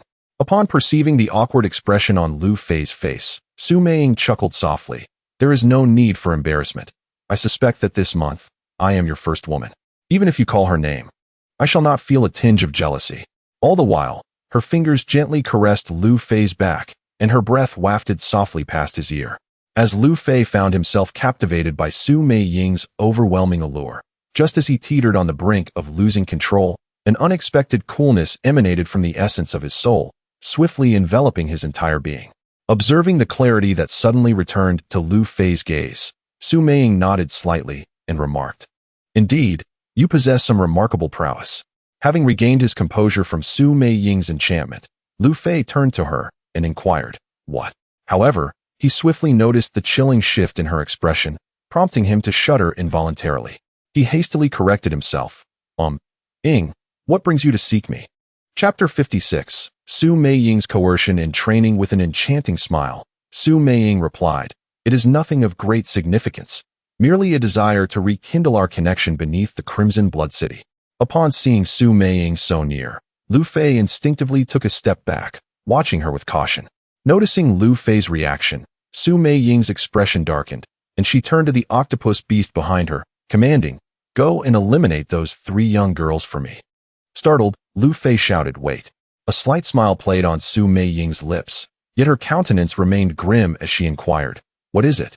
Taking a deep breath, Lu Fei awkwardly responded, "Well, Inger, I can stay here to accompany you, but regarding Wang Yuxin and the others." Su Meiying's face brightened at his words, and she replied with a laugh, "Rest assured, I will safely escort them out of the secret realm in a month. Until then, they will remain outside to cultivate without any danger." Hearing this, Lu Fei felt a weight lift from his heart, yet a sense of unease soon followed, prompting him to ask, "So, you will send them out in a month. What about me?"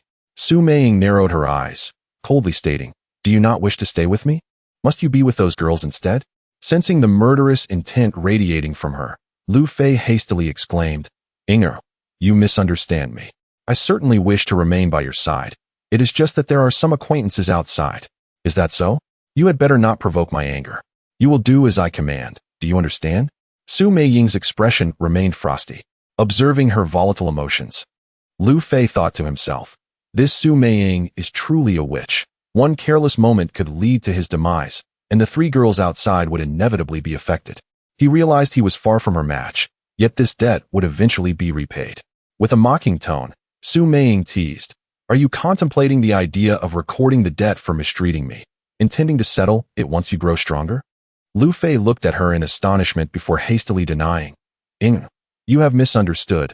I was merely pondering how to explain this to them." With a mischievous smile, Su Meiying replied, "Very well, go ahead and tell them. We shall commence shortly, and perhaps before the secret realm closes, you will accomplish my task, allowing you to leave with them." Lu Fei found her words utterly untrustworthy, yet he reluctantly agreed. "All right, I shall go now." He left the hall and soon found the three young women. Not surprised by their lack of discoveries, Lu Fei understood that even if treasures existed here, they belonged to Su Meiying and would not be shared. After a lengthy explanation of the situation, he omitted the part about being drained by Su Meiying, stating only that he would be training with her. However, Wang Yuxin, being a disciple of He Huanzong, surmised the situation from Lu Fei's words, but refrained from voicing her thoughts in front of the other two.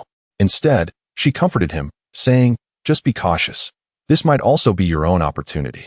She almost mentioned the dual cultivation but quickly rephrased, "The harmony of yin and yang is one of the great paths of the world, and there is no superiority or inferiority among the various paths." After bidding farewell to the three, Lu Fei returned to the hall. There, the octopus beast had vanished, leaving only the alluring Su Meiying.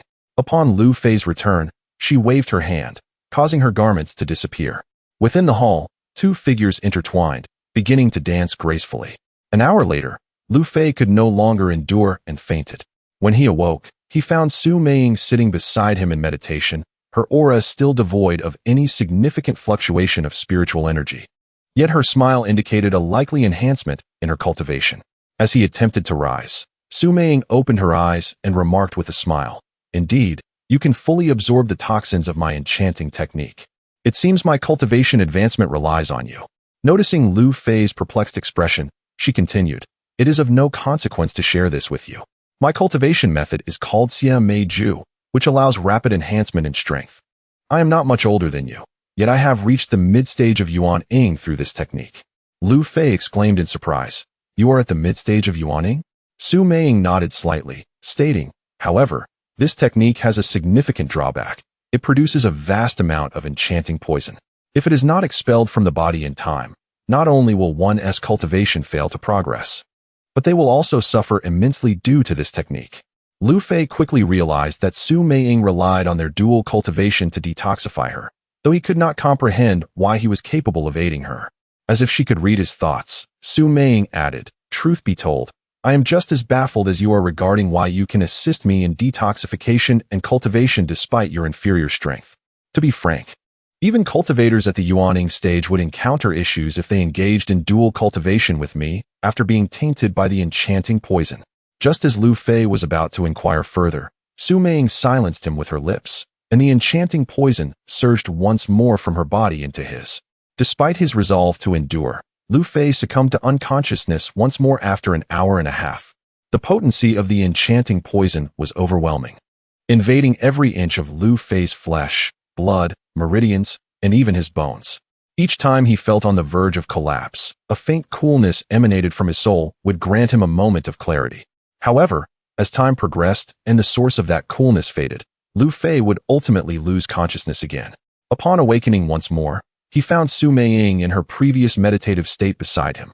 The two continued their relentless cultivation in the hall. As the month drew to a close, on a day just 2 days before the secret realm's closure, Lu Fei finally managed to endure for 3 hours before fainting again. At this moment, having refined and absorbed the enchanting poison from Su Meiying's body, his Jiuzhuan Lian Tishu had reached the 5th stage of blood refining, causing his blood to emit a faint golden glow as it flowed through his veins. Simultaneously, he had completed the first half of the second layer of Duan Hanju, and both he and Su Meiying had refined the remaining Tian Lingua. At this moment, Lu Fei firmly believed that once he departed from the secret realm, liberated from the constraints of cultivation within, he would undoubtedly succeed in establishing his foundation. The most astonishing revelation for Lu Fei over the past month was that his once obstructed meridian had transformed from 32 to 33. The channel in his left arm, previously blocked, had inexplicably opened, perhaps due to the absorption of Su Meiying's alluring poison or the excessive refinement of Tian Lingua. However, Lu Fei also realized that the enchanting Su Meiying before him possessed an impressive 35 unobstructed meridians, with only a single, minuscule blockage. Following her pregnancy, her celestial meridians were astonishingly open, numbering as many as 25, surpassing Linyu by at least 7 or 8. As Lu Fei opened his eyes to gaze at Su Meiying, he contemplated how to inquire whether he could leave the secret realm with the 3 maidens in a couple of days, yet he hesitated, fearing the wrath of this bewitching woman. Observing Lu Fei's indecisive demeanor, Su Meiying smiled and asked, "Are you wondering if you can leave the secret realm with those 3 girls in a couple of days?" Chapter 57. A hidden corner. As Lu Fei spent time with Su Meiying, he discerned a peculiar truth. If he absorbed a portion of her enchanting poison, her temperament would soften. Yet, immediately after she practiced the Xian Mei Ju, when the poison accumulated within her, she would become capricious. At that moment, Su Meiying had just completed her cultivation, prompting Lu Fei to hastily declare, "No, I shall remain here with you. You are so beautiful. How could I bear to leave?" Upon hearing Lu Fei's words, Su Meiying erupted into a fit of laughter, her voice alluring as she responded, "That's more like it. With a beauty in your arms, your cultivation will surely flourish. Why would you wish to depart? Come, let us continue." With that, the two figures began to dance and weave through the grand hall once more, filling the space with an ancient essence. Throughout the 3 hours, Lu Fei maintained his clarity and savored the joys of mutual cultivation. After assisting Su Meiying in completely refining the enchanting poison, he gazed at her in astonishment and asked, "Inger this?" Su Meiying shot him a glare and retorted, "Humph. Do you think my body is so easily obtained? Previously, I merely released the enchanting poison, so you could not withstand it, and fainted." She then cast a slightly flushed glance at Lu Fei and continued, "Since you are willing to accompany me, I shall allow you to enjoy this," her voice dwindling to a whisper. Yet Lu Fei heard her clearly. Su Meiying had intentionally tormented him before, subjecting him to the agony of detoxification while denying him the pleasure of it. Now that he had expressed his desire to stay with her, she would indeed permit him to partake in the experience. However, Lu Fei felt a twinge of frustration, thinking, the more she acts this way, the more furious she would become if I suggested leaving the secret realm with the 3 women. It is highly likely she would cripple me, and the 3 women would vanish into thin air. At that moment, Lu Fei could only feign exuberance, proclaiming, "Then let us cultivate here together until the end of time." Su Meiying rolled her eyes at him, replying, "You wish. I am not so cheap as to keep you." Before she could finish, they heard Wang Yuxin calling Lu Fei from outside the hall. Su Meiying chuckled and said, "You may go. I will grant you a day to bid them farewell." Lu Fei nodded slightly and made his way outside. Just as he was about to open the door, Su Meiying's voice echoed behind him, "Remember, do not let those 3 little girls drain you dry. Otherwise, I shall not be kind to you." At her words, Lu Fei shuddered, shook his head lightly, sighed, and stepped outside, while behind him, the sound of Su Meiying's playful laughter lingered. Upon seeing Lu Fei emerge safely, the 3 women were filled with excitement, bombarding him with questions. After a while, the 3 women learned that while Lu Fei had not suffered harm, he could not leave the secret realm with them. Wang Yuxin looked at Lu Fei and asked, "You cannot leave with us? What will happen afterward?" This secret realm is expected to vanish forever shortly. Lu Fei shook his head slightly and replied, I do not know, but I believe that Su. Before he could finish, he caught the murderous glint in the eyes of the three women and quickly changed his words. Su Meiying is powerful. She must have other ways to leave here. Once I am out, I will seek you all. Wang Yuxian's lips curled into a faint smile at his words, disregarding Zhao Yu and Zhao Yan's astonished expressions as she pulled Lu Fei into a nearby cave. Though Zhao Yu and Zhao Yan were innocent, they were fully aware of what Wang Yuxian and Lu Fei would be doing inside, causing their faces to flush, and they fell silent. Within the cave, Wang Yuxian completely let go of herself, and as Lu Fei's residual enchanting poison entered her body, it sent her into a frenzy. An hour later, they gradually came to a halt, gazing into each other's eyes, filled with unspoken reluctance, at a loss for how to express their feelings. They soon became entangled once more, as if only in this manner could they alleviate their confusion and profound sorrow about the future. 2 hours later, Wang Yuxian linked her arm with Lu Fei as they exited the cave. Zhao Yu and Zhao Yan exchanged glances, seemingly having reached a decision, and hurried forward. Seeing this, Wang Yuxian quickly released Lu Fei and regarded him with sympathy. A day later, the three women were sent to the exit of the secret realm with a wave of Su Meiying's hand, waiting for the realm to close before they could leave. Observing Lu Fei, who had fainted beneath them, Su Meiying smirked wickedly and murmured to herself, It seems you are quite the sentimental seed. However, you shall not escape from my grasp. With that, she began to practice the Siamei Ju. An hour later, Lu Fei gradually awoke. This time, Su Meiying unleashed the full force of the enchanting poison upon him, overwhelming his senses. Lu Fei recognized this as Su Meiying's deliberate revenge, yet he lacked the strength to resist. Upon awakening, he found her staring at him, smiling as she inquired, Shall we remain in this secret realm forever?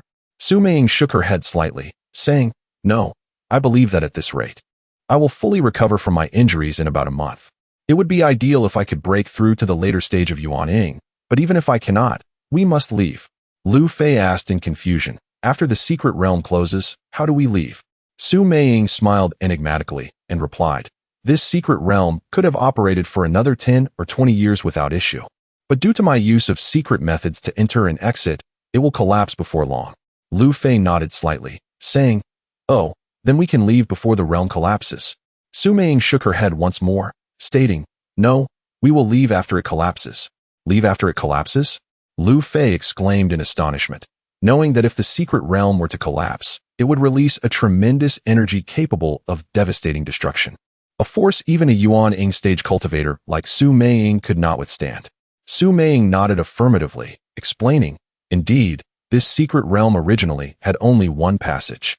However, as long as the realm exists, that passage cannot be utilized. A passage? What passage? Lu Fei questioned, increasingly perplexed. Su Meiying continued, Of course, it is a passage to other regions. However, your area has been isolated for so long that many have forgotten about it. At this moment, Lu Fei recalled the words of his master, Zhao Shan, who had once remarked that to the south of Tianjin Zone lay an endless expanse of ocean, while to the north stretched a desert with scarce spiritual energy. To the east, there was an unceasing forest, and to the west loomed rugged mountains teeming with ferocious beasts. He had cautioned his disciples to never venture too far. Observing Lu Fei lost in contemplation, Su Meiying patiently resumed, stating that the area in which they stood was approximately 100,000 miles in length from south to north, and about 80 to 90,000 miles from east to west, constituting less than 1% of the entire continent. Startled by her words, Lu Fei gazed at Su Meiying and inquired, Is it truly less than 1%? Chapter 58. Life and Death on the Line. Su Meiying cast a disdainful glance at Lu Fei, whose astonishment was palpable. Do not be so startled. Many of the Jindan cultivators here are already aware of this, and even some Yuanying cultivators may have discovered ways to traverse to other regions. It is merely that your cultivation level is too low, rendering it unnecessary to discuss these matters with you. Upon hearing this, Lu Fei pondered her words and realized they might indeed hold truth. Before his fall in cultivation, he had only been at the foundation establishment stage, and knowing of the world beyond would only serve to increase his troubles without any meaningful gain. After more than half a month, Su Meiying's cultivation stabilized at the mid-Yuanying stage, and her injuries were completely healed. However, Lu Fei never inquired about the cause of her wounds. During this time, he had perfected the 5th stage of the 9 turns body refining technique. Observing Lu Fei, now impervious to the malevolent poison that had once plagued him, Su Meiying found herself in a state of conflict. After spending so many days together, she had developed unusual feelings for him. Through a combination of coercion and persuasion, Su Meiying had nearly extracted all of Lu Fei's techniques and secrets. Yet she remained oblivious to which of his methods had aided her healing and cultivation.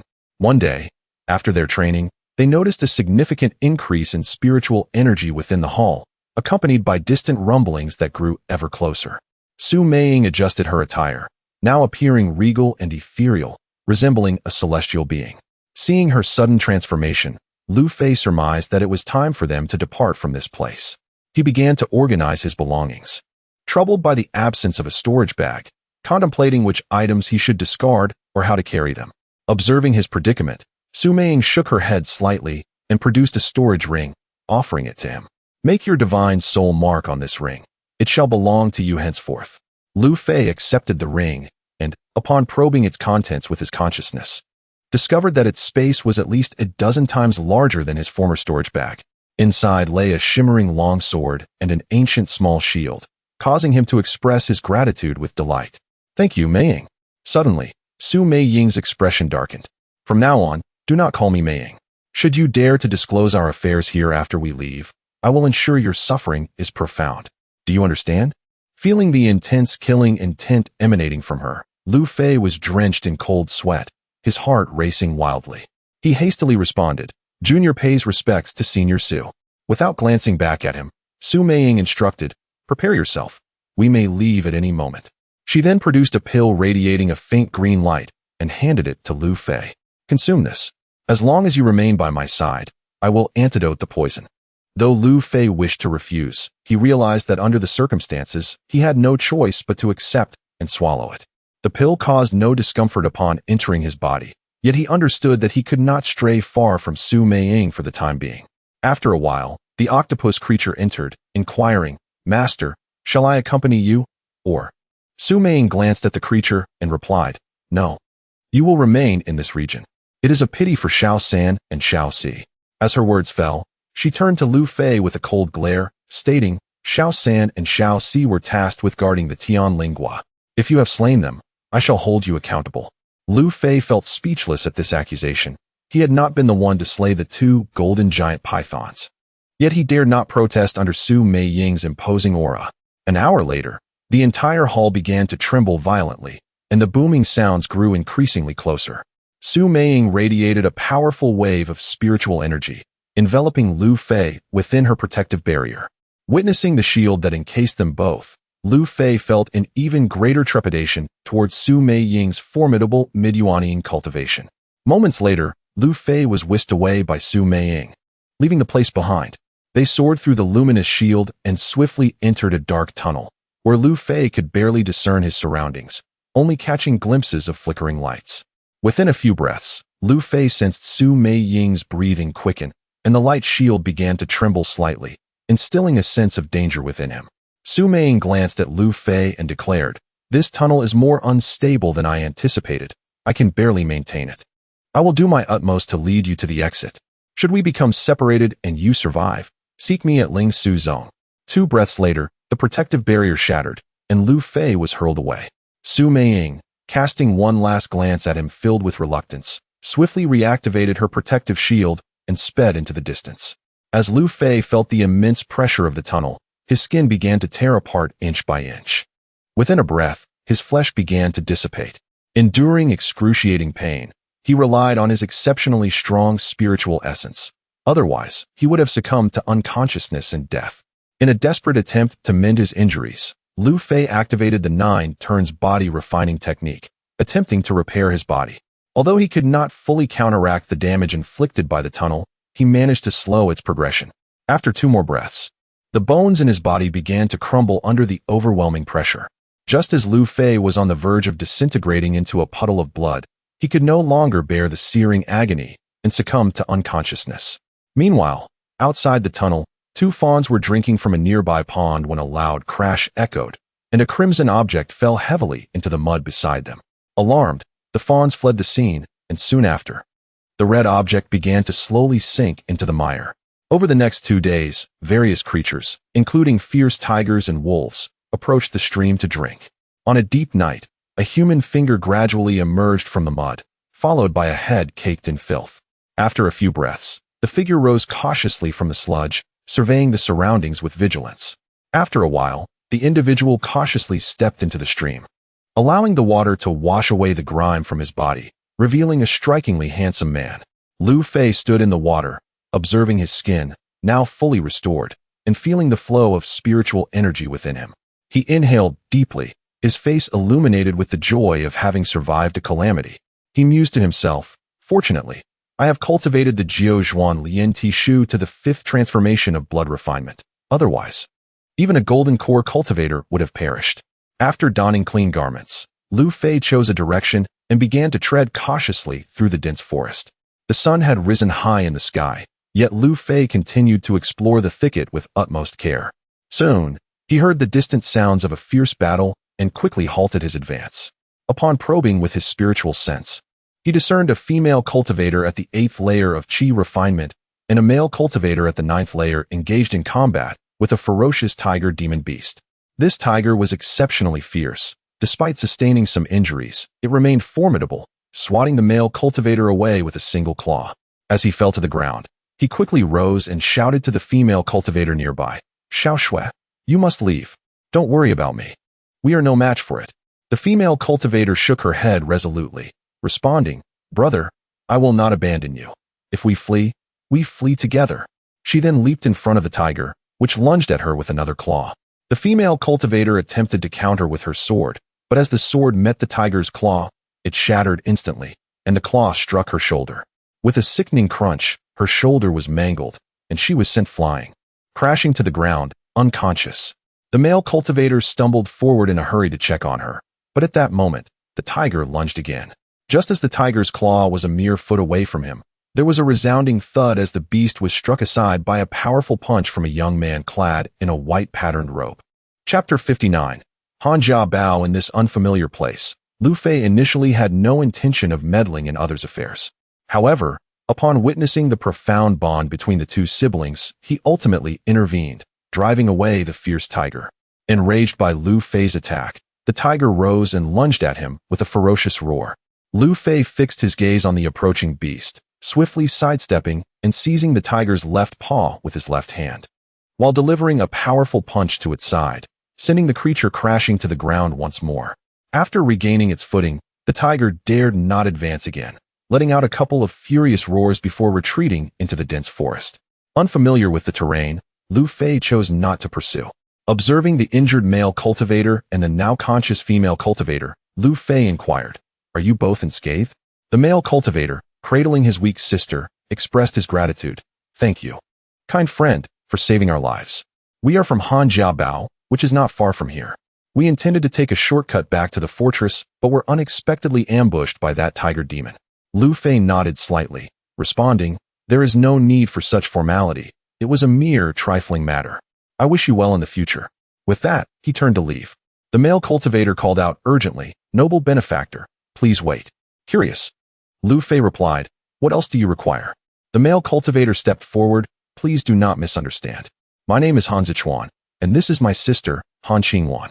I would like to invite you to our Han Jia Bao for a brief respite, allowing us to extend our hospitality." Lu Fei thought to himself that since he had just arrived in this region and was unaware of Su Meiying's whereabouts, visiting Han Jia Bao to learn more about the area seemed a prudent choice. Observing Han Zichuan's eagerness, he noted, "It is only half an hour's journey to Han Jia Bao, and there appear to be no suitable places to rest in the vicinity." Lu Fei slightly nodded. "Very well, Han brother, we seem to be of similar age. You may call me Lu Fei." "Excellent, Lu brother, let us set off at once," Han Zichuan replied, leading the way with Han Qingwan in his arms, while Lu Fei followed closely behind. The journey that should have taken half an hour to reach Han Jia Bao was hastened by Han Zichuan's urgency to tend to his sister's injuries. Upon arrival, he called out to Lu Fei before escorting Han Qingwan to receive treatment. Entering Han Jia Bao, Lu Fei was guided by a maid to a small courtyard where he would reside.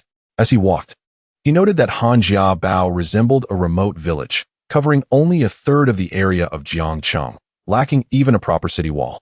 Yet, The inhabitants generally possessed some cultivation, and although many were at the second or third level of qi refinement, their numbers surpassed those in Jiangcheng or Qi Shuecheng. In the evening, Lu Fei detected Han Zechuan approaching the courtyard with a woman, followed by a knock on the door and Han Zechuan's voice. "Lu brother, I apologize for the intrusion. I have brought my aunt to visit you." Lu Fei rose and opened the door, nodding slightly. "Han brother, you are too kind. May I ask who this is?" Han Zechuan quickly introduced, "This is my aunt, Lu Yueqin." Lu Fei observed that Lu Yueqin possessed an elegant and graceful appearance, her figure slender and well-proportioned. Although she was not breathtakingly beautiful, she exuded an air of noble refinement. She appeared youthful yet had attained mid-stage foundation establishment. Since she was Han Zechuan's aunt, Lu Fei respectfully replied, "Junior Lu Fei pays his respects to Senior Lu." Lu Yueqin waved her hand, saying, "There is no need for such formality, Lu Xianzi. Since Xiao Chuan and Xiao Shue's parents are not in the fortress, I have come as their aunt to express gratitude for your life-saving kindness." The three then sat around a stone table in the courtyard. Once seated, Lu Yueqin produced a shimmering long sword and a pouch of spirit stones, presenting them to Lu Fei. "Lu Xianzi, please do not laugh. As you can see, our fortress is in a dire state, and this long sword along with 1,000 spirit stones is all we can offer." Lu Fei quickly declined. "Senior Lu, you need not go to such lengths. I merely assisted Han brother and his sister out of goodwill. Your generosity leaves me somewhat at a loss." Lu Yueqin, smiling, replied, "Lu Xianzi, I can tell you are not from our region. Please accept these items. They will surely serve you well." Seeing Lu Yueqin's insistence, Lu Fei reluctantly accepted, placing them into his storage ring. Lu Yueqin's eyes sparkled as she grasped Lu Fei's hand, asking, "Are you from Lingsu Zone?" Surprised, Lu Fei looked at Lu Yueqin and replied, "Senior, you know of Lingsu Zone? This was given to me by a senior. I am not a member of Lingsu Zone." Lu Yueqin nodded slightly. "Ah, I see. It seems this senior has a close relationship with you." Noticing that she was still holding Lu Fei's hand, she quickly released it and composed herself, asking, "Might I inquire whether you could stay in Hanjiabao for a few days?" Xiao Shui insisted that I must ensure you remain, as she wishes to thank you personally for saving them. Lu Fei glanced at Han Zechuan and then nodded. "Senior Lu, you are too kind. Should you allow me to stay in the fortress for a while, I would be immensely grateful." Lu Yueqin smiled. "Very well, I shall not disturb your conversation any longer. You young people take your time. I will check on Xiao Shui." With that, she departed, casting a meaningful glance at Lu Fei as she left. "Lu brother, which sect do you belong to?"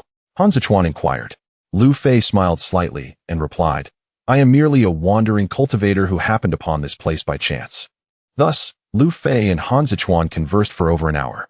As Han Zechuan was the captain of the fortress's guard, he eventually took his leave to arrange for the night watch. Through their discussion, Lu Fei gleaned that Hanjiabao remained on the fringes, far from the major sections.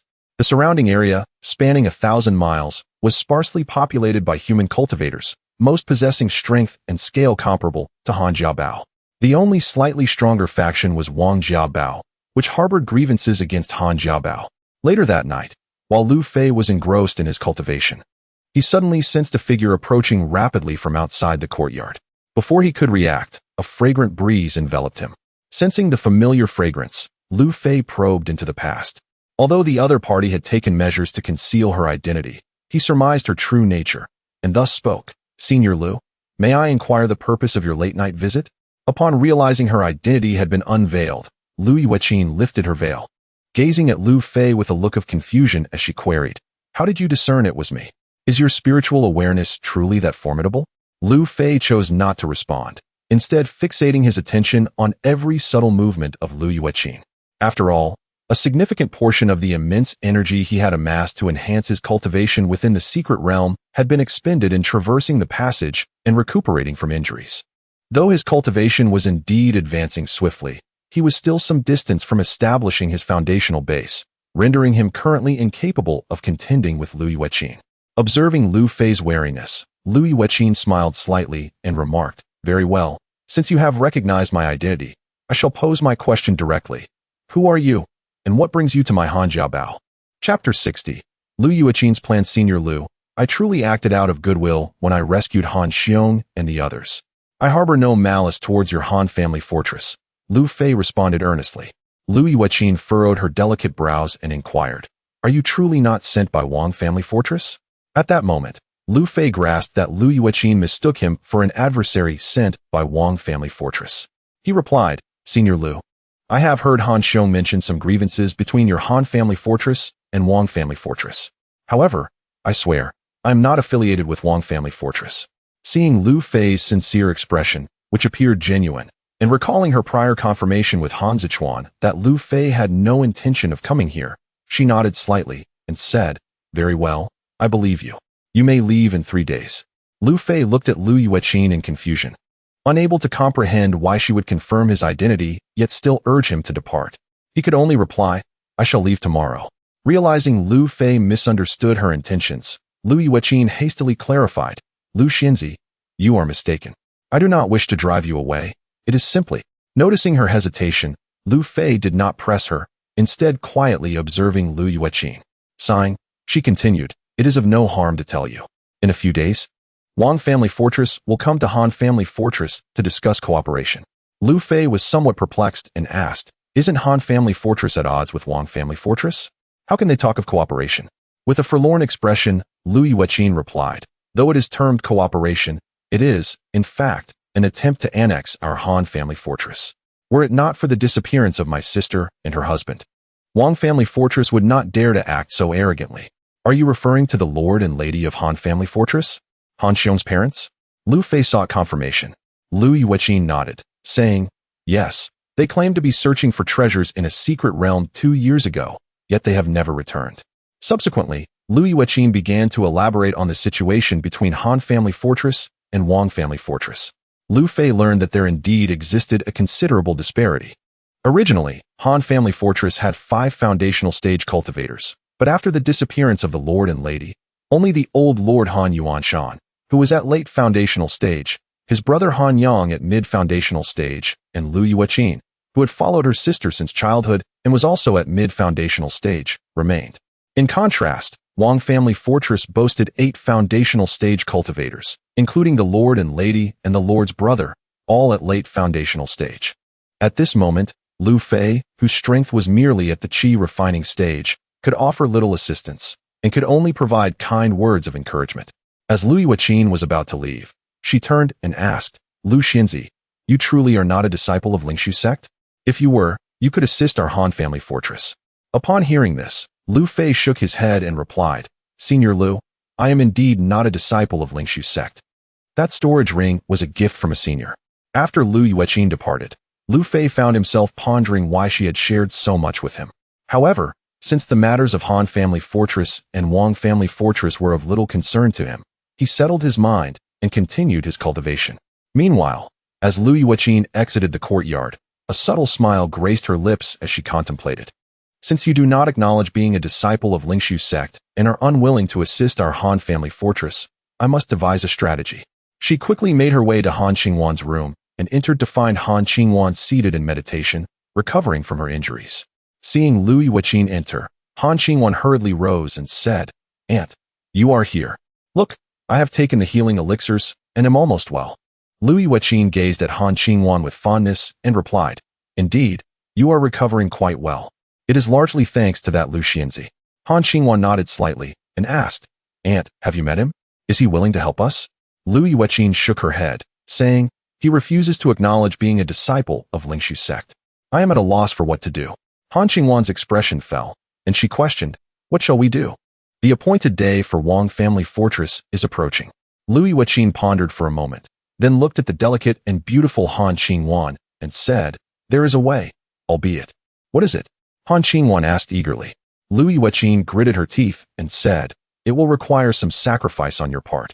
Han Qingwan looked at Lu Yueqin in confusion, struggling to comprehend. Seeing her bewildered expression, Lu Yueqin leaned in close and whispered in her ear, Make him your Tao companion, and he will have no choice but to assist. Upon hearing this, Han Qingwan's face flushed, and she lowered her head in silence. Lu Yueqin, observing her reaction, remarked, Seeing you like this, I shall take it as your consent. Having encountered Lu Fei, Han Qingwan found him to be exceptionally talented and had saved her and her brother's lives. With Han family fortress now in peril, he was their only hope. Yet, the instinct of a young girl compelled her to voice, I. Will he agree?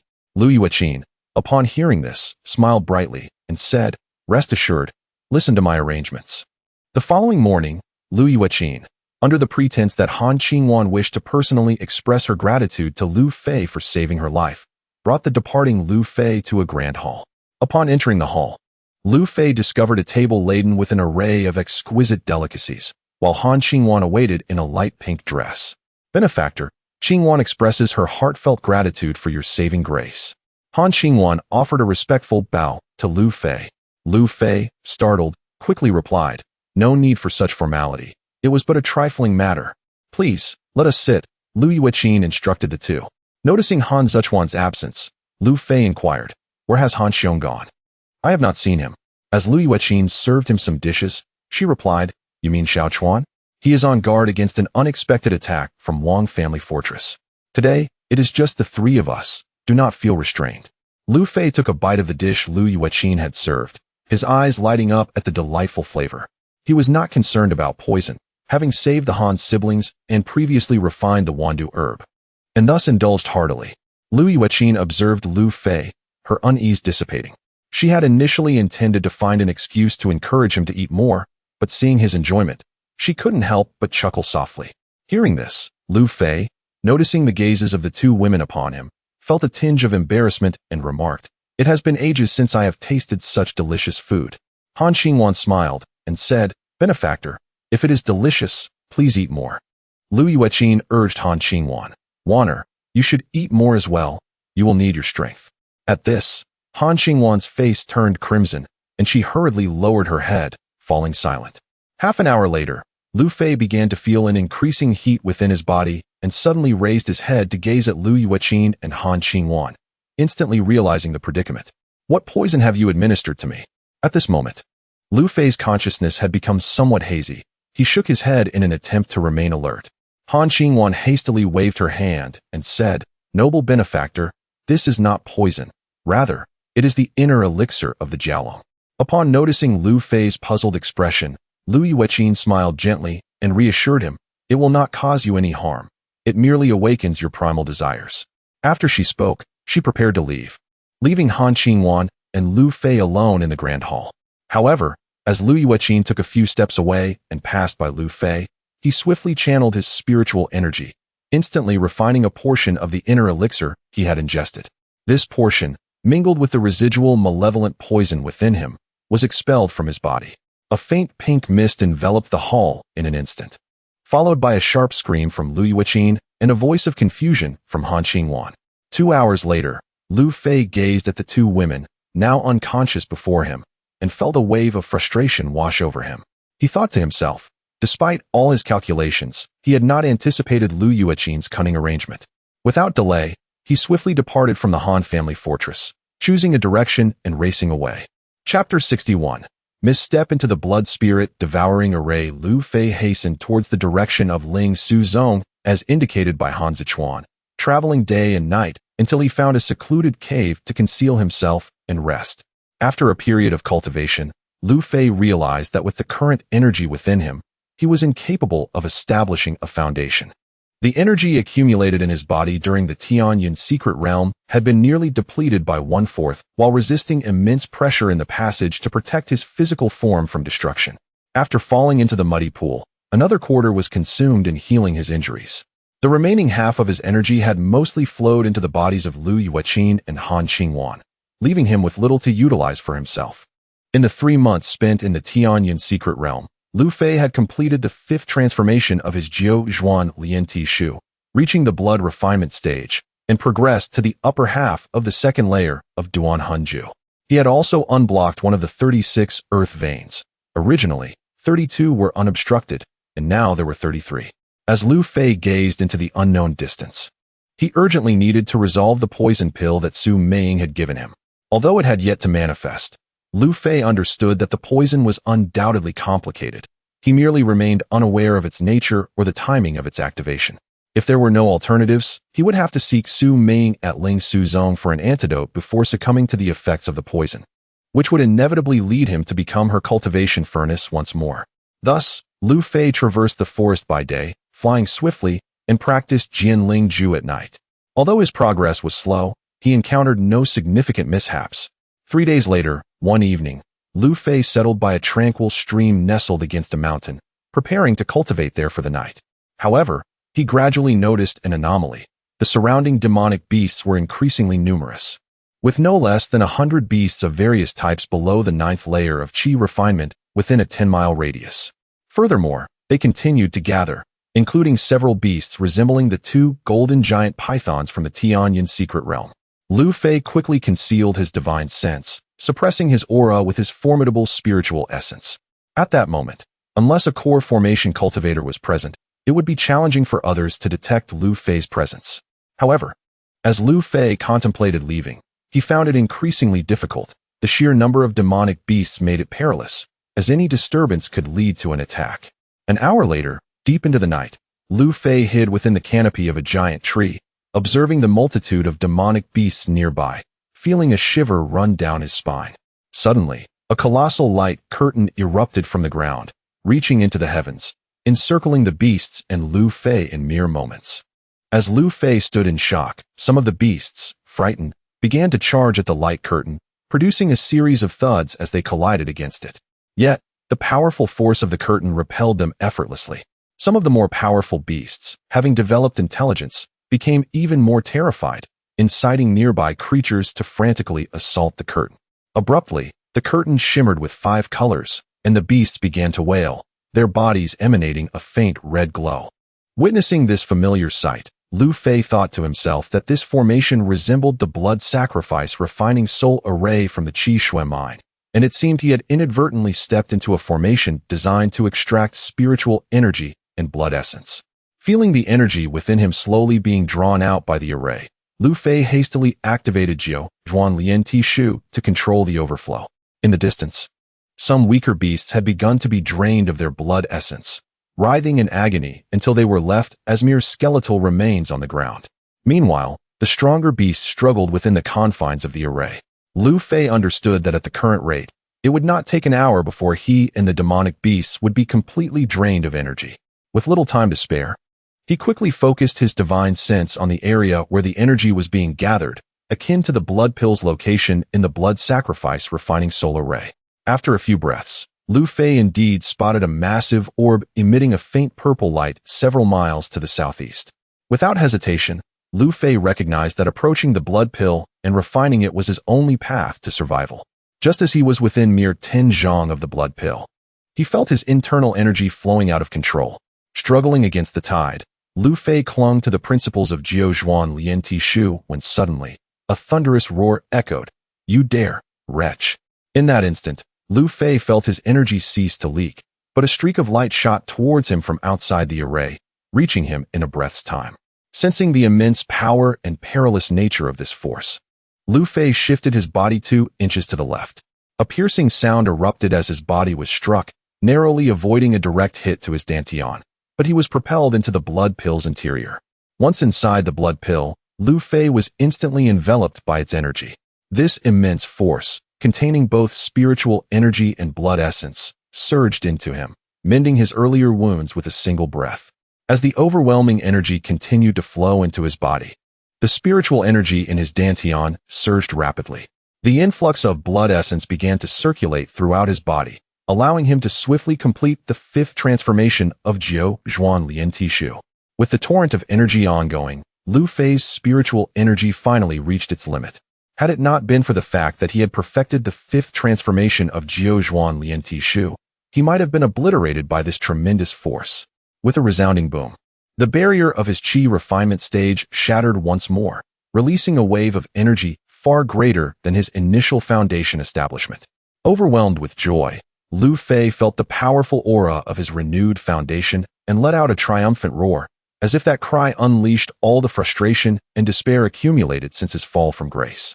Moments later, a rumble echoed from afar, signaling the arrival of the tribulation thunder following Lu Fei's foundation establishment. Outside the array, several figures glared at the scene, their eyes filled with resentment, sorrow, and hatred.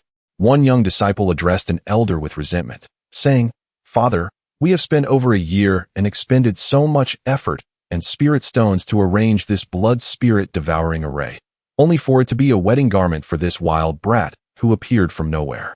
The elder glanced at the impending foundation establishment thunder tribulation. Even with his formidable cultivation at the early stage of yuanying, he dared not interfere with the tribulation. Reluctantly, he replied, "Let us go. We must find him afterward." Just as they were about to depart, the elder added, "Remember, do not harm him. Bring him to me." No sooner had his words faded than several figures vanished without a trace. Meanwhile, within the blood pill, Lu Fei broke through his cultivation bottleneck.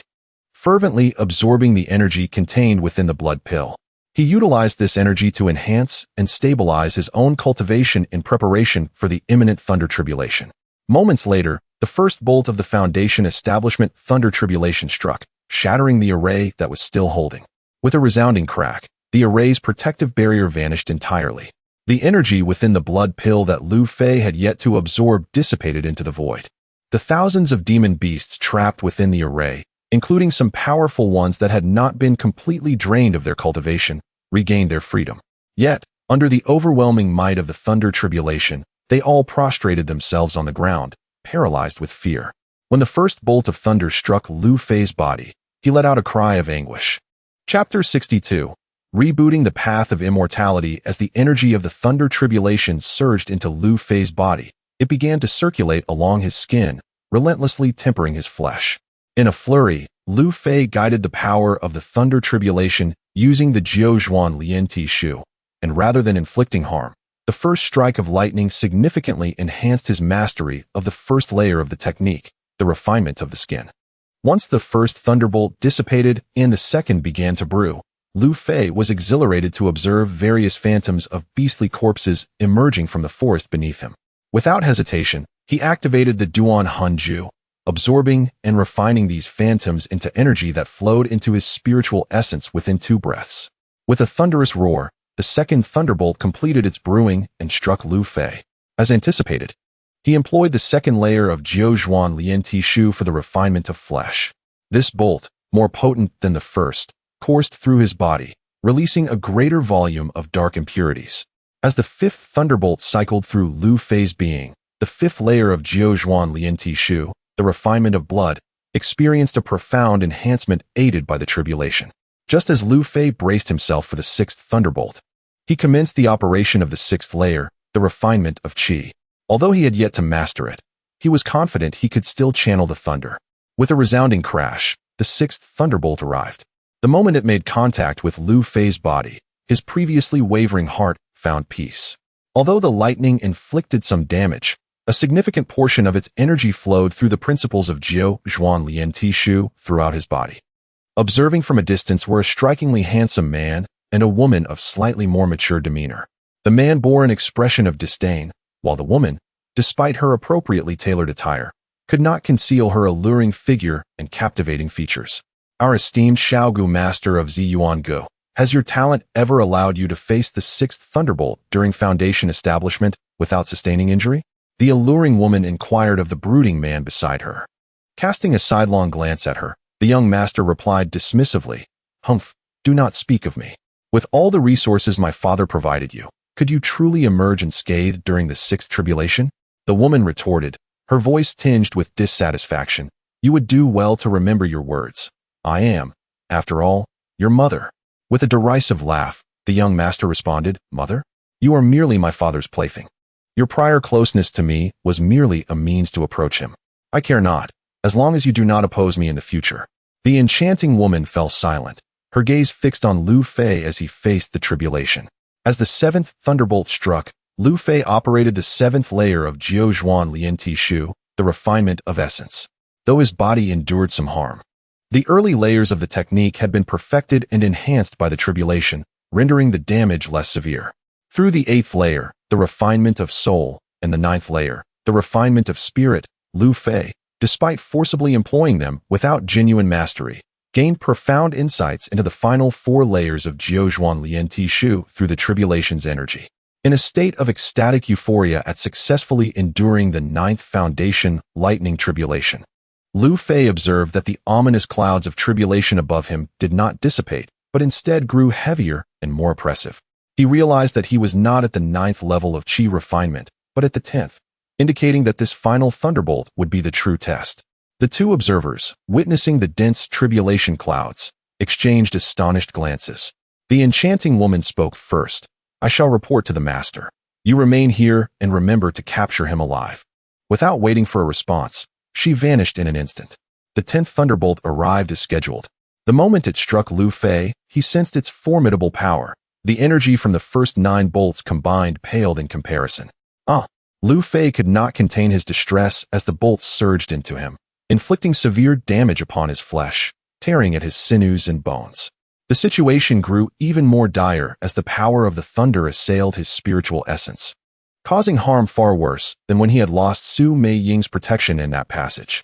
With no time to deliberate, Lu Fei urgently activated Jiu Zhuan Lian Ti Shu, Jian Ling Ju, and Duan Hun Ju, even employing Yin Yang He Huan Shu.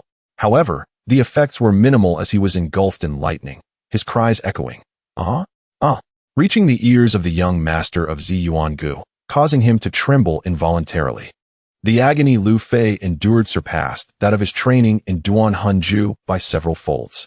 Just as he teetered on the brink of unconsciousness, a powerful surge of energy erupted from his spiritual essence, flowing throughout his body. A refreshing sensation began to guide the energy within him, continuously repairing his grievously injured form. Within mere breaths, he was restored. Though his spiritual essence had diminished slightly, it became more solidified. Lu Fei felt a resonant hum in his mind, and an overwhelming force of spiritual awareness emanated from him, extending outward 10, then 100, and ultimately 1,500 feet before it ceased. His probing range had finally transcended the pinnacle of foundation establishment, entering the early stages of golden core. However, Lu Fei soon detected the presence of the young master of Ziyuan Gu at the pinnacle of foundation establishment. Before the electrical energy dissipated completely and the tribulation clouds began to recede, Lu Fei hastily fled in the opposite direction of the young master. Seeing Lu Fei attempting to escape, the young master muttered to himself, "A mere fledgling foundation cultivator believes he can flee beneath my watchful gaze." With that, he vanished from sight. Lu Fei had yet to savor the joy of his recent advancement when he sensed the looming figure of Yi Wuxiang behind him. He pushed his speed to the limit, managing to create a slight distance between them. Not long after, Yi Wuxiang once again closed the distance to Lu Fei. After all, there existed a vast disparity between the initial stages of foundation establishment and its pinnacle. Although Lu Fei had reached the 10th level of foundation establishment, he currently only equated to the mid-tier of this realm. Yi Wuxiang was astonished, never imagining that Lu Fei, having just established his foundation, could elude him for so long. He then accelerated further, unleashing a fierce sword light forward. Sensing an imminent threat, Lu Fei swiftly retrieved the shield gifted to him by Su Ming, turning to confront the razor-sharp sword light that was now mere inches away. With a resounding crash, Lu Fei was propelled backward at great speed. His arm, though trembling slightly while gripping the shield, managed to utilize the immense force to increase the distance between himself and Yi Wuxiang. This only heightened Yi Wuxiang's fury, prompting him to strike again with a sword, sending an even more ferocious sword light hurtling towards Lu Fei. However, relying on the formidable divine sense bestowed upon him by his early golden core stage, Lu Fei had already prepared himself the moment Yi Wuxiang made his move. He quickly propelled himself forward while simultaneously turning to meet the attack with his shield. Harnessing the momentum from his forward thrust, Lu Fei once again widened the gap between himself and Yi Wuxiang, subsequently plunging into a vast river ahead. By the time Yi Wuxiang reached the riverbank, Lu Fei had vanished from sight. Despite extending his divine sense in search of him, no trace could be found. In a fit of rage, Yi Wuxiang let out a furious roar, cleaving the river water with his sword. The raging waters surged toward the banks, yet Lu Fei's figure had already disappeared without a trace. Several dozen miles upstream, Lu Fei, exhausted, crawled onto the riverbank. Yi Wuxiang's wrathful strike had indeed wounded him while he hid at the riverbed. Utilizing the powerful divine sense of his early golden core stage, he concealed himself from Yi Wuxiang's probing, enduring immense pain to finally reach this upstream location. However, no sooner had Lu Fei steadied himself on the bank than he heard a woman's voice exclaim, "Oh, young man, quite impressive. To escape the grasp of our Ziyuan Pavilion's young master, Yi Wuxiang, having just established your foundation." Chapter 63. Captured by Ziyuan Pavilion. As Lu Fei raised his gaze, he beheld a woman of extraordinary charm, yet adorned in an attire of dignified elegance, standing not far away. This striking contrast provoked a flurry of thoughts within him. However, upon probing her with his spiritual senses, he was taken aback to discover that she was a Jindan cultivator, which instantly heightened his vigilance as he observed the woman approaching him with a measured pace. The lady circled around Lu Fei, her curiosity evident in her gaze. With a smile, she introduced herself. I am Lin Ruoshi, the wife of the pavilion master of Ziyuan Pavilion. Might I inquire your name, fellow cultivator? Which sect do you hail from? Before she could finish speaking, Lu Fei felt a tremendous pressure emanating from her, the aura of a Jindan cultivator enveloping him, causing his bones to creak. Nevertheless, he steadfastly maintained his composure, refraining from responding. A look of surprise crossed Lin Ruoshi's face, followed by a slight nod. Ah, you possess character, which I admire. Come, let us meet the pavilion master. Lu Fei was acutely aware that with his current foundational cultivation at the initial stage, he could evade the pursuit of Yi Wuxiang, a peak foundational cultivator, thanks to his formidable Jindan initial stage spiritual sense. Yet, he knew he could not escape the grasp of Lin Ruoshi, who was also at the Jindan initial stage, and thus followed her towards the direction of Ziyuan Pavilion. The two traveled in silence, and after 2 hours, Lu Fei arrived at the site of Ziyuan Pavilion, which loomed grander than both Tianjin sect and Bian sect, leaving him visibly astonished. Noticing his amazement, Lin Ruoshi remained silent, merely inquiring of the gatekeeper, has the young pavilion master returned? One of the mid-foundational cultivators at the gate stepped forward and replied respectfully, Madam, the young pavilion master has just arrived. Lin Ruoshi nodded slightly and led Lu Fei into Ziyuan Pavilion. Inside, they were greeted by towering buildings and exquisite caves, where various immortal herbs and spiritual plants grew freely in the courtyards, serving as ornamental flora. In a large hall, Lin Ruoshi halted her steps, and they were met with a thunderous roar from within. Useless. You cannot even capture a mere foundational cultivator, and you dare to return. A look of delight spread across Lin Ruoshi's face as she entered the hall with Lu Fei, playfully asking, Who has angered our pavilion master? Lu Fei observed an elderly man with a benevolent demeanor seated within, whose aura, though not as potent as Su Meiying's, was unmistakably that of a Yuanian cultivator, presumably the pavilion master of Ziyuan Pavilion. Below him stood Yi Wuxiang, the very person who had pursued Lu Fei, glaring at him with ire. But upon catching the elder's warning glance, he chose to disregard Lu Fei and Lin Ruoshi. I am Yi Hanjian, the pavilion master of Ziyuan Pavilion.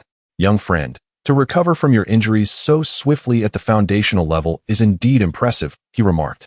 Lin Ruoshi cast a sidelong glance at Yi Wuxiang and retorted mockingly, Our young friend here was not even injured during his foundational cultivation. His current state is the result of an encounter with our young pavilion master. Upon hearing this, Yi Hanjian turned to Yi Wuxiang with fury. Brat, did I not instruct you to refrain from harming this young man? How dare you defy my orders? With a wave of his hand, Yi Wuxiang was sent flying against the wall of the hall, spitting out blood. Yet he quickly regained his composure and respectfully addressed Yi Hanjian. Pavilion master, I was mistaken. I merely wished to test this young man's strength. He then cast a resentful glare at Lin Ruoshi, who had instigated the situation. Yi Hanjian snorted disdainfully, Get out of my sight. What are you still doing here? Reluctantly but respectfully, Yi Wuxiang exited the hall. Once he had departed, Yi Hanjian descended from his seat and approached Lu Fei, courteously inquiring, Might I know the name of this young friend? From which sect do you originate? Lu Fei hastily responded with respect, Pavilion Master Yi, I am Lu Fei, a loose cultivator. Yi Hanjian merely nodded, not pursuing further inquiries. He explained, We at Ziyuan Pavilion were in the midst of tracking down several rogue cultivators. After repelling them, we found you undergoing your foundational tribulation and chose not to disturb you. He glanced at Lin Ruoshi and continued, I left my son and my wife to await your arrival while I pursued those rogue cultivators. Alas, I did not foresee my son's impetuousness in confronting you. I sincerely apologize. Lu Fei, now within the confines of Ziyuan Pavilion, dared not accept Yi Hanjian's apology and respectfully replied, Pavilion Master, your kindness overwhelms me. Yi Hanjian smiled gently and nodded. Very well, please remain here for a few days and assist me with a matter. Before Lu Fei could respond, he instructed Lin Ruoshi, Ruoshi, please escort young Lu to rest. Ensure he is well taken care of. Do not neglect him. At your command, Pavilion Master, Lin Ruoxi replied respectfully, then turned to Lu Fei. Young Lu, follow me. Lu Fei complied and followed Lin Ruoxi to a tranquil courtyard. Observing her graceful movements, he felt an indescribable sensation, sensing that this woman was not as simple as she appeared. Very well, young Lu. You may rest in this courtyard, Lin Ruoxi stated, turning to address him. Lu Fei offered a slight bow and proceeded into the courtyard, which was uniquely designed, filled with spiritual herbs, and exuded an air of pristine cleanliness, indicative of a residence meant for esteemed guests. Shortly thereafter, two beautiful maidens arrived, delivering essential items, which Lu Fei graciously accepted. As the maidens departed, he found himself enveloped in contemplation. He pondered, Yi Hanjian, a Yuanian cultivator, and the presence of numerous Jindan cultivators like Lin Ruoxi within Ziyuan Pavilion made him wonder why they sought his assistance. Although he was not forcibly detained, he had been brought here without his consent. In this moment of uncertainty, Lu Fei resolved to adapt to his circumstances and began his meticulous cultivation.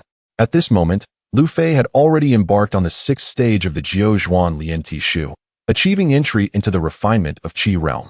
His proficiency in the Jianling Ju had reached the initial stage of foundation establishment, and due to his 10 layers of refinement of Qi leading to foundation establishment, his strength was comparable to that of others in the mid-stage of foundation establishment who had only reached the 9th layer of refinement of Qi.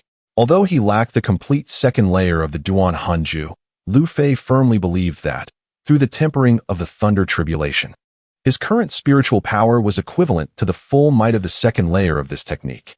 As for the Yin-Yang He-Huan Shu, this dual cultivation technique, true practice involved Lin Yu, Wang Yu Xin, and Su Meiying, and it hardly wielded any tangible power, especially in combat against opponents. Just as Lu Fei was immersed in his tranquil cultivation, a graceful figure appeared within the room. He opened his eyes to find Lin Ruoxi standing before him, clad in light and airy garments, a striking contrast to her dignified and elegant attire of the day. Observing Lin Ruoxi gazing at him with fervent eyes, Lu Fei inquired with curiosity, Senior Lin, what brings you here at such a late hour to seek out a junior? Chapter 64. Lin Ruoxi's scheme. Lin Ruoxi smiled silently and directly took a seat beside Lu Fei, playfully asking, what do you think? In the dead of night, a solitary man and a woman, what do you suppose I am here for? She gently caressed Lu Fei's cheek and continued, am I not beautiful enough? Or do you prefer a more demure version of me? If that is the case, I could change right now. As she spoke, she made a move to loosen her already rather revealing garment.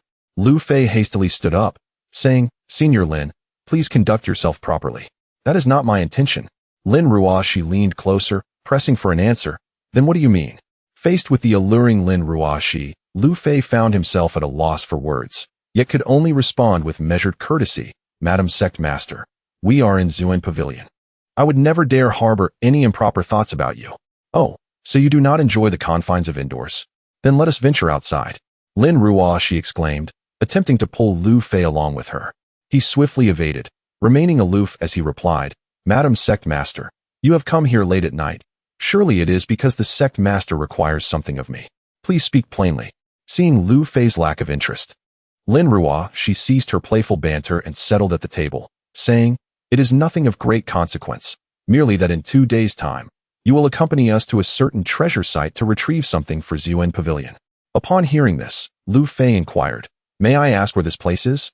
What do you require of me? Lin Ruoxi shot him a glance of annoyance and coldly replied, I am merely informing you of this. It is not for you to question me. When we arrive in 2 days, you will know. Though feeling somewhat displeased, Lu Fei nodded, recognizing that he was in Ziyuan Pavilion, where he was in the presence of a Jindan cultivator. Lin Ruoxi noted his composed demeanor with a hint of admiration, remarking, well done, you possess some depth. She then stood to leave but paused at the door to say, do you know? If you were to claim me tonight, no one in Ziyuan Pavilion would trouble you. My coming here at night, do you think it was solely my own decision? With that, she departed. Lu Fei stood dumbfounded, pondering Lin Ruoxi's implication. Did the sect master send his wife to keep him company merely to solicit his assistance? Such a notion seemed utterly bizarre, reflecting on the unusual behavior he had encountered over the past few days. Especially the stark contrast in attitudes from Yi Hanjiang, Yi Wushang, and Lin Ruoxi. He felt a deep sense of unease regarding the task Lin Ruoxi had mentioned. The following night, Lin Ruoxi returned to Lu Fei's room, dressed as she had been during their first meeting, with an air of elegance. Observing her, Lu Fei furrowed his brow and inquired, "Senior Lin, what brings you here?" Her expression was as cold as ice, and her tone stiff as she replied, "Do you want me to keep you company tonight? If you do, I shall stay. If not, I will leave at once." Lu Fei shook his head slightly, responding, "I do not quite understand your intentions, Senior." Lin Ruoshi expressed her disappointment, saying, "There is no particular meaning. However, do you want me to accompany you tonight? You must depart with us early tomorrow." With that, she turned to leave once more. Lu Fei was left speechless, questioning Lin Ruoshi's motives. Why would the Madam Sect Master come at night to inquire whether a mere foundational stage cultivator desired the company of a Jin Dan cultivator? Unable to decipher the reasons behind her actions, he returned to his cultivation. Early the next morning, a cheerful voice echoed from afar. "Lu Xiaoyu, are you well rested?" Upon recognizing Yi Hanjiang's voice, Lu Fei quickly arose to greet him, bowing respectfully, "Greetings, Sect Master Yi. I have rested quite well." Yi Hanjiang then asked meaningfully, "That is good to hear. Ruoshi has informed you that we are to set off today, yes?" Glancing at Lin Ruoshi beside him, Lu Fei affirmed to Yi Hanjiang, "Indeed, Sect Master Yi. Senior Lin has already spoken with me." Yi Hanjiang nodded slightly and turned to Yi Wushang behind him, saying, "Wushang, why not step forward and apologize to Lu Xiaoyu?" Yi Wushang promptly approached, sincerity evident on his face as he said, "Lu brother, I was rash before. I hope you will not hold it against me." Although surprised and skeptical, Lu Fei could only respond, "It was merely a misunderstanding on my part regarding Brother Wushang's intentions." Yi Hanjiang laughed heartily. "That is the spirit. Now let us set off."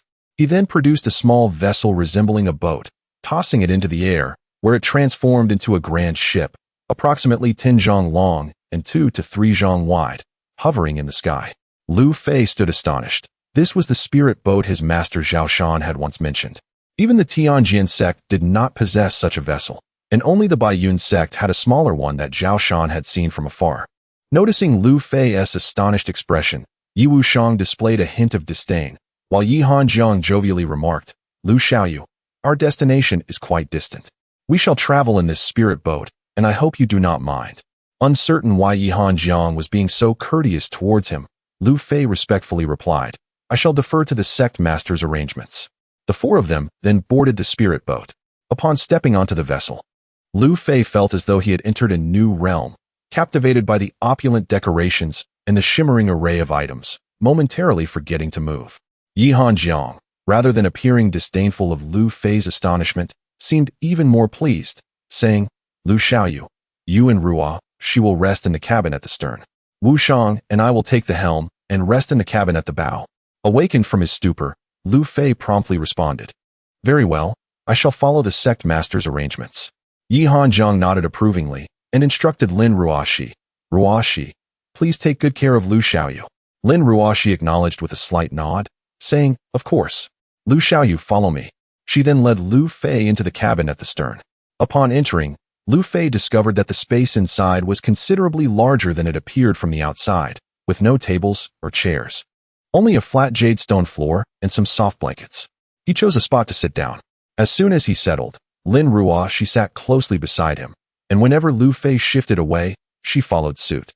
Finally, when he had retreated to a corner of the room, with no more space to move, Lin Ruoshi remained beside him, unwavering.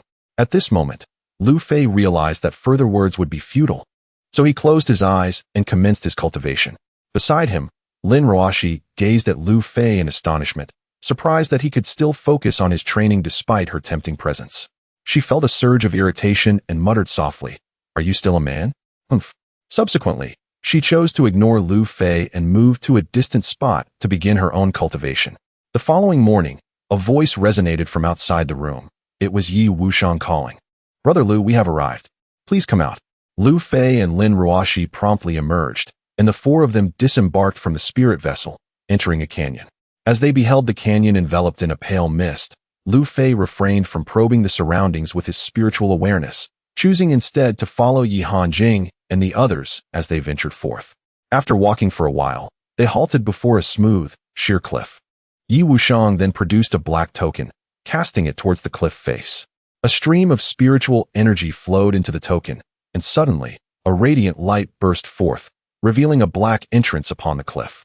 "Let us go," Yi Hanjing declared, and he swiftly soared into the opening. Yi Wuxiang glanced back at Lin Ruoxi and Lu Fei before following suit. Taking a deep breath, Lin Ruoxi grasped Lu Fei's hand and urged him into the cliff's entrance.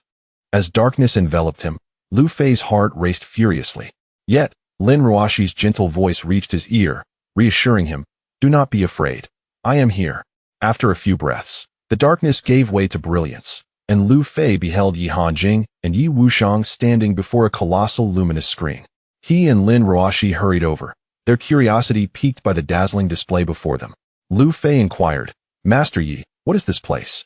Chapter 65. The treasure trove. Yi Hanjing heard Lu Fei's inquiry and promptly responded with enthusiasm. "Young friend Lu, this place is a treasure trove of an ancient sect. Our Ziyuan pavilion inadvertently acquired a token and a map, but we are unaware of which sect is responsible for its storage."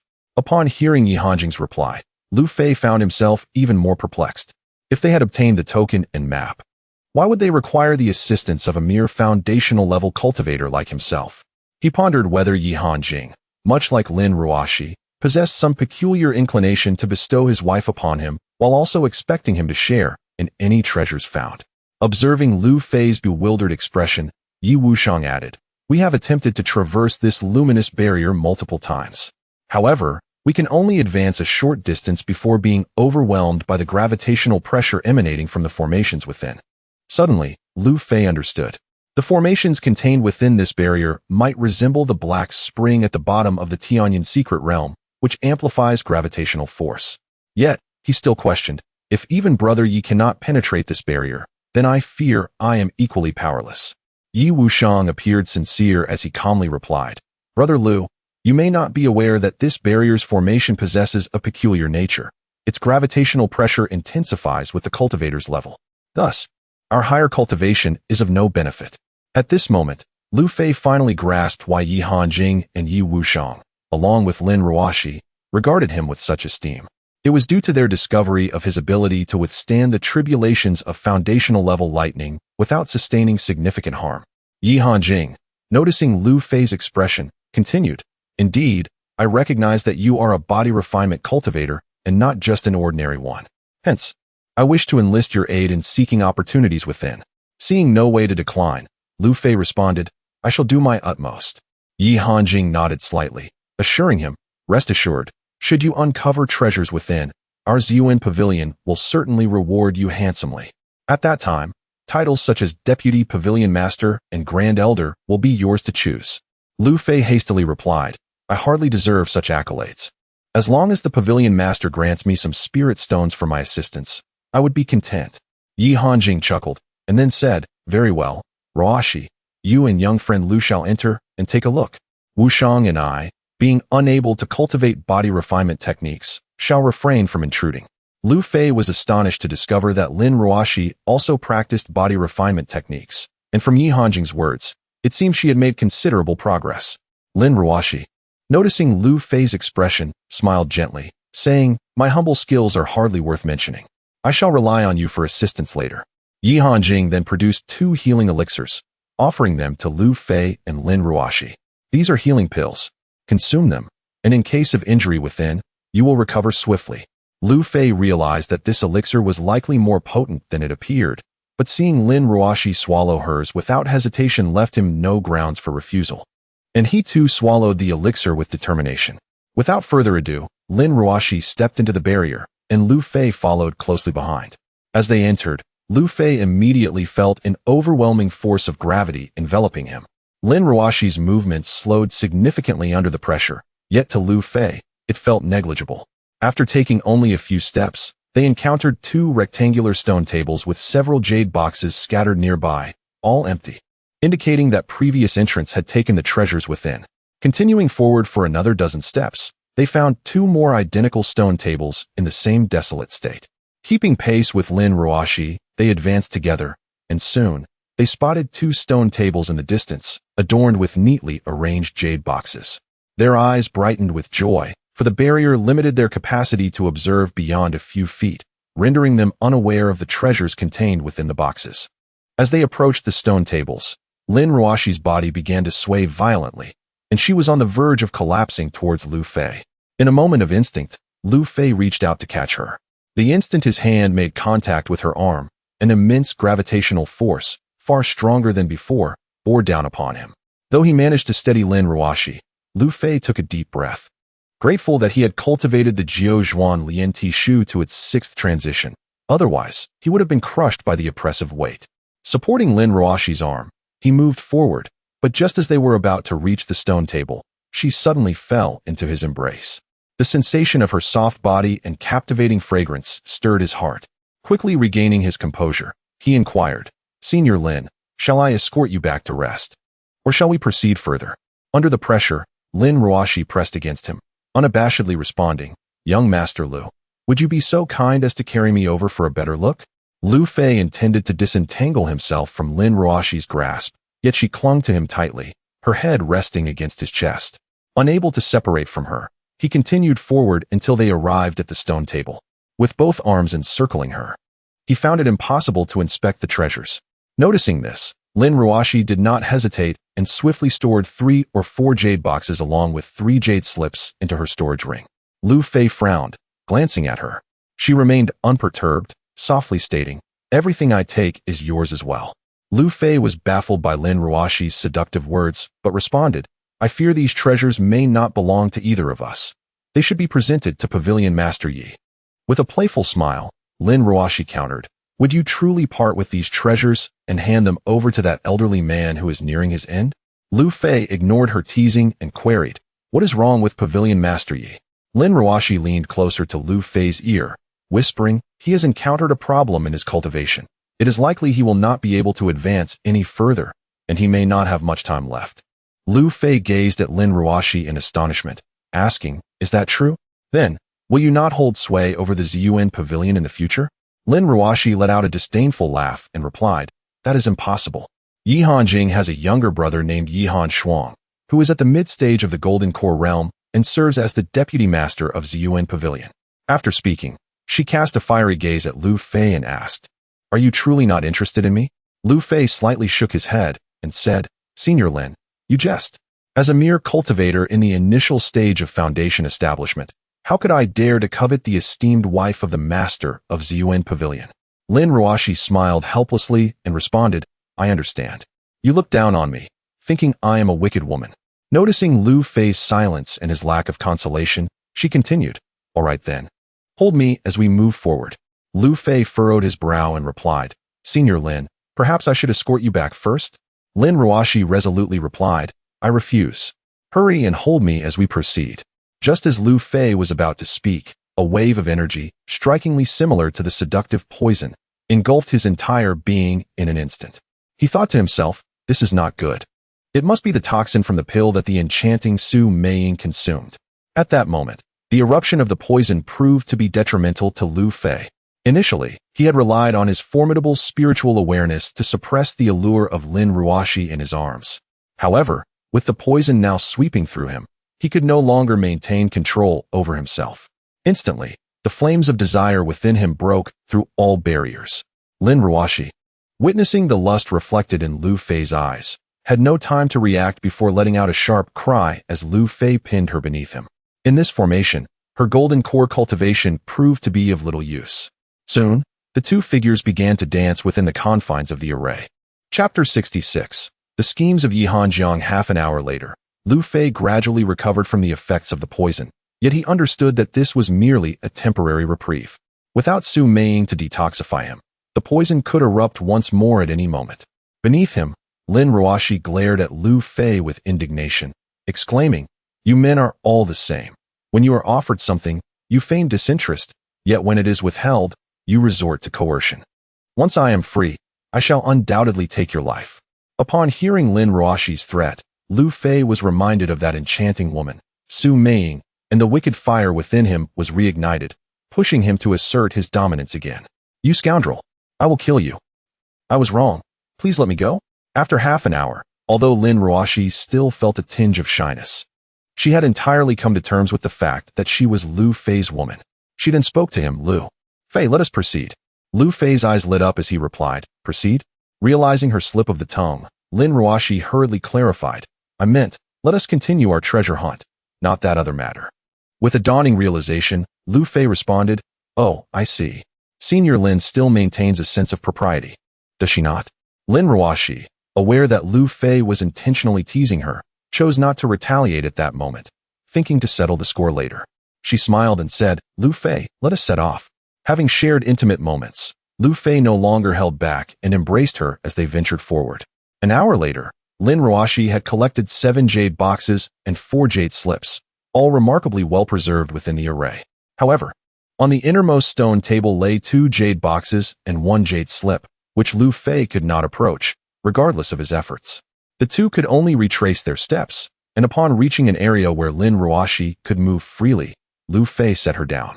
She changed into fresh garments and, with a huff, shot him an annoyed glance, saying, "You truly lack the ability to cherish delicate beauty." Humph. She then turned to walk away. Soon after, they exited the luminous barrier, where they found Yi Hanjiang and Yi Wuxiang anxiously awaiting their return. Upon their emergence, Yi Hanjiang excitedly inquired, "Ruoxi and Lu Xiaoyu, have you made any discoveries?" Lin Ruoxi promptly produced her storage ring and presented it to Yi Hanjiang, saying, "Please take a look at these treasures." Yi Hanjiang's divine sense probed within, and his expression grew increasingly jubilant as he exclaimed, "Excellent! Excellent! Thank you so much, Lu Xiaoyu. Oh, how forgetful I am. It should be Elder Lu of Ziyuan Pavilion." Yi Wuxiang also expressed his delight, congratulating Lu Fei. "Congratulations, Elder Lu, for making such a significant contribution to our Ziyuan Pavilion." Lu Fei nodded in appreciation, while Lin Ruoxi added, "There are still 2 jade boxes and 2 jade slips within, but Elder, your current strength cannot access them." Yi Hanjiang regarded Lin Ruoxi with a hint of curiosity and replied, "No matter. We shall return to retrieve them once Elder Lu's strength has increased." He then turned to Yi Wuxiang and instructed, "Go and deal with the couple from Hanjiabao." Upon hearing about the Hanjiabao couple, Lu Fei immediately recalled that Han Zichuan and Han Xingwan's parents had disappeared during their treasure exploration, only to be controlled by Ziyuan Pavilion.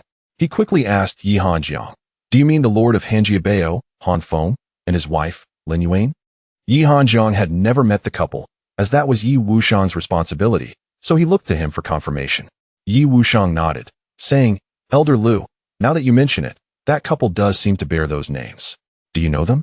Feeling somewhat embarrassed, Lu Fei replied, I know their daughter and the sister of the Lord's wife, but I am not acquainted with the couple themselves." Lin Ruoxi chimed in playfully, "It seems our Elder Lu has a particular affinity for the daughters and younger sisters of others." Yi Hanjiang laughed heartily. Elder Lu is indeed a young man of great promise, naturally surrounded by beauties. "Since you know them, we shall let you handle the couple." He then added, "After all, they have never visited this place." Subsequently, Yi Hanjiang, Yi Wuxiang, Lin Ruoxi, and Lu Fei once again boarded the spirit boat and returned to Ziyuan Pavilion. Throughout the journey, Lu Fei and Lin Ruoxi rested in the cabin at the boat's rear, but after their intimate encounter, Lin Ruoxi maintained a distance from Lu Fei. Not long after Lu Fei's return to Ziyuan Pavilion, Yi Wuxiang brought Han Feng and Lin Yuan to him. Upon seeing Lin Yuan's appearance, Lu Fei confirmed that she was indeed Han Xingwan's mother and the sister of Lin Yueqing. He quickly outlined a few details, and the couple hastily departed. Having heard Lu Fei mention the Wang family intended to absorb Hanjiabao.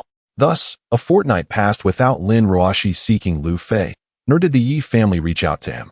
This allowed him to focus on his cultivation in peace. One day, a voice called out from outside the courtyard, "Elder Lu, my father requests your presence."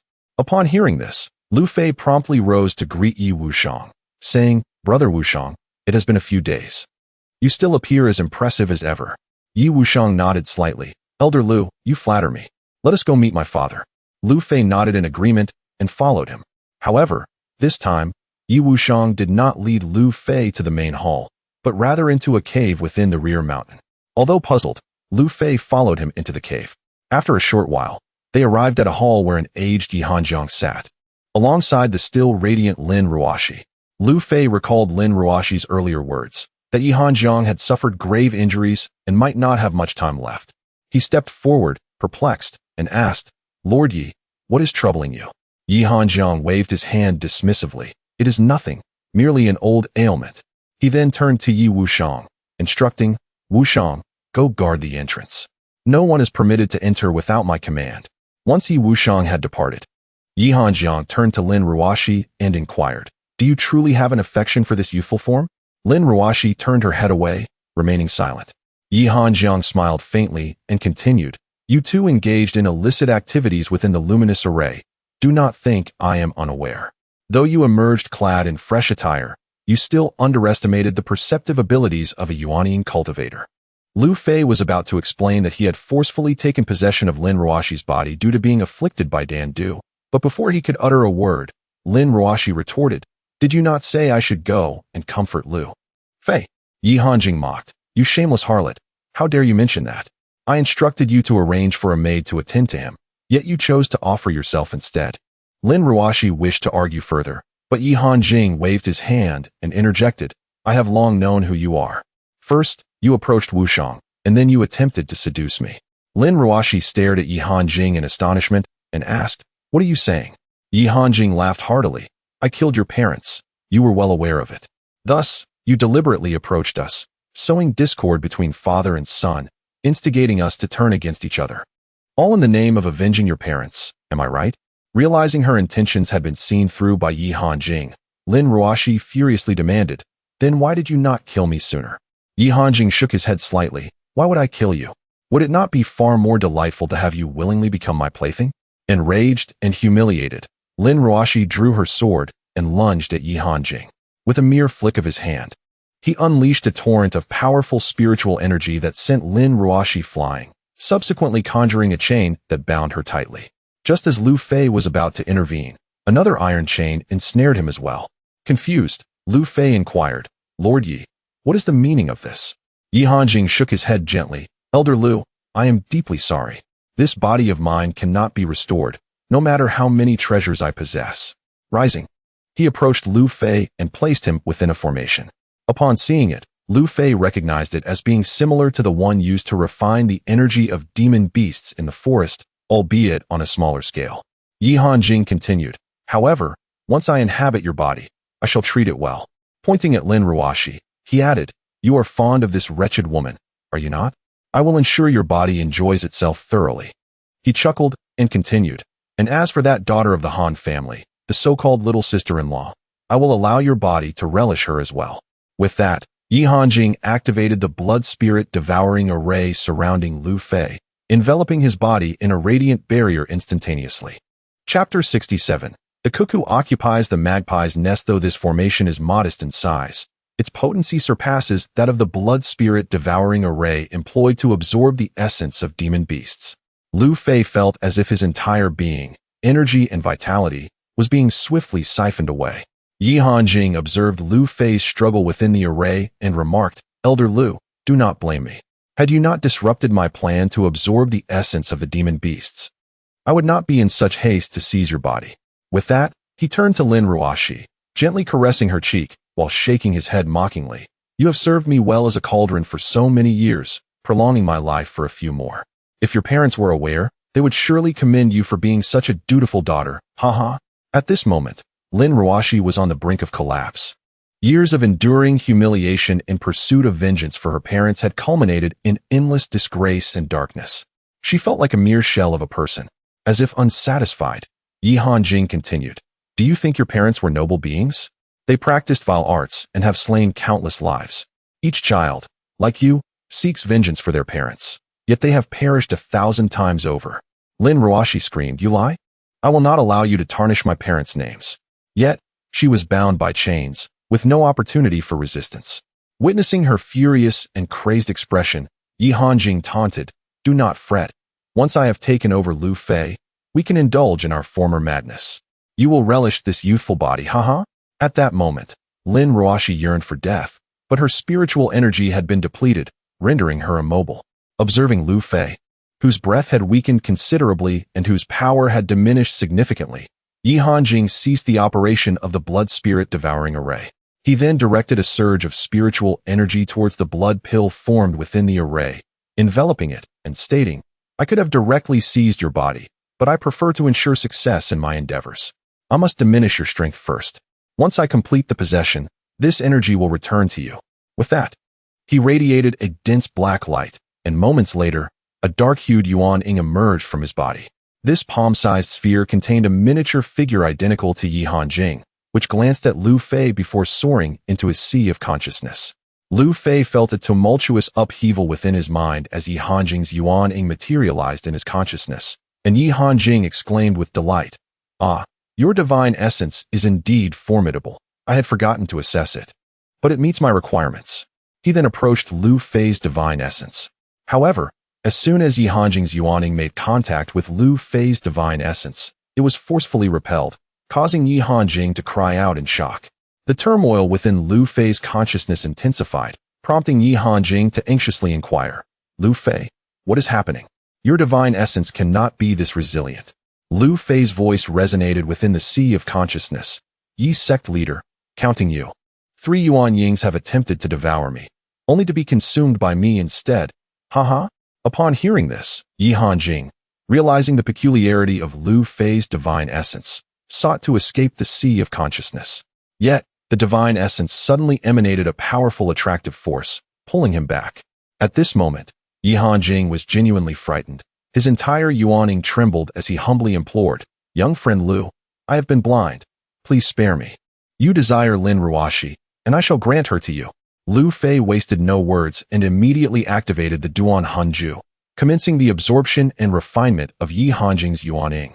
Yi Hanjing, resolute, declared, "Very well. If it must be so, let us perish together." He prepared to self-destruct his Yuan-ing, but Lu Fei's divine essence enveloped him in a gentle radiance. Although Yi Hanjing struggled desperately and cursed Lu Fei's Duan Hanju, having undergone the trials of thunder and nurtured by the shadows of demon beasts, refined Yi Hanjing's Yuan-ing in less than half an hour. At this juncture, Lu Fei's divine essence had expanded significantly, and his spiritual awareness approached the mid-stage of the Golden Core realm. He opened his eyes and gazed at the blood pill before him, commencing its refinement.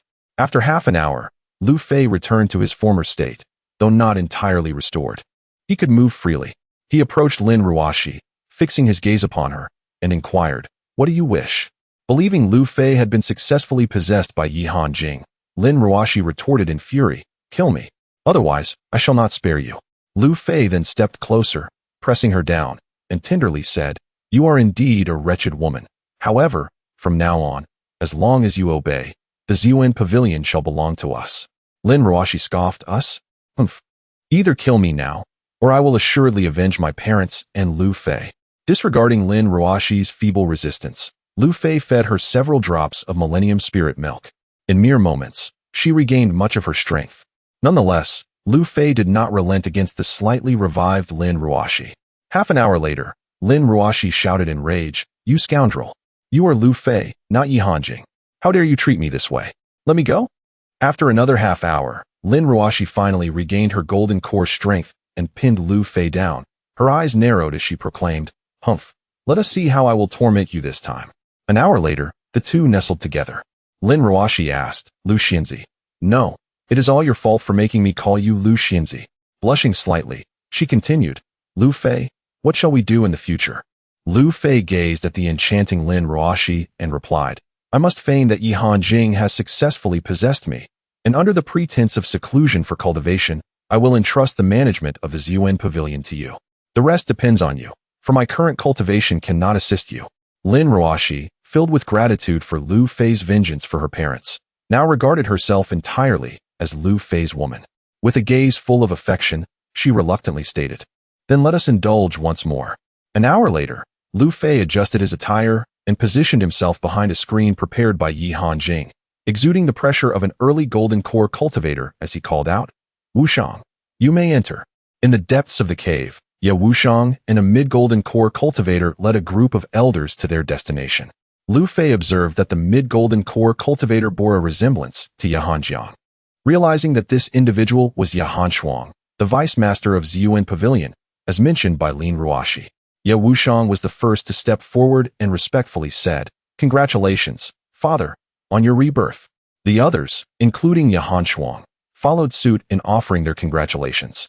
Lu Fei, standing behind a screen, nodded slightly and gestured for silence, then continued, "Esteemed guests, as I have just been reborn, I urgently require time to restore my strength. For the foreseeable future, I shall enter seclusion for cultivation.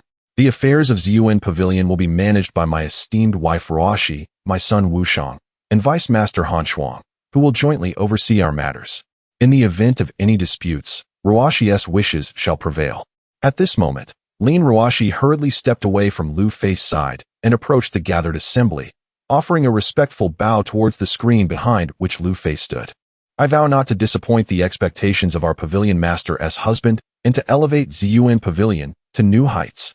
The others, witnessing this exchange, echoed their support, affirming, "We shall certainly obey Madame Ruoshi and wish the pavilion master a swift restoration of his strength."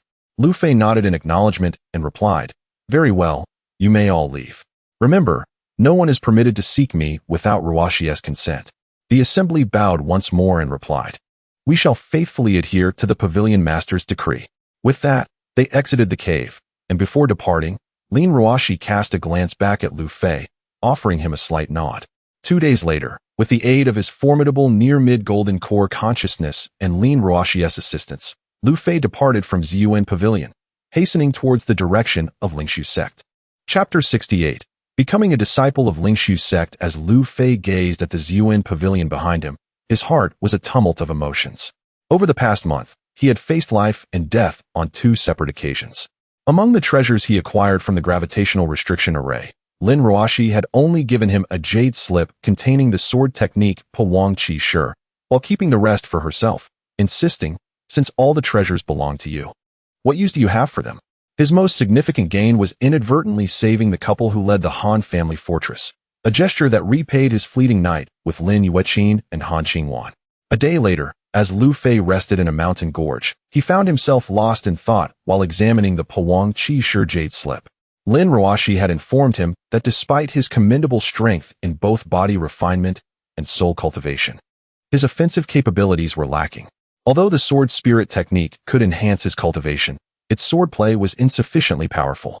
Determined to refine the Pewang Qi Shi before heading to the Lingshu sect, he immersed his consciousness within the jade slip. After a few breaths, delight sparkled in Lu Fei's eyes as he discovered the remarkable intricacies of the Pewang Qi Shi. The first stance, Patu, could cleave the ground, creating a deep chasm. The second stance, Sui Shi, could instantly pulverize hard stone. The third, Duan Jin, could effortlessly sever any metallic weapon. The fourth, Sui Kong, could rend a space, rendering living beings within it momentarily breathless. The fifth, Pai Xing, could strike like a meteor, catching opponents off guard. The sixth, Zhan Yu, could slice through the fabric of space. And the seventh, Shi Shun, could annihilate all, sending forth a sword strike that would obliterate the opponent's soul. Lu Fei promptly drew his sword and commenced his training in the Pewang Qi Shi. With astonishing perseverance and the body tempering of the Jiao Zhuan Lian Ti Shu, he mastered the first and second stances on the first day. 2 days later, he had perfected the third stance, Duan Jin. 5 days later, he achieved the fourth stance, Sui Kong. However, after half a month, he reached his limit with the fifth stance, Pai Xing.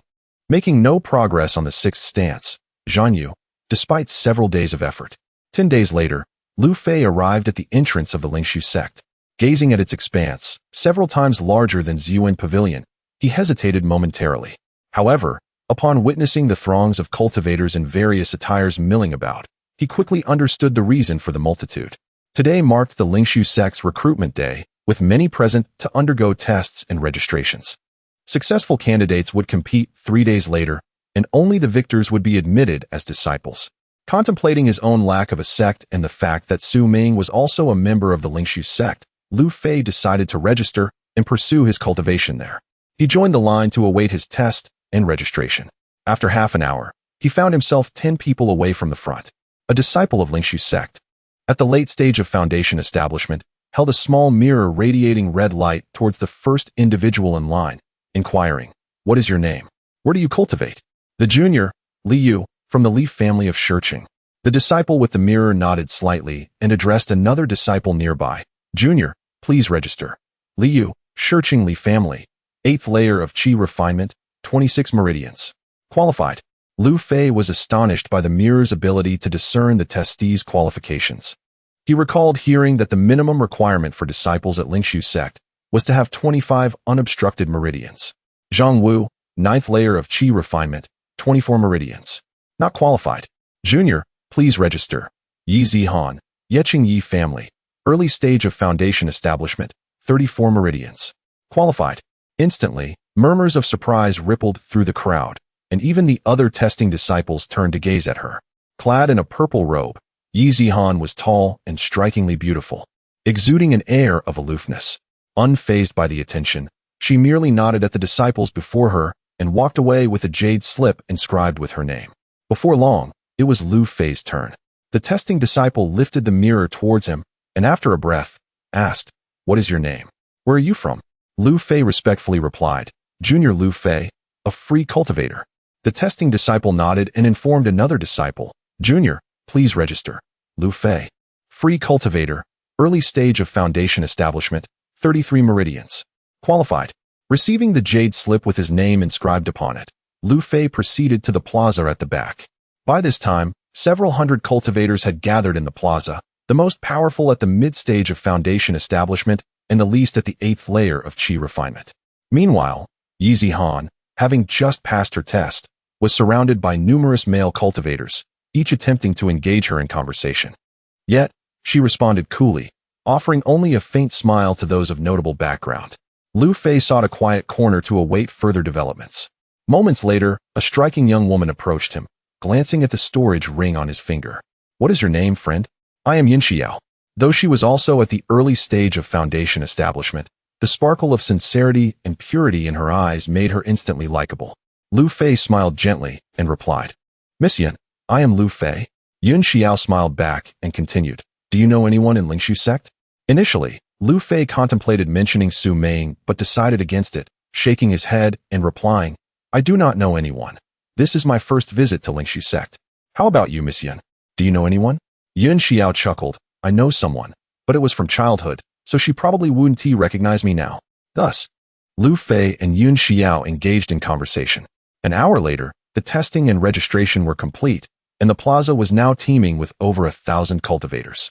Shortly thereafter, an elder from Lingshu sect descended from the sky, commanding silence from the crowd. The entire square fell into a profound silence, as all awaited the elder's forthcoming words. "I am Zhang Xinghe, an elder of the Lingshu sect. Those with more than 32 veins of earth energy, please step to the left, those with 32 or fewer, to the right." Once the crowd had arranged themselves accordingly, Lu Fei realized that only a little over 50 individuals shared his attribute of possessing more than 32 veins, while nearly 1,000 others were categorized as having 32 or fewer. Observing that everyone was in their designated positions, Zhang Xinghe continued, "This year, the rules have undergone some changes. Those with more than 32 veins will directly join the Lingshu sect. The others shall participate in a contest 3 days hence, with the victors becoming disciples of the Lingshu sect." Chapter 69. The power testing steel. Lu Fei and 52 others followed Zhang Xinghe to a secluded square within the Lingshu sect. Once everyone stood still, Zhang Xinghe addressed them. "You all see this piece of jade in the square, right? This is the power testing steel, which measures your attack strength." He pointed towards a tall, rectangular jade column, approximately 3 zhang high and 4 feet wide, radiating a pure white hue. He continued, "You will each strike this column with your most powerful attack.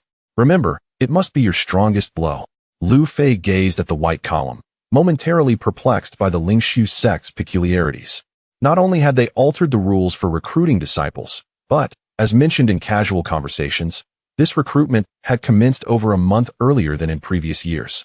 Observing the crowd begin to murmur among themselves, Zhang Xinghe's gaze settled on Yi Zihan, stating, "Yi Zihan, you shall go first." Yi Zihan nodded slightly, then stepped forward to stand several paces from the power testing steel. She drew forth a long sword emanating a violet glow and executed a swift cut. A magnificent sword light transformed into a phoenix and instantly struck the jade column, resulting in a resounding thud as a faint purple light radiated from the steel. Zhang Xinghe nodded with satisfaction, proclaiming, "Excellent. The highest color among red, orange, yellow, green, blue, indigo, and violet is indeed violet. You truly are a prodigy of the Yi family, Yi Zihan. Please stand to the left and wait." Subsequently, many others stepped forward to test their strength. Most wielded long swords, though some used more uncommon weapons such as spears, hammers, and great axes. The power testing steel emitted different colors in response to the varied strengths of their attacks, predominantly blue and indigo, indicating that Lu Fei's group had considerable power. However, after testing several individuals, only Yi Zihan's attack had managed to evoke the highest purple light from the steel. After a while, Lu Fei observed Yun Xiao approaching the power testing steel. She produced a long whip that was entirely black, its material indiscernible and extending over a person's length. With a swift flick of her wrist, a serpentine beam of black light surged towards the steel, resulting in another burst of purple light emanating from it. Zhang Xinghe smiled.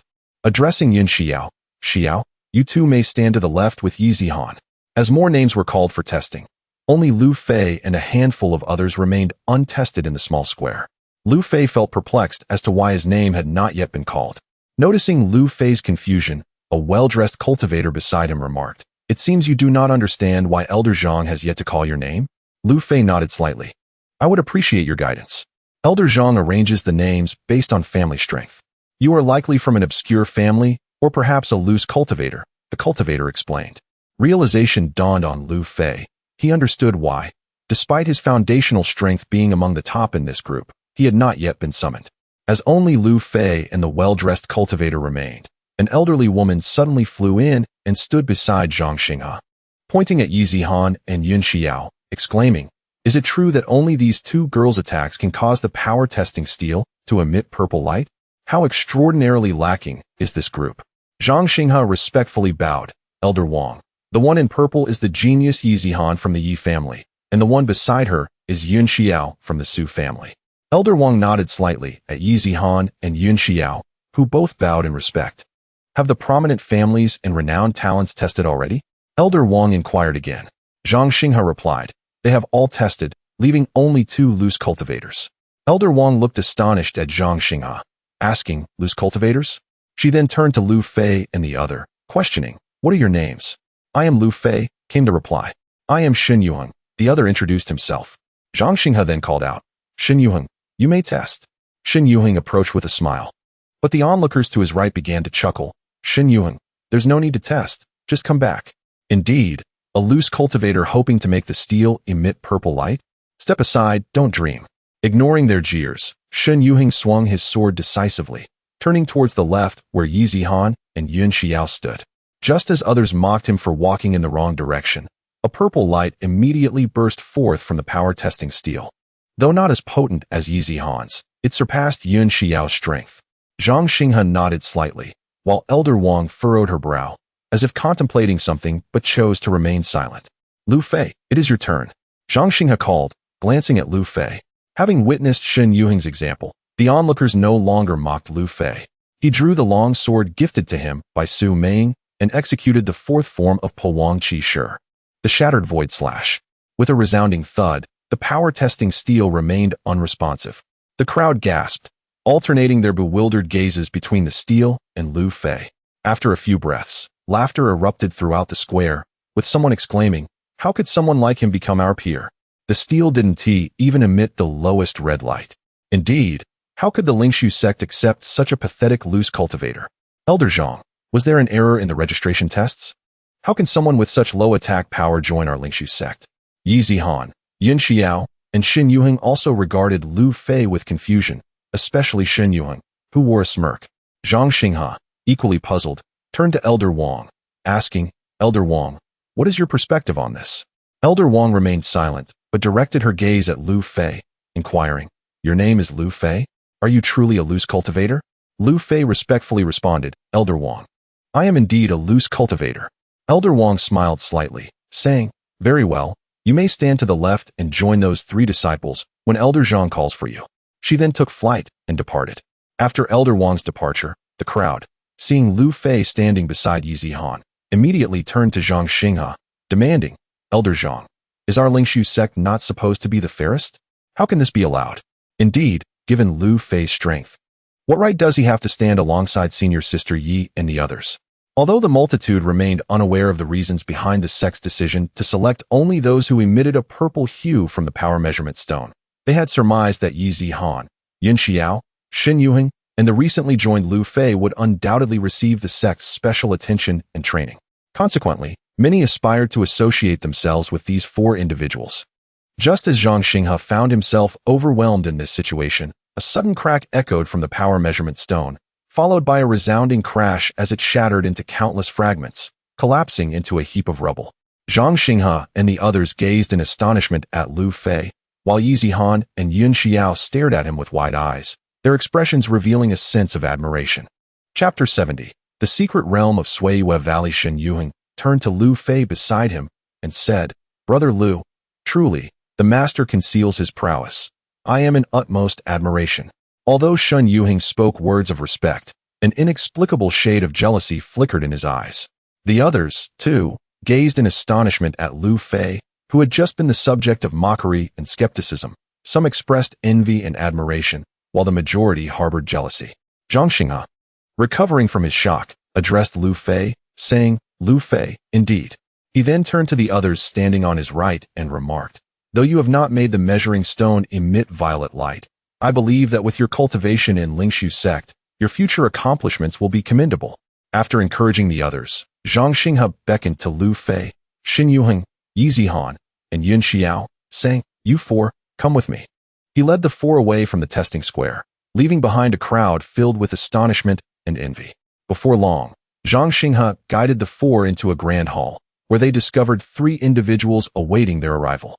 At the head sat an elderly man with a white beard, who nodded slightly upon their entrance. To the left sat Elder Wang, whom they had seen in the square, and to the right was a stern-faced, dignified woman. After entering the hall, Zhang Xinghe first greeted the three with a bow, saying, "Elder Zhang, Elder Wang, elderly. The measuring stone test has concluded, with three achieving violet light, and this Lu Fei has even shattered the measuring stone." Elder Zhang at the head smiled slightly, displaying no surprise, indicating that Elder Wang had likely informed them of the news. He then remarked, "Very well. Xinghe, please select another disciple of foundational stage mid-level or below to join us." Zhang Xinghe appeared momentarily taken aback, but quickly complied. Elder Zhang turned his gaze towards Lu Fei and the other three, stating, "I am Zhang Ruoqing, the protective elder of our sect." He gestured towards Elder Wang beside him, saying, "This is Elder Wang Jinyue." He then looked at the stern-faced female elder, saying, "This is also a protective elder, elderly Qinglan." Junior Yi Zihan pays respects to the three elders. Yi Zihan was the first to respond. Junior Yun Xiao pays respects to the three elders. Junior Shen Yuheng pays respects to the three elders. Junior Lu Fei pays respects to the three elders. Elders Zhang, Wang, and Li all nodded in acknowledgement. After the introductions, Zhang Ruoqing began. "Since you four have joined Lingshu sect, I shall clarify the task at hand." He proceeded to explain why they had been chosen for this mission and what it would entail. "That is the general overview of the situation. You will have half an hour to consider. Naturally, should you decline, you will still remain members of Lingshu sect," Zhang Ruoqing concluded. Lu Fei quickly grasped the situation. It turned out that Lingshu sect, Yunyao Pavilion, and Xingluo Academy had discovered a previously uncharted secret realm known as Suiyue Valley.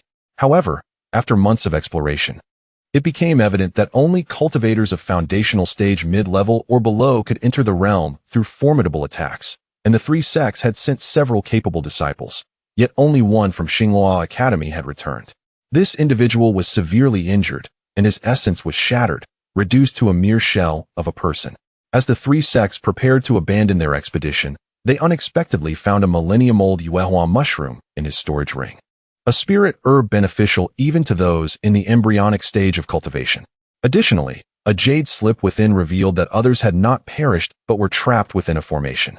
They had made every effort to breach a corner of the formation and sent the Xingluo Academy disciple to request the sects to send people back with items to break the formation, also conveying that many spirit herbs and treasures, including some long-lost varieties, lay within. Faced with this immense temptation, alongside considerable risk, the three sects engaged in arduous negotiations regarding the number of disciples to be sent, their cultivation levels, and the distribution of treasures upon retrieval. Ultimately, it was decided that each sect would only dispatch up to 5 disciples of foundational stage mid-level or below, ensuring that among them, at least 3 would be new recruits, thus preventing the 3 sects from sending their most elite disciples. After a while, Zhang Xinghe returned with a female disciple and addressed Zhang Ruoqing, saying, "Elder Zhang, this is Nangong Yu, who joined the sect 2 years ago and volunteered to enter the secret realm for the benefit of the sect." Zhang Ruoqing smiled slightly and nodded, replying, "Excellent, Nangongyu." He then turned to Lu Fei and the others, asking, "How do you choose?" Yi Zihan took a deep breath and replied, "Junior is willing to go." Shen Yuhing stepped forward, declaring, "Junior is willing to go." Yun Xiao glanced at Yi Zihan, then at the elders, biting her lip as she said, Junior is willing to go." Although the elders noticed Yun Xiao's reluctance, they remained silent. At this moment, Lu Fei felt some regret for having shattered the measuring stone in the testing square, finding himself in a precarious situation. He had come to Lingshu sect to seek Su Ming for an antidote, and had no desire to venture into a perilous secret realm. He stepped forward, saying, "Junior just." Before he could finish, he suddenly sensed a palpable intent to kill. Glancing sideways, he caught sight of Li Qinglan's eyes filled with intense malice and disdain, which startled him greatly. He hurriedly amended, Junior is willing to participate." Zhang Ruoqing observed Li Qinglan's expression towards Lu Fei and chose not to intervene, merely smiling as he said, "Very well. You shall accompany elders Li Qinglan and Wang Jinyue to the secret realm." Subsequently, Lu Fei and the other 5 followed elders Li Qinglan and Wang Jinyue to the sect's treasury to collect the necessary items for entering the secret realm. After each received their allocated items, they boarded a spirit vessel bound for the secret realm. Lu Fei gazed at the vessel beneath him, larger and more luxurious than the one from Ziyuan Pavilion. Li Qinglan addressed the 5, stating, "You represent Lingshu sect on this occasion. Regardless of whether your willingness is genuine or feigned, you must display resolve and not bring shame upon our sect. Do you understand?" She cast a disdainful glance at Lu Fei as she finished her words. Lu Fei, feeling helpless, merely wished to avoid risks. Why was she always targeting him? Wang Jinyue continued, stating that once they entered the secret realm, they were to follow Nangonyue's lead and heed her commands. Lu Fei and the others nodded in agreement, turning to Nangonyue and declaring their compliance. Nangonyue nodded slightly, responding with a smile that she would rely on the assistance of her fellow disciples. Li Qinglan then addressed the group, instructing them to rest, as it would take another day to reach the Su Yu Valley secret realm. As Lu Fei and the others prepared to depart, Li Qinglan suddenly called out to Lu Fei, requesting him to come over. Stopping in his tracks, Lu Fei wondered why Li Qinglan had singled him out. He was uncertain whether there was a particular matter at hand, especially since she had previously been critical of him regarding the secret realm. Unable to discern the underlying issue, Lu Fei followed Li Qinglan to a room at the bow of the ship. Upon entering, Li Qinglan fixed her gaze intently on Lu Fei, remaining silent. Feeling the immense pressure emanating from her golden core aura, Lu Fei broke into a slight sweat and respectfully inquired, "May I ask why Elderly has summoned me?" Li Qinglan's eyes narrowed as she questioned, "What is your connection to Su Meiying?" Hearing Su Meiying's name startled Lu Fei. Although he was unsure how Li Qinglan had discovered his acquaintance with her, he dared not lie before a golden core cultivator and replied, "I had the fortune of meeting Senior Su once." Li Qinglan, upon hearing his response, scoffed and asked, "You merely met that wretched woman once? Yet she gifted you her family as storage ring?" Lu Fei, upon hearing this, hurriedly reached for his storage ring. He had clearly turned the patterned side inward, and from the outside, it appeared no different from others. He was baffled by her ability to discern it. Observing Lu Fei's expression, Li Qinglan disdainfully remarked, "Do not think that by concealing the patterned side, I would be unable to see through it. You may deceive others, but you cannot deceive me." She then stepped closer to Lu Fei and continued to press. "Now, tell me, how do you know that wretched woman? What is the nature of your relationship with her?" Chapter 71. The wronged woman. Li Qinglan. Lu Fei took a deep breath, contemplating that without divulging a portion of the truth, Li Qinglan would not let him off the hook. He respectfully replied, "Elderly, I once assisted Senior Su during her injury, and as a token of gratitude, she gifted me this storage ring." Li Qinglan extended her hand towards Lu Fei and commanded, "Hand over the storage ring." Although Lu Fei was reluctant, he had no choice but to remove the ring and present it to her. Upon receiving it, Li Qinglan unleashed her formidable late golden core stage consciousness to erase the soul imprint Lu Fei had left on the ring. Instantly, Lu Fei trembled, nearly spitting out blood. However, upon realizing that he had not sustained significant harm, Li Qinglan expressed her surprise, saying, "You are quite resilient." She then began to examine the contents of the storage ring. Though Lu Fei had experienced some pain when Li Qinglan wiped the consciousness from the ring, his powerful soul origin mitigated the severity of his injuries. Yet, He pondered that Li Qinglan's reckless aggression was likely due to her considerable grudge against Su Meiying, and he was merely a scapegoat for her frustrations. He resolved that once he attained sufficient strength, he would ensure Li Qinglan would pay for her actions. After her inspection, Li Qinglan returned the storage ring to Lu Fei, saying, "Check it. Do not claim later that I have stolen anything." As Lu Fei probed into the ring with his consciousness, he discovered it contained only a few items recently provided by the sect and some clothing. The shield and sword gifted to him by Su Meiying, along with the 1,000-year spirit milk, were conspicuously absent. Observing Lu Fei's expression, Li Qinglan smirked slightly, yet maintained a stern demeanor, inquiring, "Well, I took nothing from you, did I?" At this moment, Lu Fei was exceedingly vexed. She had indeed taken his possessions, but was now forcing him to deny it. He could only respond with resignation. "I assure you, my belongings are intact, and Elderly has taken nothing." Satisfied, Li Qinglan nodded and said, "Good, you may leave now." Lu Fei hurriedly bowed and turned to exit. Just as he was about to step out, Li Qinglan added, "If anyone learns of today's events, I will not hesitate to kill you." Lu Fei was taken aback, sensing from her demeanor and tone that she meant every word. Should he divulge the events to anyone, she would indeed carry out her threat. Upon entering the cabin at the rear of the spirit vessel, he found Nan Gongyu, Yi Zihan, and Yun Xiao seated together, while Shen Yuheng sat across from them. The three women exchanged glances with Lu Fei before returning to their conversation, and Shen Yuheng briefly opened his eyes to glance at Lu Fei before resuming his meditation. Realizing this, Lu Fei sought a spot at the doorway to sit and began his own cultivation. A day later, the spirit vessel of Lingshu sect landed in a marshy area. After disembarking, Lu Fei and the others discovered that the other two sects, Yumiao Pavilion and Xingluo Courtyard, had already arrived and were awaiting Lingshu sect. Li Qinglan and Wang Jinyue approached the elders of the other two sects for greetings, while Lu Fei and the 5 others remained near the spirit vessel. As Lu Fei surveyed the disciples from the other sects, he suddenly spotted Han Qingwan from Hanjiabao among the disciples of Yumiao Pavilion. She noticed Lu Fei as well, her expression shifting from surprise to a slight blush, quickly averting her gaze. Lu Fei felt a mix of emotions. Although Lu Yueqin had intentionally schemed against him, he had ultimately gained 2 women, and it still stung that he had left without a word.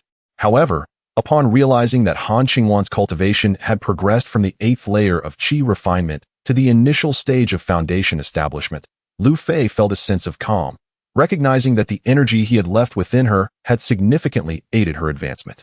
Before long, Li Qinglan and Wang Jinyue returned to Lu Fei and the others. Li Qinglan's expression turned icy as she reprimanded Lu Fei. "Lu Fei, remember that you represent Lingshu sect. Do not lose your composure upon seeing beautiful women. I cannot afford to lose face." Upon hearing this, Lu Fei understood that Li Qinglan was closely monitoring his every move, including the moment of his distraction upon spotting Han Qingwan. Although he wanted to retort, he suppressed his urge and replied, "I will heed Elder Li's guidance." Li Qinglan muttered under her breath, "Not a decent person at all." The others were taken aback. Although she did not name names, everyone understood she was referring to Lu Fei. They glanced at him with pity, thinking that he had already incurred Li Qinglan's ire upon entering the sect, and would likely face difficulties henceforth. Lu Fei feigned ignorance, acting as if he had not heard the remark, and maintained an expression of indifference. Zhang Xinghe, witnessing this, chuckled and shook his head, casting an encouraging glance at Lu Fei, and said, "All right, let us now enter the secret realm of Shattered Moon Valley. This brown light sphere is the entrance." He gestured toward a brown light sphere several dozen feet in diameter. Lu Fei observed as a disciple from Xingluo Courtyard stepped forward, standing about 4 to 5 feet from the brown light sphere. With a powerful swing of his sword, a fierce blade aura descended upon the sphere. In an instant, a fissure appeared on the surface of the brown light sphere, just wide enough for one person to pass through, and the disciple swiftly entered. As soon as he crossed the threshold, the fissure sealed shut, returning to its original state. Each disciple had to wait a moment after attacking the brown light sphere before the next could attempt the same, a precaution to prevent instability from excessive assaults. After an hour, Lu Fei, being the last among the 3 sects, finally stood before the brown light sphere. Li Qinglan once again cautioned him, "Lu Fei, do not hold back. If you cannot enter, I will kill you." Realizing the gravity of her threat, Lu Fei abandoned his earlier intentions of feigning inadequacy to avoid entering the secret realm. Although it would be somewhat embarrassing, it was preferable to risking his life. Nevertheless, he understood that Li Qinglan was not merely issuing idle threats. She would indeed carry out her promise. With resignation, he unleashed his full strength, striking the brown light sphere with his sword. Following the blade's trajectory, he propelled himself toward the sphere. Just as he was about to enter the Shattered Moon's secret realm, Lu Fei cast a glance back at Li Qinglan. However, upon witnessing the triumphant expression on the woman's face, Lu Fei contemplated within himself, "Do not let me emerge from this secret realm, for I shall inevitably transform you, this malicious woman, into my plaything." Li Qinglan, observing Lu Fei's seething countenance, narrowed her eyes slightly, casting a threatening gaze in his direction. As Lu Fei entered the Shattered Moon's secret realm, a wave of dizziness washed over him. Nevertheless, drawing from his numerous past experiences, he swiftly adjusted his mindset, and after a few breaths, he firmly descended to the ground. The ambience within this Shattered Moon's secret realm was somewhat dim, with not the sun but a cleft crescent moon suspended in the sky. Lu Fei soon spotted Yi Zihan and the other 3 individuals awaiting him in the distance, while the disciples of the other 2 sects appeared to have vanished.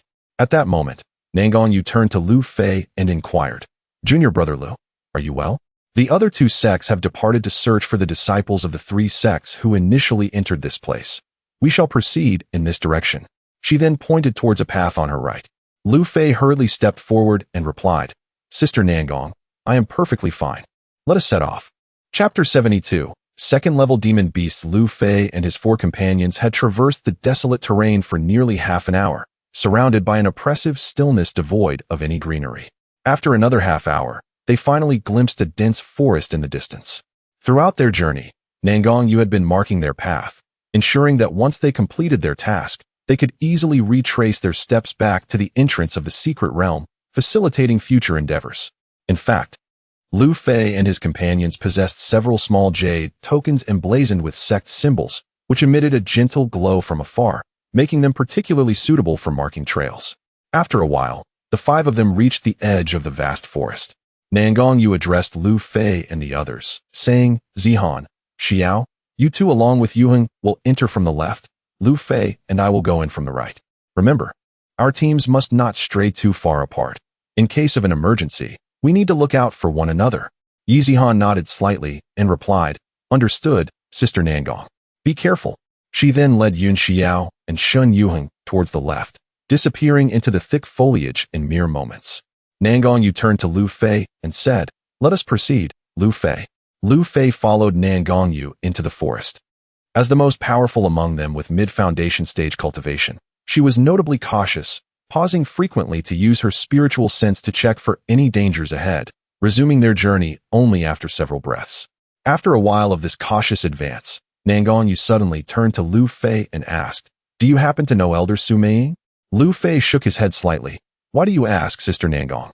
Nangongyu smiled and replied, "Although Elder Li Qinglan is not fond of crowds, she has never been as critical of any disciple as she is of you. The only tension she has within the sect is with Elder Su Meiying." Intrigued, Lu Fei inquired, "Might you enlighten me on the nature of their discord?" Nangongyu chuckled, "I didn't expect a man like you to take such an interest in the affairs of others. However, you must not disclose that I told you. They both have feelings for an elder from the Xinglua courtyard, leading to frequent jealousy and rivalry. While Elder Su Meiying is slightly more powerful, Li Qinglan is the treasured jewel of the Li family, making them somewhat evenly matched." Just as Lu Fei was about to ask further, his spiritual sense, bolstered by his golden core strength, detected a group of demon beasts rapidly approaching from the distance. Noticing Lu Fei's frozen expression, Nangongyu asked with concern, "Lu Fei, what is the matter?" Before he could respond, she too sensed the imminent threat and exchanged a glance with Lu Fei, moving towards the direction of Yi Zihan and the others. Moments later, as they departed the area, a pack of wild wolves arrived at the spot they had just vacated. A towering wolf king sniffed the ground and led the pack in pursuit of Lu Fei's retreating figure. Feeling the presence of the pursuing beasts, Nangongyu turned to Lu Fei, who was at the early foundation stage, and said, "These second-level demon beasts are akin to human cultivators at the foundation stage, and may even surpass you in strength. You must go ahead. I will hold them off." Lu Fei, observing the worry etched on Nangongyu's face, replied, "Sister Nangong, there is no need for concern. Follow my lead." Utilizing the breadth of his golden core spiritual sense, He skillfully maneuvered through the terrain, evading the ravenous wolves.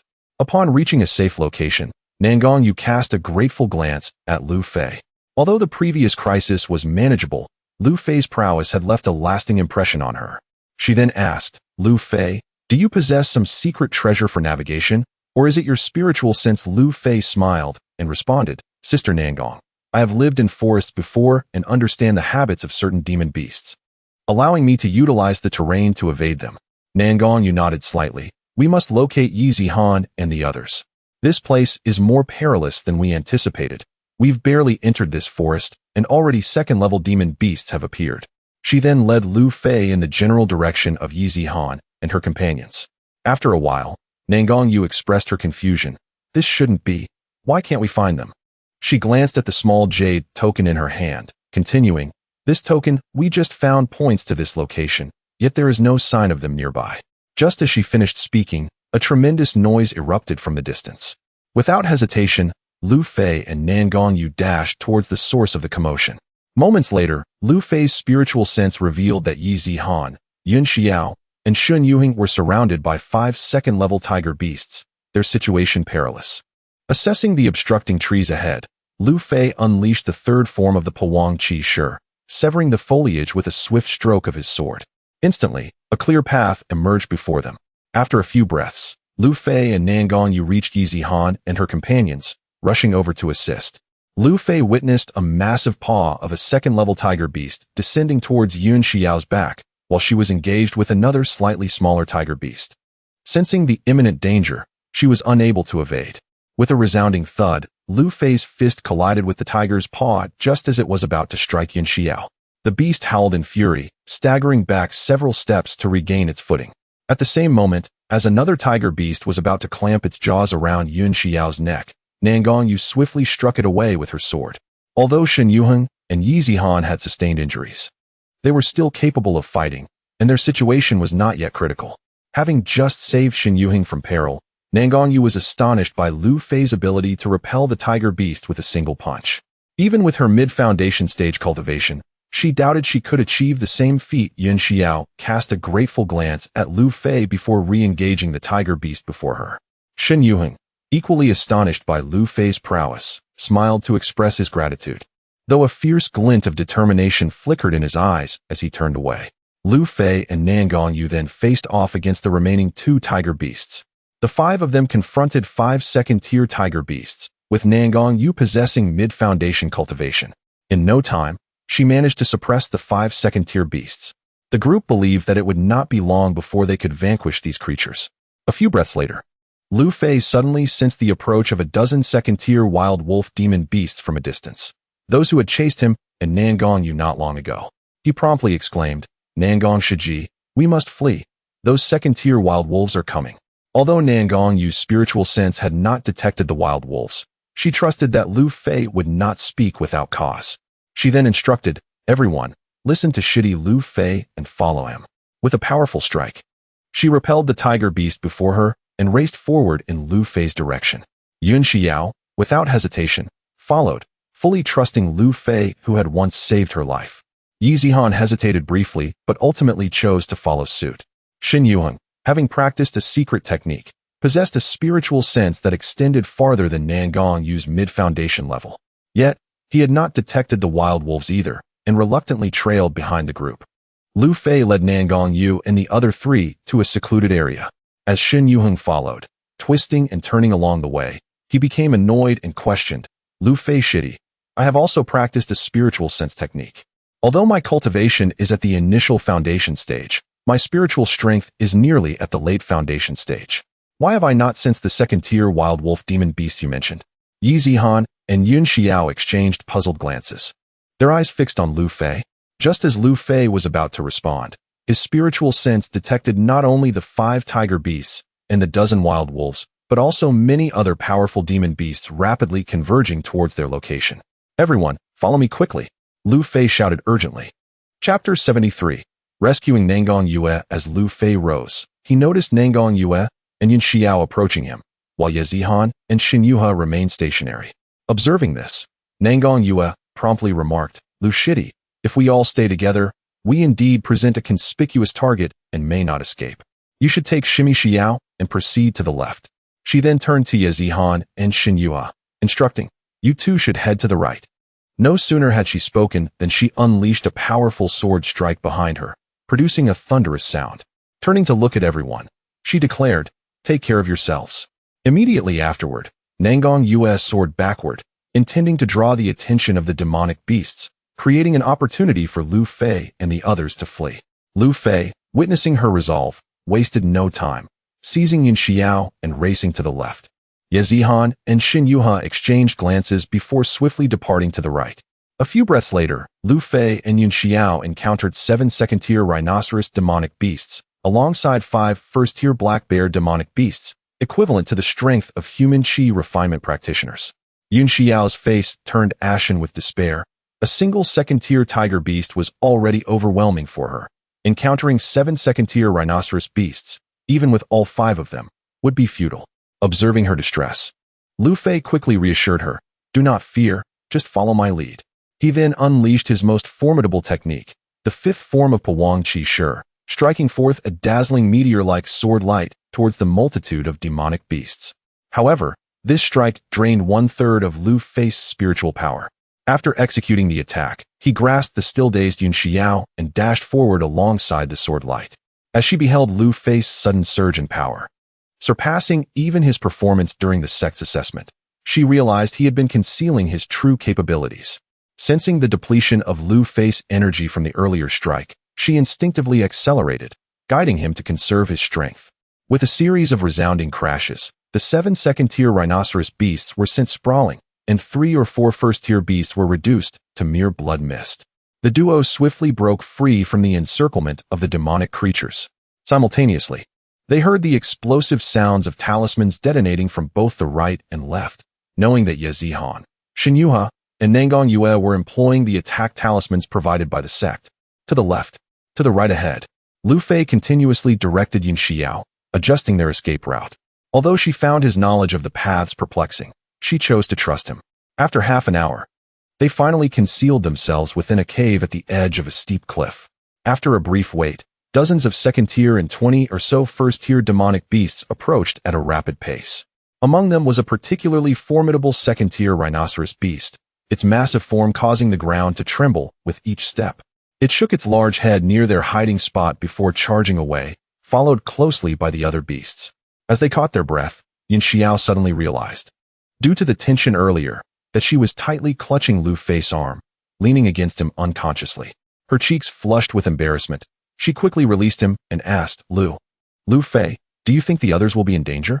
Lu Fei gazed at the still frightened Yun Xiao and replied, stay here, I will go look for them. Before he could finish, she grasped his arm once more, nervously insisting, I want to go with you. Lu Fei shook his head. No, the two of us together would draw too much attention. It is more convenient for me to go alone. Although Yun Xiao was quite capable, she had not faced many perilous situations and shook her head in protest. But I am scared. Lu Fei comforted her, it will be fine. Remain here, I shall return shortly. Understanding that reuniting with Nangang Yue would significantly enhance their chances of survival, she reluctantly nodded. All right, I will wait for you, and released him. Lu Fei concealed himself, extending his Jin Dan divine sense to survey the surroundings. After sprinting for nearly half an hour, he found no sign of Nangang Yue.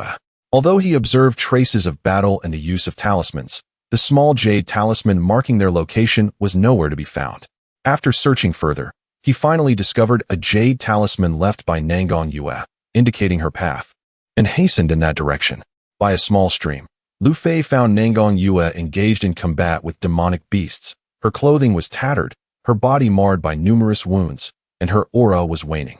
She was besieged by 3 second-tier wolf demonic beasts and a black giant python, 4 to 5 zhang long and 3 to 4 feet thick, whose strength was evidently superior to that of the wolves. As its tail swept towards her, it produced a sound akin to the breaking of air. At that moment, Nangang Yue was preoccupied with defending against the 2 wolf beasts and had no strength left to evade the giant python's assault. The 3 attack talismans provided by the sect had already been expended. Just as despair enveloped her, with the giant tail about to strike, Lu Fei rushed forward, wielding his sword to intercept the serpent's tail, while swiftly lifting her waist and taking flight. As Nangang Yue found herself in Lu Fei's embrace, her tension dissipated instantaneously, her body relaxing and becoming limp in his arms. Unable to execute the fifth form of Pewang Qi Shi due to her weight, Lu Fei resorted to throwing an attack talisman at the beasts, then determined the direction where Yin Xiao was hiding and darted away with Nangang Yue. Nangang Yue instinctively wrapped her arms around Lu Fei's neck, her body pressing against his. Although the position was less than dignified, she was beyond caring at this moment. After half an hour, Lu Fei finally returned to the cave with the injured Nangang Yue in his arms. Upon seeing him return, Yin Xiao's tension eased, but upon noticing the injured Nangang Yue in his embrace, she rushed forward, asking anxiously, "Nangang Shiji, are you all right?" Nangang Yue had regained some strength, but remained naturally draped over Lu Fei's neck. Realizing the awkwardness of her position at the inquiry, she quickly disentangled herself, her face flushed as she responded, "I am fine, thanks to Lu Fei Shidi's timely rescue." She cast a slightly embarrassed glance at him before retrieving healing elixirs to tend to her wounds. Yin Xiao then inquired of Lu Fei, "Lu Fei, have you discovered the whereabouts of Yazihan Shiji and Xinyue Shixiao?" Lu Fei shook his head gently, "No.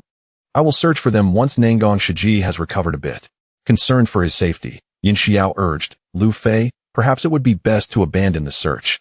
The outside is far too perilous. You have already accomplished a great feat by rescuing Nangang Shiji." Lu Fei nodded slightly and began to restore his spiritual energy. At this moment, he harbored an intense hatred for Li Qinglan. Had she not seized the 1,000-year spirit milk, he could have effortlessly restored his spiritual power and used the fifth form of Pewang Qi Shi without reservation. Half an hour later, Nangang Yu had regained a significant portion of her strength, and Lu Fei had almost fully recovered as well. Nangang Yu glanced at the still anxious Yin Xiao and then turned to Lu Fei, inquiring, "Lu Fei, what do you think we should do next?" Yin Xiao's gaze remained fixed on Lu Fei, awaiting his decision. At this moment, Lu Fei was not only the savior of the two women but also their pillar of support. After pondering briefly, Lu Fei replied, "Senior sister Nangang, junior sister Xiao, I believe we should first locate senior sister Yizihan and senior brother Xinyue, and then we shall return." Nangang Yu nodded in agreement, stating, "Indeed, we have underestimated the strength of the beasts in this secret realm. It is best to report back to the sect as soon as possible."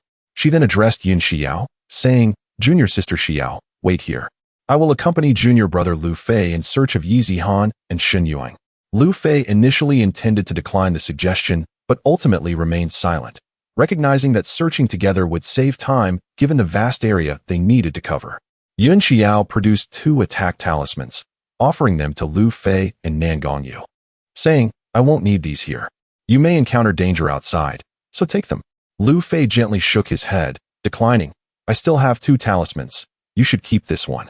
If you find yourself in danger, use it immediately, and once it's spent, flee and conceal yourself." Having exhausted her own talismans, Nangang Yu weighed her options and accepted them, saying, "Thank you, junior sister Xiao. Please stay safe here." With that, Lu Fei and Nangang Yu swiftly dashed towards the direction where Yizihan and Xinyue had fled.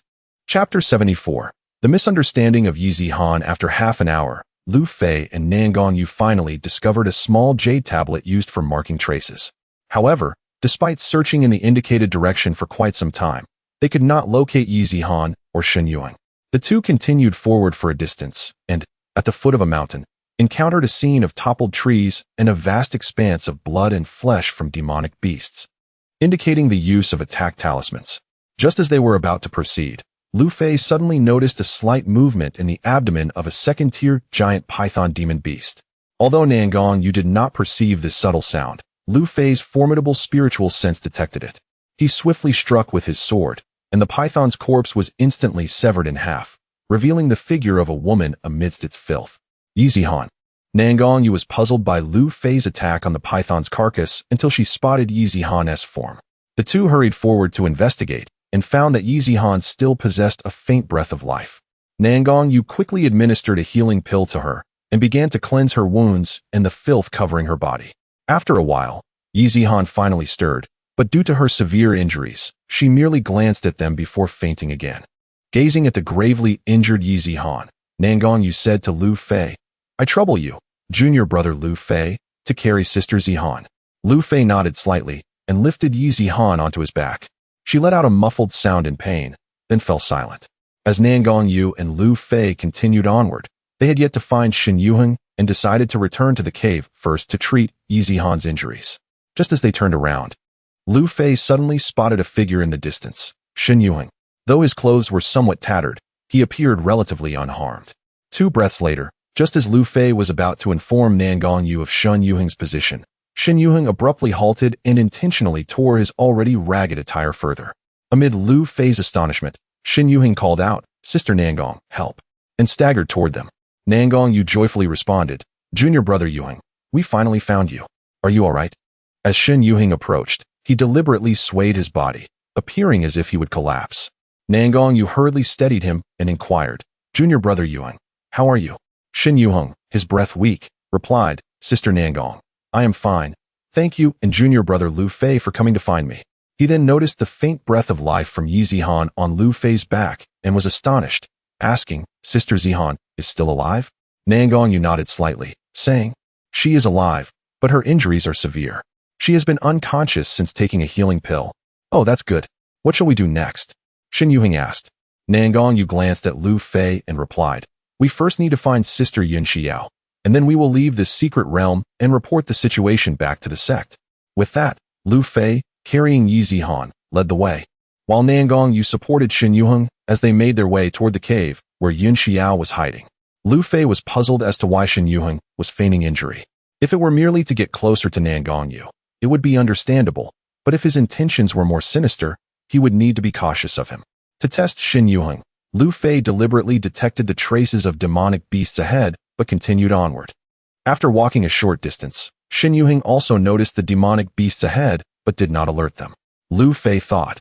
Shen Yuheng had previously mentioned that his spiritual sense secret technique allowed him to perceive at a distance equivalent to the late Foundation establishment stage. Given their proximity to the demonic beasts, he clearly sensed them, yet failed to warn either Nangong Yu or himself. Instantly, Lu Fei's wariness towards Shen Yuheng intensified.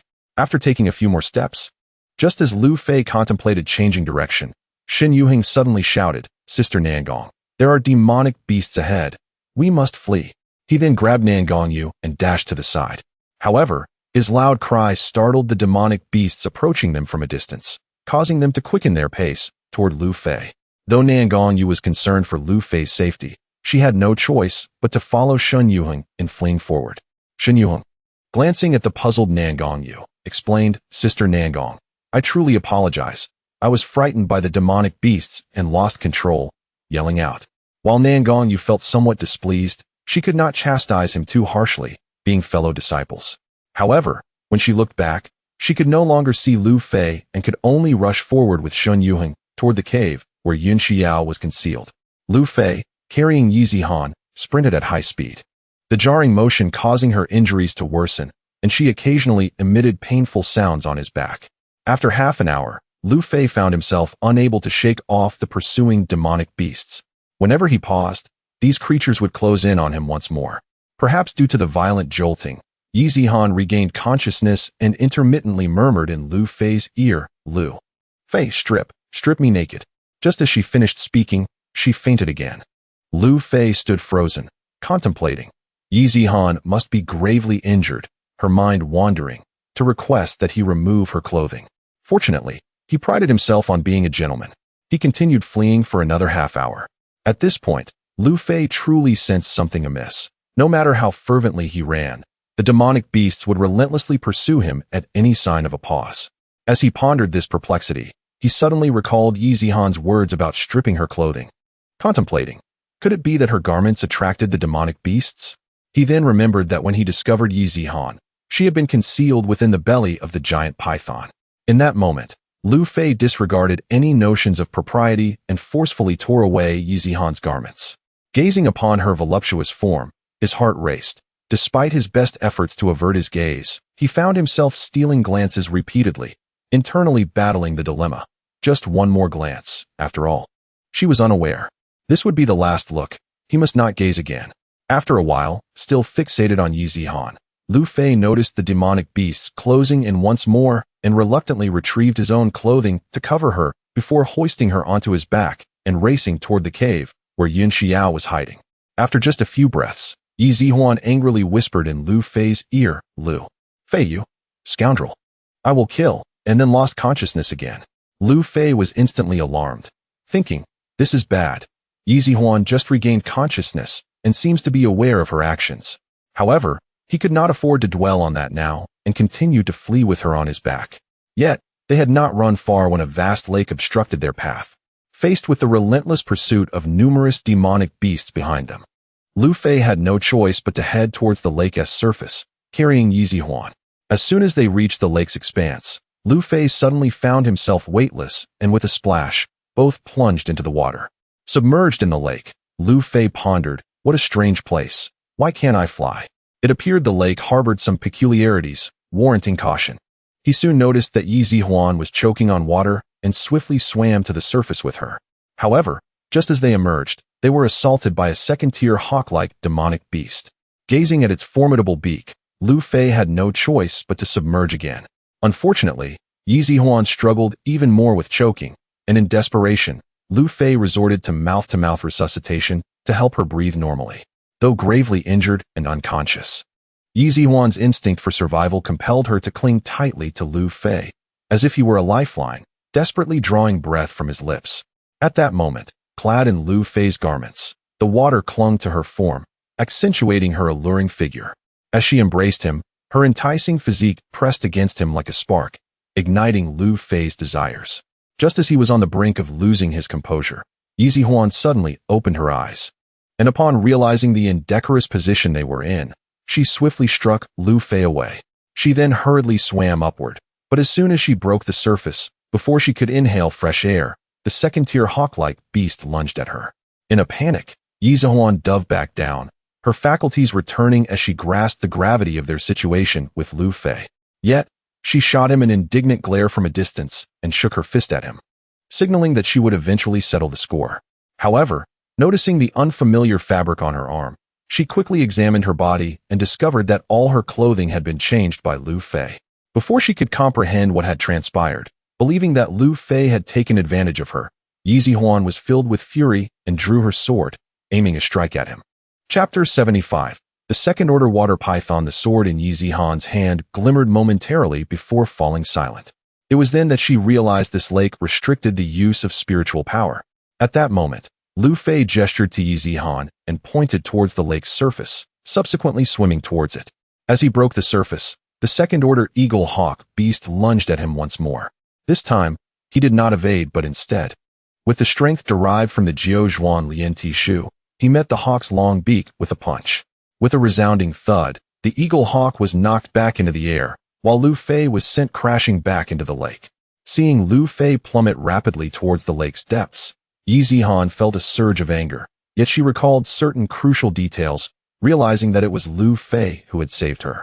She hurriedly swam in the direction he was descending. The moment Lu Fei's feet touched the lake bottom, the surrounding water surged violently. Observing Yi Zihuan approaching him, Lu Fei smiled and waved, signaling that he was unharmed. Relieved by Lu Fei's relaxed demeanor, Yi Zihuan let out a sigh, though she shot him a disapproving glance before halting at a distance. Noticing this, Lu Fei made a gesture for her to follow and swam away into the depths. Although Yi Zihuan initially wished to ignore him, with no other options, she reluctantly trailed behind. Lu Fei discovered that this lake not only limited the use of spiritual power, but also significantly suppressed divine consciousness, leaving him with merely a few dozen feet of perceptual range. Suddenly, a white water python, approximately a dozen feet long and as thick as a water barrel, appeared within Lu Fei's consciousness, swiftly swimming towards Yi Zihuan. Before Lu Fei could issue a warning, the python had already approached her. As a talent of the Yi clan, Yi Zihuan was terrified upon seeing the python, yet she bravely held her sword before her. With a loud bang, the python's 3-foot-long fangs collided with her sword, the force sending Yi Zihuan hurtling towards Lu Fei. Quickly, Lu Fei caught her. At this moment, blood trickled from the corner of Yi Zihuan's mouth, her previously mended injuries exacerbated by the python's strike. Seeing this, Lu Fei hastily wrapped his arms around her waist and swam away with great urgency. Yi Zihuan felt a twinge of anger. No man had ever dared to touch her before, but given the circumstances, she had to accept Lu Fei's embrace. However, After just a few breaths, they found themselves not only failing to distance themselves from the pursuing python, but rather drawing closer. As the python was far more adept at moving through the water. Realizing the dire situation, Lu Fei instinctively considered sacrificing Yi Zihan to the python to buy himself some time to escape. Yet, upon seeing the pleading look in her eyes, he immediately released his grip around her waist and reached towards her back. Just as Yi Zihan thought he intended to throw her to the python, a sudden force propelled her forward at great speed. Lu Fei then turned to confront the python, engaging it in combat with his sword. The python, covered in white scales, rendered Lu Fei's strikes mere superficial marks, while each of its assaults sent waves of blood surging within him. From a distance, Yi Zihan, witnessing Lu Fei's precarious predicament, yearned to assist him, but her intentions were thwarted by his gestures urging her to flee. Gritting her teeth, she swam swiftly ahead. Not long after, Lu Fei was once again repelled by the python's tail, causing blood to seep from his left fist. Although he had cultivated the Jiuzhuan Lian Tishu to the 5th turn, the second-order water python, equivalent to a late-stage human foundation establishment, thrived in this lake. Faced with the approaching python, Lu Fei reluctantly retrieved an attack talisman from his sect and hurled it at the creature. With a thunderous roar, a massive whirlpool formed in the water, engulfing the python in an instant. Without a second thought, Lu Fei took advantage of the waves generated by the talisman's explosion to follow in the direction Yi Zihan had escaped. Hearing the tremendous noise behind her, Yi Zihan anxiously glanced back. Within moments, she saw Lu Fei racing towards her, a look of joy illuminating her face.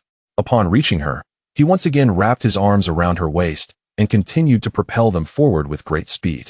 Although the lake's waters had mitigated some of the talisman's explosive force, the python still sustained considerable injury and, enraged, roared as it pursued the pair. However, Lu Fei and Yi Zihan had already managed to escape a great distance. Just as they were nearing the lake's edge, a larger water python suddenly obstructed their path. Lu Fei quickly led Yi Zihan to swim sideways. After 2 breaths, another python emerged, fixated on them. Before Lu Fei could turn again, he spotted 2 more second-order pythons lurking nearby, despair evident in their eyes. At this moment, Yi Zihan was gravely injured, her attack talismans depleted, and Lu Fei had but 1 remaining.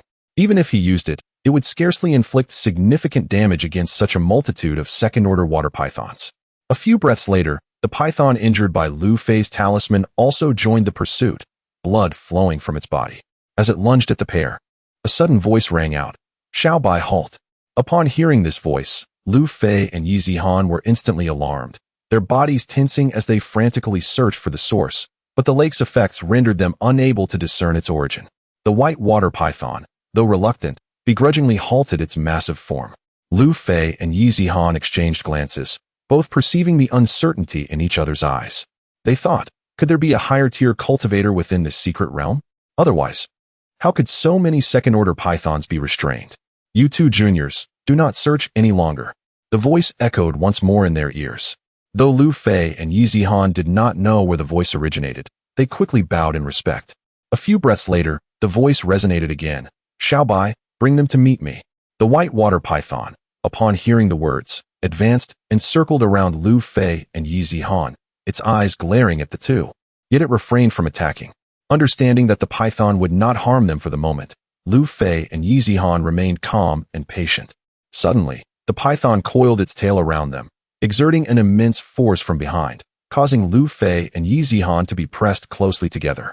As Lu Fei felt the softness and fullness of Yi Zihan's body against him, his heart stirred. However, as the python tightened its grip, they seemed to fuse into one being.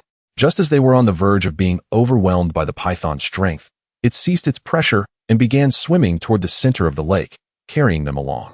With their bodies intimately close, both could feel the rhythm of each other's heartbeat. Although Yi Zihan was somewhat reluctant, she found herself unable to move even a fraction. Observing the expression on Yi Zihan's face, Lu Fei appeared remarkably at ease. Relishing the opportunity to be near her, a smile unconsciously creeping onto his lips. Noticing Lu Fei's demeanor, Yi Zihan felt a rush of embarrassment and irritation but had no recourse, resorting only to shooting him a fierce glare.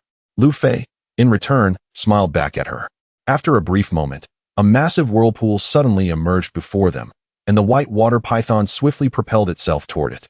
With a splash, the python plunged into the whirlpool, dragging Lu Fei and Yi Zihan with it, and the overwhelming pressure caused the injured Yi Zihan to faint once more. Chapter 76. The mysterious woman in the white dress. Before Lu Fei lay a tumultuous expanse of water, his consciousness constrained to a mere 3 feet around him. At this moment, Yi Zihan, who had already succumbed to unconsciousness, struggled against the pressure and violent waves, gasping for breath as water filled her mouth. Witnessing this, Lu Fei could only press his lips against hers once more. After several breaths, the white water python carried them through a shimmering veil. Arriving in a grand hall, the python flicked its tail, sending Lu Fei and Yi Zihan soaring towards the center of the vast chamber, with Yi Zihan positioned beneath Lu Fei. Just as they were about to crash onto the ground, Lu Fei twisted his body, cushioning their fall with his own form, hitting the ground with a resounding thud. The impact jolted Yi Zihan awake. However, upon regaining consciousness, she found Lu Fei in a compromising position, which incited her ire. Yet, upon observing the unfamiliar surroundings, she refrained from taking any actions and instead rose to survey her surroundings, prompting Lu Fei to do the same. Unfortunately, aside from the distant white water python, the hall revealed nothing of interest. Suddenly, Lu Fei noticed Yi Zihan staring intently at him, her eyes filled with disbelief. Just as he was about to inquire about her expression, an almost imperceptible wave of air rippled from behind him. Turning, he found himself mere inches from an exquisitely beautiful face. This visage not only possessed ethereal beauty but also bore an alluring, stern, regal, and vibrant gleam in her eyes. Momentarily entranced, Lu Fei gazed at her, only to be abruptly pushed towards Yi Zihan by an unseen force. In that instant, he finally beheld the entirety of the woman's form. She was tall, adorned in a revealing white dress, her fair skin radiating a subtle luminescence, exuding a sense of maturity and an ethereal chill that surpassed that of Yi Zihan. "What are your names? Why have you come here?" the woman in white inquired, her expression devoid of emotion. Although Lu Fei sensed no fluctuations of spiritual energy emanating from her, he understood that her cultivation level far surpassed theirs. Casting a glance at Yi Zihan, he replied, "Respectfully reporting to you, esteemed elder, I am Lu Fei, and this is my senior sister, Yi Zihan. We have been sent by our sect to rescue our fellow disciples in this secret realm." The woman in white regarded them in silence for a moment before finally speaking. "Ah, it seems someone has finally managed to breach this barrier from the outside." She then turned her gaze upon Lu Fei and asked, "You practice high-level body refinement techniques and soul cultivation methods?" Seeing that she had discerned his unique cultivation style, Lu Fei nodded.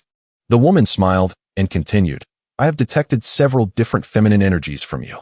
Are you a disciple of the demonic clan skilled in the art of yin absorption to enhance yang?" Taken aback by her insight, Lu Fei replied awkwardly, "Esteemed elder, I am not a disciple of the demonic clan. It is merely..." The woman waved her hand, interrupting him, "I do not concern myself with such matters, however."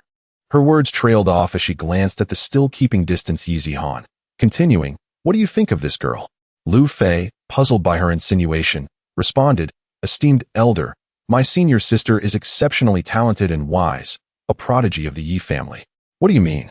The woman in white shook her head with a smile. "What I mean is, if you fancy her, I shall gift her to you as compensation." Upon hearing this, Yi Zihan instinctively took a step back, eyeing them warily. Meanwhile, Lu Fei, confused, questioned the woman, "What do you mean by compensation?" Her gaze lingering on Lu Fei, she smiled alluringly and replied, "Of course, I mean compensation for your body." In an instant, her white dress expanded, forming a translucent sphere around them. Before Lu Fei could react, he was drawn into the sphere. Moments later, Yi Zihan, observing the undulating figures within the translucent sphere from a distance, realized, despite her naivety and aloofness, the implications of Lu Fei's encounter with the woman in white. Her breath quickened as she stared, momentarily forgetting to turn away. Finally snapping back to reality, she hastily averted her gaze, muttering under her breath, "Shameless." Before she could process the situation further, she felt a sudden chill as her garments vanished. Without time to react, a white ribbon ensnared her body, dragging her into the translucent sphere. A scream escaped her lips as she was pulled in. The white water python observed the 3 figures within the sphere, shaking its massive head before slithering out of the hall. 3 hours later, Lu Fei and Yi Zihan, now clad appropriately, were en route to the cave where Yun Xiao was hiding. Yi Zihan's injuries had not only healed, but her cultivation had advanced to the mid-stage of foundation establishment. Nearing the late stage, Lu Fei's cultivation had also improved, approaching the mid-stage of foundation establishment. Cautiously, he trailed behind Yi Zihan, pretending not to notice the murderous glare she cast in his direction. "Senior sister, we have arrived at their hiding place," Lu Fei announced carefully. Yi Zihan inhaled deeply and replied, "Lu Fei, if anyone discovers what transpired earlier, I will surely kill you." With that, she pressed her sword against Lu Fei's neck and continued. "Did you understand?" Lu Fei nodded slightly. "Rest assured, senior sister, although I was also coerced, I will not speak of it to anyone." Upon hearing Lu Fei's words, Yi Zihan's anger flared anew, yet she recognized the truth in his statement. He too had been threatened and compelled by the woman in white. She then cast Lu Fei aside and sped towards the cave where Yun Xiao was hiding. Lu Fei sighed in resignation and followed her. However, upon reaching the cave, they discovered that Nan Gongyu, Yun Xiao, and Shun Yuheng were nowhere to be found. Yi Zihan, filled with frustration, declared, "I must find Shun Yuheng." Lu Fei, concerned for the safety of Nan Gongyu and Yun Xiao, shared her worry. From Yi Zihan's lips, it became evident that it was Shun Yuheng who had scattered an unknown powder upon her garment, inciting the ferocious beasts to assail her with wild abandon. Seizing this opportunity, Shun Yuheng managed to escape with minimal injury. Now, with both Shun Yuheng and Nan Gongyu having vanished once more, Lu Fei harbored grave concerns for their safety, knowing well the temperament of Shun Yuheng. Although Yi Zihan felt a sense of dissatisfaction regarding Lu Fei's actions towards her, she found herself at a loss and inquired, "Lu Fei, what do you propose we do now?" Lu Fei pondered for a moment before responding, "Zihan, you should." However, before he could finish, Yi Zihan interrupted, saying, "Lu Fei, please do not address me in that manner." Despite cutting him off, her mind wandered back to the frenzied moments they had shared within that luminous sphere, during which Lu Fei had incessantly called her Zihan. Noticing Yi Zihan's downcast gaze and the blush that adorned her cheeks, Lu Fei promptly altered his address, saying, "Senior sister Yi, remain here in this cave while I venture forth to locate them. I am confident that senior sister Nangong and the others will leave behind some clues." With that, he produced the last attack talisman and handed it to her, saying, "Zihan, senior sister Yi, please take this." Seeing Yi Zihan hesitate to accept, he stepped forward, grasped her left hand, and pressed the talisman into her palm. Although she was somewhat reluctant, she did not forcibly refuse. Instead, she murmured, "Be careful." The moment the words left her lips, she felt an overwhelming sense of embarrassment and quickly turned away to avoid Lu Fei's gaze. Observing her reaction, Lu Fei allowed a faint smile to grace his lips before soaring out of the cave to search for the whereabouts of Nan Gongyu and the others. Chapter 77 Farewell to Han Qingwan. Lu Fei found no trace of the tracking jade token around the cave. He mused that while Shun Yuheng had left no clues, Yun Xiao and Nan Gongyu should have. Lacking any leads, he hastened towards the direction they had initially parted. Along the way, he encountered numerous monstrous beasts, some even more formidable than those he had faced earlier. However, utilizing his early-stage Jindan realm consciousness, he deftly evaded them. After half an hour, Lu Fei finally discerned an unusual commotion of battle in the distance. A few breaths later, he beheld 3 disciples from Yumiao Pavilion besieged by 4 second-tier demon wolves, their situation dire, one of whom was Han Qingwan. At this moment, Han Qingwan bore scratches on her arms and back, her breath unstable, clearly having sustained significant injuries and exhausted her spiritual energy. The other 2 male disciples from Yumiao Pavilion were in similarly dire straits, but they were armed with shields as tall as themselves, forming a circular defensive formation that barely held against the onslaught. Each strike of the demon wolves' massive claws against the shields caused the 3 to stagger, blood seeping from their mouths. Lu Fei estimated that it would not be long before they succumbed to the jaws of these ferocious beasts. Just then, one demon wolf seized an opening, leaping over the shield of one of the male disciples, and aimed a claw at Han Qingwan's back. The other male disciple sensed the impending danger and shouted, "Sister Wan, be careful." He attempted to rush to her aid, but was met by a claw aimed at his shield, forcing him to abandon his rescue of Han Qingwan.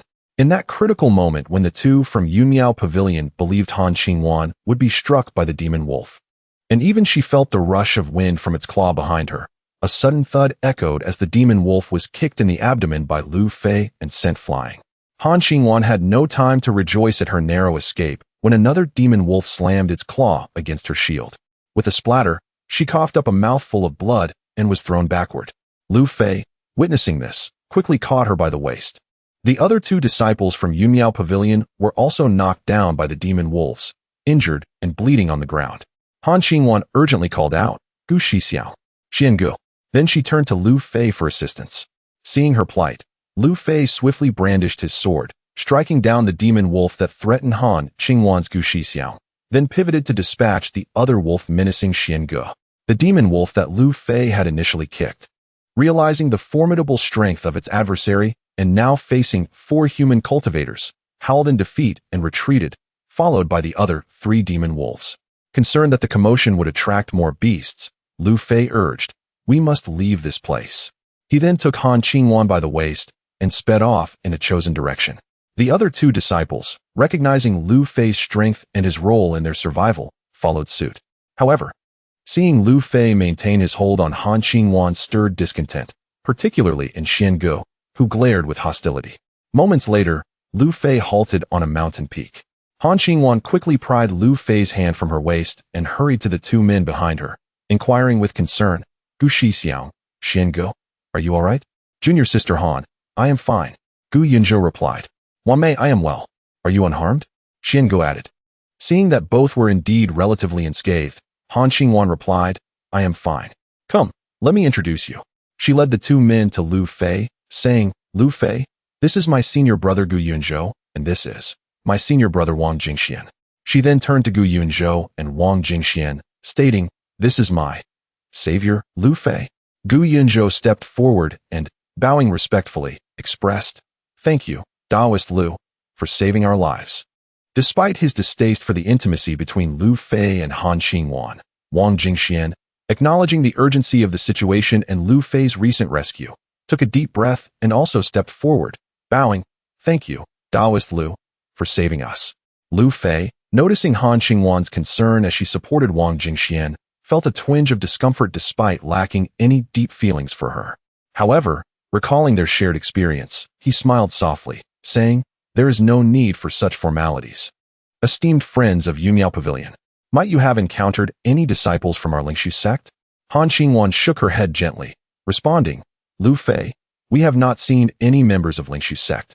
The disciples from Yunmiao Pavilion who entered the secret realm were also scattered by the demon beasts." Casting another glance at Han Xingwan, who still held Wang Jingxian, Lu Fei replied, "Very well. I must continue searching for my fellow disciples from Lingshu sect. Farewell, and take care." With that, he took to the skies, departing swiftly. Han Xingwan called out, "Lu Fei, you little." But before she could finish, he had vanished from sight, leaving her staring blankly in the direction he had gone. Beside her, Wang Jingxian expressed his dissatisfaction, saying, "Now that he is gone, if you are reluctant, junior sister, you should pursue him."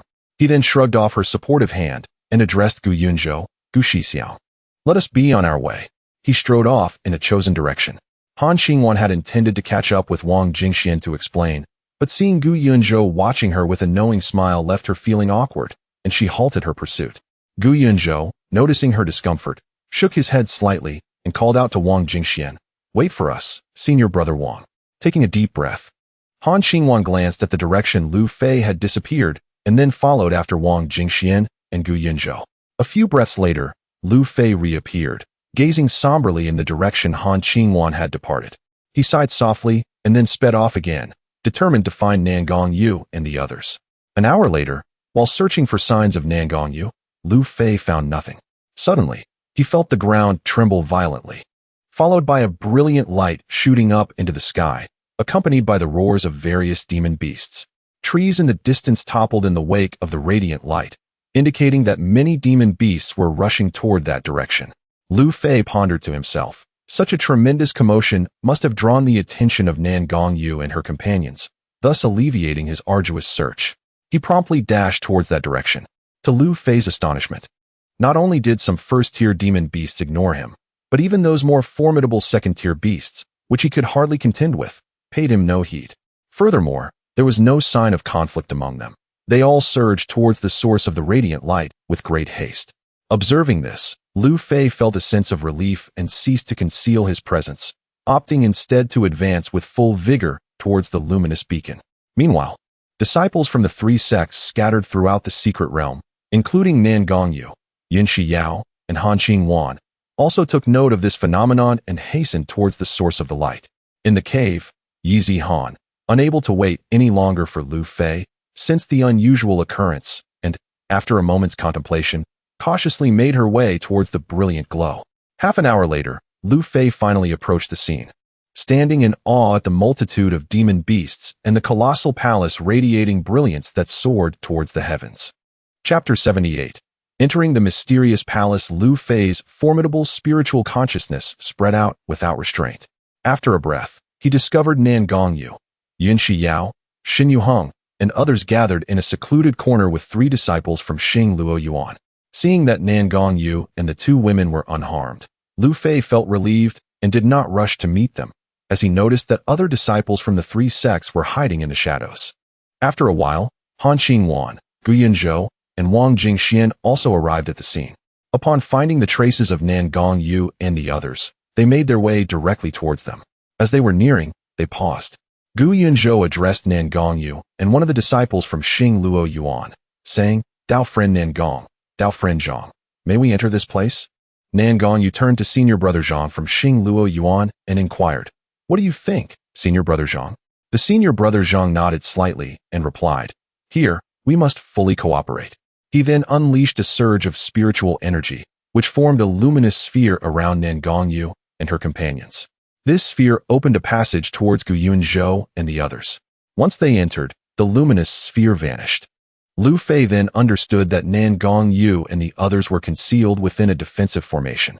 Soon after, Yi Han also arrived, and upon spotting Nan Gongyu and the others, hurried forward. However, upon seeing Xun Yuheng laughing and chatting with Yin Shi Yao and Nan Gongyu, she disregarded Nan Gongyu's pleas and flew off into the distance. Lu Fei observed this scene from afar, pondering whether to seek out Yi Han or reveal himself to meet Nan Gongyu and the others. At that moment, a blinding light suddenly vanished, followed by a colossal barrier shimmering with black mist, enveloping the palace. After a few breaths, as the black mist dissipated, everyone beheld that the edges of the palace were adorned with various luminous spiritual herbs and precious medicines. Although Lu Fei did not recognize them, he understood that these spiritual herbs and medicines were undoubtedly of great value. Nan Gongyu, Gu Yunzhou, and senior brother Zhang from Xing Luo Yuan gazed upon these treasures with gleaming eyes, for as seasoned disciples of the three sects, they possessed far more knowledge than Lu Fei and the newly initiated disciples like Han Qing Wan. Lu Fei mused that if there were such an abundance of spiritual herbs surrounding the palace, then within it, there must be even more precious treasures. Just as the other disciples from the three sects shared the same thoughts, nearby, a horde of demonic beasts charged towards the barrier surrounding the palace. With a series of loud crashes, the demonic beasts incessantly collided with the barrier, yet it appeared unaffected. After half an hour, as three enormous second-tier rhinoceros demonic beasts repeatedly struck the southeast corner of the protective barrier, it was finally torn open, creating a one-zhang square opening. These three rhinoceros demonic beasts seized the opportunity to enter, followed closely by several other beasts. A few breaths later, when a giant python attempted to enter through the breach, the opening swiftly closed. With a crack, the barrier sealed shut, leaving the upper half of the python trapped inside, while the lower half remained outside. In agony, the python writhed before reluctantly closing its eyes moments later. Meanwhile, those demonic beasts that had breached the barrier began voraciously devouring the nearby spiritual herbs and precious medicines. Lu Fei witnessed one of the rhinoceros demonic beasts consume a precious herb resembling a spiritual mushroom, emanating a black glow, and it immediately began to tremble uncontrollably. Within mere breaths, this rhinoceros demonic beast radiated immense energy fluctuations, clearly gaining a rapid increase in strength. Seeing this, Nan Gongyu and the others could no longer suppress their desire for these spiritual herbs and medicines, particularly the allure of the mysterious palace. They soared towards the barrier. Exchanging glances, the group simultaneously unleashed a surge of spiritual energy towards the same point on the barrier. With a resounding thud, the barrier trembled violently, yet no opening appeared. Realizing this, Nan Gongyu and the others unleashed another wave of spiritual energy, evidently more powerful than the last. With another explosive impact, A 3-foot square opening finally materialized in the barrier. Lu Fei saw Shen Yuheng dart through the opening as soon as it appeared, with the others quickly following him into the barrier. Meanwhile, the 3 hidden disciples from Xing Luo Yuan and 2 from Yun Miao Gu aimed to enter through the opening, but it had already closed. They exchanged glances and smiled at one another before jointly launching an attack at the previous breach. Their combined strength was evidently superior to that of Nan Gongyu and her companions, and with a single strike, the opening reappeared, allowing them to enter effortlessly. Simultaneously, the demonic beasts continued to assault the location where the rhinoceros had entered, and soon, more powerful beasts surged in. The demonic beasts that entered the barrier frantically snatched up the spiritual herbs and precious medicines surrounding the palace. Despite the overwhelming temptation of the treasures before them, Nan Gongyu, Han Qingwan, and the others pressed onward towards the palace entrance. Lu Fei noticed Yi Zihan alone, striking the barrier with several sword strikes, but it remained unyielding. Frustrated, she stood there, fuming. "Sister Yi, I'm coming." Lu Fei rushed to Yi Zihan's side, unwilling to miss such a splendid opportunity for treasure. He then executed the 5th technique of the Puang Qi Shi, the Star Cleaver, sending a massive meteor hurtling towards the barrier. With a crack, the barrier was breached, creating a Wenzhong-wide opening. Before Yi Zihan could react, Lu Fei wrapped his arms around her waist and pulled her into the barrier. At that moment, only a few demonic beasts remained outside the palace, as everyone else had entered. Yi Zihan quickly shook off Lu Fei's embrace, exclaiming, "Lu Fei, don't touch me without my permission from now on, or I will truly kill you." Having said that, she dashed towards the palace entrance but paused to glance back at Lu Fei, noting his weakened state after executing the Star Cleaver. With a furrowed brow, she took a deep breath and returned.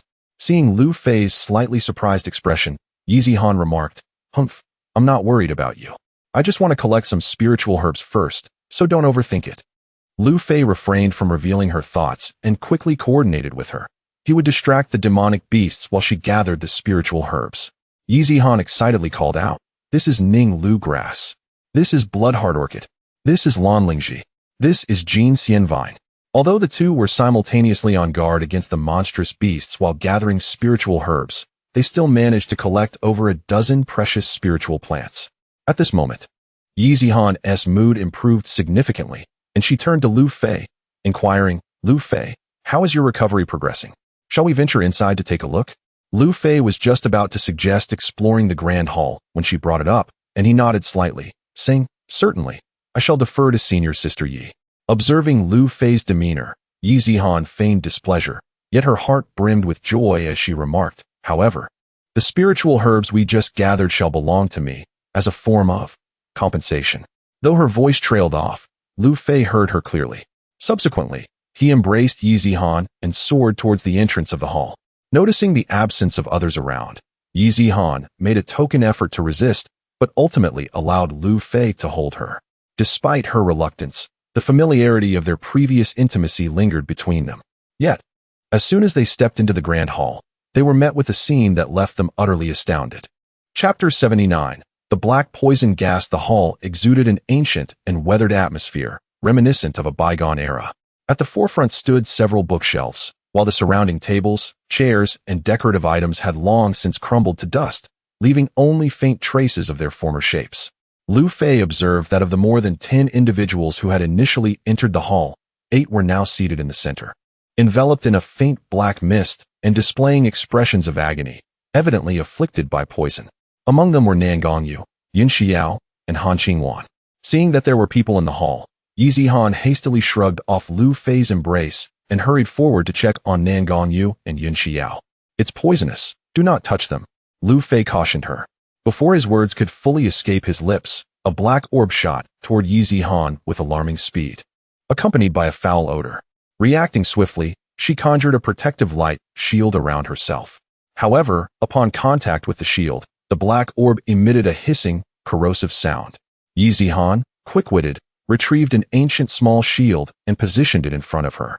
As the black orb breached her light shield and collided with the small shield, it hissed once more. Yet this time, the orb did not shatter her small shield. After several breaths, it dissipated into an even more nauseating stench before vanishing entirely. Due to the rapidity of recent events, Lu Fei had only just reached Yi Zihan's side when another black orb hurtled down from above directly towards him. Lu Fei instinctively pushed Yi Zihan away but had no time to evade the attack, so he met it with his sword. The hissing sound resonated again as the long sword, provided by the sect, was swiftly corroded and shattered, allowing the orb to break through Lu Fei's protective shield and advance toward him. In a moment of urgency, Yi Zihan tossed her small shield to Lu Fei, who barely managed to block the black orb with it. After a brief interval, the orb vanished, but Yi Zihan's small shield was left in ruins. Though saddened by the state of her shield, Yi Zihan felt relieved to see that Lu Fei was unharmed. At that moment, Lu Fei was filled with exhilaration, for he had felt a trace of the black mist enter his body. Yet, rather than feeling poisoned, he experienced an unexpected sense of comfort, reminiscent of the Wan Du grass he had refined in the Tianyin's secret realm. Lu Fei approached Nangongyu, extending his hand toward her shoulder. Lu Fei, what are you doing? You will be poisoned. Yi Zihan exclaimed, alarmed by his action. Lu Fei glanced at her, nodded slightly, and then cautiously placed his hand on Nangongyu's shoulder before swiftly retracting it. A wave of black poison surged into him, dissipating throughout his limbs, and the sensation of comfort returned, as if his body craved more of this toxin. After a brief moment, Lu Fei felt no adverse effects. He exchanged a glance with Yi Zihan before placing his entire palm on Nangongyu's shoulder. As the toxins transferred into Lu Fei's hand, Nangongyu involuntarily let out a soft sound of discomfort. Yi Zihan realized that this little junior brother, who had taken her body, possessed many secrets and abilities unknown to others. Moments later, Nangongyu slowly regained consciousness, casting a grateful look at Lu Fei before continuing to resist the poison's onslaught. After half an hour, Lu Fei had completely absorbed the toxins from Nangongyu, and due to her relentless struggle against the poison, her cultivation had unexpectedly improved. Nearing the late stage of foundation establishment, Lu Fei, now emboldened, said nothing further and proceeded to place his left hand on Yun Xiao's right shoulder and his right hand on Han Qingwan's left shoulder, simultaneously purging toxins from both women. Drawing from his experience with Nangongyu, Lu Fei absorbed the toxins at a noticeably faster rate. Half an hour later, both women not only recovered but, like Nangongyu, also experienced an enhancement in their cultivation. Upon awakening, Yun Xiao embraced Lu Fei's arm and said, Lu Fei, thank you. You saved me once again. Meanwhile, Han Qingwan stood silently, her head bowed, offering no words. Observing this, Lu Fei chose not to comment further. Lu Fei, if possible, please save the others as well, Nangongyu implored, her expression conflicted. Lu Fei nodded slightly and began to detoxify the remaining 5 individuals. After an hour, the toxins were likewise expelled from the 5. Yet due to the prolonged exposure, their cultivation had not advanced, and their bodies had suffered damage. After expressing their gratitude to Lu Fei, the 5 took medicinal pills to continue their recovery. At that moment, Nangongyu, Yun Xiao, and Han Qingwan felt an even deeper gratitude towards Lu Fei for saving them, which transformed a dire situation into a beneficial one, allowing their cultivation to flourish. Having refined the toxins that had entered his body, Lu Fei turned to Nangongyu and Yi Zihan, inquiring, Nangong Shijizi. However, upon meeting Yi Zihan's fierce gaze, he quickly amended, Yi Shiji, what are your intentions? Nangongyu glanced curiously at Yi Zihan before smiling and saying, I still wish to explore further inside. Yi Zihan shot a glare at Lu Fei, declaring, I also want to take a look. Lu Fei then turned to Yun Xiao, but before he could pose his question, she replied, I, like the 2 Shijis, wish to explore as well. Lu Fei pivoted to observe Han Qingwan, who stood beside Gu Yunju, and asked, Qing, Han Daoyu, what about you? Han Qingwan lifted her gaze to meet Lu Fei's, then glanced at Gu Yunju, who nodded slightly. I will follow you, she responded. Yi Zihan, upon hearing Han Qingwan's reply, expressed her displeasure. This Han Daoyu. What do you mean by following my junior brother Lu? You are not his partner. Hearing this, Han Qingwan's eyes glistened with tears, and she turned away in silence. Nangongyu, Yi Zihan, and Yun Xiao exchanged puzzled looks at Lu Fei, while Yi Zihan, with a hint of jealousy, questioned, Lu Fei, what is the meaning of this? What is your relationship with her? Before Lu Fei could respond, Yun Xiao tilted her head and asked Yi Zihan, Yi Shiji, why are you so concerned about Lu Fei? Yi Zihan was momentarily taken aback by Yun Xiao's question, her demeanor betraying a hint of fluster as her cheeks flushed crimson. Observing this, Nangong Yu chuckled softly and remarked, "Well, since everyone is eager to explore the interior, let us proceed." With that, she advanced ahead. Yi Zihan shot a glance of annoyance at Lu Fei before following suit. Meanwhile, Yun Xiao hastily pursued Yi Zihan, exclaiming, "Senior Sister Yi, don't walk so fast. You haven't answered my question yet." Lu Fei glanced back at Han Qingwan, also moving forward. After just a few steps, he sensed that Han Qingwan was cautiously trailing behind him. Unable to restrain himself, Lu Fei turned to her and cautioned, "There may be dangers inside." Yet, before he could finish, he noticed Han Qingwan turn her face away in silence, her head bowed low. Lu Fei shook his head, continuing onward. Surveying the barren shelves and the remnants of shattered jade vases around him, he surmised that the disciples who had passed through here previously must have taken these treasures.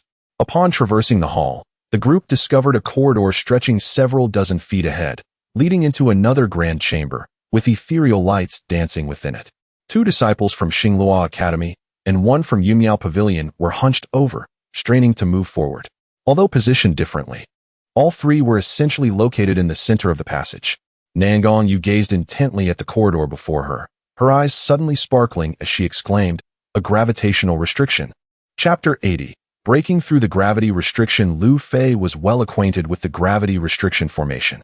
Observing Nangong Yu's demeanor, he discerned that she possessed a method to traverse it, while Yun Xiao's gaze was unwaveringly fixed. Only Han Qingwan appeared somewhat disheartened. Nangong Yu promptly produced a talisman, hesitatingly addressing Lu Fei and the others. "This talisman can resist the gravity restriction, but regrettably, my master only bestowed upon me one before I entered the secret realm." Yun Xiao responded with a smile, "Sister Nangong, no worries. I also possess one given by my family." She then turned to Lu Fei and inquired, "Lu Fei, do you have one?" Lu Fei gently shook his head. "I do not have one, but I do not require it. I can manage on my own." Nangong Yu then glanced at Yi Zihan. "Junior Sister Zihan, what about you?" Yi Zihan produced a small array plate, stating, "Sister Nangong, I have this array plate that can resist the gravity restriction formation, but it can only cover myself." Nangong Yu cast a glance at Lu Fei and declared, "Then, junior brother Lu Fei, let us proceed first." She stepped into the passageway. Yi Zihan and Yun Xiao resolutely followed, their intention being to refrain from using the talisman or array plate until absolutely necessary. Han Qingwan attempted several times to speak to Lu Fei but refrained from uttering a sound. Observing Lu Fei's back, she ultimately turned away with a hint of reluctance. Lu Fei gently shook his head, though he did not turn around. He still asked, "Dao friend Han, do you require my assistance?" Hearing Lu Fei's proactive inquiry, Han Qingwan quickly turned and rushed over, responding, "Lu, Dao friend, could you help me enter?" Lu Fei sighed inwardly, but upon seeing her delicate and pitiful demeanor, he nodded and replied, "Very well. Let us hope that after this, we shall no longer owe each other anything and remain uninvolved." Upon hearing Lu Fei's words, Han Qingwan trembled slightly, tears welling up in her eyes, yet she bit her lip and said, "All right, from now on we shall not owe each other anything." After casting a glance at her, Lu Fei proceeded towards the passageway. Shortly thereafter, Nangong Yu led the way, with Yi Zihan slightly trailing behind, while Yun Xiao brought up the rear. After the 3 women utilized their talismans and array plates, they advanced beyond the positions of Xinglua Courtyard and Yumiao Pavilion within the passage. The 3 men, although laboriously making their way forward, barely changed their positions, making it easy for the 3 women to surpass them. Beside Lu Fei, Han Qingwan trembled all over, her body bent as she struggled to move, yet her gaze remained resolutely determined. Despite the arduousness, she endeavored to keep pace with Lu Fei. After taking a few more steps, Han Qingwan's body was severely bent, gasping for breath, but she could no longer keep up with Lu Fei's speed. She attempted to call for help several times, but restrained herself. Just as she was about to collapse and lose consciousness, a powerful arm suddenly supported her waist. Upon seeing Lu Fei beside her, Han Qingwan felt as if she were a child overwhelmed with grievances and burst into tears. Lu Fei remained silent, offering no words of comfort, simply wrapping his arm around her waist as they moved forward. Meanwhile, Nangong Yu, Yi Zihan, and Yun Xiao had already traversed the passage and were waiting for Lu Fei ahead. Moments later, Lu Fei emerged from the passage, holding Han Qingwan. Noticing the intense gazes directed at him from Nangong Yu and the others, particularly the irritated expression of Yi Zihan. Lu Fei hastily released Han Qingwan. Yi Zihan could not contain her curiosity and asked, Lu Fei, do you two already know each other? Lu Fei nodded slightly, smiling as he replied, I am acquainted with her parents and aunt. I have only met her a couple of times. Yun Xiao, with wide eyes, questioned, Lu Fei, does that make you her elder? Lu Fei quickly shook his head. No, not an elder. Nangong Yu promptly interjected. Let us first examine what is within this place. Nangong Yu proceeded to inspect the hall, discovering the bookshelves to be completely empty, indicating that some items had recently been taken, clearly by those who had entered before them. Yun Xiao, slightly displeased, remarked, Xin Yuheng, Wang Jingxian, and Zhang Yunlei, those three are too despicable. They didn't leave anything for us, taking it all. Seeing Yun Xiao's expression, Nangong Yu could not help but chuckle. Sister Xiao, if you had entered first, would you have left anything for others? Yun Xiao replied with a smile, Of course not. I would take everything. She then turned to the three in the passage, addressing Lu Fei. Lu Fei, with your formidable body refinement technique, go retrieve what those three have taken. Nangong Yu quickly intervened. Sister Xiao, that is not permissible. Yi Zihan, understanding that the young and somewhat naive Sister Xiao was simply curious, remarked to Lu Fei and the others, since the treasures of the previous palace have been taken, and this palace has also been emptied, let us continue forward. The group soon encountered another passage, this time traversing it without any anomalies, leading them into yet another hall. This hall bore a layout similar to the previous two, with 2 rows of ancient wooden shelves positioned at the front, adorned with jade vases and jade slips, all emanating a kaleidoscopic glow. The 3 who had entered earlier, Xin Yuheng, Wang Jingxian, and Zhang Yunlei, were enveloped in a radiant aura, standing before the rows of wooden shelves. Xin Yuheng was seen running in place within the barrier, while Wang Jingxian laughed heartily, and Zhang Yunlei waved his long sword repeatedly. Nangong Yu pondered momentarily before stating, These individuals have fallen into a mesmerizing formation. Everyone, exercise caution and do not approach. Just then, Wang Jingxian's voice echoed from within the barrier, laughing, Wan Mei, have I not treated you well? Why won't you tell me how to swiftly enhance your cultivation? Hearing Wang Jingxian's insidious tone, Han Qingwan felt a wave of revulsion and glared at him in anger. Wang Jingxian continued to speak to himself. You wretched girl. So you have been cultivating with Lu Fei to ascend from the 8th level of Qi refinement to the early stage of foundation establishment. How foolish of me to have thought of you as a pure maiden. Furious at this revelation, Han Qingwan was about to step forward to confront Wang Jingxian when Nangong Yu stopped her, saying, There is danger ahead. Do not pay attention to that. Yi Zihan squinted her eyes as she gazed at Lu Fei, while Yun Xiao looked at him in astonishment, exclaiming, To cultivate with you, one can swiftly advance from the 8th level of Qi refinement to the initial stage of foundation establishment.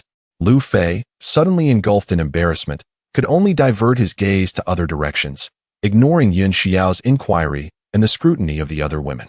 Wang Jingxian then continued, How dare you live, working with your own aunt in such a manner? You have tarnished my name, go perish.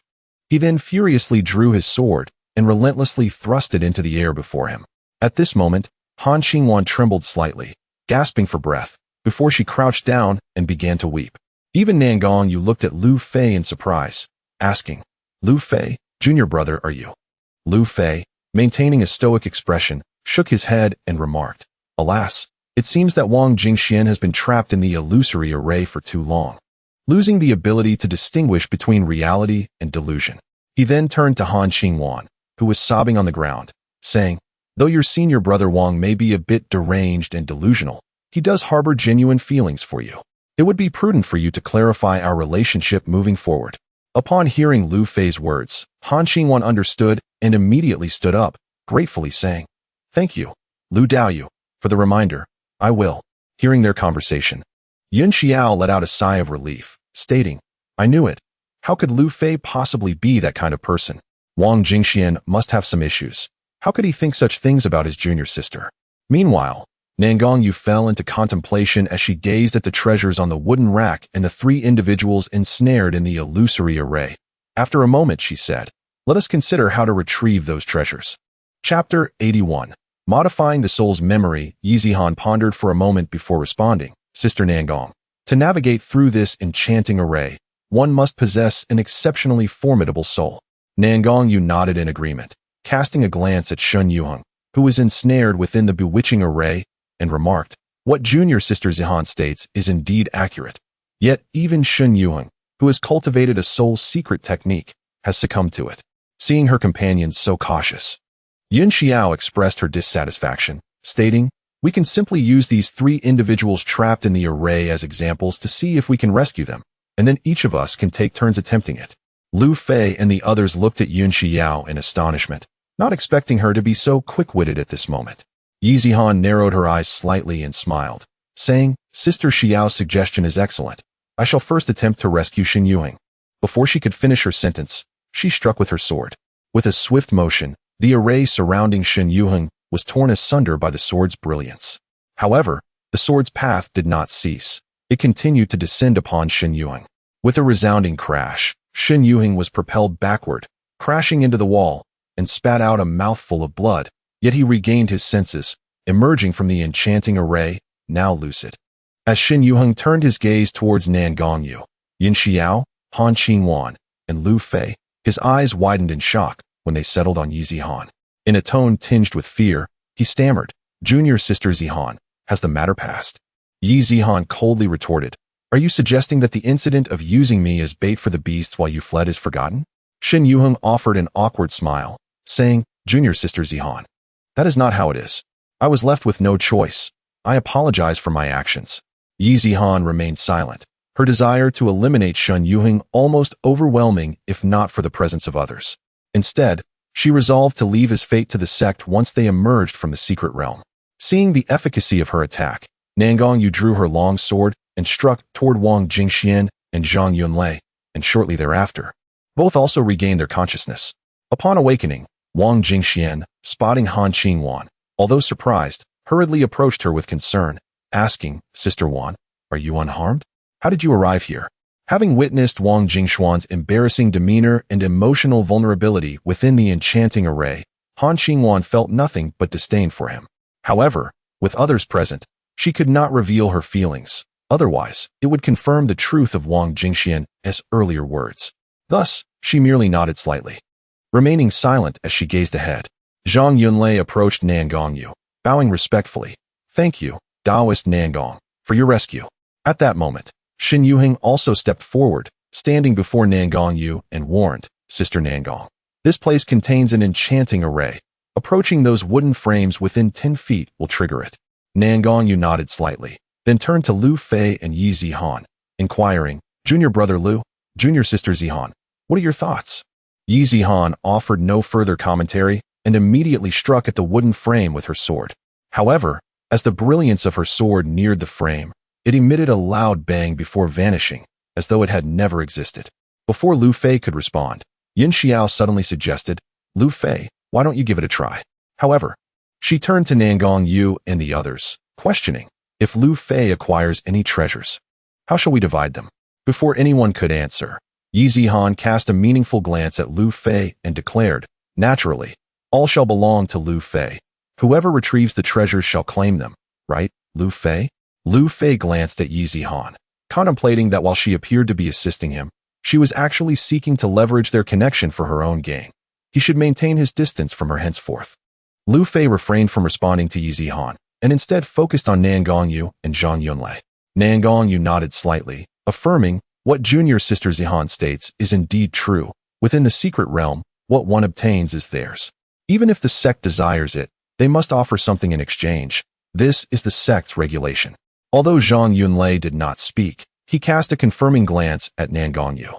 Noticing Zhang Yunlei's unwavering gaze upon her, Nangongyu's cheeks flushed slightly. Seizing this significant opportunity, Lu Fei nodded to the group and made his way toward the wooden frame. Behind him, Yin Xiao called out, "Lu Fei, rest assured. If you become ensnared in the array, I will gently rescue you."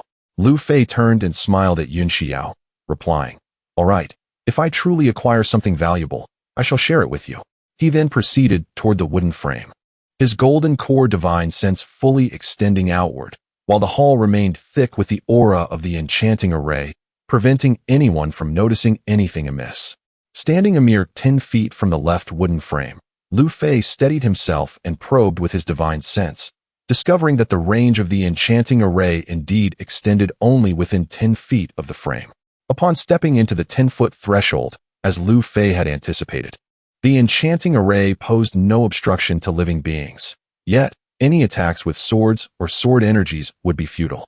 As he crossed into this proximity, a tremendous energy surged toward Lu Fei's soul essence, resonating with a thunderous hum that reverberated throughout his entire being. Nearly losing his balance, Lu Fei hurriedly steadied himself, and then an extraordinary scene unfolded. He suddenly found himself detached, observing his past.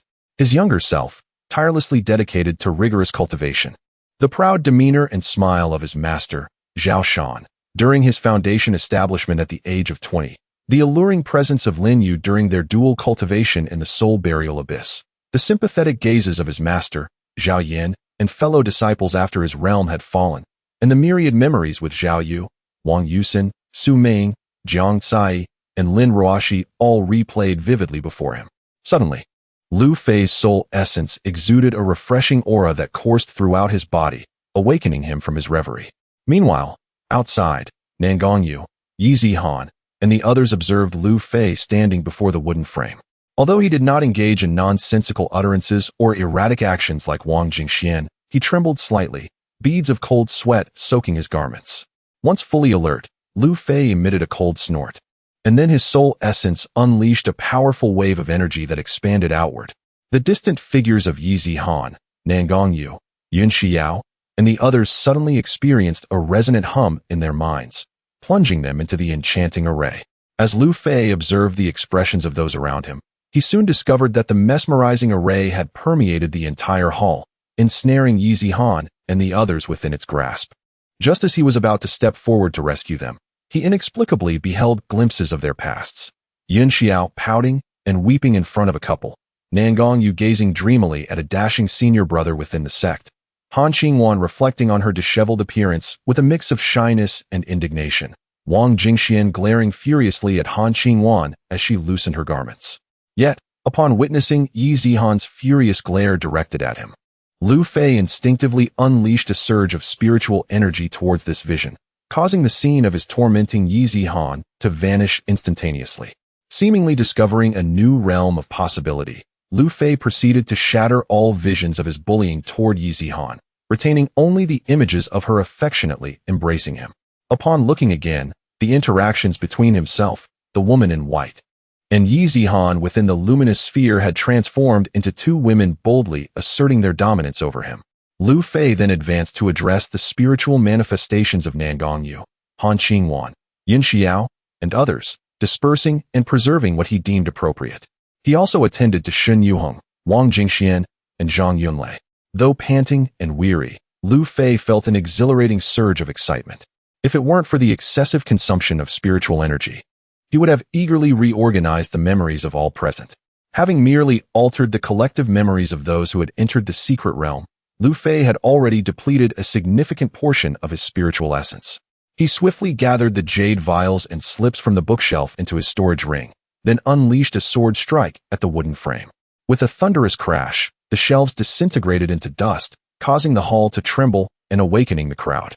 Lu Fei then observed a now conscious Yi Zihan, Han Qingwan, and Yun Xiao hastily approaching him, expressing concern for his well-being, while from a distance, Shin Yuheng, Wang Jingxian, and Zhang Yunlei looked on not with anger, but with admiration for Lu Fei. Nangongyu regarded him with eyes full of reverence and gratitude, yet hesitated to approach him with familiarity. Witnessing their expressions, Lu Fei's heart swelled with joy, and he couldn't help but burst into hearty laughter. However, before his laughter could fade, an elderly voice resonated in Lu Fei's ear. "You rascal, how dare you employ such a technique for such despicable deeds?" Chapter 82. The decade of Song Xianzhou. Lu Fei was taken aback and hastily responded, "Senior, I was merely curious and jesting. Please."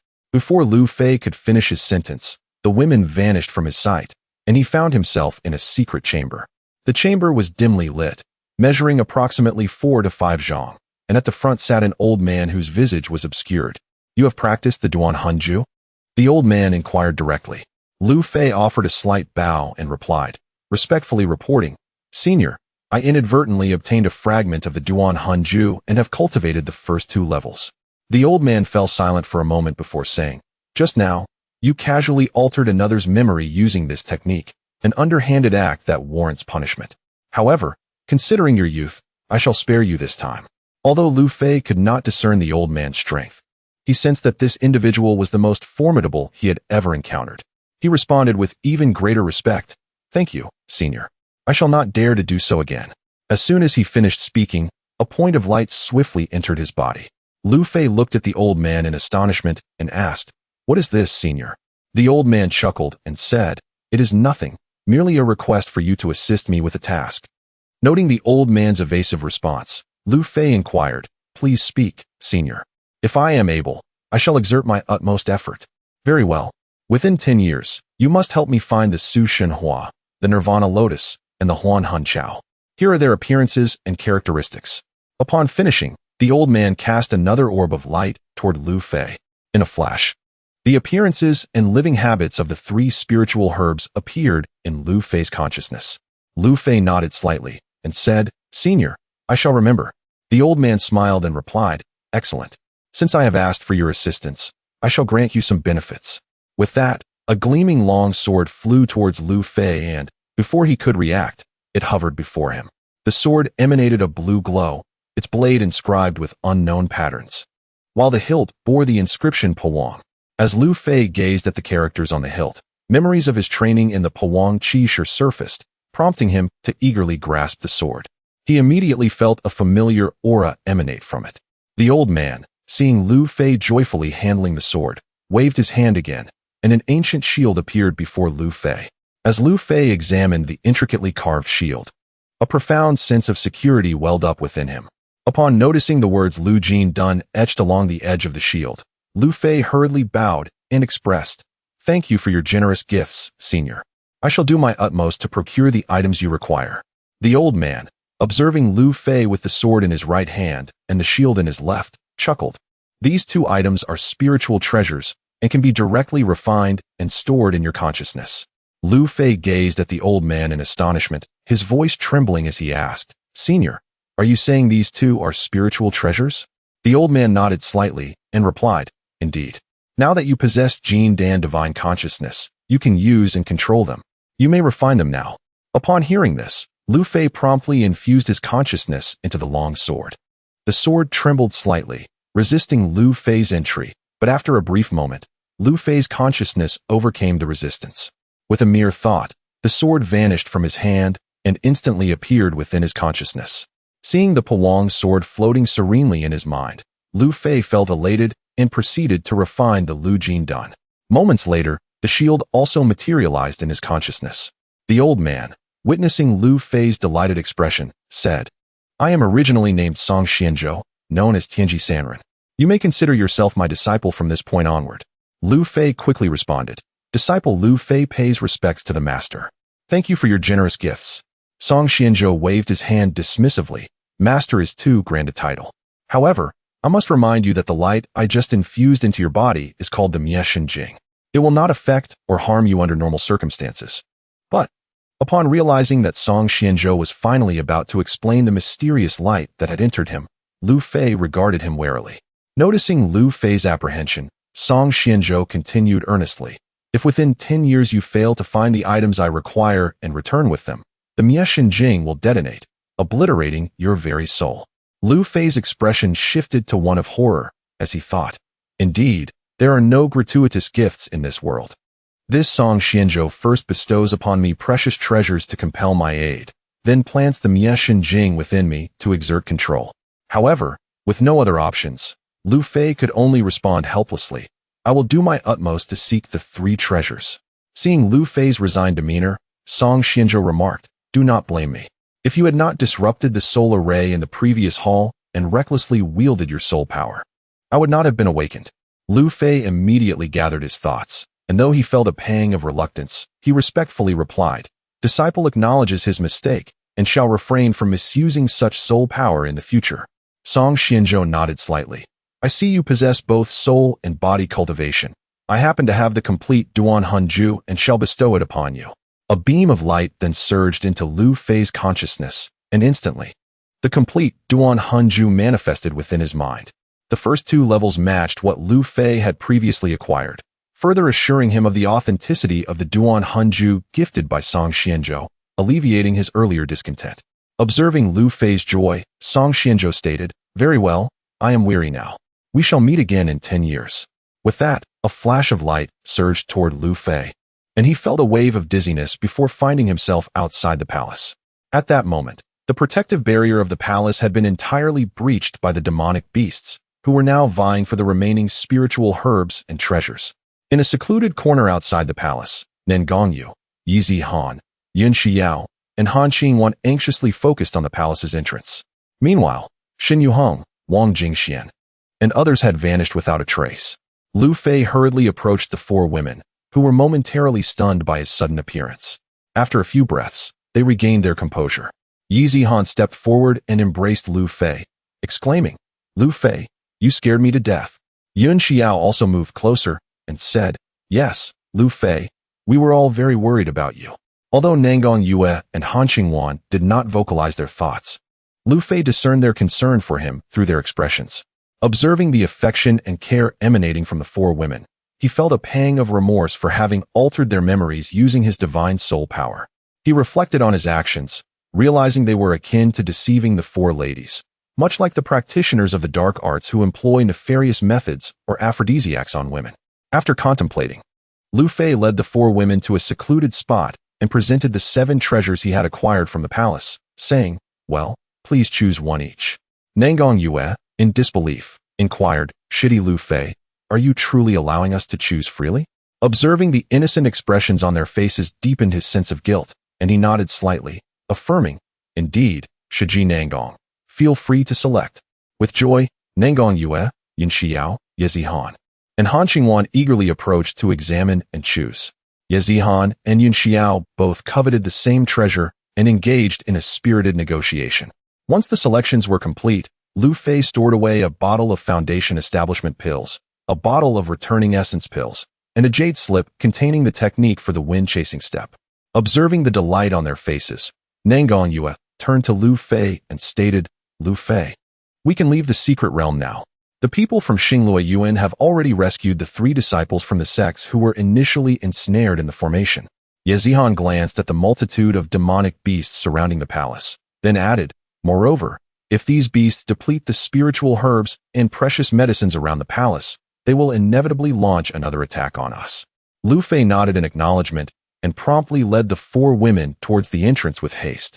Chapter 83. Departing from the secret realm of Sui Yue after an hour of swift travel, Lu Fei and his companions took a respite in a mountain gorge. The 4 women had greatly benefited from their time in the secret realm. Among them, Nangong Yue's cultivation had nearly reached the late stage of Foundation Establishment, while Ye Zihan and Yin Xiao advanced from the early to the mid-stage of Foundation Establishment. Although Han Qingwan's progress was modest, she too was approaching the mid-stage of Foundation Establishment.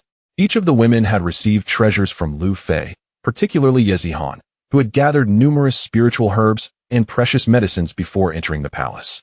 They gazed at Lu Fei with gratitude, but upon meeting their eyes, he felt a surge of guilt and awkwardly scratched his head, diverting his gaze elsewhere. Han Qingwan, noticing his discomfort, approached him and said, "Lu Dage, I will be returning to Yimiaoga after we leave. Please visit me when you have time, all right?" Lu Fei nodded, and Han Qingwan, feeling shy under the gaze of Nangong Yue and the others, attempted to leave. However, she took a step back, whispering in Lu Fei's ear, "Be sure to visit my aunt, Liu Yueqin." After saying this, her cheeks flushed as she hurried away. Ye Zihan, feeling a tinge of jealousy, called out, "Lu Fei, come here, I need to speak with you." She then led him to a secluded spot, far from the prying senses of Nangong Yue and the others, and with affectionate eyes, she approached him. Lu Fei intended to decline her advance, but upon the gentle touch of Ye Zihan's delicate form, he found himself unable to resist, and soon they were lost in a fervent embrace. Half an hour later, Ye Zihan returned to the resting place of Nangong Yue and the others, her cheeks slightly flushed. Shortly thereafter, Lu Fei also made his return. Nangong Yue and Yin Xiao, innocent to the events that transpired, were puzzled by the prolonged absence of Lu Fei and Ye Zihan. However, Han Qingwan, observing their demeanor, surmised their activities but refrained from making any overt remarks, expressing her dissatisfaction instead. Lu Dage, you're quite impressive. Let us set off. Hearing Han Qingwan's words, particularly her emphasis on impressive, Ye Zihan's face turned crimson as she lowered her head in silence. An hour later, Lu Fei and his companions arrived at the entrance to the desolate land, gazing at the spatial rift before them. Nangang Yuan nodded to the group and stepped forward, executing a swift sword strike that created a fissure, through which she immediately entered. Yun Xiao, Ye Zihan, and Han Qingwan followed suit. Emerging from the secret realm, Lu Fei cast one last glance towards the palace's direction and then towards the lake where the woman in white resided, contemplating the obligation he bore to assist Song Xuanzhou in finding 3 treasures within a decade, lest he face obliteration. Nevertheless, this venture had yielded him the Pawang sword and the Liu Jin shield, as well as the complete Duan Huanju, rendering the journey worthwhile. He then struck towards the spatial rift with his sword, and with a swift motion, he exited the secret realm. After a bout of disorientation, Lu Fei found himself outside the secret realm once more, encountering Wang Jinyue and Li Qinglan, alongside Nangang Yue and other disciples who stood beside them. Li Qinglan nodded slightly at Lu Fei and then instructed, "All right, everyone board the spirit vessel. We shall return to the sect to report."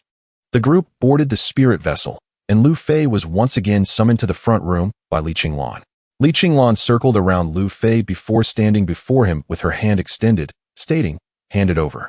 Although Lu Fei was engulfed in fury, he reluctantly presented a vial of Foundation Establishment pills, a vial of Returning Essence pills, and a jade slip containing the technique Chasing Wind Steps. He mused that it was fortunate the 2 treasures given by Song Xuanzhou could be concealed within his consciousness, or else he might have been robbed by Li Qinglan. Moreover, he had memorized the technique Chasing Wind Steps. Li Qinglan accepted the 3 treasures into her storage ring, casting a warning glance at Lu Fei as she declared, "I'll take your word for it this time, and won't inspect your storage ring again. Now leave." Upon hearing this, Lu Fei's anger surged, but he swiftly suppressed it, offering a bow as he replied, "Then I shall take my leave." He stepped back, preparing to exit the room. "Wait." Li Qinglan suddenly called out to him. Lu Fei halted and inquired, "Elderly, is there anything else?" Li Qinglan smirked and retorted, "What did I just say?" Confused, Lu Fei looked at her and replied, "Elderly asked me to withdraw," placing her hand on Lu Fei's shoulder. She smiled and stated, "I distinctly remember telling you to get out. Do you not understand?" The pressure from her hand surged into Lu Fei's body, and he heard the sound of cracking as beads of sweat appeared on his forehead. When she lifted her hand, the immense force vanished, yet he barely had a moment to catch his breath before Li Qinglan commanded again, "Leave." Lu Fei shot her a resentful glance, while Li Qinglan narrowed her eyes. Both of them locked in a tense standoff. Just as she took a step forward, Lu Fei endured the humiliation and lay on the ground, rolling towards the door before exiting without a backward glance. Behind him, Li Qinglan's voice echoed, "From now on, behave yourself. If you provoke my displeasure, I shall punish you at any time." Nangang Yuan noticed Lu Fei emerging from Li Qinglan's chamber with an unusual demeanor and asked, "Lu Fei shitty, are you all right?" Upon hearing her inquiry, Lu Fei's expression returned to normal as he replied, "I'm fine." Elderly merely inquired about matters concerning the Sui U.S. secret realm. However, internally he vowed, "One day, I will reclaim every ounce of humiliation I have suffered at the hands of this woman, Li Qinglan." A day later, the spirit vessel returned to Lingshu Zone. While Li Qinglan and Wang Jinyue proceeded to the conference hall to report on their expedition to the Sui U.S. secret realm, Lu Fei and the others were assigned to the quarters of the inner disciples. 3 days later, a voice echoed outside Lu Fei's room. "Lu Fei shitty, are you there?" Lu Fei hastily rose to greet her and found Nangang Yue smiling brightly at him. He bowed slightly and said, "Nangang Shiji, what brings you here?" Without formality, she entered his room and took a seat at the table, stating, "I wish to congratulate you, Lu Fei shitty." Lu Fei, puzzled, looked at Nangang Yue and inquired, "Shiji, what do you wish to congratulate me for?" Nangang Yue smiled and replied, "Congratulations, junior brother Lu, for being chosen by 2 elders. You now have 2 masters. This is unprecedented in our sect." Hearing Nangang Yue's words, Lu Fei grew even more puzzled and asked, "2 masters? What do you mean?" Nangang Yue then asked curiously, "Junior brother, have you not seen anyone these past 3 days?" Lu Fei shook his head and replied, "I only know Shi Yao and a few others. You are the first to come find me." Nangang Yue let out an "oh" and said, Elder Su Meiying and Elder Li Qinglan both want to be your master, and they even took the matter to the sect leader. Upon hearing this, Lu Fei immediately grew tense, thinking to himself, although both Su Meiying and Li Qinglan have treated me poorly, Su Meiying only wants my body, while Li Qinglan could truly take my life. He then awkwardly looked at Nan Gongyu and asked, "Senior sister, do you know what the sect leader ultimately decided?" Nan Gongyu happily replied, "Of course. As you know, they have never gotten along well, and this time, neither elder was willing to back down. In the end, the sect leader decided that you would spend half a month with each of them." Lu Fei asked in surprise, "Half a month with each?" Nan Gongyu nodded and said, "Yes, you will be Elder Li's disciple for half a month, and then Elder Su's disciple for the next half a month." But seeing that Lu Fei did not seem pleased, she continued, "Junior brother Lu Fei, you must cherish this opportunity. This is something many newly admitted disciples dream of, one master at the Golden Core stage, and another at the Nascent Soul stage." Looking at Nan Gongyu's joyful expression, Lu Fei felt a chill in his heart, thinking to himself, "It seems I will be tormented to death by these two women in the Lingshu sect from now on." After seeing Nan Gongyu off, before Lu Fei could catch his breath, he heard another disciple outside the door say, "Junior brother Lu Fei, are you there? Elder Su asks for your presence." Lu Fei stood up, took a deep breath, and then went out to greet the disciple, replying, "Senior brother, let's go?" Chapter 84. The two rebellious masters. Lu Fei followed his senior brother through winding paths to a tranquil courtyard, where Su Meiying had been waiting for them. Upon entering the courtyard, the disciple bowed to Su Meiying and announced, "Elder Su, Lu Fei has arrived." Su Meiying nodded slightly and replied, "Good, you may leave now." Once the disciple departed, Su Meiying fixed her gaze on Lu Fei, her eyes gleaming with surprise as she said, "I cannot believe you are still alive. This truly exceeds my expectations." She then circled around Lu Fei and continued, "Why did you not come to find me sooner?" Lu Fei, though reluctant to respond, replied, "Elder Su." Before he could finish, Su Meiying interrupted, stating, "When there are no others around, just call me Ing Er." Taking a deep breath, Lu Fei continued, "Ing Er, I emerged from that passage gravely injured, which is why I arrived at Ling Suzong a bit late." Su Meiying nodded and instructed, "Well then, you shall accompany me for the next half month." Observing Lu Fei's somewhat helpless expression, her demeanor turned stern as she declared, "I will establish a few rules for you. First, you must not disclose our matters. Second, you shall fully cooperate with my training. If you dare to slack off, I will show you my true power. Third, you must obey my commands without question. Fourth, regardless of how displeased or reluctant you may feel, do not let it show. Should I discover your discontent, you will learn the meaning of a fate worse than death." She narrowed her eyes and asked, "Do you understand?" Lu Fei felt utterly speechless, but, recognizing Su Meiying's formidable strength, could only feign a cheerful nod and replied, "Su. Ing Er, I understand." Instantly, Su Meiying's face brightened with a smile as she said, "Excellent. Let us enter the room and begin our training." Lu Fei nodded and started to walk inside, only to notice Su Meiying standing still. He looked back at her, puzzled, and asked, "Ing Er, are you?" With a cold snort, Su Meiying remarked, "What? Do you expect me to walk into the room myself?" Feeling embarrassed, Lu Fei scratched his head before lifting Su Meiying into his arms and making his way to the room.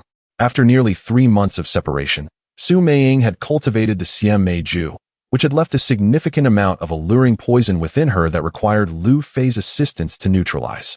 At this moment, Lu Fei's strength had notably increased, nearing the mid-stage of foundation establishment, allowing Su Meiying to unleash her alluring poison without hesitation. In an instant, both were absorbed in a state of transcendence, fervently attending to each other's needs and reveling in the bliss brought by their training. A day later, the fervent atmosphere within the room and courtyard finally subsided. With Lu Fei as her furnace, Su Meiying felt liberated from the concerns of practicing the Siem Mei Ju. She then instructed, "Lu Fei, you may go outside to train. Do not disturb me unless I call for you." She commenced her practice of the Siem Mei Ju, while Lu Fei awkwardly exited the room to continue his training of the Puang Qi Shi and Duan Hun Ju in the courtyard. 2 days later, Su Meiying summoned Lu Fei back to the room, marking the beginning of his arduous training journey. And thus, the days passed for over 10 days. One day, after a vigorous session with Su Meiying, Lu Fei had only practiced for an hour in the courtyard when he heard someone call out, "Elder Su, the disciple has come to escort Lu Fei to Elder Li's residence."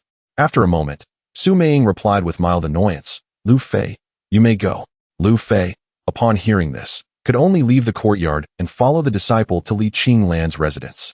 As he gazed upon the serene abode, Lu Fei felt a sense of calm wash over him, pondering, this residence is arranged so elegantly and refreshingly. Why then is Li Qinglan so irritable?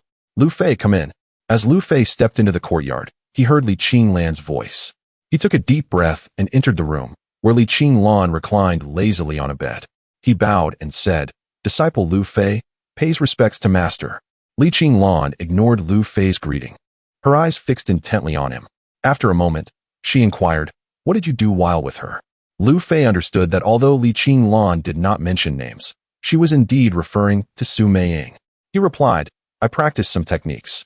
Elder Su was quite busy and did not have much time to instruct me. Li Qinglan smiled and remarked, is that so? Her gaze turned mischievous as she said, why don't you drink that cup of water on the table? Though reluctant, Lu Fei felt he had no choice but to comply. He stepped forward and picked up the cup. Noticing Lu Fei's hesitation, Li Qinglan teased, rest assured, it's not poisoned. Reluctantly, Lu Fei lifted the cup and drank, only to be greeted by a fragrant floral essence. As soon as he set the cup down, Li Qinglan continued, while it's not poisoned, I merely added a bit of aphrodisiac flower. How does it taste? Taken aback, Lu Fei looked at Li Qinglan in confusion, while she chuckled, I intend to test your resolve, to see how well you can resist the allure of beauty. With that, she shed her outer garments, revealing her voluptuous form adorned in delicate undergarments. Having already ingested the water infused with aphrodisiac flower, coupled with the sight of her enchanting figure, Lu Fei felt a rush of blood surge to his head.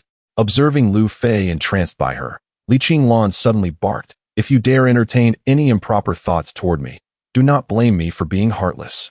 Startled, Lu Fei snapped back to reality, but moments later found himself once again ensnared by desire for Li Qinglan. Unable to control his urges, he lunged toward her, only to be met with a swift strike from Li Qinglan that sent him flying. Yet, as the effects of the aphrodisiac flower continued to take hold, combined with Li Qinglan's deliberately exposed allure, Lu Fei found himself powerless against his desires. Time and again, he approached her, only to be repelled by her force. After an hour, Lu Fei gradually regained control over his desires and sat down to meditate, calming his mind to practice the Duan Hunju. Li Qinglan, seeing that Lu Fei no longer approached her, lost interest and began to don her clothing, resuming her own practice. Half an hour later, Lu Fei had finally recovered from the effects of the aphrodisiac flower. Upon witnessing Li Qinglan engrossed in her cultivation, Lu Fei promptly stood and intended to exit the room. However, just as he crossed the threshold, he was halted by Li Qinglan's voice from behind. Lu Fei, where are you headed? Although reluctant, Lu Fei retraced his steps and, bowing respectfully, addressed her. Disciple noticed master in the midst of cultivation and feared to disturb you. Hence I planned to practice elsewhere. Li Qinglan responded with an "oh," her gaze fixed on Lu Fei as she remarked, is that so? It is rare to see you so dedicated. I am weary. Come here and relieve my shoulders. Lu Fei sensed that Li Qinglan was likely concocting yet another means to torment him. Nevertheless,